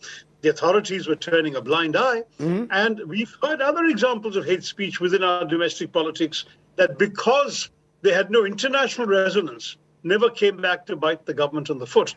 But finally, you had one statement which clearly was beyond the pale for Muslims around the world to take. But what about anyway, saying, what about those countries? We are not those countries. We are a democracy, as the statement by the Kuwaiti minister very correctly pointed out. India used to have a very good reputation around the world as a country that celebrates diversity and welcomes people of all faiths. What happened to that India? I mean, this is the concern that many of our friends have been expressing quietly, and now finally they've expressed it publicly. No, but as you yourself said at the very outset, the Modi government has invested a lot of its political capital in building relations with countries in the Gulf and in West Asia. Are you saying that all of that is compromised by one statement? Surely our relationship does not stand on such weak foundations. No, I'm not saying that, but I am saying that this has been an extremely important wake-up call for the government, that our domestic rhetoric could seriously undermine a relationship that they've invested a lot of time and trouble to cultivate and strengthen, a relationship that affects trade relations, our energy security, our geopolitical security, our counter-terrorism work, as well as looks after the well-being of millions of our citizens who work in those countries. This is a very high-stake relationship for India. You don't go around insulting something that those people simply cannot stand. It's a commonsensical thing. Any of the Indians of any faith working in those countries would have told you that. Any Indian diplomat posted in those countries would have told you that. But these tone-deaf rhetoricians of political parties, and one particular political party, to put it very bluntly, don't seem to have appreciated what's at stake. They feel that they can say anything they like because they get a free pass from the authorities in this country. And to that degree, our government is culpable in not cracking the whip much sooner. You know, I want to repeat to our audience, unfortunately, the BJP has been unwilling to speak out and come on the program and defend its position on the show. But in conclusion, Dr. Tharoor, going ahead, do you believe that this is in a way a turning point, a message to all the hate mongers, whichever side of the divide they may be, whichever community they may belong to, that while you may get traction within India at times for some of the remarks you make, while your videos may go viral, while television channels may get TRPs from some of these hate videos, at the end of the day, we need to recognize that there is a world beyond winning an election or two in this country, or winning a TRP war, or getting more clickbaits. Absolutely right. We have to understand there are very big things at stake. We have a role in the world as a serious player, and we have interests in the world that actually affect the well-being of our citizens and our country. Not just the citizens working there. Energy security and geopolitical security and terrorism are important to us living in this country.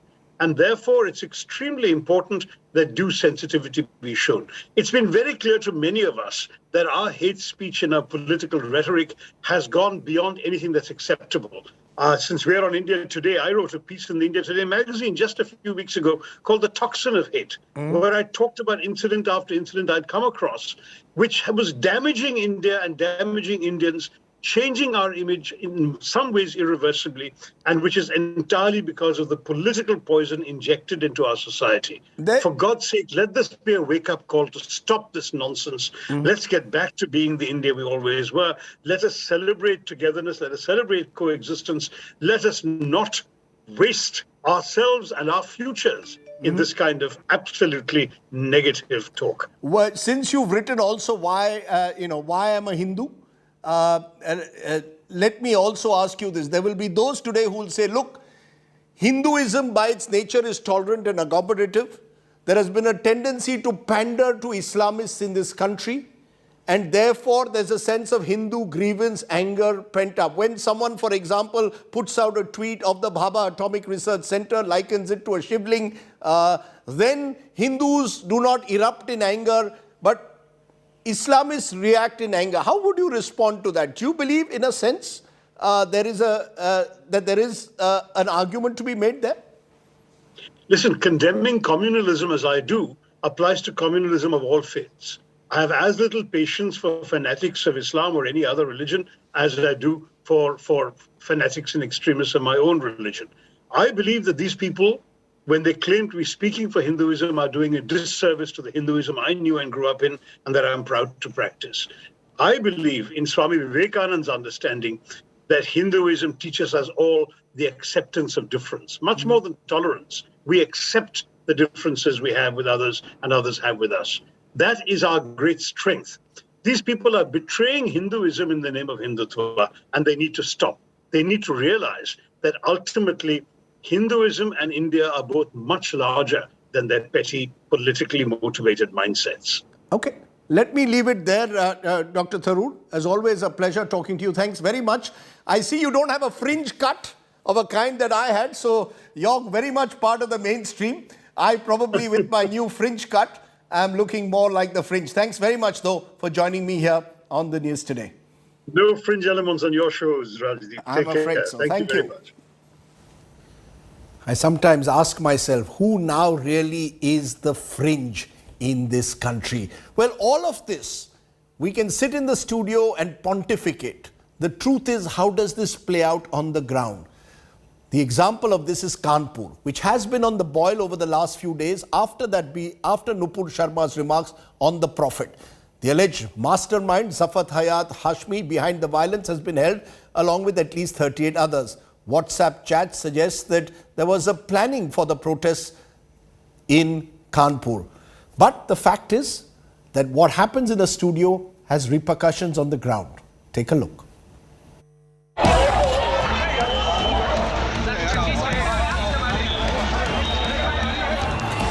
Stone pelting and gunshots. Uttar Pradesh's Kanpur witnessed massive riots on Friday over BJP leader Nupur Sharma's remarks on Prophet Muhammad during a TV debate. The police used tear gas to disperse the angry mob that had taken over this street. A bandh was called by Zafar Hayat Hashmi, president of the Johar Ali Fans Foundation, which turned violent. 38 rioters, including the alleged mastermind Zafar Hayat Hashmi, are now in police custody. So far we have arrested 38 people as of now, and arrest will increase. 6 teams are working on it. We are trying to identify each and everyone who are involved in this incident, and whenever new arrest will come, we will inform. India Today has accessed WhatsApp chats of Zafar Hashmi, which allegedly point to elaborate planning for this riot. The WhatsApp group, Johar Ali Fans Association Kanpur team, was allegedly used to assemble the mob which went on this rampage. The group was allegedly being updated with fresh images and videos of how the mob was enforcing Bandh and attacking the police. In transcripts available with India Today, Zafar Hashmi is seen praising the protesters who enforced this Bandh in Kanpur. Probe agencies claim the riots are linked to radical Islamist outfit Popular Front of India or PFI. PFI के connection से कोई संभावना से इनकार नहीं किया जा सकता. कुछ हमको क्लूज मिले हैं. अब एक बार स्पेशल इन्वेस्टिगेटिंग टीम पूरी जांच कर ले, उसके बाद इस पर टिप्पणी करना उचित होगा. ट्रांजैक्शन मिले हैं कुछ पीएफआई से जुड़े हुए कुछ लोगों के दस्तावेज? नहीं, ट्रांजैक्शन अभी हम देख नहीं पाए. अब रिमांड पे लेके आने वाले दिनों में ट्रांजैक्शंस और हम चेक करेंगे और फिर आपको कंक्लूसिवली बताएंगे. कुछ दस्तावेज मिले हैं? हाँ, कुछ पेपर्स मिले हैं. The riots in Kanpur have sparked a political face-off. हम चिन्हित कर रहे हैं और जो भी गड़बड़ी फैलाए हैं, जिन्होंने कानून तोड़ा, उनके खिलाफ कड़ी कार्रवाई होगी. कानपुर वाले मामले में कोई भी कंप्रोमाइज नहीं होने वाला है. जो भी है उसको कड़ी कार्रवाई होगी. शासन प्रशासन दोनों ये चाहता है कि मुसलमानों को सड़क पर लाएं, उसके बाद उनके खिलाफ कार्रवाई करें और फिर एक बार 2024 के चुनाव के लिए ये दिखाएं कि हम मुसलमानों को देखिए कितना परेशान कर सकते हैं. तो ये पूरी भारतीय जनता पार्टी की बिछाई हुई बिसात थी जिसमें गरीब जनता कानपुर की मर रही है. The Kanpur police have registered 4 FIRs against more than 1,000 unknown persons. 16 social media handles are on the police radar for allegedly instigating this violence. The UP police has also decided to put up hoardings carrying pictures of the key suspects involved in the rioting. With Santosh Kumar Sharma in Kanpur, Bureau Report, India Today. I have said this before, I will say it again. If we encourage hate speech sometimes on television shows, it will have an impact on the ground. Will a riot be sparked off at times by the hate speech that lies unchecked in TV studios? We cannot profit from hate.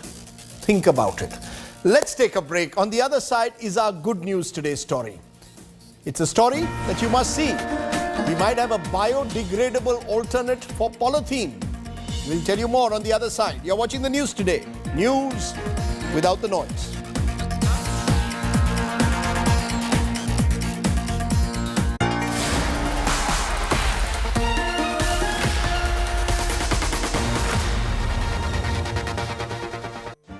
Make your media plan smarter with India Today Live TV on your connected devices. Amplify your brand with 100 million smart internet viewers. To advertise, mail us at sales@aajtak.com or call 9999892171.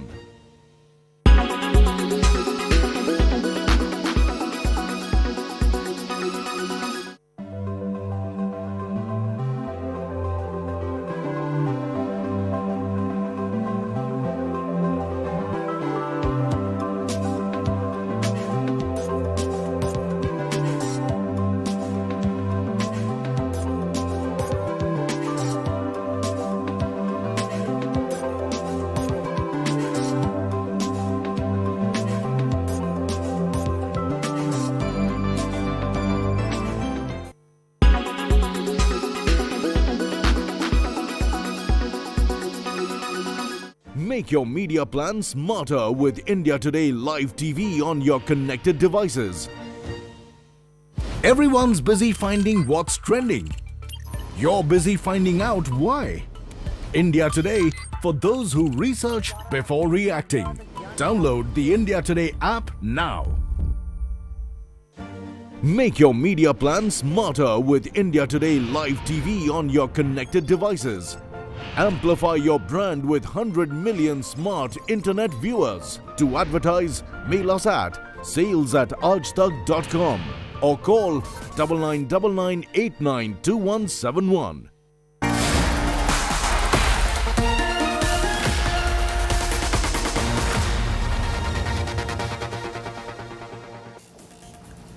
Let's turn to tonight's Get Real India story. A 22-year-old man was allegedly tortured in police custody in Uttar Pradesh. What exactly happened and what is the finding from this report? Let's take a look at a case that has been filed against 5 police personnel. It's our special report.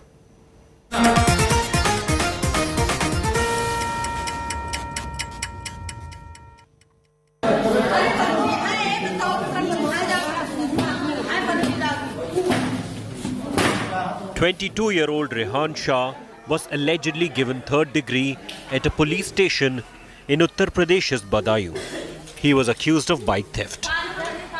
Rehan Shah's family has now alleged that police severely thrashed him, gave him electric shock and pushed a plastic pipe through his rectum.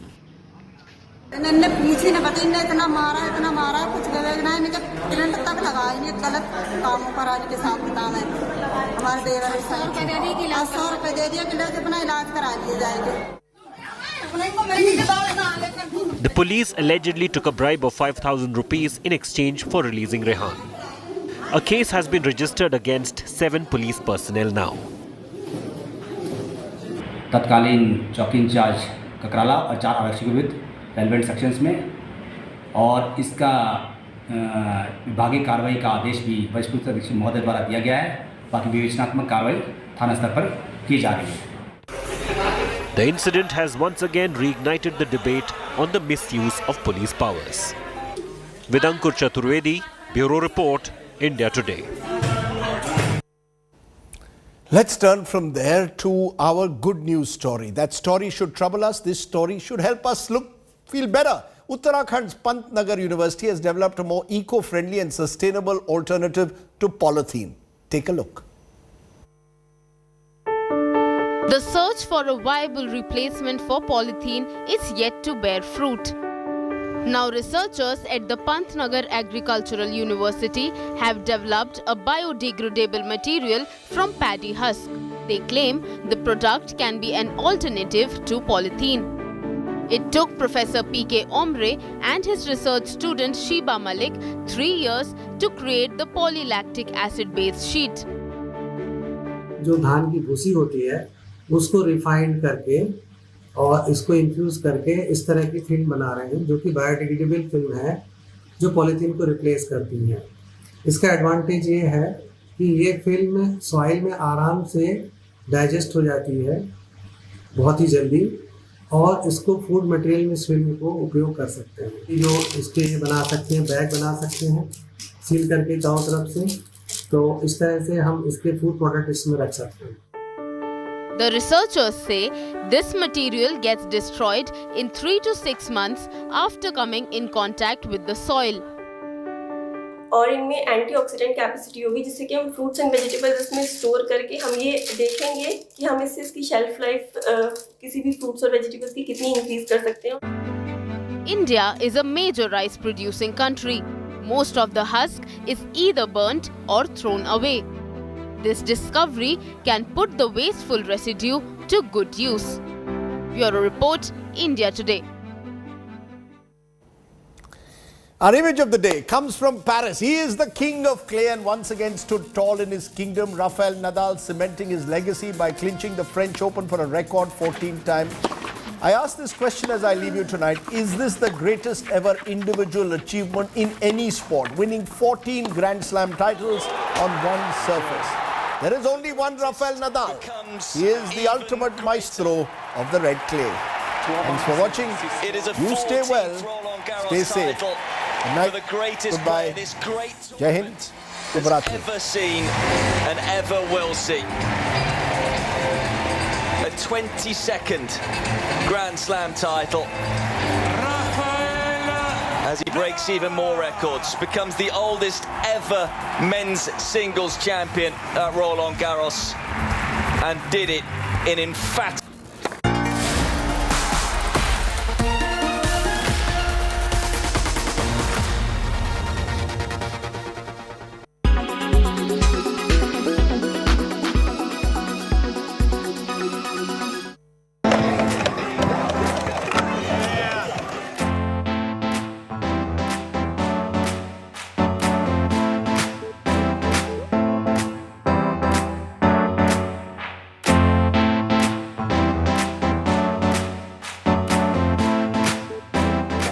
اتعلم شفت جيراني يلعبوا في واحد تزلج كانت في راسي بعدها بعمل بورد قاعد اشوف اتفرج عليه فيديوهات نتعلم نضبط اسم الحركات.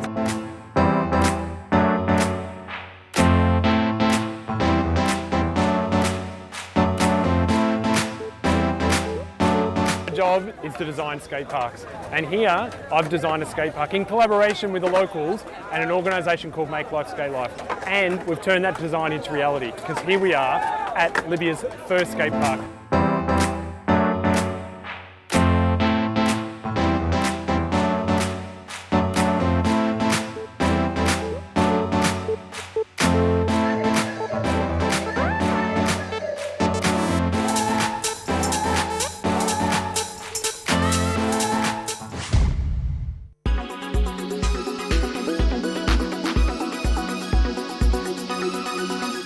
Make your media plan smarter with India Today Live TV on your connected devices.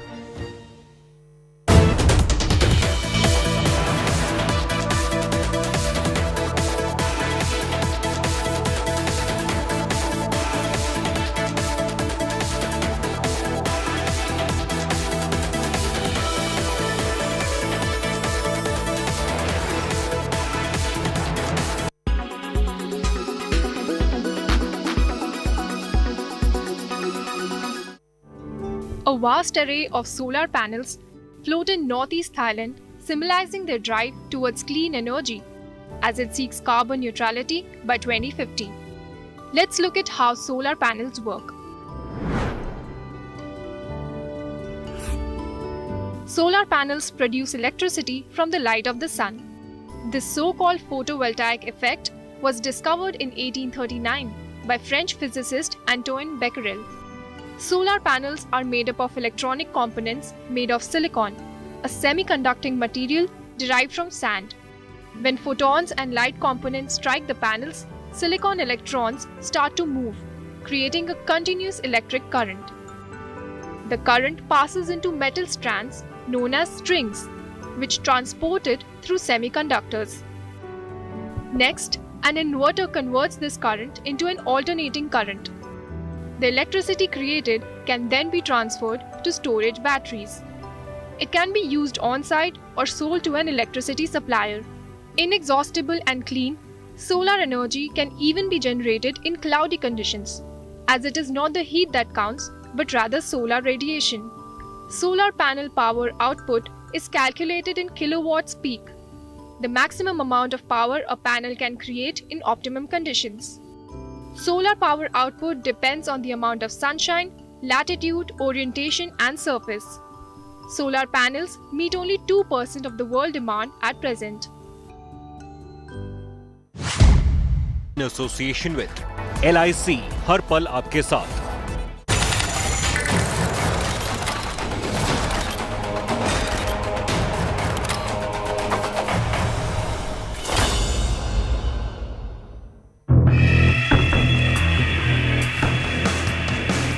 भाई को threat आया, मिसचिफ और murder धमकी,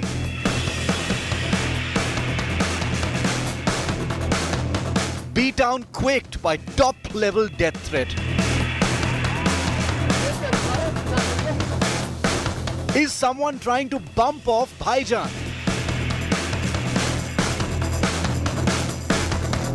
Gangsters versus superstar.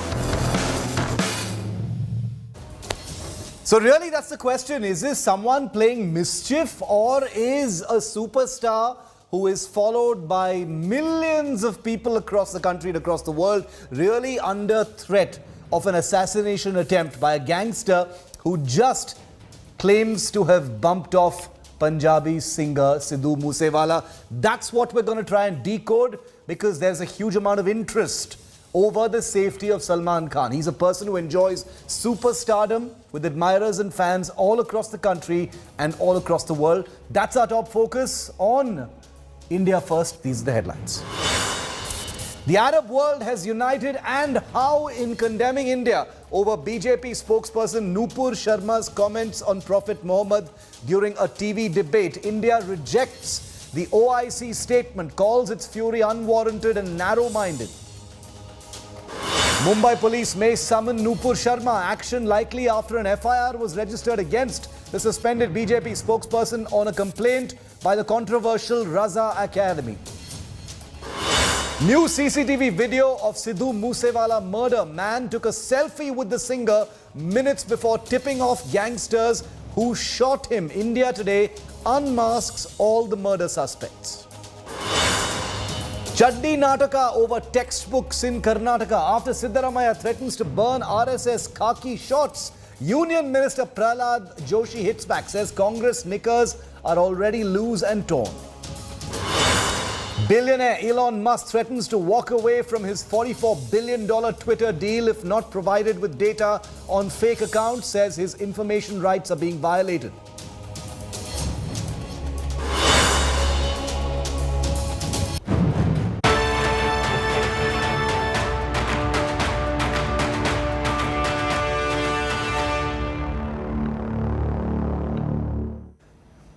It was India Today that first revealed that the Lawrence Bishnoi gang, that is the prime accused in singer Sidhu Moose Wala's murder, had also threatened actor Salman Khan. Today, that plot appears to have unravelled, courtesy the Mumbai police, with a letter threatening Salman Khan saying, "Aapka Moose Wala kar denge," now out. India Today, of course, showed it to our viewers first. Salman Khan's security has been beefed up, but the big question is this someone just having some fun, playing mischief on a very serious issue, or is there a serious threat to Salman Khan?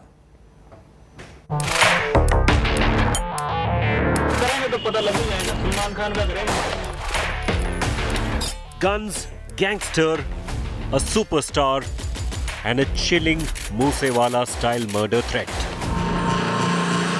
It all began when India Today first reported actor Salman Khan and father Salim Khan getting a threat letter during a casual walk at Mumbai's Bandra bandstand promenade. The letter, exclusively accessed by India Today, said, "Aapka Moose Wala hoga," to the star and his writer father. The murder threat letter was signed LB and GB, possibly gangsters Lawrence Bishnoi and Goldie Brar. Gangsters who claimed that they committed the Moose Wala murder. जब हम करेंगे तो पता लग ही जाएगा. सलमान खान का करेंगे, मारेंगे ही जाएंगे. जोधपुर में मारेंगे तो पता लग जाएगा इनको. अभी तो मैंने कुछ किया ही नहीं, अभी नहीं मतलब कोई इन्वॉल्व कर रहे. A day later, security was beefed up at Salman's Bandra residence, with top cops visiting the actor's Galaxy apartment home. जब भी कोई कमिटमेंट करो तो पॉजिटिव करना, नेगेटिव नहीं करना. और शिकार टाइगर जैसे शिकार कोई नहीं करता. India Today also accessed the Kill Salman plot hatched by the dreaded gangsters. Lawrence Bishnoi and his gang had planned to target Salman during the shooting of the film Ready, plotting a hit when the actor used to go out for cycling. The contract killer Naresh Shetty, who was tasked with killing Salman, found his pistol inadequate for the hit after a recce of the actor's house, and sought a rifle with a longer range and more firepower. In 2018, jailed gangster and Moose Wala murder accused Lawrence Bishnoi had publicly pledged to kill Salman Khan. Threat has been related to Moose Wala murder, which is again brought out the Lawrence Bishnoi gang angle. The police is now investigating what is the reason that the threat has come now, what is their intentions, whether the gang members of Lawrence Bishnoi are trying to be active in Mumbai and trying to send out a message of fear. With campus Samir Shanbag, Mustafa Sheikh for India Today. Let's go across to Divyesh, who's been tracking the story very, very closely. Divyesh, very, dramatic scenes outside Salman Khan's residence, and I want to play those visuals instead of these movie pictures on our screens of what happened outside Salman Khan's residence. What kind of security beefing up has actually taken place? Salman Khan also, recorded his statement along with his father. Where is the police right now as far as the investigation is concerned?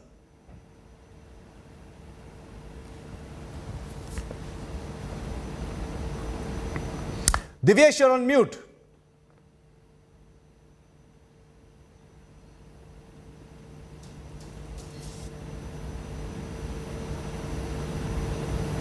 Divyesh, you're on mute.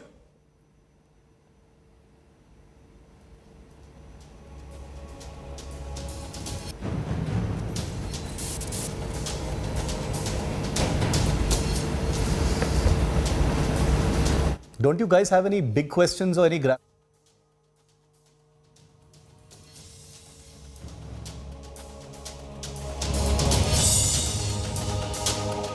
We'll go back to Divyesh in just a minute. My apologies to all of our viewers. We'll just fix that audio in a bit. Divyesh is outside Salman Khan's residence at this point of time. Dhanraj Vanjari, former ACP of the Mumbai police, is with me live as we try and make sense of, you know, what has been a very confusing day for Salman Khan's fans all across the country, you know, who've been watching these media reports, Mr. Vanjari, of Salman Khan being threatened by a gangster who is under investigation for the actual killing of another superstar, Sidhu Moose Wala, just a few days ago. I'd like to start by asking you, Mr. Vanjari, what do you make of this? It's very filmy. It's very, very filmy. But a letter of threat has been found at Bandra bandstand, you know, directly threatening Salman Khan and his family and saying, "Tera Moose Wala kar denge." It's my very clear opinion, unless and until we find a complete believable truth in this matter, it won't be proper, or it would be premature to talk about it. Number one is Bollywood, these things, these entities are never away from gangsters and terrorism. You have example right from Abu Salim up to Dawood Ibrahim. The things are somewhere connected. You must have seen it in the Riya Chakravarti's matter or even Sushant Singh matter. Always there is a year been made about gangsters' entry and gangsterism and criminalization of entire Bollywood. Now, looking into the personal character of Salman Khan, there are cases pending against him, and I don't understand after all these years working in police that why Salman accepts the name given by the viewers or the people or by his fan that he is a bhai. Bhai ko threat aaya. How it sounds? No, but that's But Mr. Vanjari, that's a separate issue altogether. He has his own film persona, and the cases against him are separate. I mean, those are, courts of law will decide on anything else. I'm simply asking you, as a former police officer, how does one look at threat letters of this kind? Because Lawrence Bishnoi, who is the gangster who is sitting in Delhi's Tihar jail, is on record. In fact, I have that soundbite which I'll play for in a moment for our viewers, where he actually takes Salman Khan's name and saying, "We will kill him." Listen carefully. That is what I am going to make. In this case, when I said that unless the believable truth comes out, it won't be proper to speak. Where from the believable truth come? Gentlemen, it will come from within the French and other side of the French also. So we have to examine both the side across the wall. Inside the wall, inside Bollywood, what is going on, and outside Bollywood, what is going on. These two things and thorough investigation, truthful and believable investigation, two adjectives I am using over here, which is rare in this country now. If that comes, then only it will be decided whether it is a publicity stunt, whether it is a protection-seeking stunt, or whether it is really a threat. And if it is really a threat, where the roots are. Are the roots in money? Are the roots in drugs? Are the roots in other angle and dimension of gangsterism or terrorism? Anything it can be. Okay. That is why I said when both these sides, the inside of the fence and outside the fence, other side of the fence, unless and until we check these two sides, we won't be able to call it as a truthful incident. Okay, and if it is, I want to, before I go to India Today's Dinesh Singh, who's been reporting the story from outside Salman Khan's residence, I just want to, there are occasions when people try to play mischief. There are occasions when people are, playing the fool. But this is a little bit more serious than that. This concerns Salman Khan. Those are pictures from today. We haven't created those pictures. Those are pictures from today outside Salman Khan's residence, because the Mumbai police was reacting to many of the pieces of information that had come out, including that threat letter, and his security was actually increased. You saw Salman Khan coming out and meeting with the police. Here's what, just a few years ago, Lawrence Bishnoi, the gangster who is now the prime suspect as having ordered the killing of Sidhu Moose Wala. Here's what Lawrence Bishnoi said just a few years ago about Salman Khan, and here's how Salman Khan responded at that point of time. The same guy who is now suspected to be threatening Salman Khan again. Listen to this. जब हम करेंगे तो पता लग ही जाएगा। सलमान खान का करेंगे, मारेंगे या जोधपुर में मारेंगे तो पता लग जाएगा इनको। अभी तो मैंने कुछ किया ही नहीं, अभी नहीं मतलब कोई इन्वॉल्व कर रहे हैं। जब भी कोई कमिटमेंट करो तो पॉजिटिव करना, नेगेटिव नहीं करना। और शिकार टाइगर जैसे शिकार कोई नहीं करता, है ना? ये सबको पता है। Let's bring Dinesh Singh in on this story. He's been reporting on it. Dinesh, what is the sense that you're getting from the Mumbai police? You know, Salman Khan, his father Salim Khan, and a few others have all recorded their statements today. It's very easy to kind of bog down the police with the hoax letters and threat letters, you know, making use of what's the big headline of the day. And we all know that Lawrence Bishnoi is in the news right now. What is the sense you're getting? Is there a real threat to Salman? Well, Shiv, 4 people have recorded their statement, which includes Salim Khan, father of Salman Khan, and Salman Khan's statement has also been recorded in the threat letter that was found by Salim Khan at the bandstand promenade. And there are various CCTV cameras, there are a number of CCTV cameras that are presently being analyzed by the Mumbai police to find out who was the person who kept that letter at this particular bench where Salim Khan usually sits after his morning walk every morning, and the timing when it was kept, the visuals are closely being monitored by the police officials, closely being watched by police officials. Other than that, there are various other suspects against whom investigation is on. Salman Khan's statement has been recorded and he's been asked particularly on if he had received any kind of threat personally before this incident or he had received any kind of threat from some other person. Also, it is being said when asked, police officials from Mumbai police said if need be, Mumbai police could send a team to question Gangster Lawrence Bishnoi as well. As of now, they have not sent a team, but if need arrives, if there is a need, a team could be sent from Mumbai police to question Gangster Lawrence Bishnoi in the connection with the threat letter that has been found in connection with Salman Khan and Salim Khan that has been played on India Today as well. Other than that, there are various other suspects who are under scanner of Mumbai police presently. No one has been detained till now. Till date, no one has been detained, but there are several suspects against whom police is presently conducting investigation to find out who was the person responsible for this particular threat. Other than that, there is security has been beefed up near Galaxy Apartments in Bandra, which is the residence of Salman Khan, by the local police. And Salman Khan already had all weapons trained police commando who has been with him, who always remains with him, and that is the security provided by Mumbai police already to Salman Khan. And this was before the incident, and this has been there. This security has been provided earlier to Salman Khan, and this commando remains with Salman Khan. But local police has also beefed up security around Galaxy Apartment, that is the residence of Salman Khan. Okay, Dinesh Singh and Mr. Vanjari, thank you very much for giving us your time and trying to break down this entire story for us. But we've got a big development breaking late this evening here on the Sidhu Moose Wala murder probe. Remember, the suspected killers of Sidhu Moose Wala are the same ones who are suspected to be threatening Salman Khan as well. None of this is confirmed, but here's the latest on the Sidhu Moose Wala murder probe.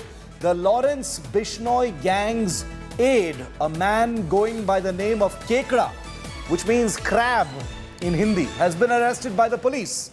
This man, whose name is Kekra, pretended to be a Moose Wala fan and was outside Sidhu Moose Wala's residence in Mansa in Punjab. Kekra was outside the singer's residence for over 45 minutes, and it is alleged that Kekra is the man who tipped off the assassins after Sidhu Moose Wala left his residence in that Thar Jeep. The shooters were tipped off by Kekra is what we are given to believe. When Moose Wala left from his home in Mansa in Punjab, in that Thar along with some others, apparently this person called Kekda, who was sort of pretending to be a fan of Sidhu Moose Wala, tipped off the assassins, and that's how they intercepted Sidhu Moose Wala's jeep and then killed him. Tanseem Haider breaking the story here on India Today. Tanseem, ये केकड़ा का role क्या exactly है? He pretended to be a fan. ये सिद्धू मूसेवाला के घर के बाहर था. क्या हुआ उसके बाद? जी शिव, ये संदीप नाम है इसका, संदीप उर्फ केकड़ा। ये सिरसा का रहने वाला है, कालावाली एक गांव है उस इलाके का रहने वाला है। ये 10-12 दिन से अपने घर से गायब था। अब सीसीटीवी की फुटेज जो सामने आई है उसमें 3:57 पे 29 तारीख को ये शख्स सेल्फी लेते हुए दिखाई दिया है और उसके बाद करीब 45 मिनट बाद सिद्धू मूसेवाला का कत्ल कर दिया जाता है।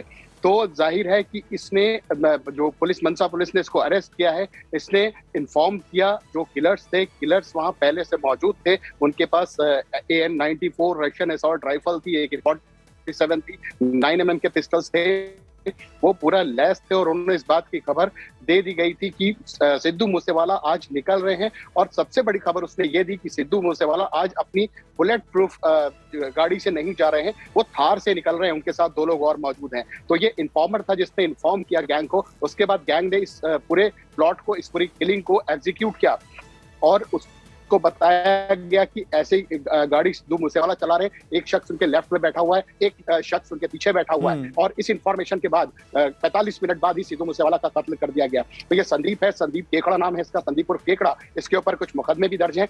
इसकी फैमिली ने भी कंफर्म किया है कि 10-12 दिन से ये अपने घर से गायब था, घर पे नहीं था, तो पुलिस ने इसको गिरफ्तार किया है। जाहिर है शूटर्स के चेहरे भी सामने आए हैं, 7 शूटर के चेहरे जैसा कि हमने लगातार दिखा रहे हैं और उसके अलावा ये जो फॉर्मर है वो भी सामने आ गया है। कड़ियां जो है वो जुड़ती हुई नजर आ रही हैं, बस अब रिकवरी होने बाकी है और ये जो शूटर्स 7 शूटर्स थे उनकी गिरफ्तारियां होना बाकी है, जिसमें स्पेशल सेल और पंजाब पुलिस की अलग अलग टीमें काम कर रही हैं। जाहिर है ये बड़ा एक वो है इंपॉर्टेंट क्लू मिला जो पंजाब पुलिस को मिला इस शख्स का, जिसने बाकायदा रेकी की और रेकी करने के बाद इन्फॉर्म करने के बाद इस कत्ल की वारदात को अंजाम दिया गया। Shiv, Tanseem, thank you very much. Dhanyavad for joining us with those very, very important details in this investigation. Kekda has been caught on CCTV camera taking a selfie with Sidhu outside his residence and then allegedly tipping off the assassins, saying Sidhu Moosewala is on his way and providing them with coordinates of how to reach him and kill him. That's what the police believes is the picture. Whether that turns out to be true or not, we'll have to wait and see. Well, meanwhile, India Today has unmasked the killers of Sidhu Moosewala. These are the 8 suspects. India Today is the only channel with exclusive images of the 8 shooters. While 7 shooters are still at large, 1 has been arrested by the Punjab police as well. His name is Manpreet. But the 7 others, all of them have names, as you can see in this particular image, but they are still at large. There is reason to believe that some of them may have even left the country. Here's India Today's big exclusive of the day.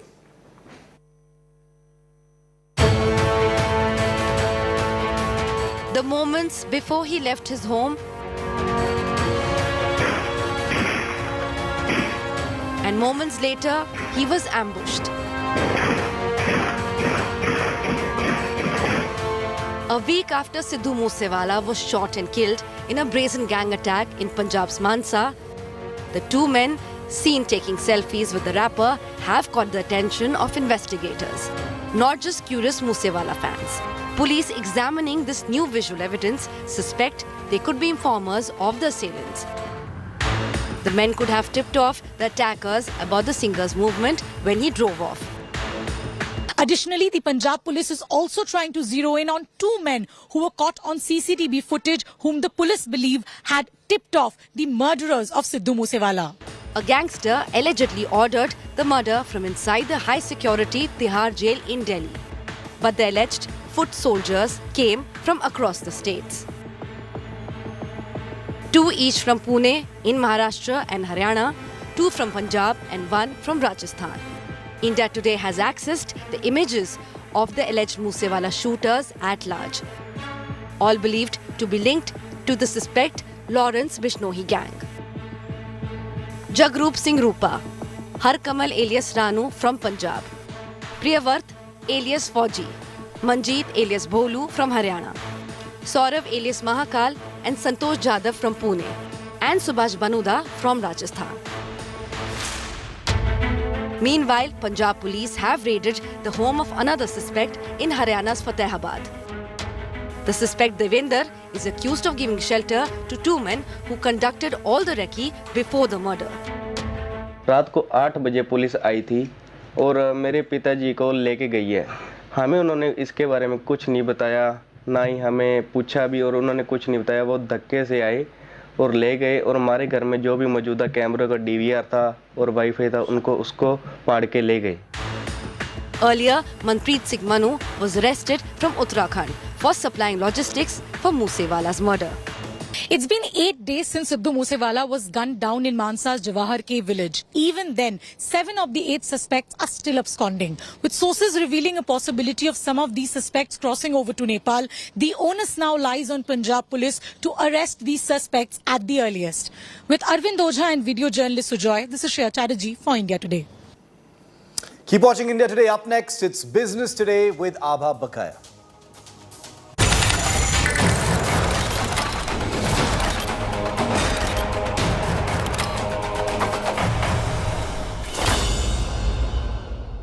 Everyone's busy finding what's trending. You're busy finding out why. India Today, for those who research before reacting. Download the India Today app now.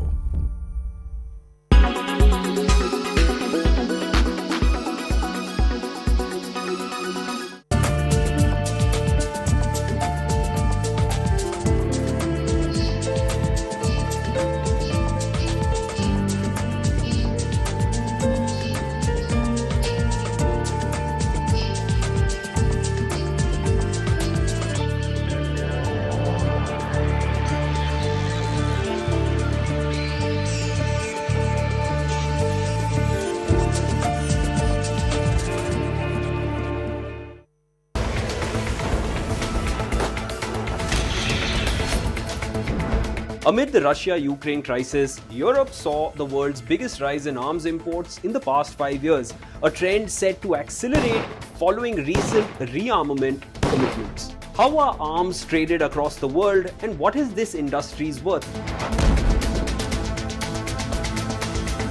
International trade in conventional weapons is worth an estimated $100 billion USD annually. The industry's products range from light weapons to warships and military defense systems.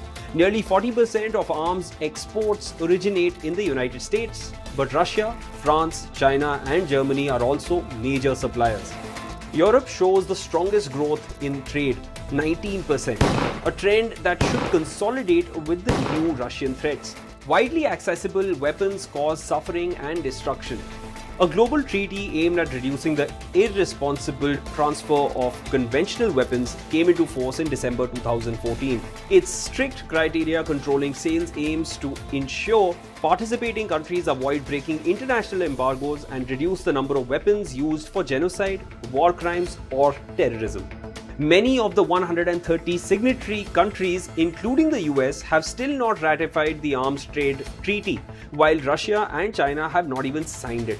The International Committee of the Red Cross says there is still a discrepancy between political commitments and the ease with which arms are transferred to actors who do not respect international law.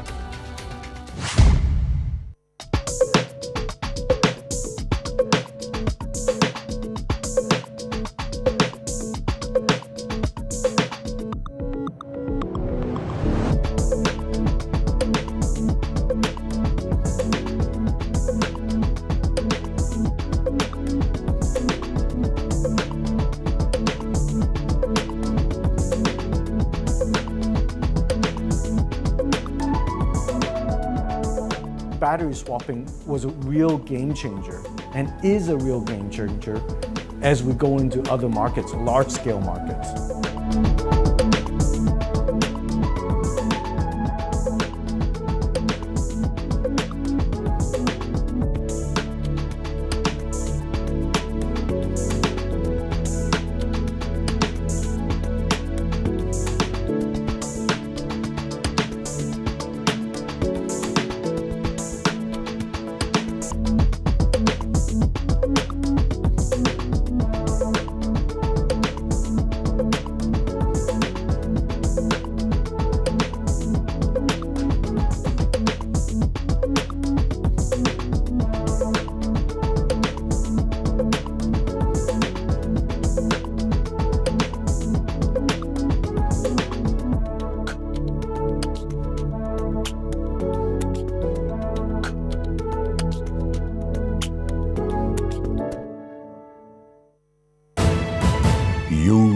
watching.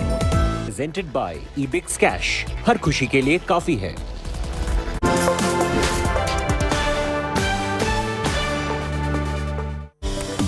Hello and welcome. You're with us here on Business Today. I'm Abha Bakaya. Here are the day's top business stories.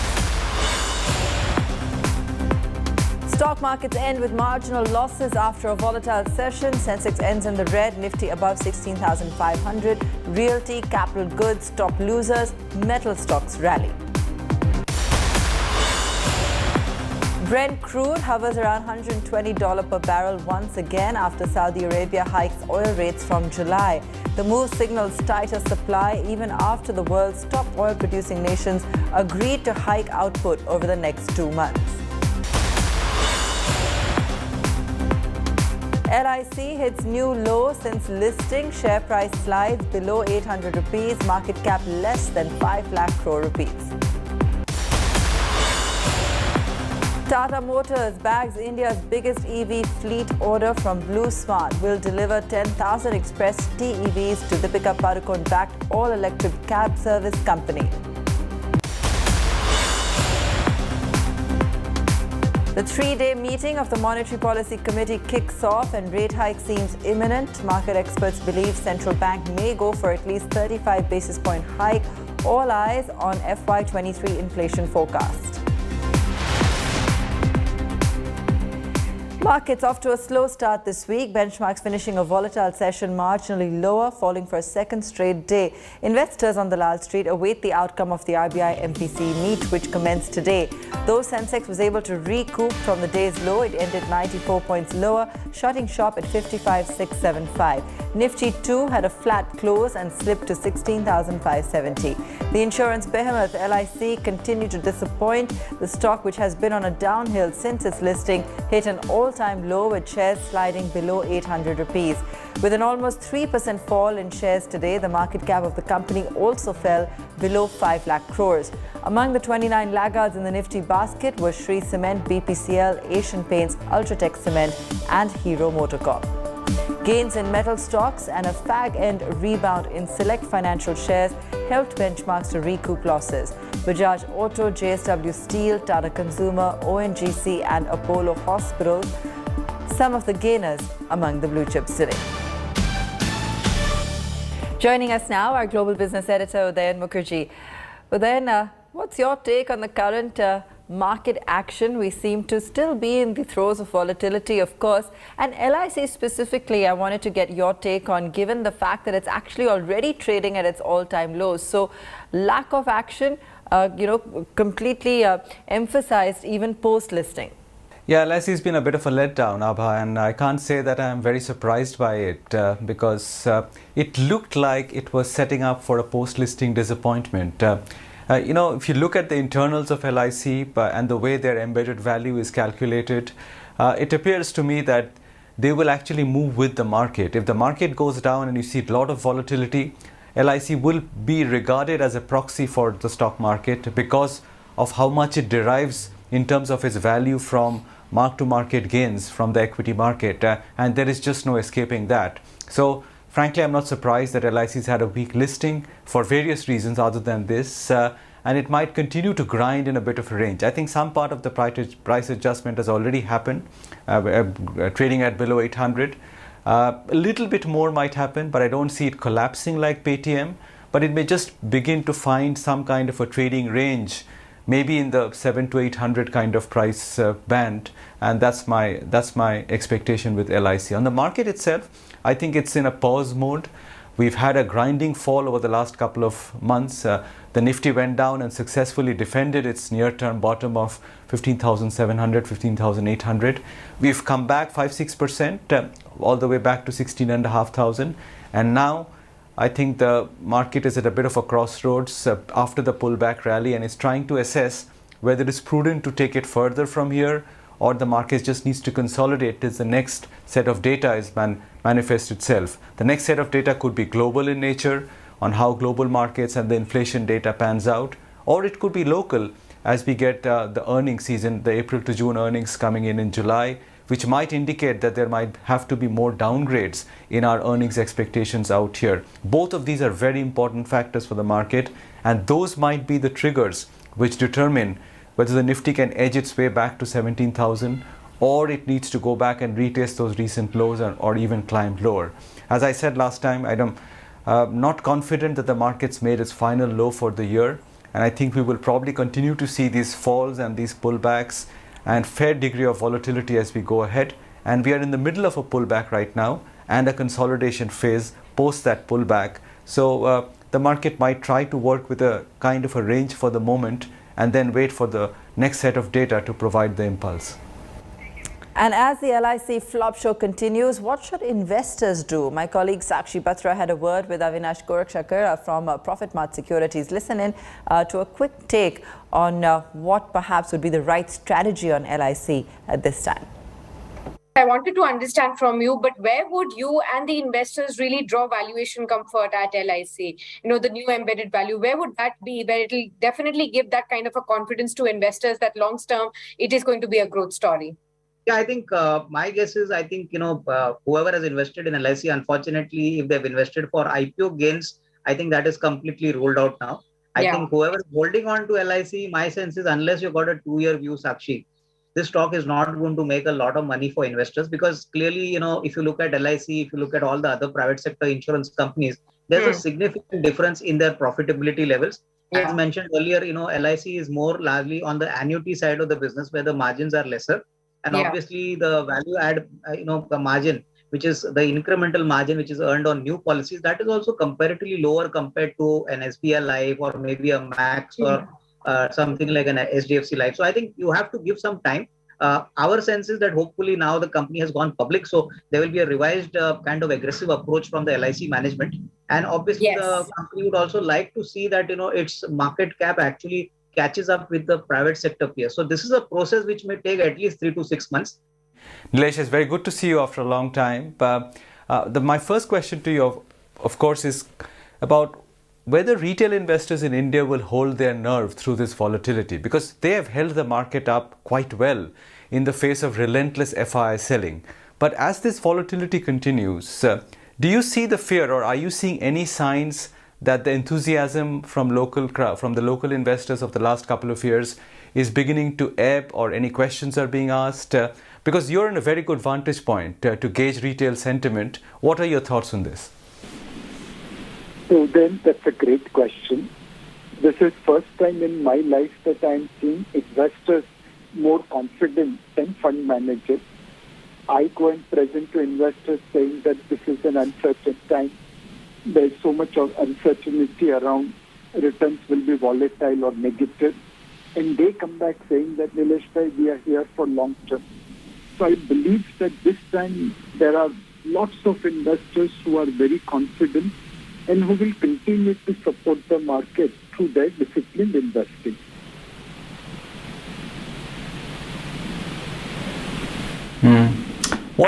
What is your advice to them at such a time when they are sounding so confident?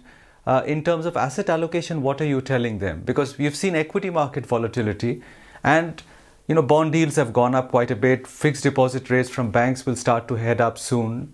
At such a time, between equity and fixed income, what is the ideal asset allocation that you're recommending? So one thing then we have been telling our investors is that this is a market full of uncertainty.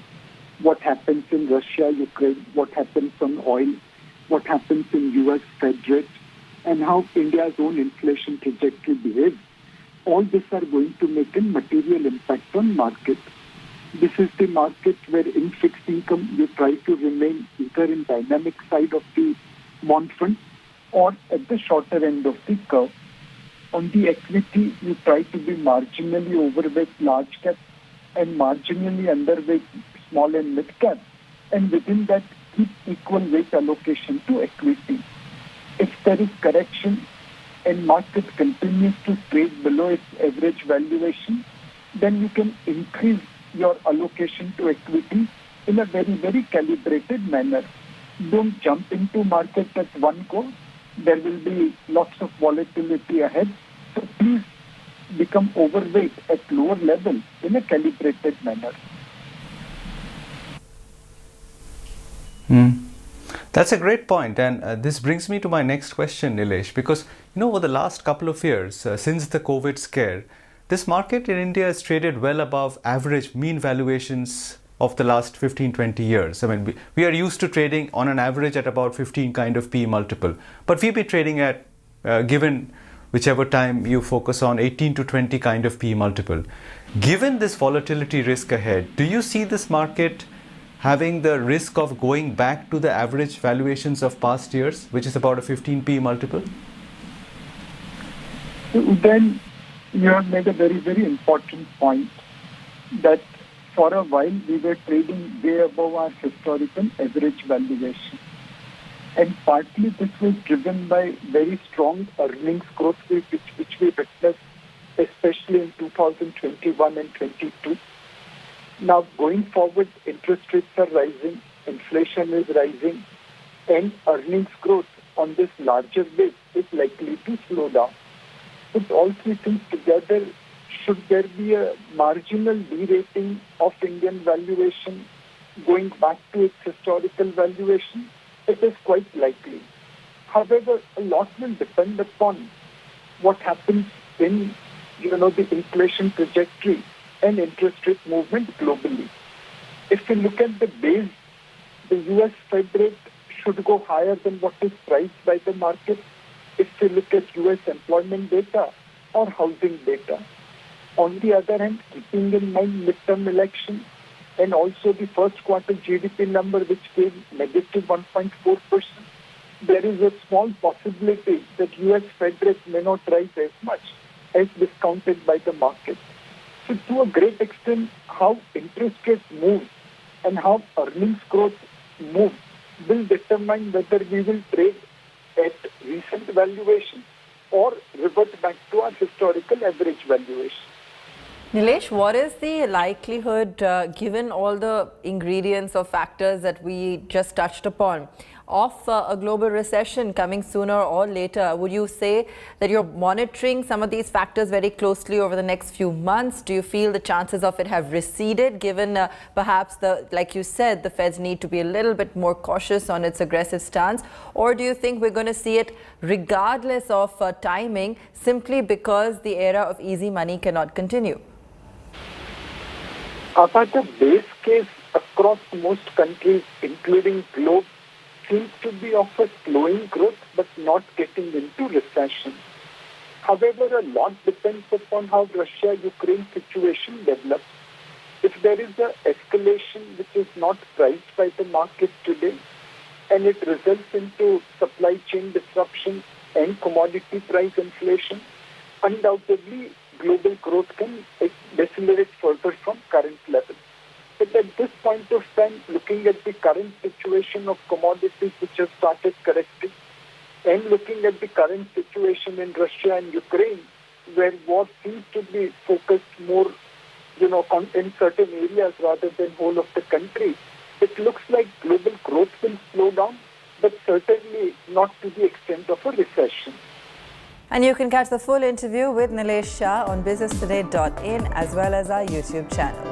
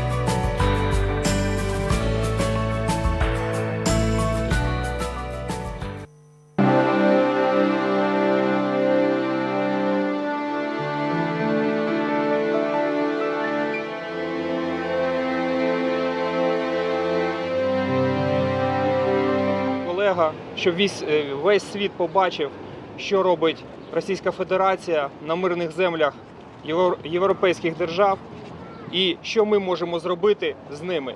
Якщо приходять до нас з мечем, то від меча і помруть. За мною ви бачите зруйновану, знищену техніку Російської Федерації, яка була знищена безпосередньо у Гостомелі.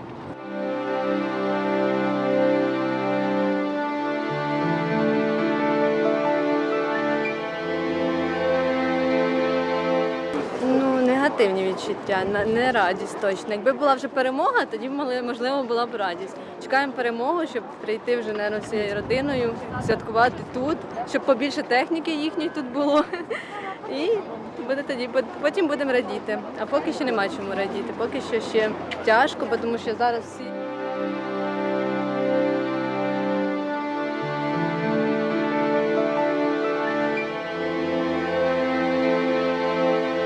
Тяжко, тому що зараз всі начебто фотографуються, я фотографуюсь, посміхаємось, а десь зараз на сході, і там зараз бойові дії йдуть, там зараз тяжко.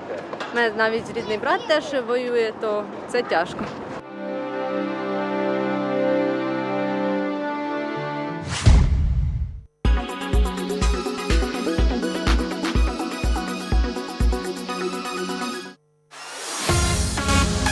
Bollywood's biggest night returns. After a 2-year pause, it's back with a bang. Welcome to Alpha! I'm Dipali Patel and you will be joining me at the heart of the Alpha extravaganza in Abu Dhabi. The stars are all aligned on India Today.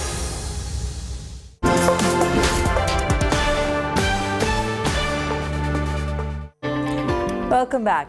Even as the Reserve Bank of India's panel on interest rates entered into a 3-day huddle this morning to decide on the next repo rate hike, the government has shocked more than 60 million private sector employees by cutting the EPF rate to a 44-year low.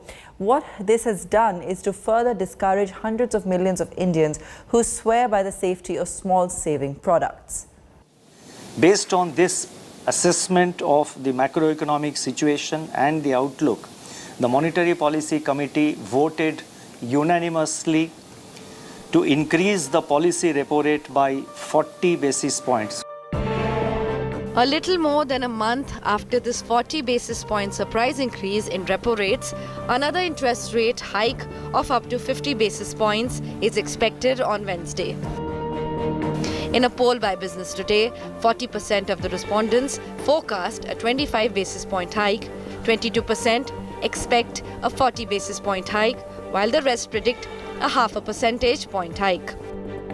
The big reason is RBI wants to suck out the excess money in the market, which is pushing up prices across the board. The past few months have seen food prices spike up by double digits, sending household budgets for a toss. While India's consumer price inflation hit an 8-year high of 7.79% in April, the wholesale price index was at a record high of nearly 15.1%, making many wonder why the government decided to reduce the EPF interest rate to 8.1% for 2021 to 22. The rate is the lowest in 44 years. In recent years, the EPF rate had peaked in 2018 and 19, reaching a high of 8.65%. It took 3 years for the rate to fall to current 8.1%. In fact, the reduction in the EPF is being seen as yet another step which makes small savings a loss-making deal for investors. Most of the other small savings schemes, including PPF, National Savings Certificate, and the Sukanya Smriddhi Yojana, have returns far lower than the annual inflation. The worst return is on the humble FD, which in fact is also taxable. For the hundreds of millions of Indians who are averse to risk and do not see stocks as an investment, the mantra of save, invest and prosper does not seem to be holding truth anymore. Bureau Report, Business Today Television. While oil prices were already on the boil, Brent crude prices surged further to about $120 a barrel after Saudi Arabia raised crude prices for July. The move signals how tight the supply is even after oil-producing nations agreed to accelerate their output over the next 2 months. Saudi Arabia raised the price for crude to Asia to a $6.5 premium. That's the highest since May. On the other hand, amid a continuous surge in crude oil prices, oil manufacturing companies rallied in trade today. Reports also suggest that India is looking to double down on its Russian oil imports, with state-owned refiners eager to take more heavily discounted supplies as international players turn down dealings with Moscow. It's a triple whammy for Indian investors who had put their money in Terra Luna crypto. The once stable currency has lost its entire value, resulting in a complete loss for investors who number in lakhs. Tax laws also prevent adjustment of these losses with any other instrument, translating into investors having to absorb the entire meltdown. There was some good news with promoters of the Luna issuing fresh tokens called Luna 2.0 for investors. But this may also be a losing proposition in India, with investors either having to pay a gift tax on the airdrop tokens or a flat 30% income tax. For more on this, my colleague Akanksha Ramchaturvedi spoke to Purushottam Anand, founder of Crypto Legal. Listen in. The recent Terra Luna crash, it has impacted the Indian investors as well, not just global investors. Millions of dollars of wealth was wiped out, but the Indian investors were also impacted by this. Could you please shed some light on how the Indian investors were impacted by the Terra Luna crash? I think Indian investors were impacted just like any other investor, because see the way that these cryptocurrency projects work, like they are inherently global in nature. So whenever there is a new crypto project, then you'd see investors across the world coming there and then investing in the project. And it was a promising project, by the very fact that it was actually in the top 5 in terms of the total capital market, that it had. So once the project went bad, of course, everyone lost money, involving so many Indians who had invested and were promising something from the project. And so could you talk about the tax implications of the Terra Luna crash on Indian investors? Yes. So as we know, in the recent tax provision which has been introduced does not really provide for any set-off. Now that becomes very crucial in cases like these, where one promising cryptocurrency where you invest almost goes to zero, because there is a total, say 95-100% loss. And then you are not even able to set off this transaction with the other cryptocurrency trades that you are doing. So for example, even if the same person has invested in, say, Bitcoin, and there if he earns 100% profit, he's not really able to set off the loss that he has incurred for Terra Luna. So that becomes a little problematic. There is another aspect which is very interesting here. And right now we don't know how exactly the tax department, will treat this transaction. And that is the airdrop situation and the way that the airdrop is actually designed by the Terra team. So, I'll just tell you a bit about how the airdrop is happening, and then we'll see what would be the tax implications. So, Terra Luna 2, which is basically the version 2 of the initial coin, which is now being called Luna Classic, is being airdropped to everyone who actually held the initial, original version 1 of Luna. Now, the problem is the moment that we call that airdrop, it comes, for the tax department, it may come across as if there is something which is being received without any consideration, right? Because this is something which is being airdropped without any active cost of acquisition. In this case also, now assume the situation that the department says this is a fresh airdrop without any cost, then everyone will have to pay 30% tax on the equivalent amount of whatever Terra Luna they are receiving. But in fact, the new airdrops which are coming to people who initially held Luna version 1 is kind of a replacement of version 1. Because the initial version did not work out. And then, the project had to do a hard fork and then launch a new version of the token. So in my understanding, to be fair and to get reasonable tax, the appropriate situation or approach should be that you take the initial cost of the version 1 acquisition, whatever is the money that investor, incurred in acquiring that money, and consider this version 2 as a replacement of the initial version 1 token which was there. But we don't know yet basically what is going to be the approach. All right, let's take a look at what else is making news in the corporate world. Automobile giant Tata Motors has bagged India's biggest electric vehicle fleet order. Tata Motors will deliver 10,000 EVs to Blue Smart, an all-electric cab service company. And as the world gets ready for the future of tech, MG Motor forays into the metaverse universe. To offer an immersive experience for customers and stakeholders, MG Motor has launched MG Verse Arenas. Users can access the platform later this year. In a move that will benefit IRCTC, Indian Railways has doubled the number of online tickets that can be booked per user ID using the IRCTC website and app. With this, a maximum of 12 tickets can now be booked in a month by a user ID, which is not Aadhaar linked. Former captain of Team India Mahendra Singh Dhoni has invested an undisclosed sum in Chennai-based Garuda Aerospace, an Indian drone startup. Dhoni has joined the startup as a brand ambassador. Garuda has 300 drones and 500 pilots operating in 26 cities across the country. And that's where we leave it on the show tonight. Thanks for watching.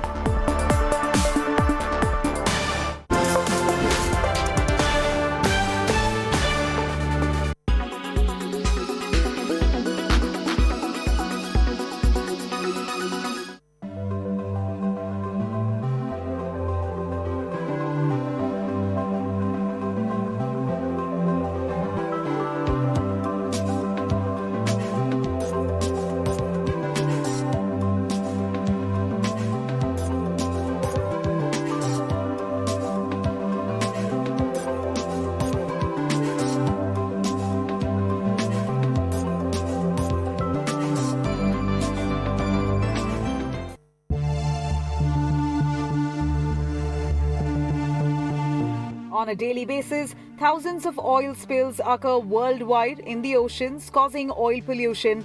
This oil pollution in the oceans can have a disastrous effect on marine life. Most people don't realize how serious the problem is until there's a major incident at sea, such as a tanker spill or an oil rig explosion. Oil slicks have the potential to kill seabirds and marine animals such as seals as they drift towards the coast. Although only 10% of global marine oil population is caused by spills of this nature, the majority is generated by everyday maritime traffic such as illegal dumping and tank cleaning, as well as onshore industrial activities. The environmental impact varies depending on location. Deep sea spills are typically smarter and easier to clean up. The oil sinks as it becomes denser, is broken down and destroyed by bacteria. Oil slicks on a rocky coast or exposed beach can have a significant impact on marine ecosystems, and they can take up to a year for wave action to clear away. This oil pollution is also extremely harmful to coral reefs.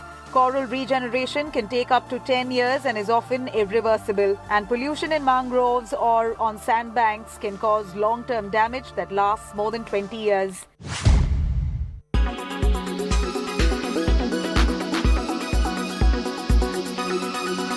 Make your media plan smarter with India Today Live TV on your connected devices. Make your media plan smarter with India Today Live TV on your connected devices. You are watching India Today. Oh, sorry.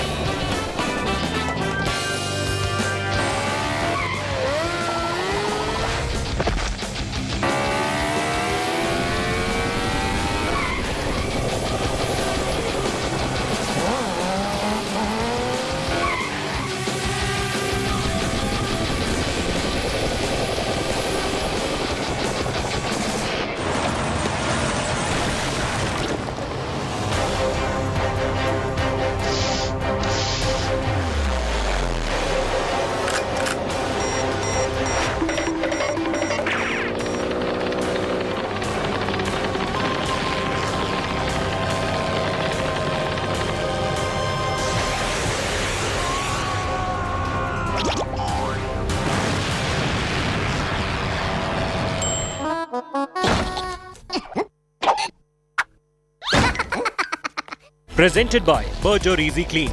No dag, no dhabba, only beautiful walls.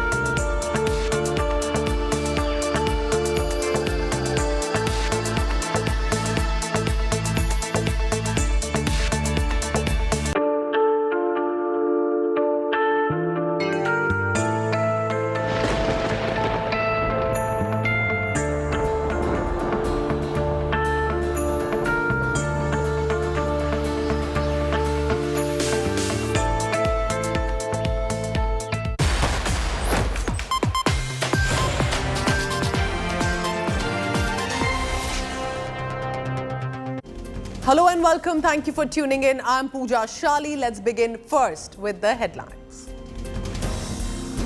Arab world unites in condemning India over BJP spokesperson Nupur Sharma's Prophet Muhammad remark. But India has decided to reject the OIC statement, calls its fury unwarranted and narrow-minded.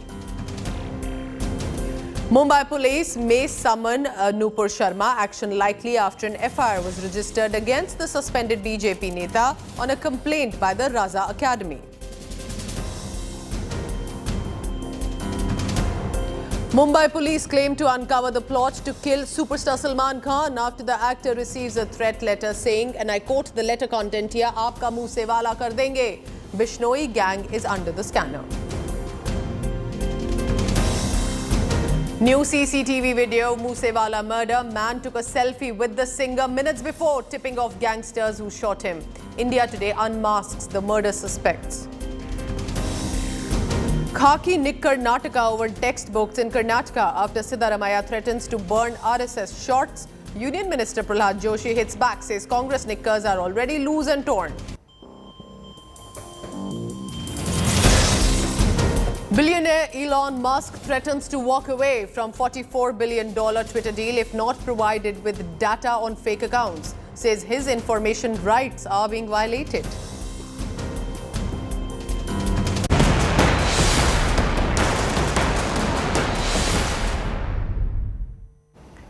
One of BJP's main spokespersons triggered a big diplomatic meltdown. Nupur Sharma's comments on the Prophet Muhammad sparked a big backlash from the Arab world, and there are more countries only joining in now, prompting the Bharatiya Janata Party to suspend her pending inquiry, but also expel another Neta, Delhi media in charge Naveen Kumar Jindal, who had also given out a social media comment on the Prophet. But the BJP supporters appear enraged. Many sections there in the BJP are asking, as has the BJP buckled to the Arab world pressure?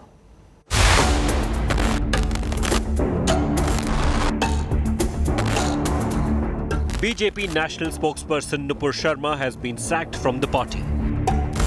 But the firestorm over her remarks on Prophet Muhammad continues to rage on. While Nupur has unconditionally withdrawn her statement, Naveen Kumar Jindal, Delhi BJP media in charge, who's been expelled, remains defiant. मैंने अगर किसी को बुरा लगा मैं उसके अपने शब्द वापस लेता हूं, लेकिन जिन लोगों ने हमारे देवी देवताओं और भगवान के बारे में अपशब्द लिखे हैं उनके बारे में संज्ञान लें. The action against Nupur Sharma and Naveen Jindal was prompted after outrage from Gulf countries.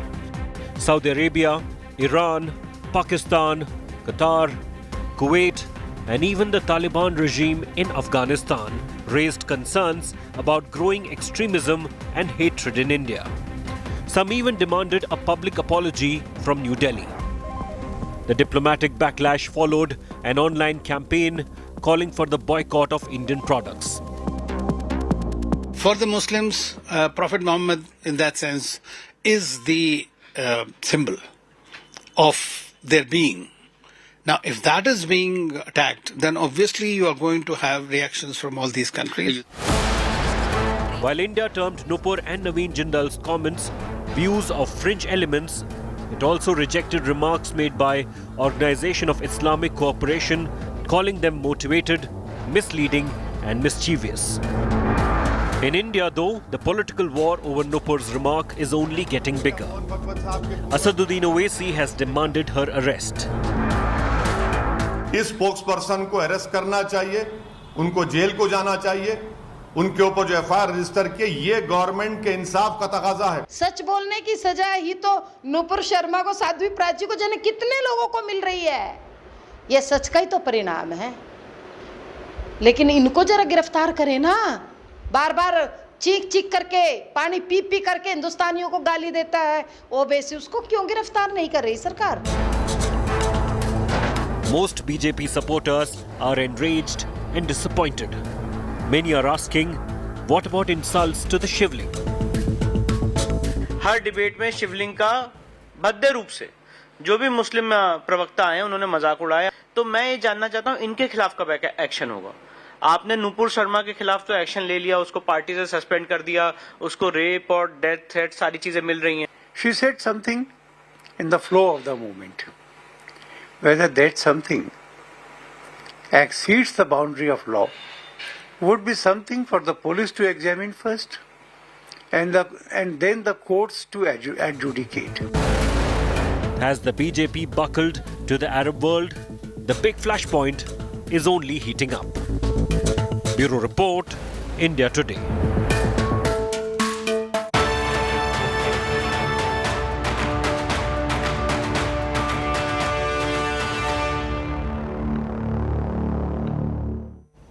It was India Today first revealing that the Bishnoi gang is now the prime accused with its aid in singer Moose Wala's murder, because Lawrence Bishnoi had also given an open threat to Salman Khan.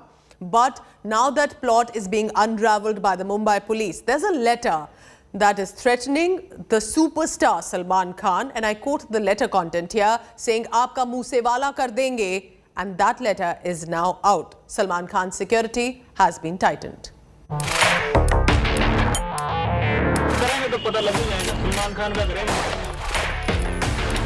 Guns, gangster, a superstar, and a chilling Moose Wala style murder threat.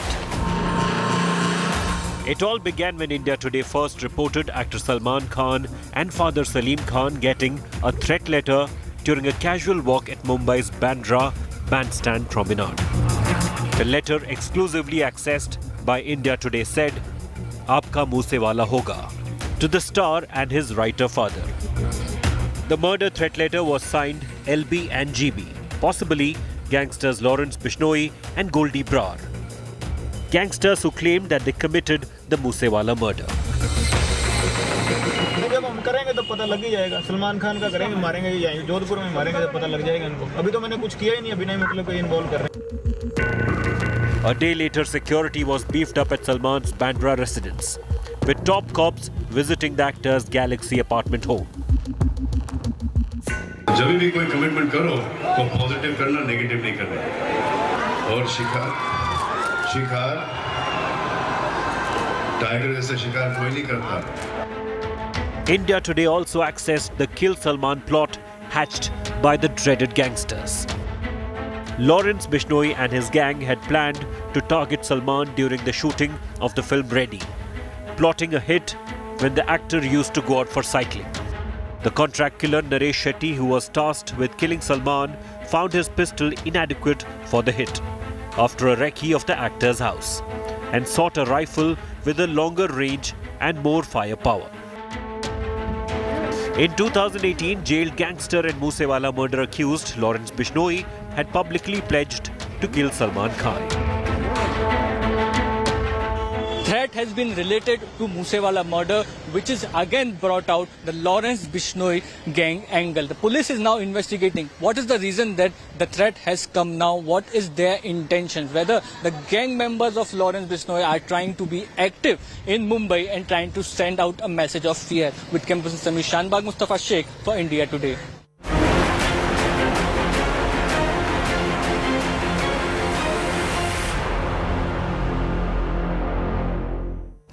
India Today unmasks the killers of Punjabi musician Sidhu Moose Wala. India Today is the channel with exclusive images of the 8 shooters. While 7 are still at large, 1 has been arrested by the Punjab police. Take a look at this investigation details coming up.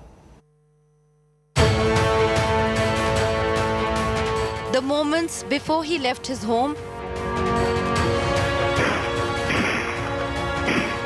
and moments later, he was ambushed. A week after Sidhu Moose Wala was shot and killed in a brazen gang attack in Punjab's Mansa, the 2 men seen taking selfies with the rapper have caught the attention of investigators. Not just curious Moose Wala fans. Police examining this new visual evidence suspect they could be informers of the assailants. The men could have tipped off the attackers about the singer's movement when he drove off. Additionally, the Punjab police is also trying to zero in on 2 men who were caught on CCTV footage whom the police believe had tipped off the murderers of Sidhu Moose Wala. A gangster allegedly ordered the murder from inside the high-security Tihar jail in Delhi. But the alleged foot soldiers came from across the states. 2 each from Pune in Maharashtra and Haryana, 2 from Punjab and 1 from Rajasthan.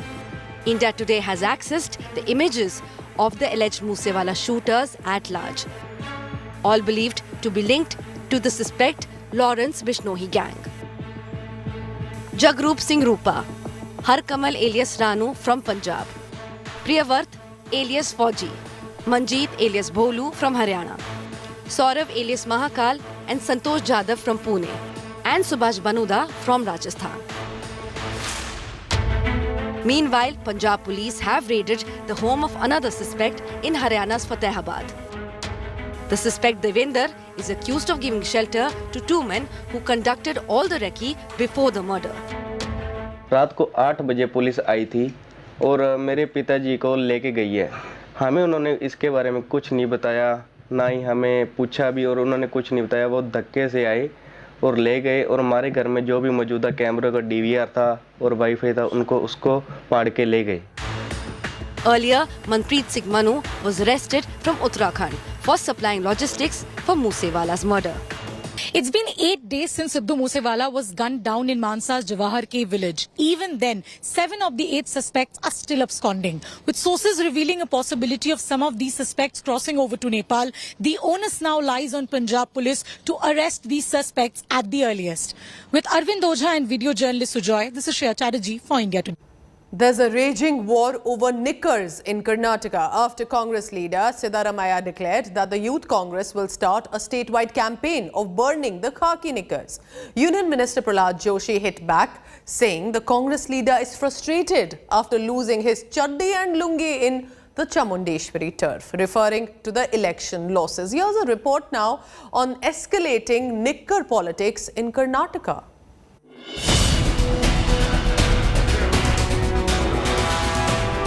Shots fired in the BJP-Congress duel, a raging Chaddi Nataka. Karnataka netas locked in a no-holds-barred shots face-off, getting their knickers in a twist. This bizarre face-off over shots has started after Congress's Siddaramaiah threatened to burn khaki knickers across the state, calling it a protest against the RSS, which made the attire famous as part of its uniform. ಎದುರುಗಡೆ ಮಾಡಿರೋದು ಚಡ್ಡಿ ಸುಟ್ಟಿರೋದು ಪೊಲೀಸ್ನವ್ರು ಎದುರುಗಡೆ ನಾ ಸುಟ್ಟಿಲ್ಲ ಅಂತ ಹೇಳಲ್ಲ ಏನ್ ಚಡ್ಡಿ ಸುಟ್ಟಿದ್ರೆ ಏನಾಗ್ಬಿಡ್ತಪ್ಪ ಒಂದು ಹೇಳ್ರಿ ಸ್ವಲ್ಪ ಪೊಲೀಸ್ನವ್ರು ಇದ್ರು ಪೊಲೀಸ್ನವ್ರು ಎದುರುಗಡೆ ಚಡ್ಡಿ ಸುಟ್ಟಿರೋದು ಆಮೇಲೆ ಏನಾದ್ರು ಒಂದು ವೇಳೆ ಅವ್ರ ಮೇಲೆ ಕ್ರಮ ತಗೊಳ್ಳದೆ ಹೋದ್ರೆ ಚಡ್ಡಿ ಸುಡೋದೇ ಒಂದು ಕಾರ್ಯಕ್ರಮ ಮಾಡಬೇಕು. Siddaramaiah's chaddi burning threat got the BJP into a huge twist, with Union Minister Prahlad Joshi hitting back, mocking Siddaramaiah over the Congress's poll losses, saying the Congress leader is frustrated after losing his chaddi and lungi in his Chamundeshwari turf, referring to his election setbacks. ಅವರು ಚಡ್ಡಿ ಹರಕರಾಗಿದ್ದಾರೆ, ಹಾಗಾಗಿ ಅವರು ಮಂದಿ ಚಡ್ಡಿ ಸುಡ್ಲಿಕ್ಕೆ ಹೊಂಟಾರೆ. ಅವರು ಚಡ್ಡಿ ಉತ್ತರ ಪ್ರದೇಶದಲ್ಲಿ ಪೂರಾ ಚಡ್ಡಿ ಕಳಿಸಿದರು. ಸಿದ್ದರಾಮಯ್ಯನವ್ರನ್ನ ಸ್ವತಃ ಚಾಮುಂಡೇಶ್ವರಿಯಲ್ಲಿ ಅವರ ಚಡ್ಡಿ ಪಂಚೆ ಎಲ್ಲ ಕಳಿಸಿದ್ದಾರೆ. ಅದನ್ನು ತೊಗೊಂಡು ಆಮೇಲೆ ಸುಟ್ಟಿರ್ಬೇಕು ಮಂದಿ. ಅದಕ್ಕೆ ಅವ್ರಿಗೆ ಈ ಸಿಟ್ಲೆ ನಮ್ಮೆಲ್ಲ ಅವರು ನಮ್ಮ ಸಂಘದ ಚಡ್ಡಿ ಸುಡುವ ಪ್ರಯತ್ನ ಮಾಡ್ತಾ ಇದ್ದಾರೆ. With Karnataka politics in a knot and elections less than a year away, can the Netas shed their obsession with going after each other's chaddis? With S. Karthik in Bengaluru, Bureau Report, India Today. Language war again has been reignited, this time by the Dravida Munnetra Karagam in Tamil Nadu. The DMK Member of Parliament, TKS Elangovan, insulted the Hindi language, but what he said made it much worse, saying the language converts us to Shudras. It is no good to us. Elangovan followed this remark by even adding that Hindi is the mother tongue only in backward states of the country. That shocking comment, of course, has become a political showdown, but here's now a story on the hate nature for Hindi by the DMK Neta. முதல் ஒன்று இந்தி நம்மை சூத்திரனாக்கிவிடும். இந்தி எந்த நன்மையும் நமக்கு செய்யாது. An outright below-the-belt casteist insult of Hindi by DMK MP TKS Elangovan. Referring to Hindi as a lowly language, the DMK Neta went on to berate Hindi and Hindi speakers. முதல் ஒன்று இந்தி நம்மை சூத்திரனாக்கிவிடும். இந்தி எந்த நன்மையும் நமக்கு செய்யாது. ஏன் இதை கேட்கிறேன் என்றால், இந்த மாநிலங்களில் இந்தி அந்த மக்களுடைய தாய்மொழி இல்லை. வளராத மாநிலம்னா மத்திய பிரதேசம், உத்தரப்பிரதேசம், பீகார், ராஜஸ்தான், இந்த இன்னும் இப்பொழுது புதிதாக பிரிந்த 2-3 மாநிலங்கள். Spewing hate on Hindi, TKS Elangovan showed zero remorse when confronted by India Today and refused to apologize. You affirm that if you speak Hindi, you will turn into Shudras? No. If Hindi is imposed, it will also bring the culture of the North along with it. That is what I meant. I'm not talking about the language. You just heard how TKS Elangovan refused to apologize when we spoke to him. The DMK MP no doubt feels emboldened as there is no condemnation from the party over this Hindi hate. This is highly ridiculous and unwanted for. I don't expect this from the person of stature of Mr. TKS Elangovan, who is considered to be a gentleman in politics. And he has exposed the DMK. The shocking statement is just the latest addition in a series of such anti-Hindi comments by DMK leaders. First, a minister's Pani Puri jibe. Hindi படிச்சா வேலை கிடைக்குதா? இந்தி நம்ம ஊர்ல கோயம்புத்தூர்ல போய் பாருங்க, பான்பூரி வச்சுக்கிறோம். எந்த கடை யாரு? எல்லாம் அவன் தான். ஆக அது ஒரு காலம். இப்ப ஆங்கிலம் international. That was followed by the health minister accusing North Indian students of spreading COVID.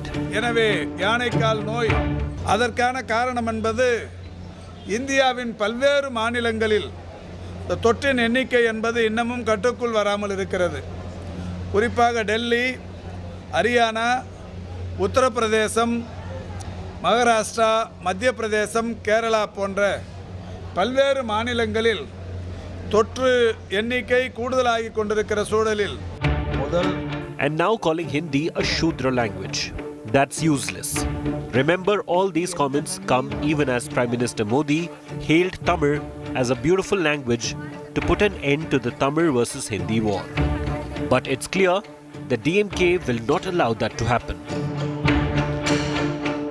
This is land, and this land is special. The people, culture, and language of this state are outstanding. The Stalin government so far has been mum on this Hindi hate, but serious questions face the DMK on whether their idea of promoting Tamil is insulting and putting down Hindi. With Pramod Madhav, Bureau Report, India Today. Time for a quick commercial break. Don't go anywhere. Lots more on the other side.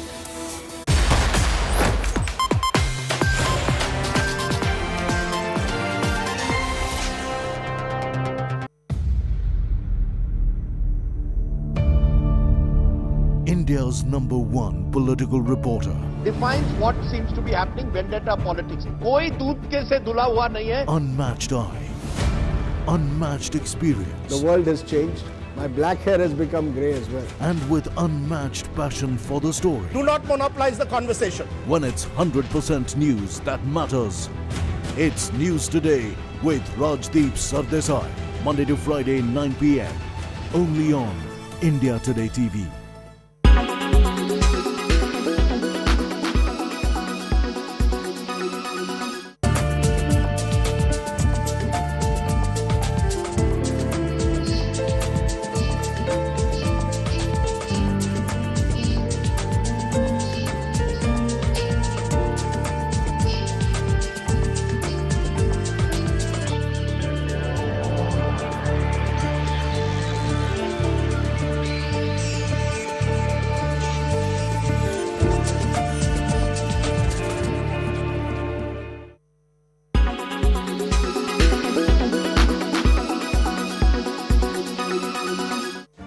Make your media plan smarter with India Today Live TV on your connected devices.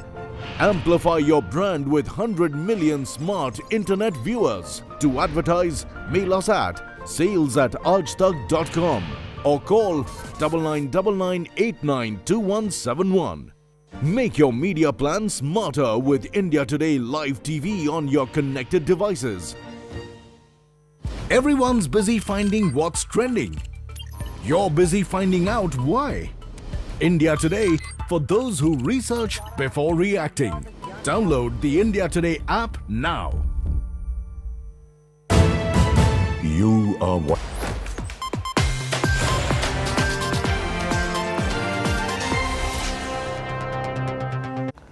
Queen Elizabeth is celebrating the Platinum Jubilee. In the last 70 years, Queen's style has changed, evolved also multiple times. But has she evolved as a style icon? Because after all, she is one of the most recognizable women in the world.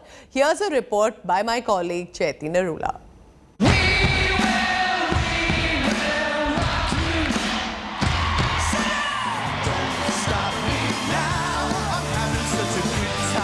Queen Elizabeth II's Platinum Jubilee was grand. She's often touted to be a style icon.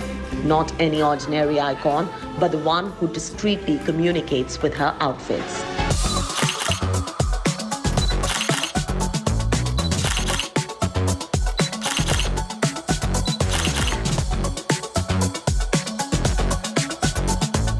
Seven decades on the throne. Many heirlooms donned in style and an unrivaled collection of jewelry, crowns, outfits that make fashion and political statements.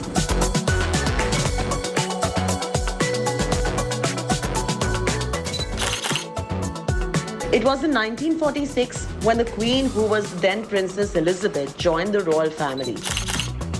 She wore this iconic satin gown with a fur coat. It was a white satin lightly embroidered around the hem in a classic Greek key design. Her coronation gown was one for the history books. June 2nd, 1953, she wore this gown commissioned by Norman Hartnell. Norman Hartnell, who gained the royal warrant as her dressmaker, designed this turquoise outfit with matching bolero and hat-like fascinator for Princess Margaret's wedding. In 1967, the Queen wore an interesting headpiece with a green and pink coat by Hardy Amies with an iconic brooch. From that floral headpiece to a turban-style hat with a marigold-printed pleated dress, she started to emerge as a style icon in 1975. The equestrian has been really enjoying her time riding, and at the races, she dresses up to the occasion.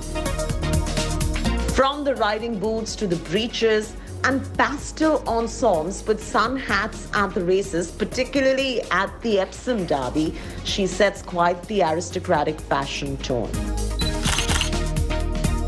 In 1990, she wore a bold floral outfit to celebrate Queen Mother's 90th birthday.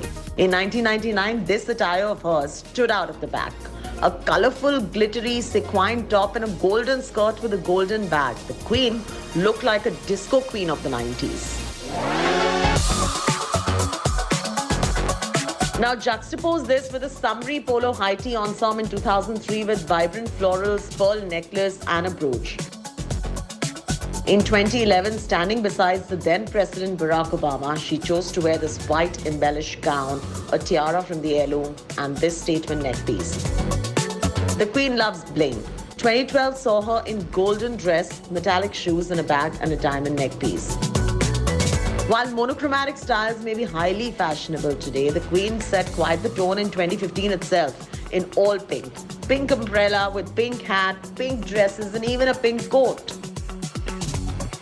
Yellow monochromatic ensemble was her choice of attire for her 90th birthday. Yellow Angela Kelly outfit with yellow hat and a brooch.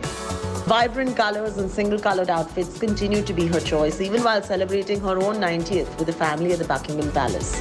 This vibrant green coat that you see was paired with this hat of the same color. The Trevor Morgan hat and Stuart Bowen coat and her pink ensemble were her choices at her 90th birthday. In 2018, she made quite an appearance at the London Fashion Week wearing this pale blue tweed suit. She loves monochromes. Here's her in a red ensemble for a Christmas service in 2019. 2021 was all yellow for the inauguration of the Elizabeth line. Her love for bold colors, brooches, hats has had many style moments clearly, and why not? She is one of the world's most recognizable women after all.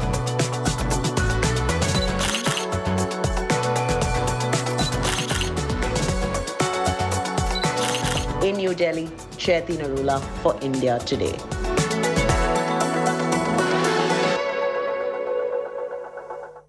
It's a wrap on this bulletin. Thank you so much for watching. Take care of yourself. You can always log on to indiatoday.in for all the latest.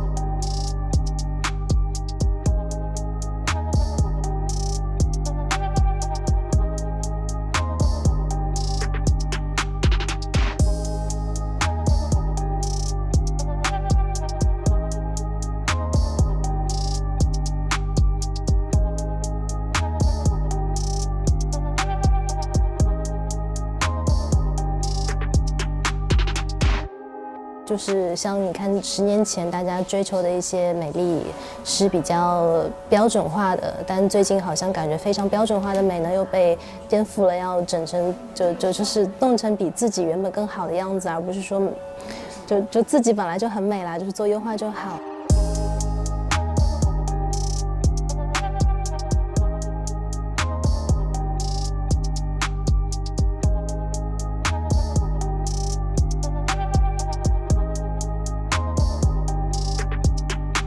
会在意，我觉得再强大的人都应该会有一些在意吧，只是多多少少的问题。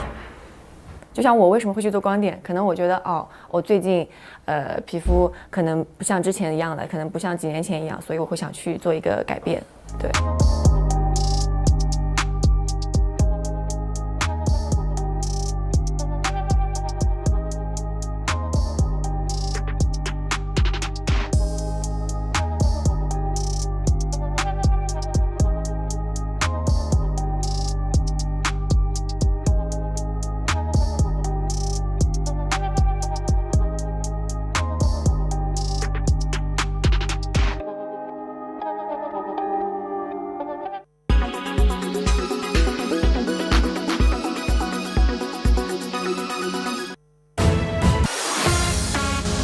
Bollywood's biggest night returns. After a 2-year pause, it's back with a bang. Welcome to Alpha! I'm Dipali Patel and you will be joining me at the heart of the Alpha extravaganza in Abu Dhabi. The stars are all aligned on India Today.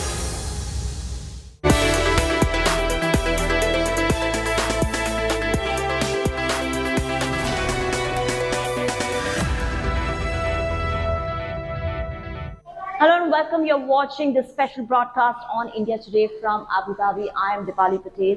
This is where we got you all the scoop and updates from IFA 2022, which just got concluded with electrifying performances by several celebrities, including Shahid Kapoor and Abhishek Bachchan.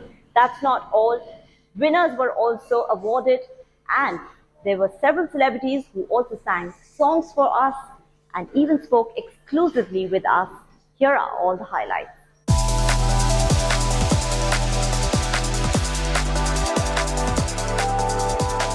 We are at the hotel right now in Abu Dhabi. We are all set to head to the Etihad Arena where IFA 2022 finale is gonna happen. We are waiting for the green carpet to meet the stars. Stay tuned to India Today for all the updates on IFA 2022.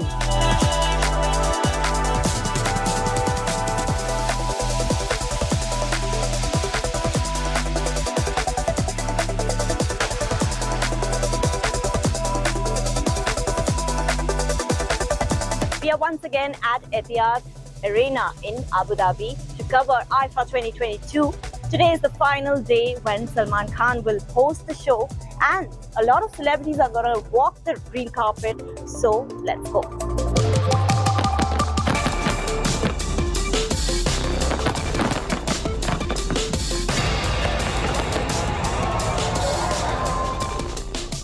We are once again at Etihad Arena in Abu Dhabi to witness the finale of IFA 2022. Stay tuned to India Today as all the celebrities are going to walk down this green carpet today.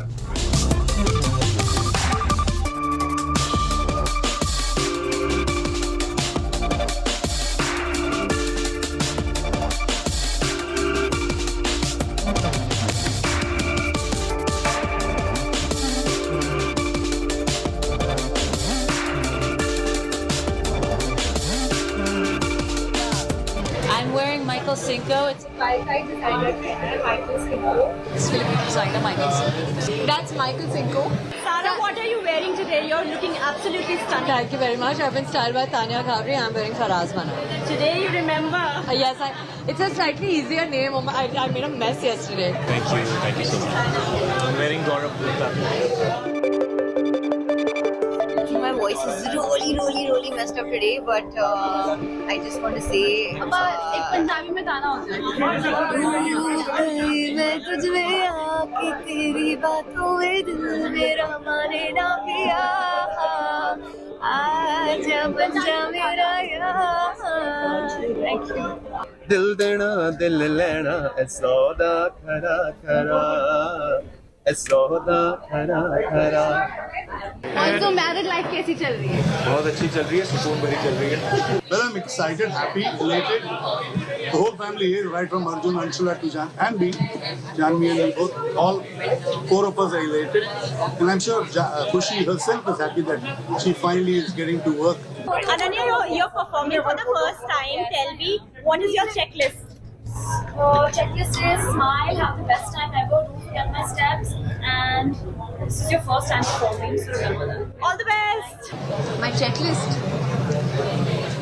I just check if I've dressed myself well and I fed myself so that this is going to be a long thing and just keep a gloss to touch it up because I eat my lip color very fast. If you had to walk the green carpet with one of the Hollywood actors, who would it be? Ryan Gosling. 3 skincare tips that you would want to give your fans. 3 skincare tips. Firstly, stay happy. It really shows on your face. Have a lot of water and wear a sunblock even if you're sitting at home in the day. It's just very important.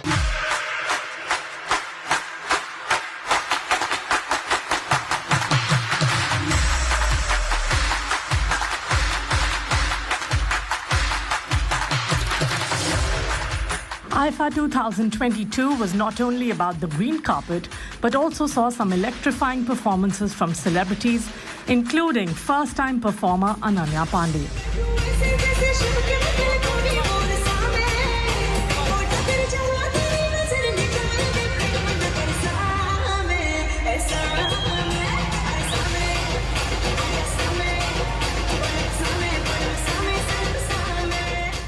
Abhishek Bachchan, who was accompanied by wife and actress Aishwarya Rai Bachchan, gave a stellar performance at the IIFA finale.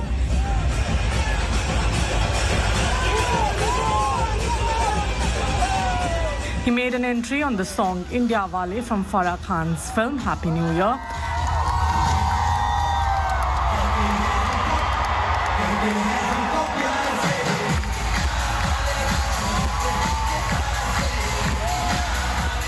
And ended his performance with a bang on Dasvi's song Macha.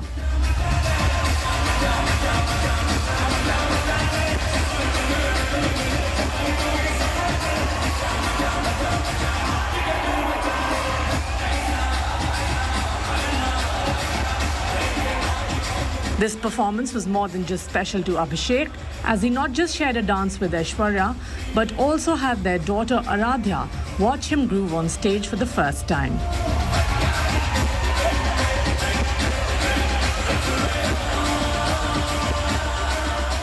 Not only Abhishek Bachchan, even Shahid Kapoor set the stage on fire with his tribute to the late legendary singer Bappi Lahiri.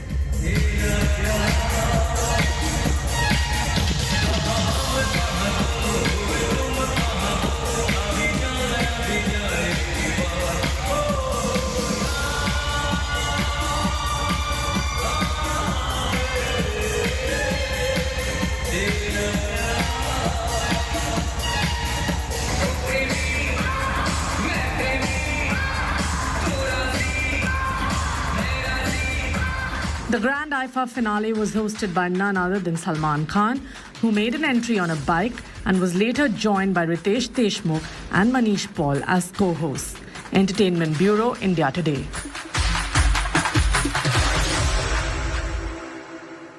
Three-day-long IIFA 2022 just got over with electrifying performances by Ananya Pandey, Sara Ali Khan, Tiger Shroff, Abhishek Bachchan, and finally Shahid Kapoor with Bappi Da's tribute.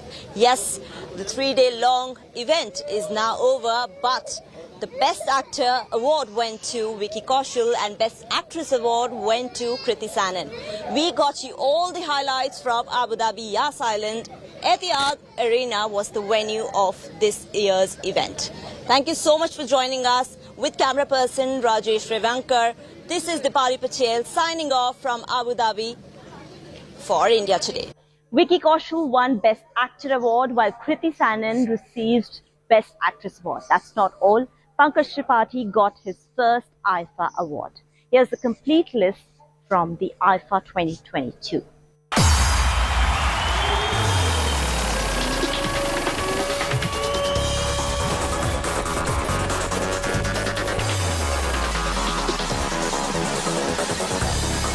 A starry affair with fashionable green carpet appearances, electrifying performances.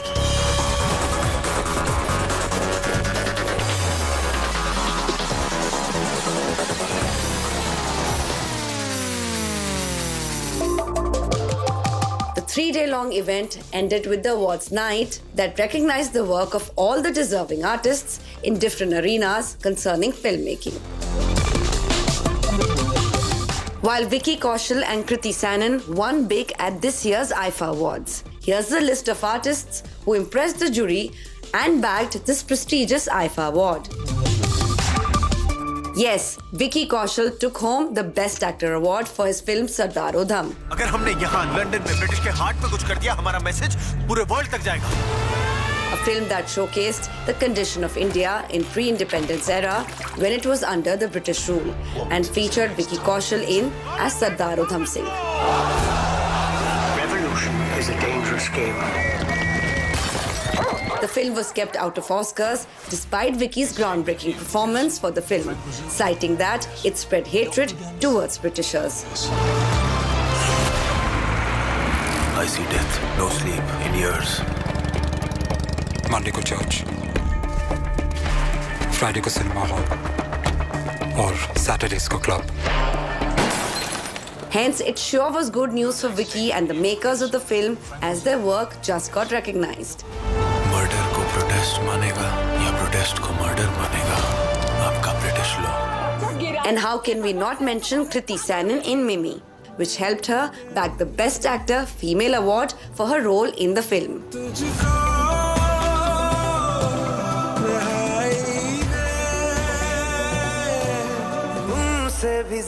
And the Best Actor debut in both male and female category was received by Ahan Shetty for Tadap 2 and Sharavri Wagh.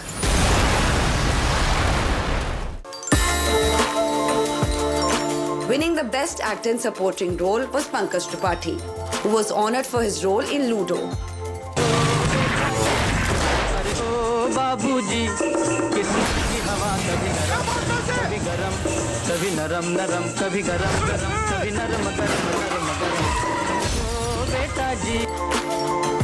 While the Best Actor in Supporting Role Female was awarded to Sai Tamhankar for Mimi. ये बच्चा किसका है? अरे पेट देखिएगा ना इतना बड़ा। मेरे घर रह सकती है तू। कल्याण वाली खाला है ना? ये उनकी भतीजी है, चांद, और ये उनके शौहर। नसीरुद्दीन। करते क्या हैं ये? ड्राइवर हूँ, खुद की गाड़ी है अपनी।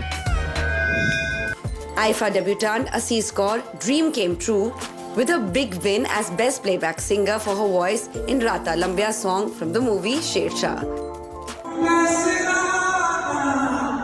Jubin Nautiyal too lifted the trophy for the same song Rata Lambya in the Best Playback Singer male category.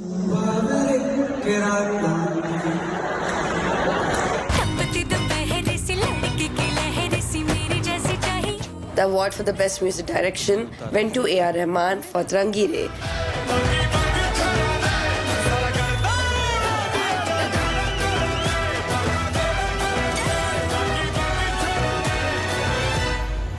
And Jasleen Royal, Javed Mohsin, Vikram Montrose, B. Prak, Jani for Sher Shah.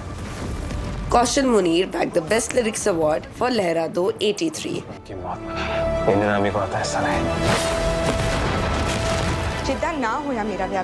Sher Shah won big in the awards night with the Best Film Award presented to Karan Johar, Hero Johar, Apurva Mehta, Shabbir Boxwala, Ajay Shah, Himanshu Gandhi for this film. And the Best Director Award was lifted by Sher Shah director Vishnu Vardhan. What's more?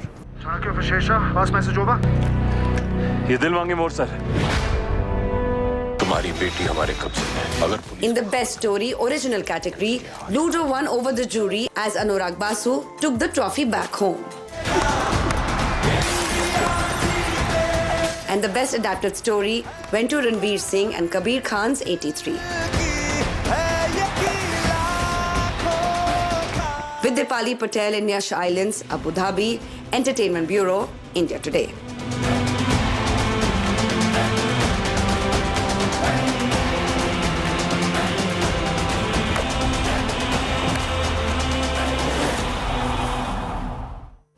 During the 3-day-long IFA 2022, several celebrities spoke exclusively to India Today about the current language war.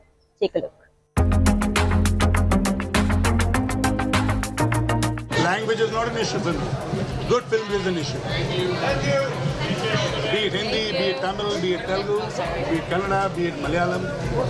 You know, cinema has no language. Better late than never, because we've always been in Indian industry. It's not, and yes, for the longest time we've been segregated as the North and the South. But I think long gone are the days when we segregated as North and South. Cinema is entertainment. Yeah. So right now it's coming global. You know, artists are getting recognition everywhere. So yeah, can't wait for more of the artists to become, you know, as we become a whole. Can't wait for everybody to join in and celebrate and make one big happy family as it always is. Well, I think you know, just like we try to break barriers in color, हमें languages में barriers break करना है. और अभी क्या है कि streaming दुनिया है, you know, streaming platforms की वजह से हम तो सभी languages में फिल्में देख सकते हैं. So I think it is time for us to be one nation before we fight as a nation with other countries. You know, हमें पहले one nation बनाना है, एक language, एक ही मकसद, एक ही thought. You know. So I think this is a beautiful time of change for India. The second day at the IFA 2022 was all about celebrating music. The singers not only rocked the green carpet, but also set the stage on fire with their performances. Here are all the highlights.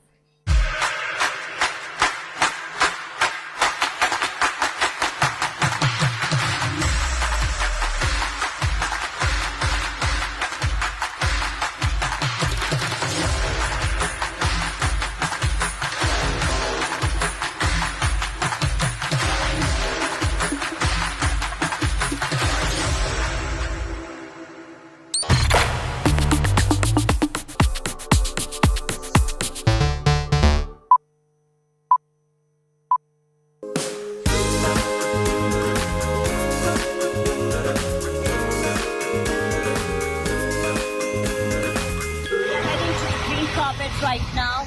We are excited to meet all the stars, talk to them, and have fun at IFA Rocks 2022. I am at the Etihad Arena right now for IFA Rocks. We are all set for the green carpet and to meet all the stars live in action. Come on. I'm in Abu Dhabi, Yas Island right now at Etihad Arena. Behind me is the green carpet where celebrities are going to walk down to perform inside the hall.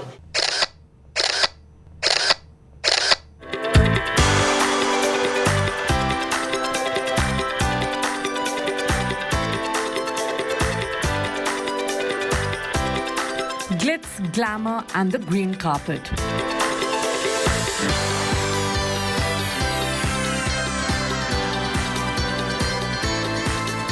The 22nd edition of International Indian Film Academy Awards at Etihad Arena in Yas Islands, Abu Dhabi returned with a bang after a gap of 2 years.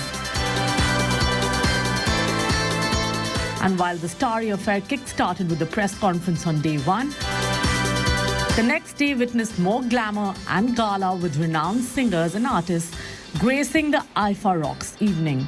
लगदी लाहौर दिया जिस हिसाब ना हस दिया कुड़ी दा पता करो केड़े पिंड दिया केड़े शहर दिया ओ लगदी लाहौर दिया ते आइफा ते आई लगदी है. While some stole the night with their fashionable attires on the green carpet, others won hearts by humming their favorite songs before their performance at IFA Rocks. है कोई परवाना यहाँ जो जान पे अपनी खेलेगा आशिकी में होके फना बाहों में शमा को ले लेगा चन दी चांदनी हल्ले बैठे दो गला करिए प्यार दिया आजा गल्ला करिए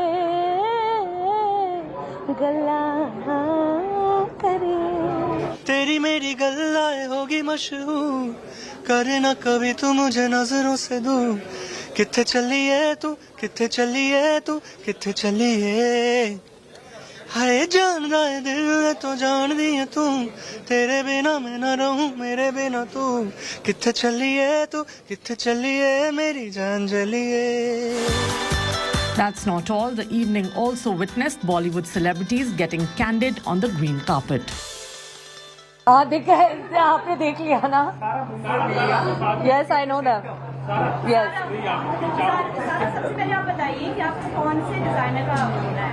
देखिए मुझे उनका नाम बोलना नहीं आता लेकिन मैं स्पेल कर सकती हूँ. Can you एक second? Can you call Tanya and ask her how to say it? Adnivik. Are you sure? Adnivik designer hai. My checklist, I don't really have one. I have fun, I think. And if you had to walk down the green carpet with a Hollywood star? Ryan Gosling. If you had to walk with a Hollywood star on this green carpet, who would it be? Oh my God, so many. Timothy.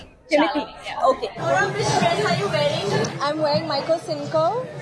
Yes.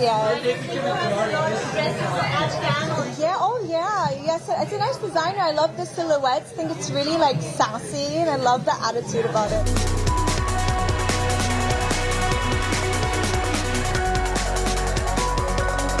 From Honey Singh, Guru Randhawa to Devi Sri Prasad, also known as DSP, to Neha Kakkar.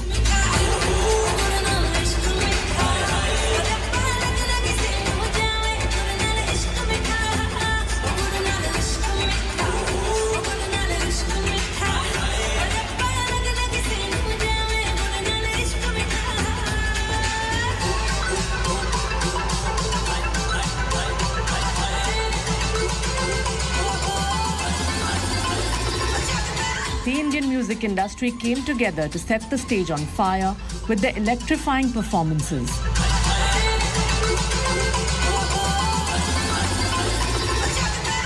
And what followed was a fun-filled night with these gems showcasing their talent winning over the crowd like no tomorrow.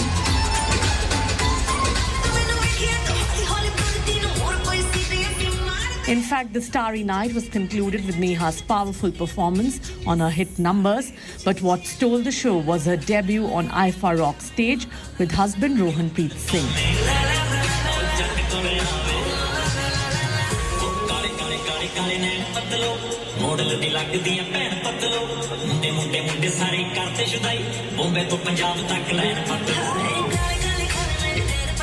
The couple sang this Punjabi number, which got everyone at Etihad Arena excited.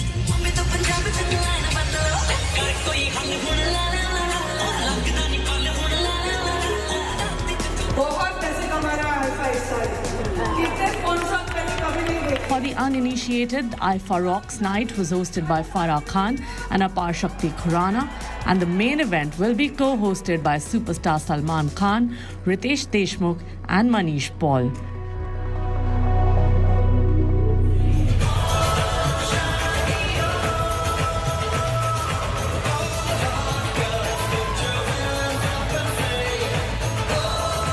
We are at Etihad Arena, where IFA Rocks 2022 just got concluded in Abu Dhabi, Yas Island. 3 technical awards went to Sardar Udham, followed by 2 to Atrangi Ray. What's more, there were fabulous performances by Asis Kaur, Honey Singh, DSP, and even Neha Kakkar, who danced with her husband Rohanpreet. All the updates on IFA are going to be there on India Today. Stay tuned. Sania Malhotra walked down the green carpet at the IFA 2022 on the third and the final day. We at India Today spoke to her exclusively. Listen into this conversation. मेरे साथ इस वक्त मौजूद है Sania Malhotra. Sania, welcome to India Today television and Aaj Tak and good news today. आप इस वक्त IIFA 2022 के ग्रीन कार्पेट में खड़ी हैं. आपने इस वक्त पहना क्या है, किस डिजाइनर का है? This is Shantanu and Nikhil and this is the first time that I've come for IFA. This is my IFA debut. Amazing. How does it feel? बहुत अच्छा लग रहा है क्योंकि एक तो मेरा डेब्यू है और I'm also nominated for Paglet. So I feel really special and very excited. Sania, agar if you had to walk down this green carpet with a Hollywood star, who would it be? With a Hollywood star? That's a tough one. Billie Eilish. She's a singer, maybe with her, or Harry Styles. How can I forget Harry Styles? Yes. Your checklist, since this is your debut at IFA 2022. My checklist for IFA: snacks, fruits, water, and some comfortable footwear. Right after I'm going to step out of this place, I'm going to wear some nice shoes and walk. 3 skincare tips from Sania. Mine are very simple. I think wash your face, make sure that you're removing your makeup at night. बहुत tough होता है ना, घर जाके किसी का मन नहीं करता कि अभी मुंह भी धोना पड़ेगा, but do it.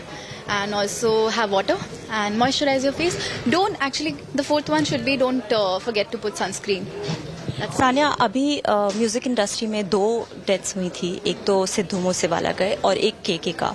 तो उसका आपको क्या रिएक्शन है? I think these 2 losses felt very personal,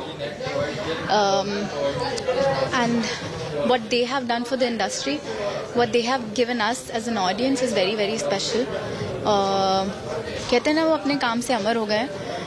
वो I think I would like to cherish their work and what they have done for the industry and for us as an audience.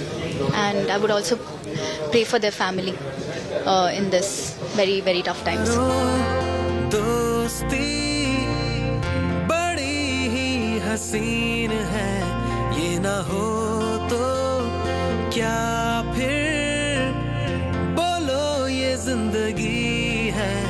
कोई तो हो राज़दार, बेगरज तेरा हो यार, कोई तो हो राज़दार.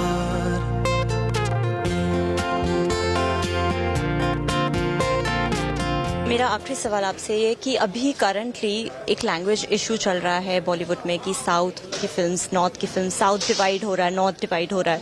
तो इस करंट सिचुएशन में आपका क्या पॉइंट ऑफ व्यू है? Is there, or this thing going on. I was not aware of it. I really like watching South films and I really like watching Bollywood. Yeah. Amazing. We see all your videos on social media. लेकिन आप कब IIFA में किसी दिन perform करेंगी? ये तो आपको आईफा वाले ही बताएंगे. मैं तो आज कर लूँ. और आपको ऑल द बेस्ट आपके नॉमिनेशन के लिए and wish you all the best for your future films. Thank you. IFA 2022 is over and so is our special broadcast from Abu Dhabi. We will see you on the other side on India Today. Until then, I will sit back and relax.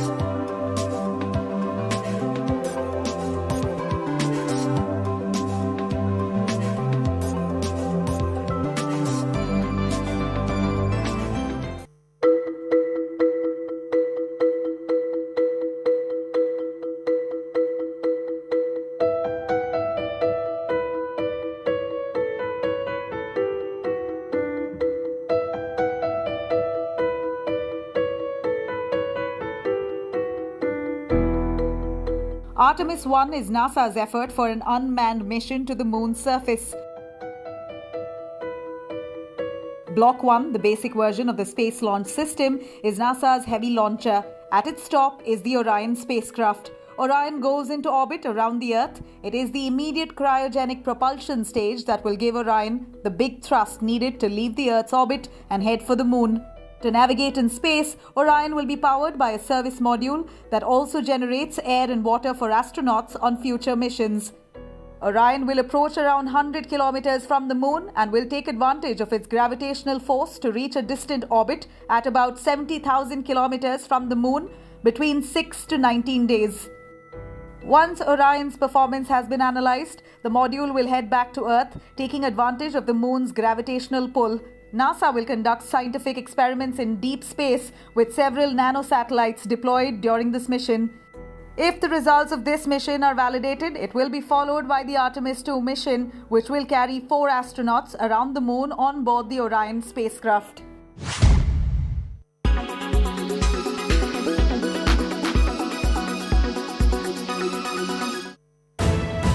You are watching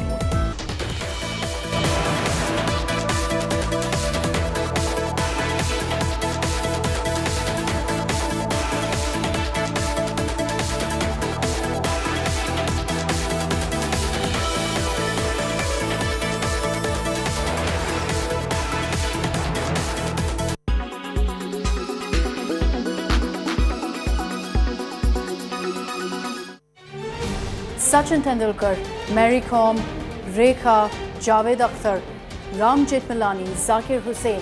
These are all prominent celebrities, prominent names in the country, and they've all been members of the Rajya Sabha in the past.